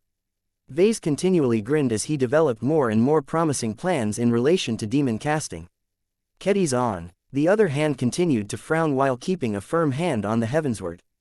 So what do you really think about demon casting, Ketiz? Do you think it is suitable? The Swordmaster paused for a moment before she shook her head. Ultimately, no. While I can see the attraction it holds for you, I do not think I need it all that much. I can see why it may be useful for a mech designer and swordmaster like myself, but I think that we are ultimately doing our clients and customers a disservice by pushing cursed products onto them. They probably won't be able to control their demon-casted mechs and weapons. I think that obsessing over them and becoming too reliant on them will cause too many to degenerate into slaves of their own arms. I would much rather work with the benefits brought by 5-element mastery. The knowledge we gain may belong to others, but at least we can choose to apply it in a controllable manner. His former student raised a good point. Just because Vase saw a lot of promise in demon casting did not mean it was the same for the users of those products. They might taste the benefits at first, but they would soon have to pay the price for wielding arms that were too powerful for them to control and subdue. Even so, Vase felt reluctant to give up on such a convenient and incredibly interesting means of improving existing mechs and gear. Let me study the final option before I get back to demon casting. Upgrade Track 3, Superdimensional Transformation. This upgrade track will expand the Dimension Observatory. The new facilities will allow you to spend ascension points to initiate a transformation into an increasingly more powerful or versatile superdimensional entity. The augmentations that you can choose to apply to yourself can be based on the characteristics of exotic dimensions. These may grant you dimensional powers such as the ability to multiply your mental processing by expanding your brains into many more dimensions, or the ability to enter a dimension inaccessible to others where you can build a private refuge. This may allow you to transform into a native of that dimension, allowing you to natively enter, survive and persistently exist in it. Over time, you can choose to continually strengthen your relation to a small amount of exotic dimensions in order to cultivate strong dimensional powers. You can also choose to increase your relation with many different dimensions, allowing you to freely enter any of them and be able to make better use of their advantages. At first, Vase did not feel too impressed about superdimensional transformation. Hadn't he already become one by turning into a phase lord? However, as he continued to read further, he understood that the potential of this upgrade track was far greater than that. This option would drastically expand his interactions with different dimensions. This would not only make it easier to enter different dimensions and harvest resources from that. He would be able to improve his understanding of dimensional resources and also gain the choice to use them up to evolve his body into a direction of his choosing. One claim that Vase paid great attention to was the part where he could amplify his thinking by expanding his brains in more directions. This was an incredibly powerful benefit to all busy scientists and engineers. If Vase was eligible to purchase these enhancements, then he would definitely do so first. With vastly more brain power at his disposal, he could perform calculations far faster and solve difficult problems a lot faster than before. This meant that he could successively increase his productivity and get a lot more work done in the same amount of time. Vase readily ignored the other benefits and implications of the third upgrade track. He only ever really cared about upgrading his brainpower. This was the root of his success as a mech designer. Out of all 3 upgrade tracks, the final one granted him the strongest hope of directly increasing his work speed. He could design so many more mechs at the same time without getting overwhelmed or causing all of his work to suffer delays. This would not only directly speed up his progression as a mech designer, but provide a lot more useful products to his customer base. He only had to spend a little time to quickly master a lot of difficult high technologies. Vase would no longer get stuck in his attempt to understand abstract and convoluted theories in strange fields such as architect and luminaire crystal technology. He could also boost his effectiveness in research activities by improving his ability to interpret raw data and recognizing important patterns. This would allow him to waste much less time fumbling around in order to obtain the right conclusions. All in all, the advantages brought by turning his brain into a superdimensional wonder were endless. Superdimensional transformation has the potential to ease our greatest limitation. Vase observed, as humans, our brain power is always far too weak relative to our ambitions. If we want to study more textbooks, design more mechs and complete more research, we need an awful lot of time to get all of that done. If we can directly improve our brains and make them bigger without taking up any extra space in the material dimensions, then we can directly improve our productivity and make much better use of our limited time. If we invest enough in these upgrades, I bet we can even obtain the raw processing power of a star designer in advance. This should be especially helpful to a time-strapped swordmaster and mech designer such as you, Kedis.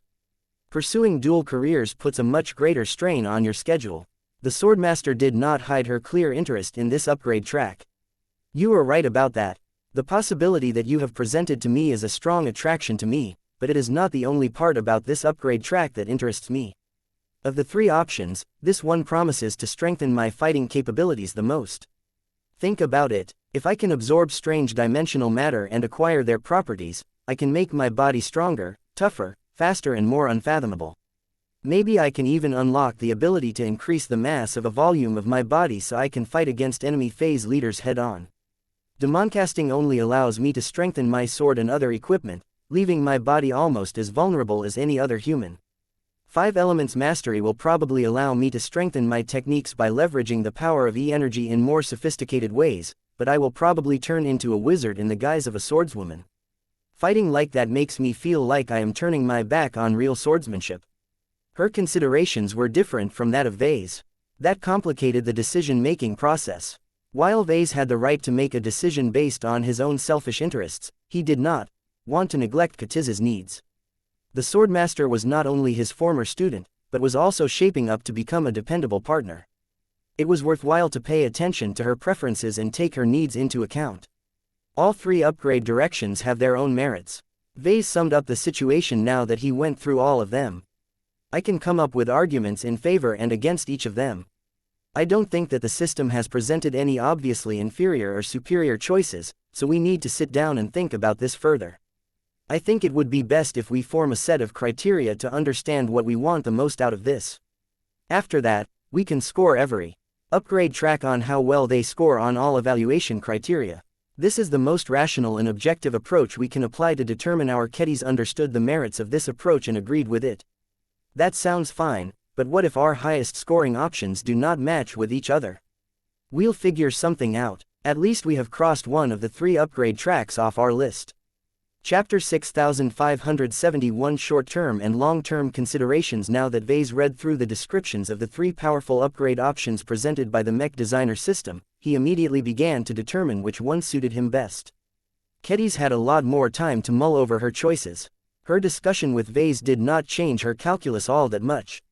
She still went through an orderly process of setting criteria before weighing the 3 options against them just to be sure she made a choice that had not been overly influenced by the heavensward. Vase on the other hand had to start from the beginning. He first tried to determine his greatest priorities. Survival should rank at the top. He could do nothing if he ended up getting killed by his enemies. The native aliens of red humanity posed the most acute threat. Given their many advantages during this sensitive period of time, it might be useful if Vase found a way to strengthen himself and the forces under his command in the short term. However, Vase was not the only one who was fighting against the current enemies of red humanity. Many other people were pitching in as well. This meant that he did not bear the sole burden of saving his race and civilization. Was it truly necessary for him to disregard other concerns and solely base his decision on immediate combat boosts? Maybe, maybe not. The rest of red humanity still had the capital to compete against the native aliens. Humans were working on plenty of initiatives to overcome their lack of numbers. However, what if their preparations fell short? What if the surprises prepared by the Red Cabal turned out to be more powerful and overwhelming than expected? Vase did not want to spend so much time and preparation on improving his long-term prospects when he was already at risk of getting killed or driven away in the short term. He found it very difficult to decide how to weigh his short-term and long-term interests. His expression darkened. He could not afford to neglect the latter. The greater threat on the horizon was the future invasion of the natives of Messier 87. The Subjugation King and his alien armada were on their way to the Red Ocean. Once this foreign invasion force entered the dwarf galaxy, neither the humans nor the resident aliens stood a chance against the might of a god king. Sure, the evolution which in every other god pilot was hard at work trying to promote to the 4th major cultivation rank, but how much could they accomplish in the span of a few decades? If Vase had a choice, he did not want to put his life in the hands of others, particularly strangers who did not have his best interests at heart. Vase would much prefer it if he could take the initiative and solve the threat posed by the Subjugation King through his own efforts. He did not dream about arming himself to the teeth and engaging in personal combat against the powerful Krelian. That was pure madness. It was best if he could elevate one of his Larkinson mech pilots or power up a more reliable ally such as the Destroyer of Worlds with his works. The time limit was far too short for his liking. Vase did not have the confidence that he could help a mech pilot reach the 4th major cultivation rank in just half a century. There was too little time. Escape was not even an option for him. Vase learned that the Red Three had already built the Whale Ark, but he did not dare to board it while he still bore the soul mark of the alien God King. At best, he could send off his wife, his children and his Larkinsons. Vase was not resigned to death or capture at the hands of the terrible alien from the nearby supermassive galaxy. The Mech designer system gave him the best prospect to flip the table and overturn the rules. All 3 upgrade tracks gave him the potential to gain a lot of power to overcome a hostile God King. 5-element mastery held the greatest promise as far as he was concerned. By mastering the 5 elements and learning how to fuse them all together might result in a supermech that might be powerful enough to allow a god pilot, or better yet multiple god pilots to leapfrog an entire major cultivation rank and defeat the subjugation king in combat. Vase couldn't help but think back on the Elemental Lord and recall the brutal response from the heavenly authority of Messier 87. He truly believed that developing a successful version of this incredible mech was the best way to solve this crisis. However, he was not entirely certain whether he should put all of his eggs in the 5 elements basket. The natives of Messier 87 excelled at manipulating E-energy since that was what they had in abundance. They were doubtlessly familiar with the 5 elements. Not only did they wield the power of fire and so on with great familiarity and sophistication, they also knew exactly how to effectively counter these manifestations. The other 2 upgrade tracks promised to strengthen Vase and his works in less familiar and unconventional ways. This was crucial as the only way to defeat the subjugation king from a position of weakness was to take the alien bastard by surprise. The less familiar the methods, the greater the chances of killing or repelling the extragalactic invader. In that sense, Vase had much greater confidence that the benefits brought by demoncasting and superdimensional transformation would help him defeat the alien God King. Of the 2, demoncasting probably granted more immediate benefits in the short term while superdimensional transformation likely promised amazing value in the long term. Damn, I am no closer to making up my mind. Vase felt an attraction for all 3 options if he was being honest. This was why he needed to set hard criteria and stick to them. He needed to use his logic to decide which choice benefited him the most. He took another look at 5-element mastery. The short-term benefits of this upgrade track were not too great. It took time to earn enough AP to absorb his first elemental enlightenment fruits. Vase needed to spend even more time to apply his newfound knowledge into future mech designers. It also took months or years for his published works to proliferate throughout human society and make a meaningful difference in the Red War. The long-term prospects of 5-element mastery were a lot better. This upgrade track would allow Vase to speed up his progression as a mech designer by a considerable degree. As an added bonus, 5-element mastery also allowed his companion Spirit to enrich the Blinky-verse and acquire all kinds of useful combat techniques. The Star Cat would become a proper chi cultivator like his mother and possess the ability to become a moderately powerful threat in his own right. This sounds rather good, but can I really afford to wait that long? The poor short-term prospects of this upgrade track ultimately caused Vase to lower its overall evaluation. Vase considered demoncasting next. He felt a lot more excited for this option than the other choices, but he could not allow his emotions to affect his judgment. Objectively speaking, the benefits of demoncasting were not quite clear due to the short description. The system withheld too many important details for Vase to gain a good overview of what he would be getting into if he chose this upgrade track. If he was willing to make a lot of assumptions, then demoncasting presumably allowed him to strengthen his gear and the gear of others right away. The biggest constraint was the supply of demons. The system mentioned that there were numerous ways to obtain demons to cast into his mechs and other gear, but each of them imposed their own demands. Spending AP to summon demons from another plane or whatever sounded incredibly wasteful. Sacrificing the lives of lots of humans and aliens sounded like a cheaper and more convenient way to acquire demons, but this sort of practice reeked of demonic. There had to be other ways to obtain more demons. Perhaps he might be able to make use of the Dimension Observatory to find a dimension where they resided and dispatch forces to a dimensional tear to capture them en masse. Whatever the case, as long as Vase solved the demon supply problem, Vase or rather Vulcan would be able to cast a large amount of cursed arms, giving red humanity an immediate edge against its enemies. While demon casting likely possessed good short-term prospects, its long-term prospects should not be too weak. As long as the art of demon casting remained forbidden and forgotten by others, Vase would maintain a definite advantage. All of his rivals and enemies could be kept at bay because their machines lacked demoncasted weapons. Even if they became a little more common, Vase would make sure that his forces retained the most powerful and exclusive demon arms. The only question was whether demon-casted weapons would eventually hit a ceiling in the far future. Unlike Five Elements mastery, which would continue to become more powerful over time, demon-casting might have lower development potential. What if its development hit a ceiling? What if he could only create stronger arms by converting the soul of a god king into a demon? Nothing comes for free. Vase sighed. Five Elements mastery will allow me to derive a lot of power from elemental E-energy, but I can't forget that all E-energy radiation originally belongs to Messier 87. That was a potential vulnerability that the natives of that powerful galaxy could exploit against red humanity. After all, the Subjugation King had once proved he was able to control a part of the heavenly authority of Messier 87. That was not enough for Vase to give up on his ambition to recreate the Elemental Lord, but he felt it was necessary to prepare a backup measure. Demoncasting was inherently a practice that went against the heavens, so Vase did not have to worry that Messier 87 would be able to sabotage it. At most, the heavenly authority might suppress it instead. Regardless, demoncasted weapons presumably worked in a similar manner to the heavensward in that they possessed their own internal power sources. That sounded much more reliable than an elemental mech that had to rely much more extensively on the availability of E-energy radiation to reach its full potential. This caused him to lean more and more to this upgrade track. What about superdimensional transformation? Its long-term prospects were equally promising. It might even be able to turn Vase and Kedis into unfathomably powerful beings whose mastery over the dimensions would allow them to fight the Subjugation King. In the short term, Vase was more than willing to spend as much AP as he could scrounge on transforming his brain into a more extensive superdimensional organ. As a phase lord, Vase had already turned into a superdimensional organism, but not to a great extent.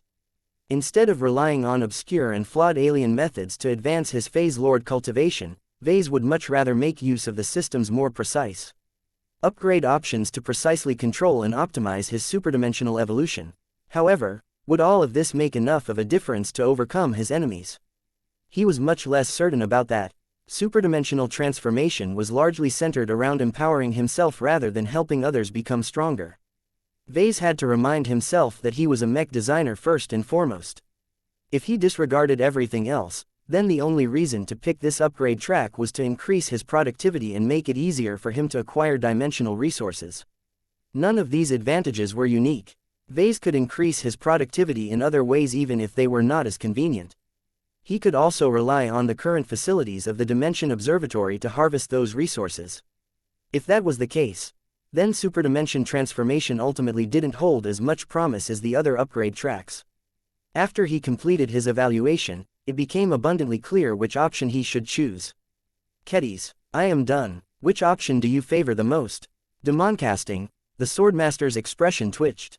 As expected, I already had a hunch you would lean in this direction. What is your choice? My choice hasn't really changed. I still favor Five Elements mastery over the others.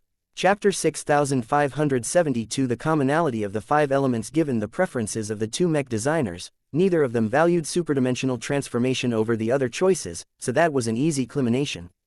Vase and Kedis just needed to come to a consensus on which of the remaining two upgrade tracks they should commit to. Their decision would have far-reaching consequences on how they progressed in the future and how they affected the society they lived in. Neither of the two could take this matter lightly.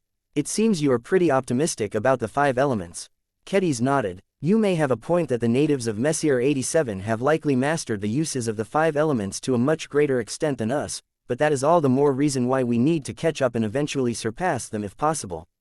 You can say all you want about the native aliens, but the way in which they rapidly closed the tech gap is admirable. Wars between two different civilizations have always resulted in mutual technology theft. It is how humans were able to rise so quickly during the Age of Conquest, after all. In my opinion, we should do everything in our power to help red humanity develop a strong foundation in the five elements. I think we will almost certainly fall short compared to the aliens from Messier 87, but at least we have closed the gap just enough that we can actually understand the methods of the extragalactic aliens, and copy them in a short amount of time. There was a certain degree of merit in her argument. As long as red humanity was able to survive its initial contact with the Subjugation King, people would soon get exposed to a lot of powerful methods from the extragalactic invaders. If red humanity's understanding of E-energy manipulation was too shallow at that point, then there was no hope of imitating the enemy's best practices and technology in a short amount of time. Selecting 5 Elements Mastery would massively reduce this risk from happening. Either red humanity caught up quite a lot, or it actually managed to exceed the civilizations of Messier 87 in a few areas. Vase did not completely buy into this argument, though. You may be right, but we don't necessarily need to rely on the mech designer system to explore how we can make better use of the 5 elements. The Red 3 in every major power is already hard at work in trying to develop many new applications that make use of them. Our contributions can still be helpful, but it wouldn't be as game-changing as you think.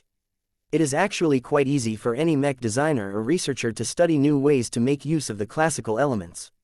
There is not much about them that is exclusive or difficult to access. The Swordmaster nodded in acknowledgement of his arguments.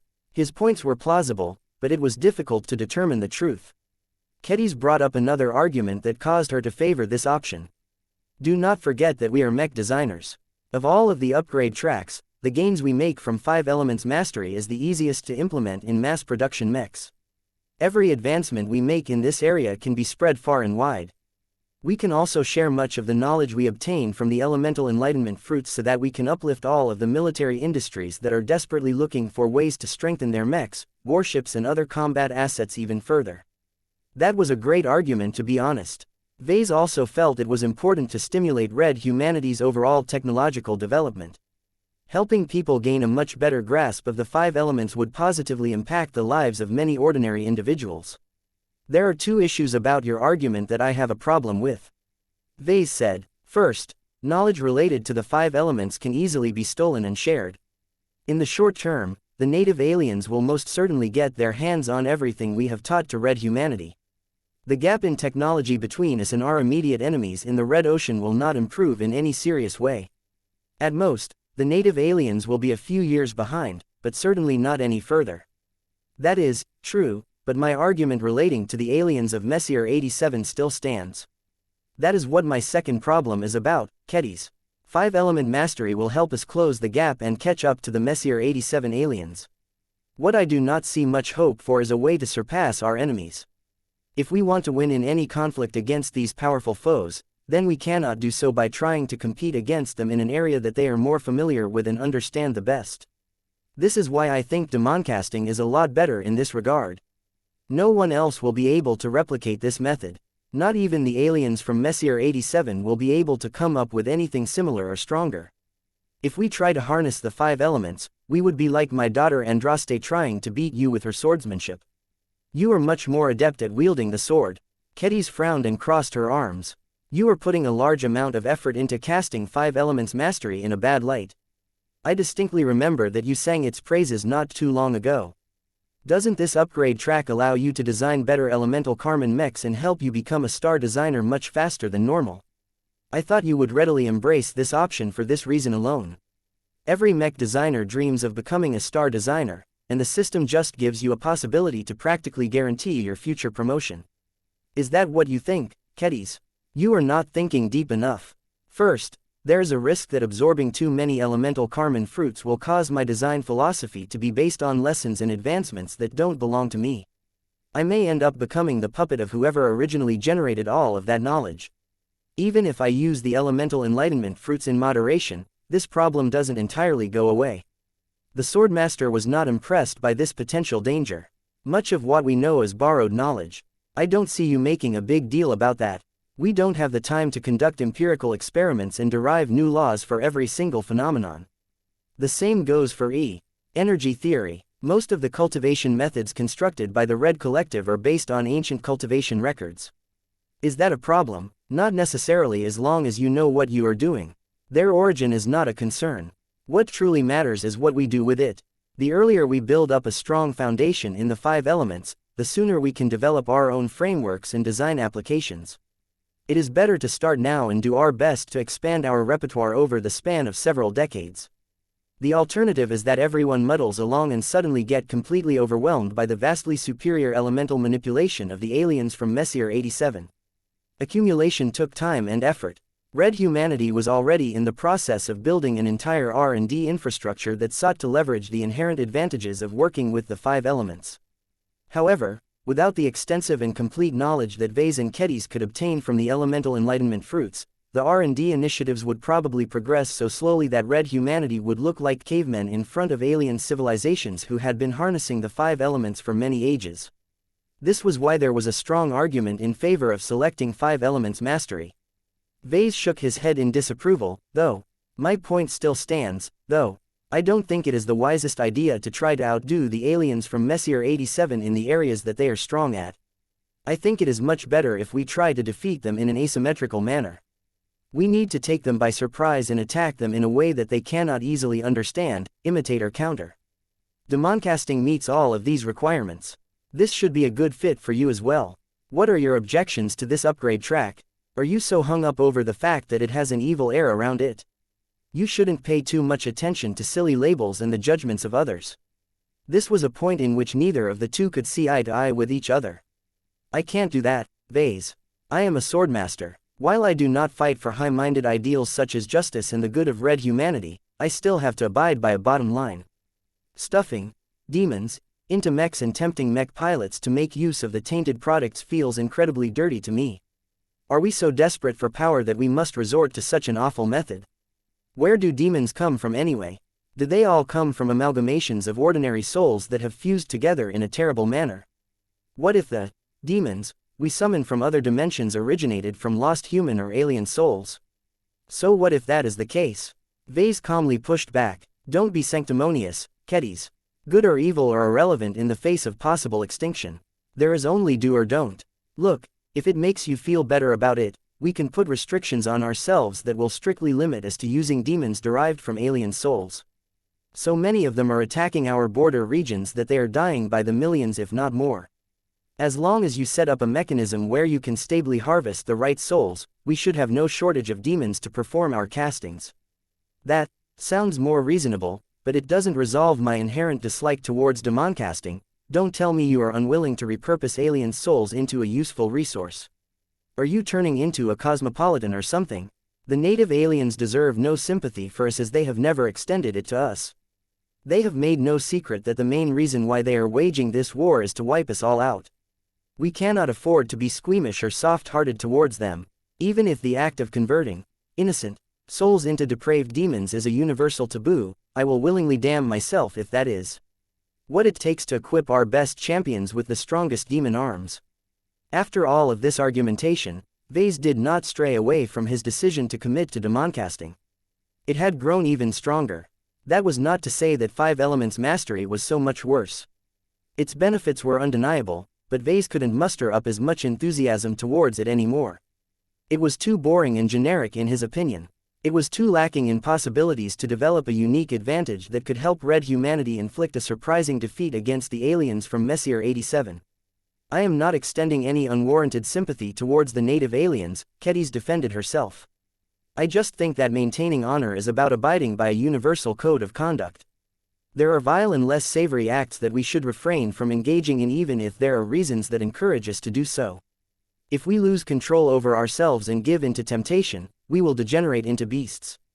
Demon casting sounds as if it has far too many temptations that encourage us to fall into depravity. I am not too afraid that I will slip, especially if I am being accompanied with the heavensward. It is you that I am worried about. You often get carried away. Vase did not take this risk too seriously. I can see why you have that impression, but you are unfairly maligning me. I am perfectly able to control myself. I occasionally choose not to just so that I can fire up my passion and achieve better results.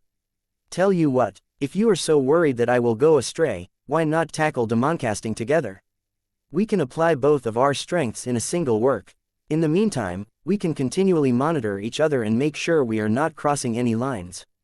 Does that sound like a good suggestion? Chapter 6573 Maximum Resource Utilization. As the two mech designers expressed their opinions towards each other, it became clear that one of them was way more committed to an upgrade track than the other. Vase sounded more and more determined to select demon casting as the next evolution of the mech designer system. Kedis let out an exasperated breath. She saw less and less hope of being able to convince him to settle for 5 elements mastery instead. While your arguments sound logical and rational, I feel as if they don't weigh as much as your emotional preference towards demon casting. The female mech designer expressed. You have completely surrendered to your shiny toy syndrome. Is that even a thing? It is. I specifically looked it up, you know. It describes your behavior surprisingly well. To put it simply, if you are given a choice to play with a superior toy that you are already familiar with, or an inferior toy that you have never encountered before, you will choose to play with the latter 10 out of 10 times because it is shinier in your eyes. That sounds about right, Vase admitted. That is not supposed to be a compliment, Vase. It is a description of a fault. It might sound trivial as long as we are talking about toys, but when it comes to a subject as important as preparing red humanity against the terrible enemies on the horizon, the consequences of making the wrong decision are much more severe. Why are you not taking this more seriously? Vase raised his palm. Calm down, Keddies. I am not taking this lightly. Look, I thought we already ascertained that none of the 3 upgrade tracks are obviously good or bad. The system wouldn't scam us that way. The stakes are high, but even if we choose superdimensional transformation, we won't be sabotaging ourselves. We can still make ourselves stronger and achieve better results.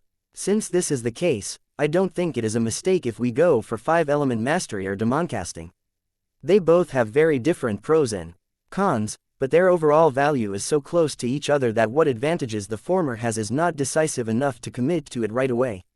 Once we have exhausted the avenues for logic, we can let our feelings and intuition lead the way. Right now, both of them are screaming for me to accept demoncasting. Keddies looked at Vase as if he was a stimulant addict who had gone too far. He was completely hopeless. Let me ask you a question, Keddies. Do you truly object so much to demoncasting? Just as you are letting your judgment get swayed by your own feelings, I am also affected by my distaste for it. I know it doesn't entirely make sense when I explain it, but I do not think that we should cross certain lines no matter the circumstance. I know that the survival of red humanity is at stake, but if we allow these demon arms to corrupt us to the point where we are no different from the evil beings we profess to control, then I would rather die like a human than live like a demon. Vase looked completely unimpressed. You don't really mean that. Are you questioning my honor? Keddies indignantly shot back. No, I merely don't believe that you or anyone but the most delusional people is truly willing to refrain from resorting to dirty methods if that is what they need to rely upon to save everyone's hives. Even if you don't care too much about your own life, think about your loved ones. Think about your husband Joshua. Does he deserve to suffer and die just because you refuse to cast him the best possible demon sword that you can cast? Do not devil-tongue me, Vase. Keddies hissed. Using my family against me is a low blow.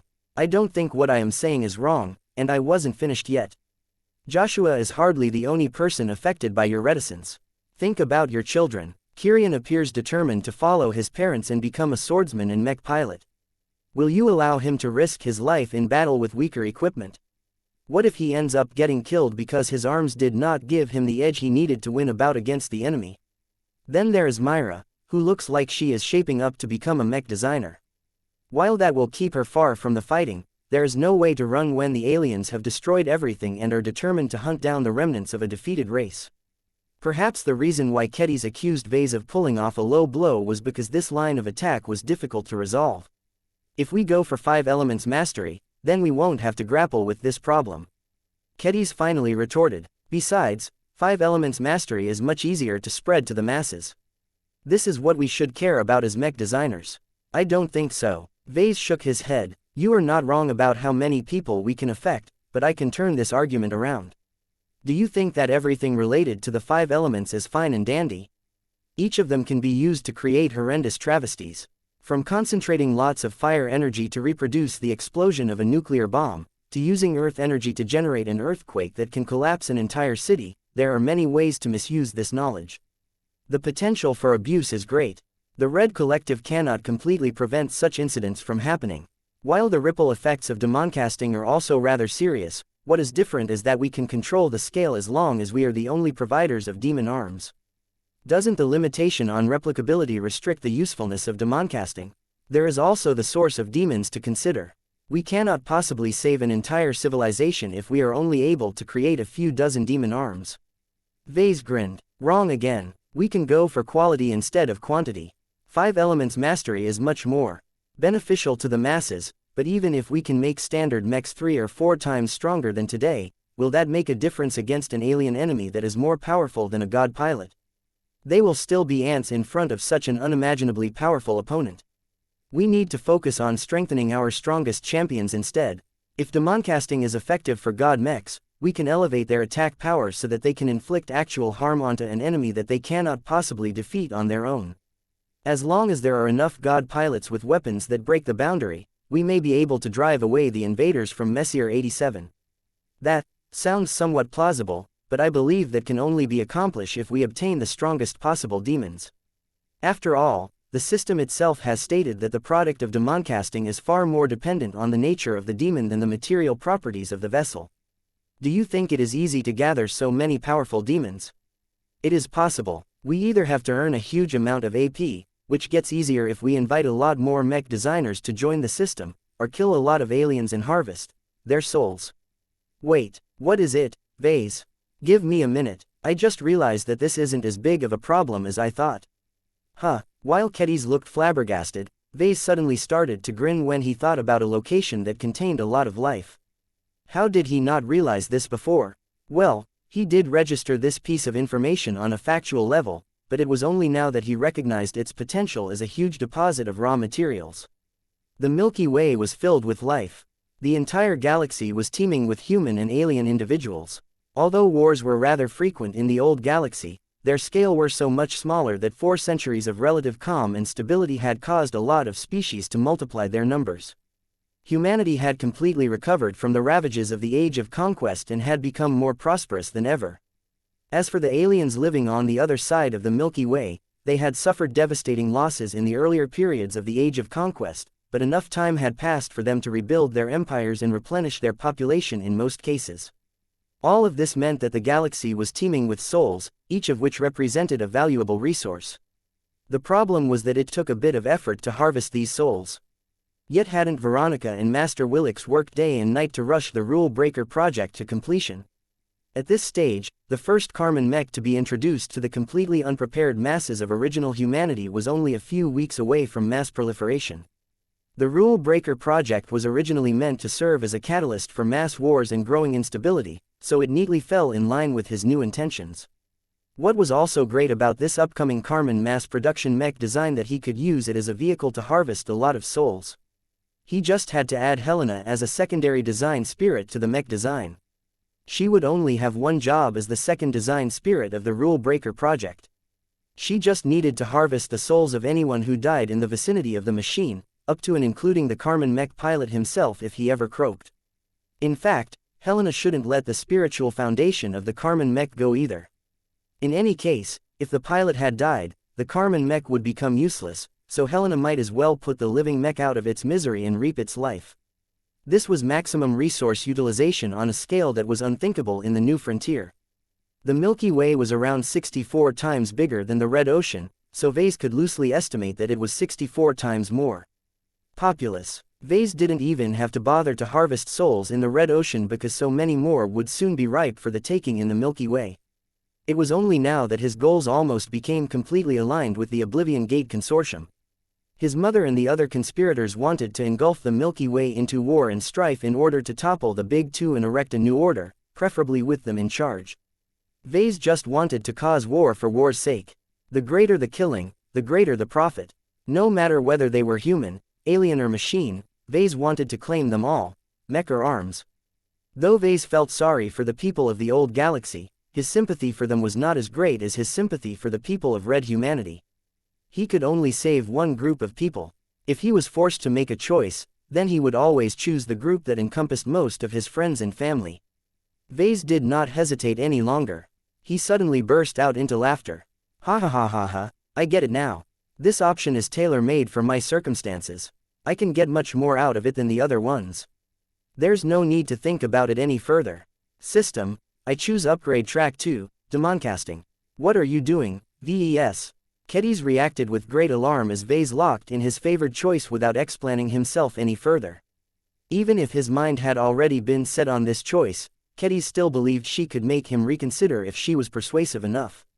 She even thought about betraying his trust and selecting 5-element mastery before Vase could lock in the final decision. Unfortunately, Vase had moved too quickly for her to succeed. The salvation of red humanity is in my grasp. Now that I can tap into a nearly endless supply of souls, I can demoncast all of the mechs and equipment that I want. The age of demons shall record the rise of red humanity. Ha ha ha ha ha ha. Ha ha ha ha ha ha. Ha. Chapter 6574 Stacking Lottery Tickets. The system space rumbled shortly after Vase locked in his choice. The deed was done. Vase had chosen the second upgrade track, which permanently altered the functioning of the mech designer system. Due to the decisions that Vase made in the past, it had slowly evolved and morphed into a direction that suited his needs the most, more or less. Vase liked it. He felt as if he had patiently raised the system as a child. By completing one supply mission after another, he fed the system with essential nutrients and allowed it to reach another growth milestone. As for steering the direction of its growth, Vase likened it to augmenting a growing child. There were many different ways that human children could grow and improve based on the genetic treatments and cybernetic implants they received. The mech designer system had undergone 3 major transformations thus far. Each transformation altered its identity and purpose little by little. While it still centered around helping mech designers get better at their jobs, it had gained numerous powerful functions that also helped its users to become more.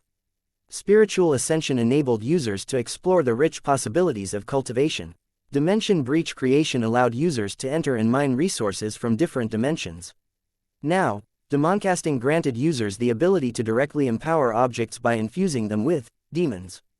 When Vase charted the course of all of these upgrades, he could recognize a clear pattern to the seemingly unrelated upgrade tracks. The pattern would have been a lot clearer if he chose superdimensional transformation. Perhaps that was the course he was already heading towards prior to the introduction of version 4.0. If he stuck to it, then he would have turned the system into an evolution aid that would help him become an increasingly more powerful superdimensional entity. Now that he had changed its direction, the system became much more centered around the creation and use of powerful mechs and artifacts. While Vase could probably make use of the demoncasting to upgrade his own combat gear and turn him into a well-equipped powerhouse, this was not the primary purpose of this upgrade track. It was clearly meant to give users a way to empower their own products, and possibly the products of others as well. The upgrade track therefore aligned quite a lot with the profession of a mech designer. Vase liked that because he would rather strengthen his ability to function as a service provider rather than turn himself into a champion. He felt a little sorry for Kedis for locking in his decision without finishing his debate with her, but he still felt that he was the real owner of the mech designer system. The fact that both of them happened to possess equal decision-making authority over it was a flaw that he needed to remedy sooner or later. There had to be a way to upgrade his authority. He intended to find out how, but first he wanted to go over the upgraded facilities and see whether he could take advantage of their improved functions. Now that the system has completed its upgrade, we should slowly make our way up the mountaintop. Are you coming? The swordmaster did not exactly look happy at Vase, but now that he had done the deed, there was no way to go back. The woman let out an exasperated sigh and followed suit. Let me make one thing clear, Vase. I have made my views about demoncasting clear. If you are so greedy to acquire demons that you are harvesting the souls of innocent people, then I will stop you no matter what it takes. We are humans, so we should hold on to our bottom lines. As soon as you violate them, you have become closer to a beast. I cannot respect a person who has degenerated so far. While I admittedly don't have a clear idea what souls even are, I do not want to live in a future where they are treated as mere commodities. Just let them go to the next destination and hope they can find peace. Vase could tell that Kedis was being utterly serious about this. He would never dismiss her concerns. Who do you think I am? While I do not entirely think it is unacceptable to convert human souls into demons in an emergency, your demand is reasonable. I promise to you that I will never intentionally use the souls of fellow red humans to create demons. It isn't really necessary anyway. The native aliens heavily outnumber our population. It is much easier to harvest large quantities of souls derived from alien beings. Don't worry about it. I will not disrespect or mistreat the souls of brave defenders and hardworking civilians who are doing their best to contribute to the survival of our race and civilization. I will not turn myself into an enemy of red humanity. Kedis turned her head towards Vase. Her eyes gazed suspiciously at him, as if she could not believe that he could readily make such a concession. However, she had moved close enough to encompass him into her sword aura. While it was not really effective at reading a phase lord and a spiritually powerful entity, Vase did not deliberately hide his feelings and emotions on this issue. She could feel he was being sincere. I suppose that will do. She eventually said, don't worry, if you engage in demon casting with the help of alien souls, I will not object to your actions. As you have said, any airy sympathy towards the aliens is self-defeating. If they don't want their souls to get corrupted, then they shouldn't wage war against our race. It is good that you understand. Are you willing to make use of demon casting yourself? I am not sure yet. I need to see the demon casting forge in person and make my own judgment. Before they visited the latest expansion to the Workshop of Creation, they first stopped by the Vault of Eternity. The latest system upgrade had caused the site to become a little fancier and more impressive. The stone gate that led into the vault had become more decorative and also gained a few golden accents. Vase and Kedis only spent a little time here to confirm that the option to rent storage space had been turned into outright buying it. The prices remained the same, so the vault had become much more practical and economical than before. It was already possible to spend 100 or so AP to store a vehicle the size of a small shuttle. They visited the wishing fountain next to understand the rules concerning stacking lottery tickets to increase the probability to win a better prize. Just like the previous facility, the wishing fountain experienced a modest visual makeover. It looked considerably more sacred than before. There's no limit to how many tickets you can stack. Vase observed an important rule. Do you want to try it out? Why not? I saved up 19 golden lottery tickets. I think that it would be incredibly useful if I can use the wishing fountain to obtain knowledge or items that are related to demons. There's no guarantee that you will gain what you want. I know, but if I use 10 tickets at a time, my chances of obtaining a desirable prize will surely increase by a large margin. Vase did not hesitate any longer and immediately drew out 10 golden lottery tickets before throwing them all into the fountain. The water began to glow gold at a much greater intensity than before. Soon, a very familiar-looking golden prize wheel extended from the bottom. Many pie-shaped segments were marked by different symbols at the edge. Vase and Kedis curiously studied them all and noted that stacking 10 golden lottery tickets at once probably had a considerably powerful effect. There is a symbol of a sword beheading a demon over here. Kedis said, I have the feeling that this will either give out a weapon that can easily kill demons, or give out knowledge on how to do it ourselves. It occupies a large cone on this wheel, so it is not too difficult to aim for it if you spin the wheel with the right amount of force. Compared to the symbol of a sword beheading a demon, Vase was much more interested in the symbol that showed a robed and shadowy entity slamming a hammer down a collection of wailing souls. This must be a prize related to the production of a demon. There was another symbol that attracted his attention. It depicted a generic human figure extending his hand and causing an obviously evil-looking demonic entity to fall on his butt and beg for mercy. This was probably a prize related to subduing demons. There were many other symbols that conveyed different meanings, but Vase felt that these two were the ones he needed the most. Fortunately for Vase, the pick slices associated with these two prizes were not as great as the one pointed out by Kedis, but they were not too small either. The only regret was that they were placed on opposite ends of the prize wheel, so Vase could only target one of these tempting symbols. I'll go for the one that looks like it will help me suppress demons. Vase eventually decided, I have a strong suspicion that working with demons is inherently dangerous. As long as you walk along the river enough times, your shoes will eventually get wet. It would be best if I have a way to guard against accidents, because they will definitely happen sooner or later. He had taken enough risky decisions for the day. He decided to rein in his adventurism and go for the more prudent option. Besides, he did not think that Kedis would appreciate it if he went for the one related to converting souls into demons. It was best not to draw more suspicion. Vase looked at the wheel and estimated how much force he needed to apply to spin the wheel just enough to obtain his desired prize. He estimated the resistance generated by friction and other factors. He then proceeded to pull the wheel. Just as expected, Vase managed to win the prize associated with the desired symbol. It happened to be a very practical enlightenment fruit. Soul Whip Technique fruit grants the ability to perform a technique that condenses darkness energy into a barely perceptible whip. This soul whip does not inflict any material damage, but it can inflict a disproportionate amount of pain and suffering onto souls and similar intangible beings that are susceptible to the energies that comprise the whip structure. The power and properties of the whip is affected by the execution of the technique, the intent of the practitioner and the energies being used. Requirements: spirituality must be 3.0 or higher, concentration must be 1.5 or higher. Though Kedis clearly frowned when she read the description, Vase decisively swallowed the fruit and stood still as he rapidly assimilated the foreign knowledge. The absorption process proceeded very smoothly this time. Vase was much more capable of integrating knowledge than before, and the soul whip technique happened to be a lot more concise. It only contained the most essential information about how to form the soul whip and nothing else. This was a much nicer enlightenment fruit than the ones that were originally derived from old or forgotten religious cults.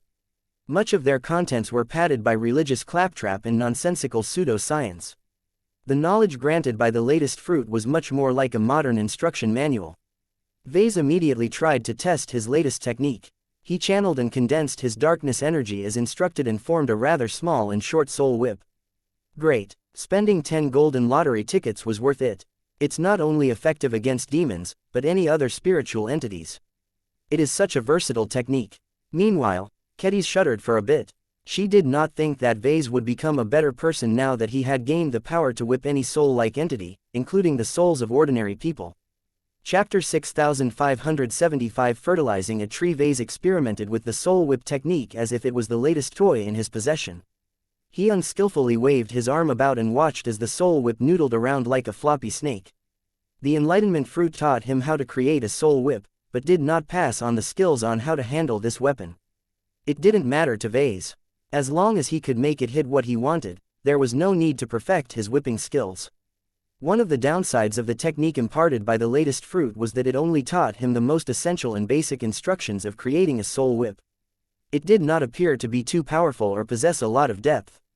The lack of strange descriptions and abstruse meanings meant it was simple for Vase to master the technique, but it also meant that he would have to work out how to improve and adjust the parameters of the soul whip by himself. As Vase and his former student left the wishing fountain and moved to their next step, he already began to experiment with the new technique. Instead of channeling pure darkness energy into the intangible whip, he also began to channel each of the 5 elements in succession. The results were mixed. The soul whip mixed with fire energy literally flamed out. It was as if the darkness energy and fire energy mutually destroyed each other.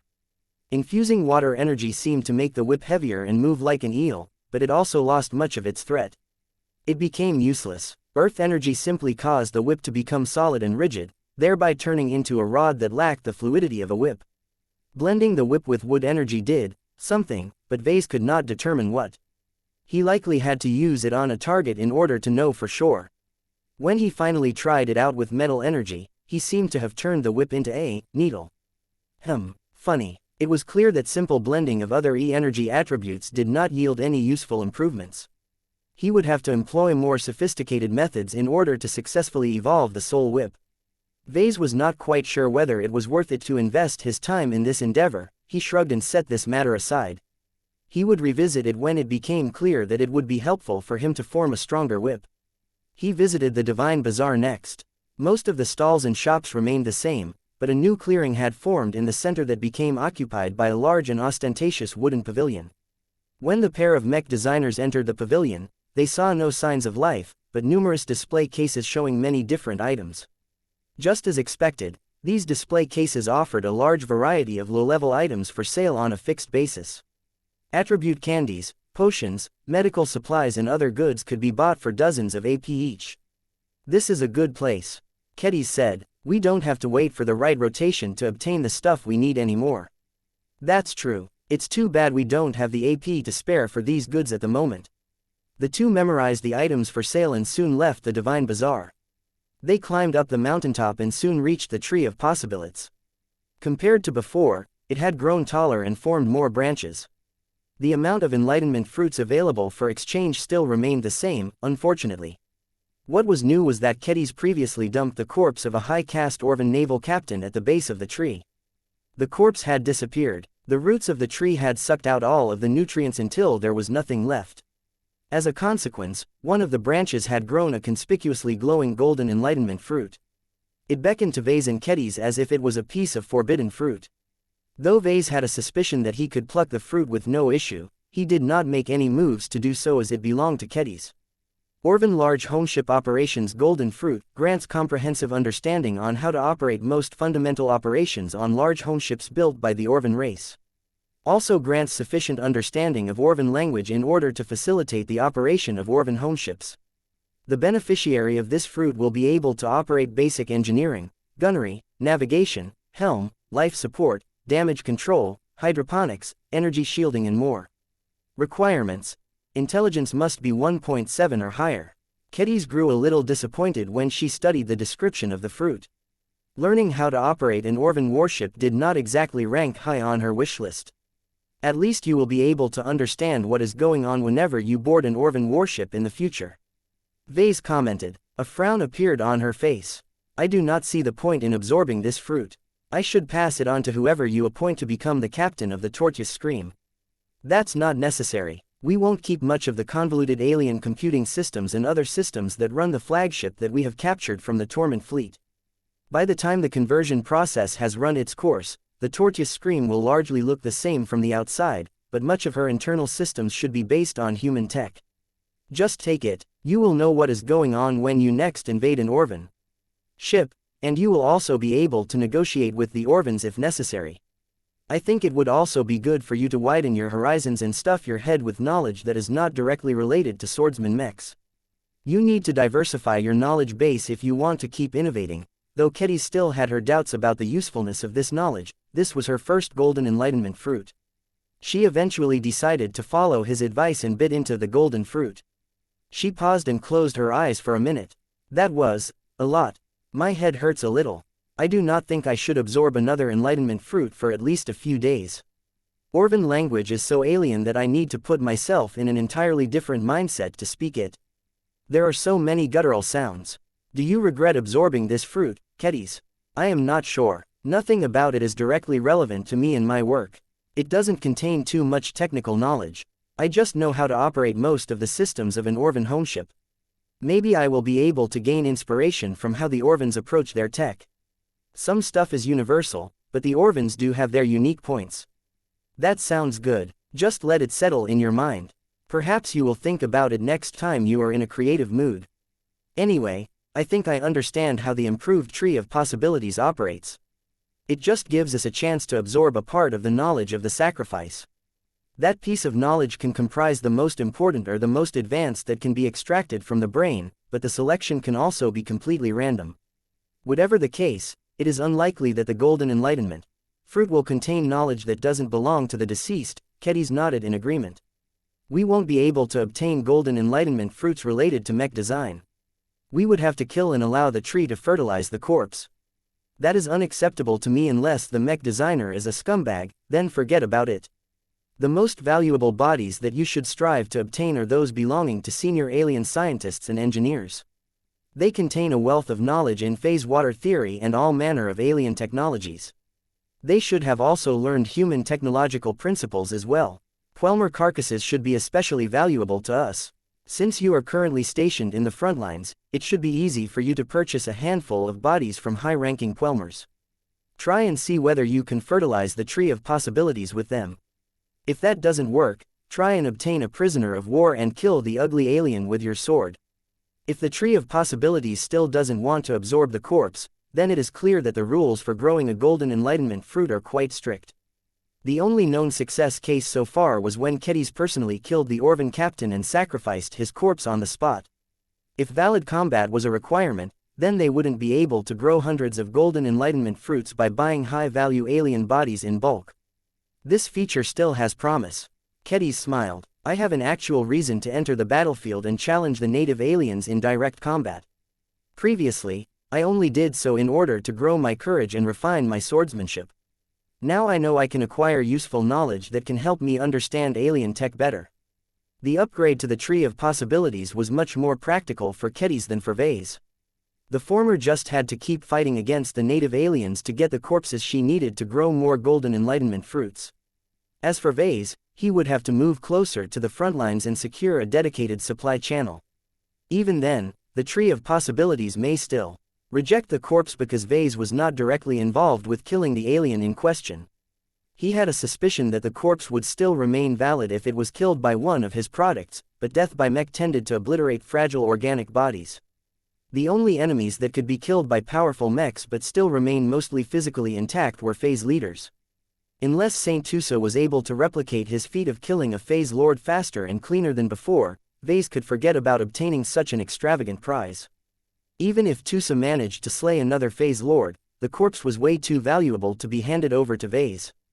The Red Three had been snapping up Phase Lord carcasses left and right whenever they became available. Even if the groups were reluctant to hand it over, they would still be forced to do so even if they earned a large amount of war merits and other rewards in return. Vase sighed. Would you do me a favor, Kedis? If you ever obtain a golden enlightenment fruit that you don't already need, please show it to me first. If I do not need it, you can give it to others. The Swordmaster nodded. I will, but only if Joshua and my children do not already need the knowledge that the golden enlightenment fruit contains. They will probably need it much more than you, no offense. It's okay, I would have made the same decision if I was in your shoes. The latest feature of the Tree of Possibilities could still play a useful role, but it required the users to put active effort into hunting down high-value enemies. After leaving the Tree of Possibilities, the pair of mech designer entered the mission hall next. It had grown larger and featured a much more sizable mission board. Both mech designers studied the missions made available this time and indeed confirmed that there were 3 times more than unusual. The additional quantity also led to another improvement that hadn't been mentioned in the changelog. The variety of missions had increased. There was greater room for the mission hall to issue missions that were much different from the usual ones. Vase paid particularly close attention to the much more numerous D-rank mission. Forge 5 bastard swords, pray to Sue Thainaxes once every 37.4 hours for a total of 7 times, demoncast a pain blade, design a canoncer mech, repair 5 heavily damaged mechs. None of these missions imposed any heavy demands. Vase could complete several of them in the span of a few days. The rewards for these low-rank missions did not amount to much. He would only gain around 5 to 10 AP if he satisfied the requirements without overperforming. That was still a good deal, though. The amount of time that Vase had to invest to complete these missions was not that big of a deal. He could easily complete half a dozen of them and earn several dozen AP. As long as he did this enough times, he would soon be able to afford an expensive enlightenment fruit or pay for a substantial upgrade. Earning AP has become much easier. Chapter 6576. Demoncasting. Forge. Vase and Kedis both divided the easy D-rank missions between themselves. They would just have to spend a bit of time in order to complete them and harvest a modest amount of AP. After they were done, they left the mission hall and ascended up the workshop of creation. Vase admittedly did not really make use of it that often. In the past, he only valued it for the ability to rent workshop space for 1 AP per 24 hours, which could potentially allow him to prolong his stay in the system space by weeks or months so long as he continually completed enough missions to cover for his daily rent. Now that the mission hall offered 3 times as many missions as before, Vase and Kedis could potentially start a mission-clearing marathon that could last for several years inside the system space. Hardly any time would pass in reality while the 2 users harvested a lot of experience, mastered a lot of useful knowledge and improved their design and fabrication capabilities to another level. As long as Vase and Kedis spent their time on completing the right missions, it should also be easy for the 2 to maintain a positive balance, thereby ending their marathons with way more AP than when they had at the start. Of course, the premise for all of this was that they accepted enough missions that they could complete while remaining inside the system space. When Vase described how he used the workshop of creation in the past, Kedis looked awfully thoughtful. That explains a few times where you inexplicably changed. This actually sounds like a great way for you to earn more AP. Why haven't you done it more often? Each marathon takes a lot out of you. I am still human, you know. Spending months inside this isolated space for so long is exhausting. If I stay here for too long, I become increasingly more disconnected to reality. I won't feel the urgency of the Red War, and my love for my wife and children will turn into an abstract concept. In short, you will lose your humanity if you keep slaving away like this. You should only do a marathon once every few years. Well, maybe you can do it a little more often considering that your willpower is much stronger. Kedis certainly looked interested. I think I will try it out soon. That caused Vase to smile. It's been a while since I last did it. Now that we have a lot more missions to complete, this is a good time for me to start a new marathon as well. Why don't we do this together? I think we can mitigate the sense of disconnect and the loss of social interaction if we work together. I suppose we can do that, but we don't earn credit if we complete each other's missions, right? That's probably true, but we don't have to work together. We only need to work quietly alongside each other and take breaks at the same time. Now that Red Humanity's defensive lines were close to reaching their limit, it became more important than ever for everyone to contribute to the war effort. With more AP, Vase and Kedis could gain a lot more out of the system and provide critical aid to the defenders who most needed the additional boost. The two were not prepared to start their marathon right away, but they quickly agreed to settle a few affairs in reality before starting to earn as much AP as possible in 4 or so days. As they entered the workshop of creation, they immediately saw that much of it had remained the same. The only change was that a brand new forge area had formed against the mountainside. The Demoncasting Forge occupied its own exclusive alcove. While much of the rocks that make up the mountain were gray in color, the rocks that surrounded the new forge were black like basalt. Compared to the ultra-modern instruments and production equipment of the main workshop of creation, the tools and equipment of the Demoncasting Forge appeared to be a lot more primitive. There was enough open space to the side to fit mechs and larger objects if necessary. The most prominent feature of the Demoncasting Forge was the constantly burning flame. It looked positively demonic as it not only burned in an unnaturally dark red shade, but also exuded a clear sense of threat that Vase could already sense from this distance. As Vase and Kedis moved closer, they both put up their guards as they sensed the flow of malevolent energies in the entire forge. The distinctly edgy demonic theme on all of the tools and equipment did not help matters either. Vase did not take the threat seriously. He smirked as he wondered how delighted he would feel if he used the tools too. Demoncast for the first time, he wandered over to a rough-edged stone work table and picked up a ball-peen hammer that looked as if it had attitude. Just holding it already caused Vase to confirm one of his suspicions. This is a demoncasted product. All of the stuff here that gives out dangerous vibes era infused with demon. No wonder. Kedis already felt as if she had approached a den of evil and sin. The mech designer system's use of the term, demons, appeared completely justified. Whatever twisted souls had been stuffed inside the forging tools, they clearly posed a threat to anyone without the means to defend themselves. Fortunately, the demons stuck inside the tools were locked in pretty tight. They also did not appear to be too powerful, though Vase had to exert greater force in order to keep the hammer under his control. I can already tell that handling these tools will be a pain, he said. This hammer is constantly trying to fight against me. That is fine when I am just holding it, but if I am using it in my work, then it can jerk around and mess up a critical step. We need to be on guard against that possibility.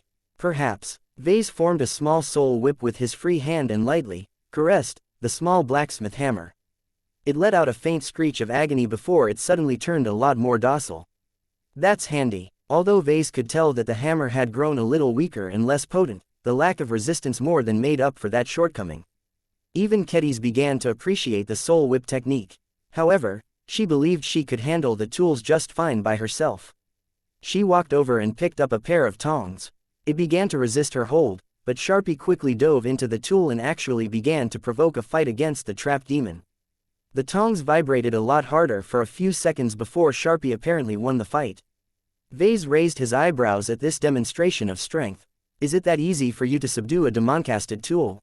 The demon inside this tool is not that weak. It was already suppressed. It hardly has any room to fight back. Kedis explained. I see. That is helpful to know. They put down the tools and continued to explore the Demoncasting Forge. They soon found a series of spells that roughly served as an instruction manual. Even if much of the actual instructions consisted of wordless images instead of clear text, the two mech designers were smart enough to decipher the meanings. I see, Vase said. Most of the tools here aren't actually necessary unless we want to forge a more advanced form of D-mechs or D-arms.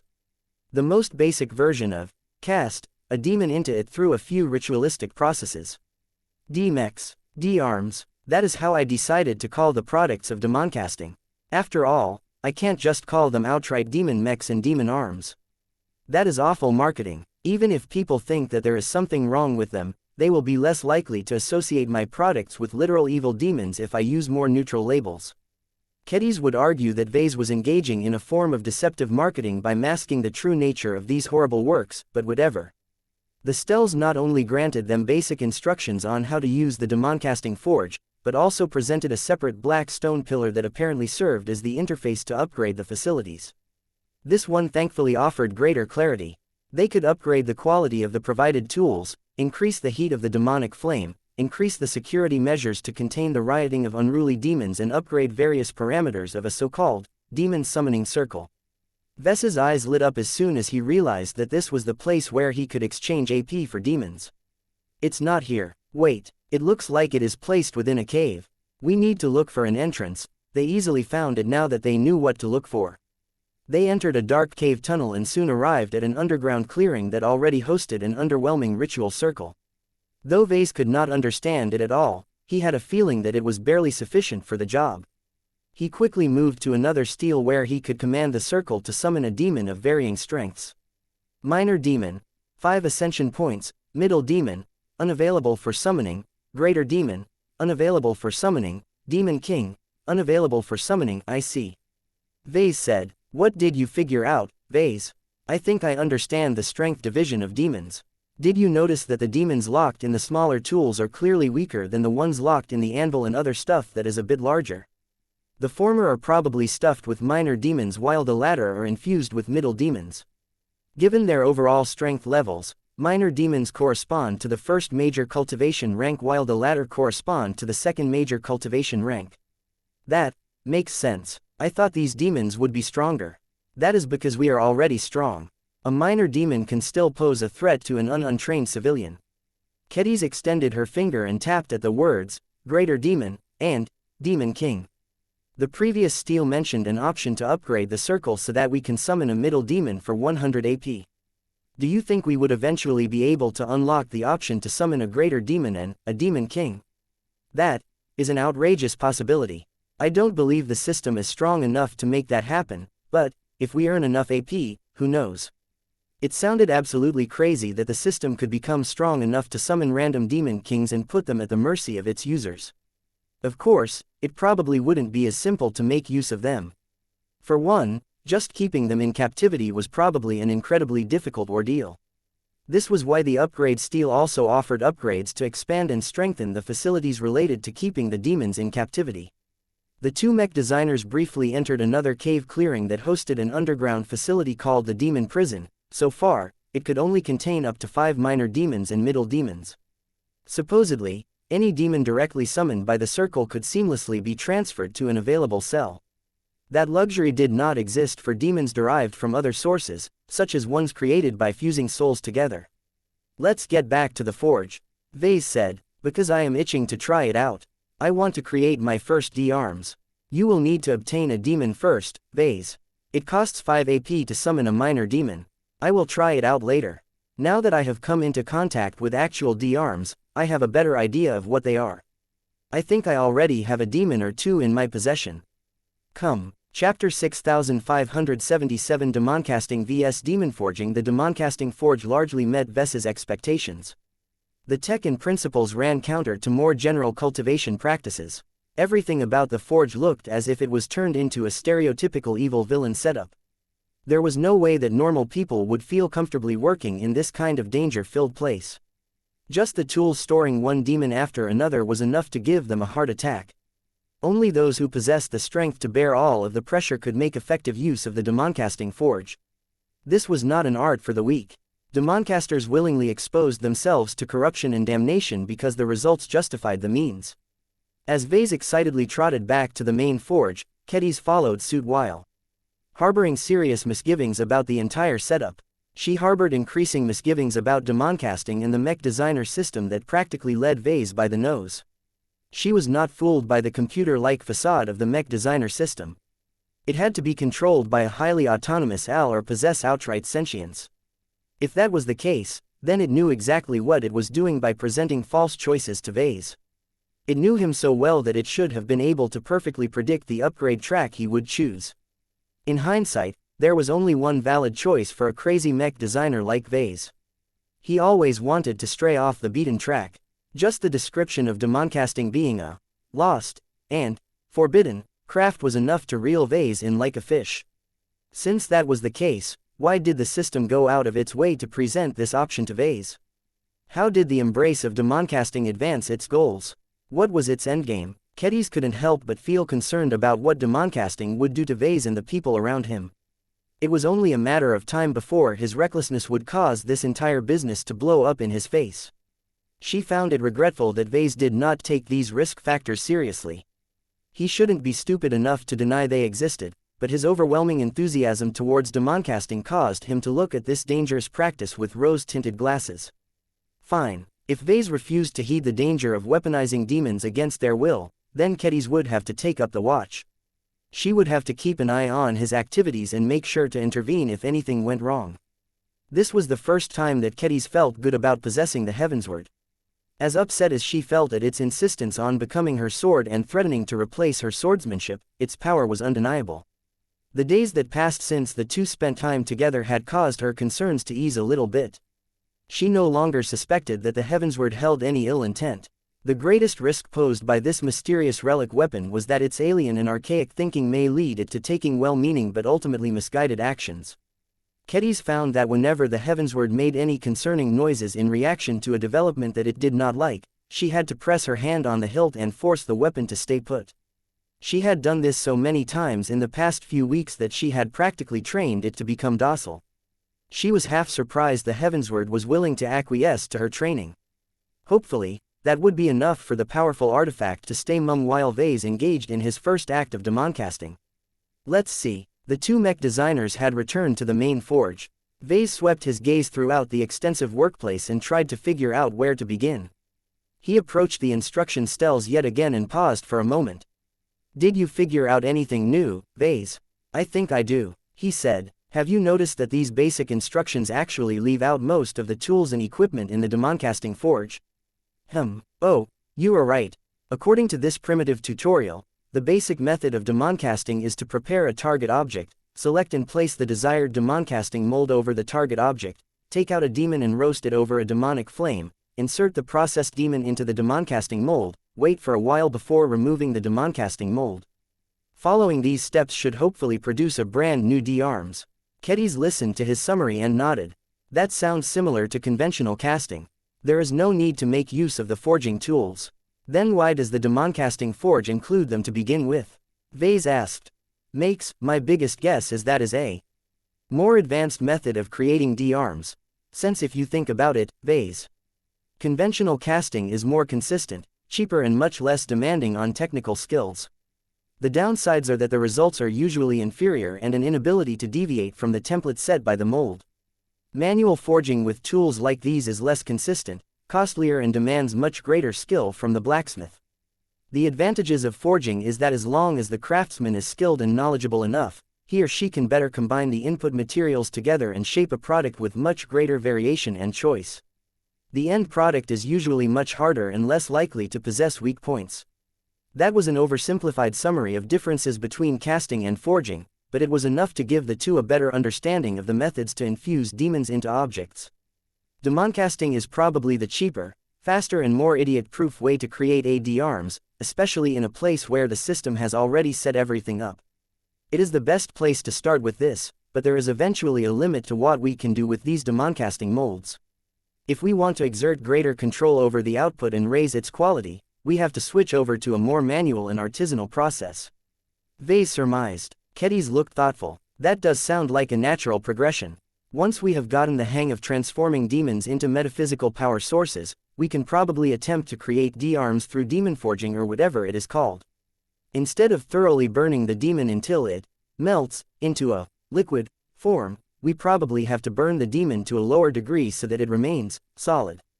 We'll have to use these hammers to beat the demon into the right shape while it is still hot enough to remain malleable. As long as we know what we are doing, we can probably increase the utilization of resources and achieve a more perfect fit. I am truly excited to learn this more advanced form of producing D-arms, but we can't be too hasty. We need to learn how to walk before we can run. I agree. Traditional blacksmithing has always been a craft that is taught from master to apprentice. There are no master demon forgers who can systematically teach us what we need to know and supervise our work processes.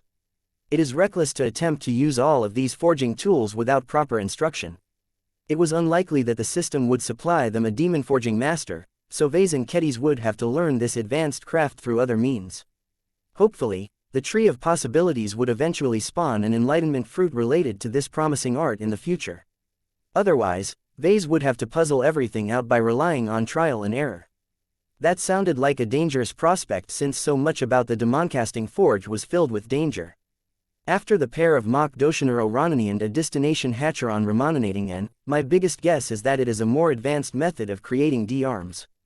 It makes sense if you think about it, Vase. Conventional casting is more consistent, cheaper and much less demanding on technical skills. The downsides are that the results are usually inferior and an inability to deviate from the template set by the mold. Manual forging with tools like these is less consistent, costlier and demands much greater skill from the blacksmith. The advantages of forging is that as long as the craftsman is skilled and knowledgeable enough, he or she can better combine the input materials together and shape a product with much greater variation and choice. The end product is usually much harder and less likely to possess weak points. That was an oversimplified summary of differences between casting and forging, but it was enough to give the two a better understanding of the methods to infuse demons into objects. Demoncasting is probably the cheaper, faster and more idiot-proof way to create AD-arms, especially in a place where the system has already set everything up. It is the best place to start with this, but there is eventually a limit to what we can do with these demoncasting molds. If we want to exert greater control over the output and raise its quality, we have to switch over to a more manual and artisanal process. Vase surmised. Hopefully, the tree of possibilities would eventually spawn an enlightenment fruit related to this promising art in the future. Otherwise, Vase would have to puzzle everything out by relying on trial and error. That sounded like a dangerous prospect since so much about the Demoncasting Forge was filled with danger. After the pair of Mach Doshinor Runani and a distinction Hotrun demoninating and meaning to replace it since it isn't up to my standards anymore. Vase took the knife and noted that it held the spark of life. It wasn't as alive as his mechs, though. This will do, I suppose. Size is certainly an important factor in demoncasting, but I am not sure how. We will have to discover the rules by ourselves. Vase actually liked that because he enjoyed the process of exploration and discovery. Instead of learning what he needed to know from a boring textbook or a direct infusion from an enlightenment fruit, he would get to act like a pioneer and carn every scrap of knowledge through his own efforts. He soon turned back to the forge and made sure to place the knife and the demoncasting mold into the right places. The next step required him to pull out a demon. Kedis watched on with growing curiosity. Why did he think he could skip the process of summoning a minor demon? Vase simply pulled out a familiar-looking pouch from one of his uniform pockets and emptied its contents into his palm. A sizable collection of gems of different shapes and colors glinted in the light of the demonic flame. Wait, aren't those the gems produced by Lucky? They are. You should take a look at their descriptions. I used to dismiss them as fantasy or irrelevant information, but now that I am introduced to the art of demoncasting, I have begun to wonder whether there is a connection between the two. I have enough clues to seriously consider this possibility. Even if he was wrong, he would only waste a single gem at most. He could always go back to the demon summoning circle and pay the 5 AP fee to obtain a proper minor demon. He carefully sifted through the beautiful and mysterious gems to pick one that he could afford to waste on an experiment. Maiden's affection, the desire of an ancient maiden, is locked within this gem. Increases the attraction of a mech by 40% to females. It's gotta be you, he said as he picked up the lustrous, pink and heart-shaped gem without further hesitation. Wait, are you sure you want to discard this gem? Definitely. There's no combat benefit to using this gem at all. Since it is so useless, I might as well get my money's worth out of it by using it as experimental material. Vase decisively tossed the gem into the ominous-looking demonic flame. Immediately, the flame surged as if it took offense at the intrusion. The gem meanwhile mysteriously floated in the middle of the dark red flames. Its exterior actually resisted the extraordinary heat for a while, but its physical structure eventually began to melt and evaporate. Soon enough, a faint and mysterious soul-like entity emerged out of her cage and screamed in pain as the flames refined her fragile existence. Vase and Kedis winced and took a step backwards as the robed maiden's scream scratched their spirits. Yet the ancient maiden's cry of agony did not last as the demonic flames hungrily devoured her, causing more and more aspects of herself to get broken down until she began to lose her form. Is this what you call a demon? Hey, it is working so far, right? If this works out, I will be able to confirm I have an existing supply of demons. I will finally be able to make better use of these gems. Chapter 6578. The Maiden Knife. When the system presented the second upgrade track to Vase, it did not take long for him to speculate on whether there was a possible connection between demoncasting and Lucky's gems. He did not have enough conclusive proof that this connection existed, but the possibility of it made the upgrade track a little more tantalizing. So far, the initial demon refining process unfolded in accordance with the tutorial on the instruction steles. The demonic flames painfully burned the defiant demon to the point the latter started to lose definition. This was a crucial process. Vase had to make the refinement process last long enough to burn away enough impurities and make the demon pliable enough to squeeze inside the demoncasting mold and obediently adopt the right configuration. Pull the demon out of the demonic flames too soon, and it would not only put up a greater fight, but also fail to properly fill up the mold. Pull the demon out too late, and too much of its potential would have burned away, resulting in a more obedient but also substantially weaker end result. If Vase wanted to play it safe, then he should have waited a little longer until the ancient maiden burned to the brink of nihility. However, Vase was a senior mech designer. He believed he could improvise his way through his first demoncasting attempt while trying to create more than just a basic beginner's product.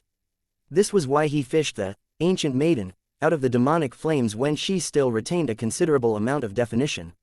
The tutorial clearly described how to do that. Vase used a pair of tongs that were somehow empowered to hold and suppress a demon. While the tongs did a good job of preventing the moderately refined demon from getting loose, he had to exert a considerable amount of force to counteract the ancient maiden's resistance. He ignored her soul-shaking screams as best as possible and quickly stuffed her into a mechanism that sucked her in before pressing her into the prepared demoncasting mold. There was not much Vase could do to influence the process from here. Demoncasters were mostly expected to stand back and stay vigilant until the demon thoroughly filled the mold. They then needed to press the mold against the target object at the right time in order for the processed demon to adhere to a new physical home. Vase did not have a good understanding of the right timing, so he relied entirely on his intuition and guesswork to carefully lower the demoncasting mold until it gently made contact with the combat knife. A mysterious process ensued. Somehow, the demoncasting mold automatically poured the transformed demon into the knife donated by Kedis. It became clear to both mech designers that this was not a casual step, but a process that was carefully controlled by the mold and maybe another apparatus. This process enabled the processed demon to integrate into the knife in a different manner than Vase had witnessed in the past. He felt that the integration sequence went further and applied more force, as if the mold was trying to stuff the transformed ancient maiden so deeply into the weapon that she could not break out by relying on her own force. "Look," Kedis gasped and pointed at the knife. "The changes go beyond spiritual alterations. The knife is beginning to undergo a physical transformation." Vase expected this to happen. He recalled the inexplicable transformations of Elegant Rage and the Zeal during their ill-fated mission against the Emperor Tree.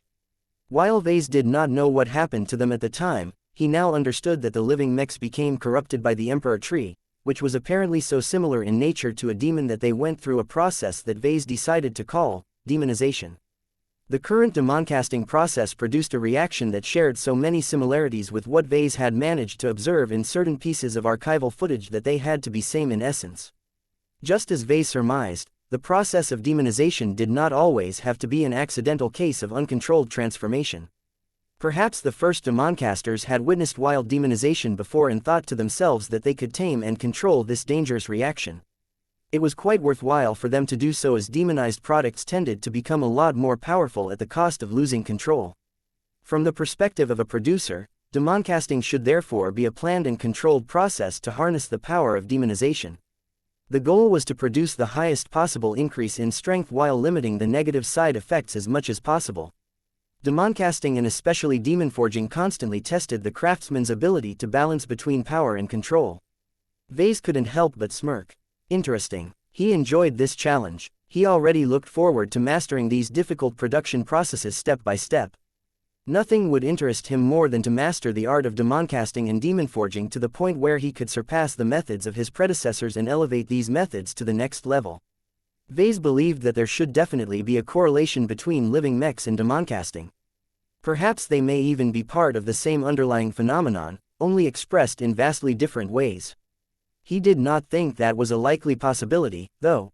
A more plausible theory was that they were still different enough that they could coexist with each other. That gave Vase the opportunity to create brand new synergies between living mechs and D-mechs. In any case, enough time had passed for the demoncast mold to complete its job. It automatically raised in height before settling into a rest position. This entire step is automated. That is convenient. Let's go and see the result. The combat knife that Kedis presented to Vase earlier had changed beyond recognition. If anyone saw the original knife alongside the one that presented its new form to the mech designers, nobody would think they had any relations with each other. The mass, volume, color, design language and material properties were all different.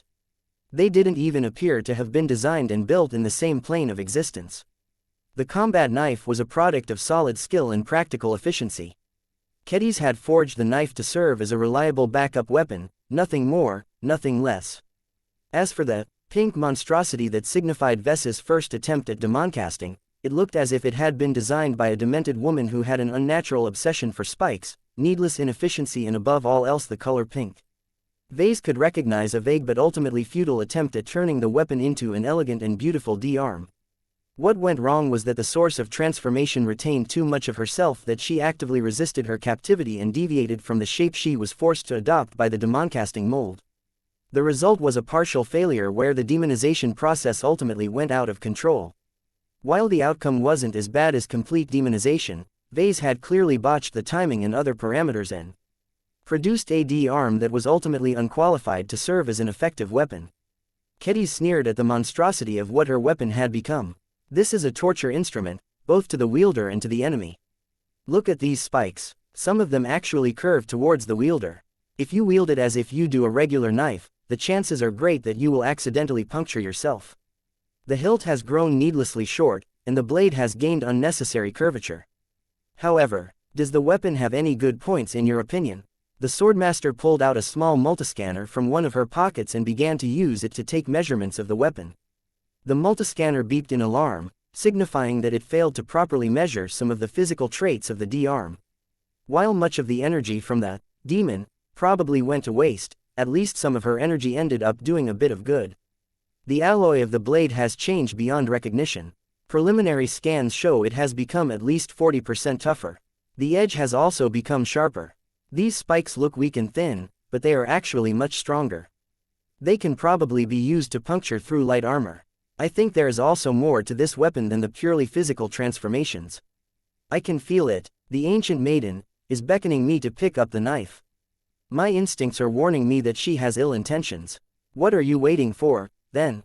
Try it out. You're the swordmaster here. You should be able to glean much more information out of it than I. Vase said. Kedis did not hesitate for long. She picked the weapon up by the short hilt and soon began to close her eyes. She deliberately withdrew her willpower and allowed the pink knife to influence her to a certain extent. An inexplicable change swept across her body. Kedis had never been the most attractive woman amidst designer babies and faces that had been carefully sculpted to perfection, but somehow the odd pink knife injected her with energy that caused her to look more attractive than usual. He recalled the description of the gem he used to source the demon and understood that the D-arm faithfully reproduced the original effect. It was too bad that the knife was a poor fit with Kedis. She looked more charming, but she did not have much of it to begin with. The weapon would probably produce a much stronger effect if held by a more classically beautiful woman such as Gloriana. This beauty effect was not the only change induced by the D-arm. It seemed to have come alive in Kotick's hand. It orbited around as if it wanted Kotick to stab herself. It also produced spiritual activity that suggested to Vase that it was mindlessly screaming its pain and fury towards its wielder. Kedis stoically withstood the attacks with the help of her firm willpower. She only gave enough ground to get an impression of how the pink knife affected its wielder. So what did you find out, Kedis? The demon is not rational, she said. A small part of her is forced to empower the knife and force its blade to become a better cutting implement than it should. Another part of her has gone completely crazy and out of control. The rest has turned into a ball of rage, pain and trauma. Think about it, Vase. What if I toss your body into a fire that is so powerful that it burns your very soul? Stuck you into a supernatural mold and forcibly transform you from a free human being into a manufactured product that has lost its name, its pride, its dignity and its freedom? How would you feel if your body is forcibly squeezed, amputated and contorted into the shape of a weapon? The only things left in your world are pain, fury and purpose. You have become the worst kind of slave that can exist, one that does not have the option to resist her new painful new fate. Vase frowned when he heard that. He did not care too much about the pain and stuff. What irritated him was the mention of wasted energy. Even though this was his very first attempt at demoncasting, he still felt this outcome was a blow to his pride as a creator. Why are the results so poor? There are many reasons. The fit between the demon, the mold and the object is too low. Trying to turn the ancient maiden into a source of attack enhancement is like trying to use a cotton shirt as armor. The demon also has a poor connection with a modern combat knife. The botched timing and other imperfect steps don't help matters either. If you have gained more practice and made choices that better fit with each other, I have a feeling you could have been able to obtain a weapon that is twice or thrice as deadly as this pink knife. I see. All of your points make sense. I really screwed up by selecting the wrong mold and object to be demonized. Well, at least I learned my lesson. Chapter 6579 The initial power of demoncasting. Although Vase felt he had made a disappointing first D-arm, the experience had taught him a lot of lessons. He felt confident he would be able to do a much better job next time. Vase and Kedis did not immediately throw away the D-arm. They still wanted to gather more data, so they methodically tested out its hardness, its cutting power and any other weird stuff it might have. The workshop of creation offered plenty of testing facilities that allowed them to thoroughly understand the properties of the weapon. They gained more precise numbers than the ones collected by Katiz's handheld multiscanner and also managed to record the properties that it couldn't gather. All in all, despite the fact that Vase apparently wasted most of the power of the demon locked inside Lucky's gem, the pink and awfully spiky knife was still a qualified D-arms. Even if its newfound impracticality made it difficult to handle the knife like a standard blade, Kedis was actually beginning to warm up to it after she had become accustomed to its many quirks. I think this weapon is representative of every D-arms, Kedis said as she performed a modified kata with the D-arm. Merging my original combat knife with a demon has caused the former to acquire some of the strengths of the latter. The knife has completely exceeded its physical limitations and has become tougher, sharper and deadlier. It has also gained all of the baggage of the demon, which is the source of many complications. As long as the wielder is strong enough to cope with the dangers, he or she may actually be better off than wielding an ordinary weapon.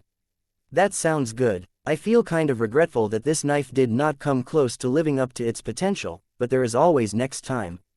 Is there a way to undo the demoncasting and separate the demon from the knife again? Kedis thought for a moment before shaking her head. If such a method exists, then I do not have the faintest clue how it can be done. The only way to separate the two is to forcibly break the weapon, but not too much. The demon will have enough openings to mount an escape attempt. That will probably be a painful and traumatic process where the demon is able to wrench free while leaving parts of itself behind. That sounded anything but a clean separation process. All Vase needed to know for now was that it was too difficult to undo the demoncasting process and start over with the same resources as before. That's a pity. We can't reuse the ancient maiden over and over again in order to gain more practice.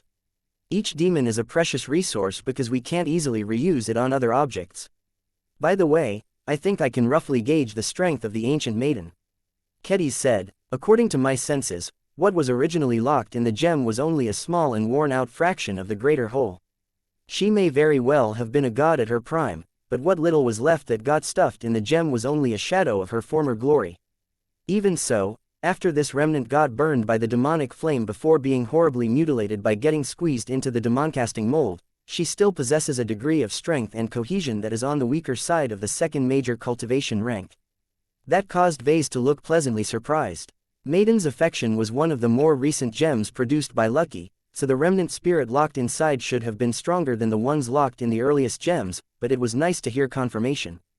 Does that mean that a typical gem produced by Lucky contains the equivalent of a middle demon that costs 100 AP to summon with the ritual circle? Kedis shook her head. It is difficult to make direct comparisons. The remnant is heavily damaged and not as complete as the demons that are locked inside the tools of this forge.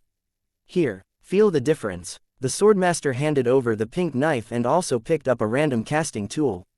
When Vase held both D-arms at once, he could clearly sense the differences. The casting tool was merely infused with a minor demon, yet the integration between the two was so excellent that the equipment utilized the power of the demon to a high degree, leading to less waste and volatility. It was a well-engineered tool that did what it was supposed to without too much excess. The pink knife on the other hand possessed far more excess than actual relevant functionality. It contained the equivalent of a middle demon, Yet the D-arm was so poorly designed and constructed that it squandered much of the potential of the living power source. The sheer degree of waste was so much that the pink knife ended up being weaker on an overall basis. It is hard to say which one is better, though. Vase said, sure, the casting tool has a definite advantage at this time, but its growth prospects are limited. A minor demon is the weakest of its kind. Unless it can get a lucky break and trigger a breakthrough while it is permanently bonded to an object, it will always remain weak for many years to come. As for this pink knife, it already starts out with a middle demon. Sure, the way the ancient maiden is integrated into the weapon is terrible, but she should still have room to grow and evolve. Even if that is the case, it is unlikely that additional growth will solve all of those flaws and problems. A demon that can grow is a demon that will try to accumulate as much strength as possible before breaking out in a spectacular fashion. What this means is that the pink knife may be fairly manageable for now, but can slowly turn into a greater threat towards its wielder. I don't think it is as simple as that. Vase furrowed his brows. In any case, a D-arm that can grow is not necessarily bad. It will steadily become more powerful over time, which is helpful so long as the wielder remains powerful enough to maintain control over the weapon. I am wondering, what are you wondering about? What would happen if you turn a Carmen Mech like the Yellow Jacket into a D-Mech before having a person form a blood pact with it? Will the prospective pilot form a permanent bond with the living Mech, the demon, or both? That is a good question. I honestly don't know, Keddies. If there is any possibility that the Carmen Mech pilot will be able to form a blood pact with the demon, then that person will not be having a good time. Vase actually grew a lot more interested in seeing how much a Carmen Mech pilot may benefit by forming a blood pact with a demon, but he did not think it was a good idea to show much enthusiasm at this moment. Even if it sounded like an incredibly fast and powerful approach towards artifact cultivation, it also sounded like a surefire way to corrupt the Carmen Mech pilot in question. We shouldn't overcomplicate D-Mechs by mixing them up with the Carmen system for the time being, Vase said. Why would we want to waste a precious demon on empowering a weak and inexperienced Carmen Mech pilot? Demons are scarce, so we need to ration them to the ace mechs that need them most in the current war. The gems in my possession should largely be occupied by remnant entities that are equivalent to middle demons. While I need to get a lot more practice in demon casting before I am willing to make use of them, I need to convert them into useful and practical enhancements before the native aliens have started their final push. Keddies shook her head. That will be difficult. There is not much time left before the aliens launch their attempted killer blow. You will have to spend valuable time during the marathon we have planned on learning the ins and outs of demon casting. Then so be it. Gaining proficiency in demon casting is more important than earning more AP. The gems in my pocket aren't doing anything to help defend our border regions in their current state. I have always been looking for opportunities to make them useful at the ace mech level. Vase still had a bunch of gems, but Lucky's production rate had grown increasingly slower over the years. The gems did become more impressive and powerful though, which was what Vase needed even more. He had been meaning to find a new purpose for Lucky's gems.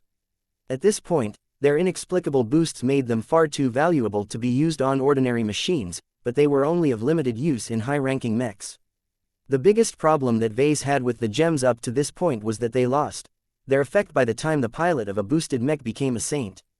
The Saint Kingdom pretty much replaced whatever the gem had done to strengthen the machine. Perhaps in the future, Lucky's gems would grow powerful enough to capture the remnant of stronger entities. However, Vase believed it was much better to integrate the power of these demons into an ace mech in a more proper manner. As long as the ace pilot's Saint Kingdom was able to recognize and find a way to work with the demon, then the combination between the two would definitely lead to better results. In order for that to happen, the high-ranking mech pilot needed to be okay with operating D-mechs and D-arms. As much as Vase wanted to explore demon casting further, he needed to make additional preparations outside of the system space. He also wanted to test his new D-arm in reality against live targets, which the workshop of creation couldn't simulate. Let's go, Keddies. We are done here for the time being. Vase and Keddies eventually decided to end their visit to the new demoncasting forge and resume their tour of the evolving system space. So what do you think so far, Keddies? Are you willing to take up the practice of demoncasting or demon forging? The Swordmaster had not given a solid answer to this question so far. She did not look as if she had come closer to a satisfactory resolution. I don't think I can do demoncasting in its current form. Kedis eventually said, "The source of these demons worries me. I think there is an inherently corrupting aspect about working with such dark and evil beings. If you can replace the demons with more neutral beings, then I may try this variation instead. Do you think that it is possible to do beastcasting instead?" Vase looked thoughtful. "That actually sounds like a good idea. I have managed to harvest the spiritualities of numerous powerful exo-beasts, but they are not exactly the same as demons. Even if you can fuse them into objects with the demoncasting Forio, I think that the Rocult will ho underwhelming. The principal WOU that a demon strengthens an object is through demonization. The spiritualities of powerful beasts may be able to induce a similar effect, but it wouldn't be the same unless you transform them into demons first somehow." "That is okay, Vase. If beastcasting can't produce superior quality, then I can always go for quantity instead. There are so many powerful mutated beasts and calamity beasts on the untamed planets spread throughout the Red Ocean that it shouldn't be difficult to harvest their spiritualities in greater quantities. That should at least give me plenty of experimental material to attempt to create B-mechs and B-arms. Well, good luck, then. I hope you succeed, but I do not think you will be able to achieve quick success. Perhaps it will be better if you master the process of proper demoncasting first before you try to innovate your own variation. You're right that this is a better approach, but I want to do this my way." Chapter 6580 Heavenly Scapegoat. As much as demoncasting had consumed Ves's attention, he still needed to complete his tour of the improved system. After leaving the demoncasting forge, he and Kedis stopped by the time gate for a moment. The time gate looked more impressive than last time. The circular metal structure still bore the marks of age, but it had gained a lot more runes. It also glowed in green, making it seem as if it was charged with radioactive energy. Vase quickly accessed the interface and verified that the new options conformed to the description in the changelog. "So it is true now. We can dive into the minds of other mech designers who worked in the past," he said. "By the way, have you tried out the time gate already?" "I did," the Swordmaster said. "I can only use it once a year, so it is more efficient to use it right away." "So how did your first mastery experience unfold?" Vase curiously asked. "It was interesting. I did not go on any wild adventures like the ones you went through in the past. I deliberately chose to inhabit a swordsman mech pilot, so the system stuffed me inside the mind of a rather peculiar second-class swordsman mech pilot. I only occupied his mind for a few days before my session automatically came to an end." "What kind of battles did he fight?" "He wasn't a soldier. He was a mech athlete who competed over 150 years ago. The swordsman mechs back then weren't as developed as the ones in the market today, but the principles are largely the same. It was interesting to witness the contrast in performance and see how much incremental advancements in technology has caused swordsman mechs to perform so much more fluently. In any case, pilot, I inhabited had just entered the playoffs and had to duel against a variety of tricky opponents to make it to the finals." Kedis smiled as she imagined the hardy duels that she got to witness while riding the mind of the mech pilot. While there were plenty of boring periods in between where the pilot was resting or studying his next tournament adversary, Kedis used the time to think about what she witnessed firsthand. The tournament did not impose harsh restrictions on mech type and so on, so the swordsman mech pilot had to overcome a variety of opponents. From running down a rifleman mech to avoiding the deadly pounces of a tiger mech, the experienced mech athlete used a combination of skill and strategy to win one match after another.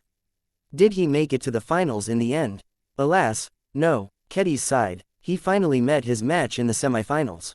He got matched up against an Axeman mech. The enemy, mech, was slower, but was able to exert great strength with its axe swings. The swordsman mech tried to use his superior mobility to circle around and avoid the crushing chops of the deadly axe, but he largely failed. The Axeman mech was specially designed to defend against flanking attacks as it was able to twist its torso from its waist section by 170 degrees in either direction with surprising speed and force. This effectively allows the Axeman mech to rapidly attack or counterattack from any angle. The swordsman mech managed to evade the sweeping attacks multiple times, but it only took one mistake for it to suffer crippling damage. That's a shame. Would you have been able to win the match for the swordsman mech pilot if you intervened more directly by taking over control of his body? Kedis looked thoughtful. Maybe. I am not sure how that works and whether I can proficiently operate a mech through the neural interface. I am not trained in mech piloting, after all. If I could control the swordsman mech like it was my own body, I am confident that I can rely on my superior swordsmanship to whittle down the Axeman Mech while remaining undamaged. I don't have a reason to do so, though. This tournament was a test and challenge for the Mech pilot. He must earn his victories through his own merit. While I felt tempted to give him tips on how to quickly polish his overly flamboyant swordsmanship, it would taint the sanctity of the tournament. It would be unfair for my intervention to deprive other finalists from the victories that they have earned over the course of normal history. You don't have to be afraid that you will wreck the current timeline if you change a bit of history during a mastery experience. The current timeline we are living in already reflects the changes that we have made in the past. We just don't know it all as of yet. Perhaps you would have been able to propel the swordsman Mech pilot to the finals and witness a Mech duel at the highest level. I stand by my choice. I believe it is best to remain an observer and to refrain from affecting the timeline. I am already content with the original purpose of these mastery experiences, which is to give us a first-hand look and feel of what our potential customers are going through when they are interfacing with a Mech. This first experience is already enough to make many small improvements to the overall piloting experience. Suit yourself, then. By the way, you can also explore the mind of a Mech designer now that the time gate has been upgraded. I think I will give it a try when it is available. There has to be a purpose to making this option available to us. Perhaps it will give us better insights on how proper and more orthodox Mech designers work. Neither of us are exactly normal among our kind. We should be able to harvest a lot of gains if we glimpse at the minds of professionals who possess a vastly different perspective and design philosophy. Vase had already occupied the minds of plenty of Mech pilots by this time. He could use a bit of variation and see what the fuss was all about with this new option. Next time, after they completed their visit to the time gate, the pair of Mech designers moved on to the Dimension Observatory. Kedis immediately became drawn to the Dimension Blade. It did not look as if it had changed, but she did note that it now offered the option to take out in reality and use it for a short duration of time. She winced when she saw how much AP she needed to spend in order to use the Dimension Blade for a brief period of time. It costs 100 AP just to project the Dimension Blade into the main universe for just 5 seconds. She exclaimed. Vase walked up to her and looked down at the list of options introduced by the latest system. Upgrade. It was possible to rent the Dimension Blade for a longer period of time, but Vase and Kedis needed to spend AP to extend the duration. For example, they could spend 500 AP to extend the duration to 1 minute, and 2000 AP to make the projection last 30 minutes. There was even a grayed out option that allowed them to project the Dimension Blade into the cosmos on a permanent basis. The interface did not mention any AP cost so far, but Vase did not have to guess that it was astronomically high. This Dimension Blade can be a powerful weapon that can save your life in the right situation. Vase said. However, the AP needed to afford all of the upgrades to make it practical enough is too much. I think it is best to leave it alone for the time being. You have the Heavensward anyway, so it is not like you need to borrow this weapon. Kedis responded with a sardonic smile. Don't worry, I am not greedy for this weapon. I already have enough swords.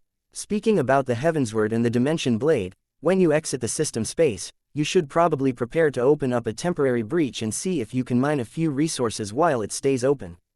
We can't wait any longer. You need to expose this capacity and gain the cooperation of the Red 3 to start mining dimensional resources on an industrial scale. I know, Vase. It is not convenient to start opening dimensional breaches in a contested star system such as the Viola Magnifica system, but I refuse to leave while it still remains in human hands. I am a Mech designer, but I am also a swordmaster. I need to keep fighting if I want to become a sword saint. Ah, I hadn't thought about that. This may become a problem. Once the Red 3 recognizes your value as a source of dimensional resources, they will absolutely disapprove of any further combat deployments. At worst, they will treat you just like me and assign an entire escort fleet to shadow you day and night. They will also compel you to leave the border regions and force you to take up residence in a safe first-class star system that is far enough away from the action. Kedis scowled. I won't let the Mechers, Fleeters and the Collies bully me into becoming a dove. I will just use the Heavensward as an excuse why I can't leave the front lines so easily. I already prepared a plan for this. I will just claim that the only reason I can open up dimensional breaches is because I have earned the appreciation of the Heavensward. If I act cowardly and retreat from a necessary fight, then I will lose its approval and subsequently lose access to the ability to open up a dimensional breach. It's the perfect explanation. Even the Heavensward agreed to play along with my charade and pretend to be angry at anyone who suggests taking me away against my will. As if to show that she was not lying, the Heavensward began to rattle in its scabbard and release an intimidating red glow. Vase directed an odd glance towards the Heavensward. The ancient relic weapon appeared awfully eager to serve Katiz's whim. He had the illusion that the swordmaster had turned the notoriously willful artifact into an obedient puppy. That sounds great, but are you okay with deceiving others like this?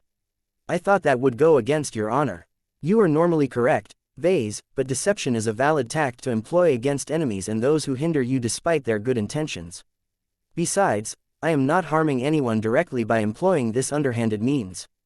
I see. I am glad to hear that you have already made the right preparations, but one threat that you cannot guard against is elevated enemy attention. The Cosmopolitans will find out about your strategic value and leak your information to the native aliens. The latter will subsequently put a high bounty on your head, turning you into a highly attractive priority target to both humans and aliens. The female swordmaster sighed. I know that this will also happen sooner or later. There is no way for me to evade exposure. The most I can do is find a way to disguise myself and make sure that my enemies will not be able to recognize me when I deploy in the field. Vase turned his attention to the Dimension Observatory. Since it arrived with the version 3.0 upgrade, it had not been put into use. He and Ketiz intended to change that in the short term. We need to spend more AP on upgrades. Vase said, once we earn heaps of AP in our upcoming marathon, we need to upgrade the Dimension Telescope to improve our ability to find resource-rich dimensions. We don't have any hope of earning 5,000 AP that is needed to create a persistent breach, so let us set it aside for the time being. I am hoping to invest my AP in other areas first. Like demoncasting, you read my mind.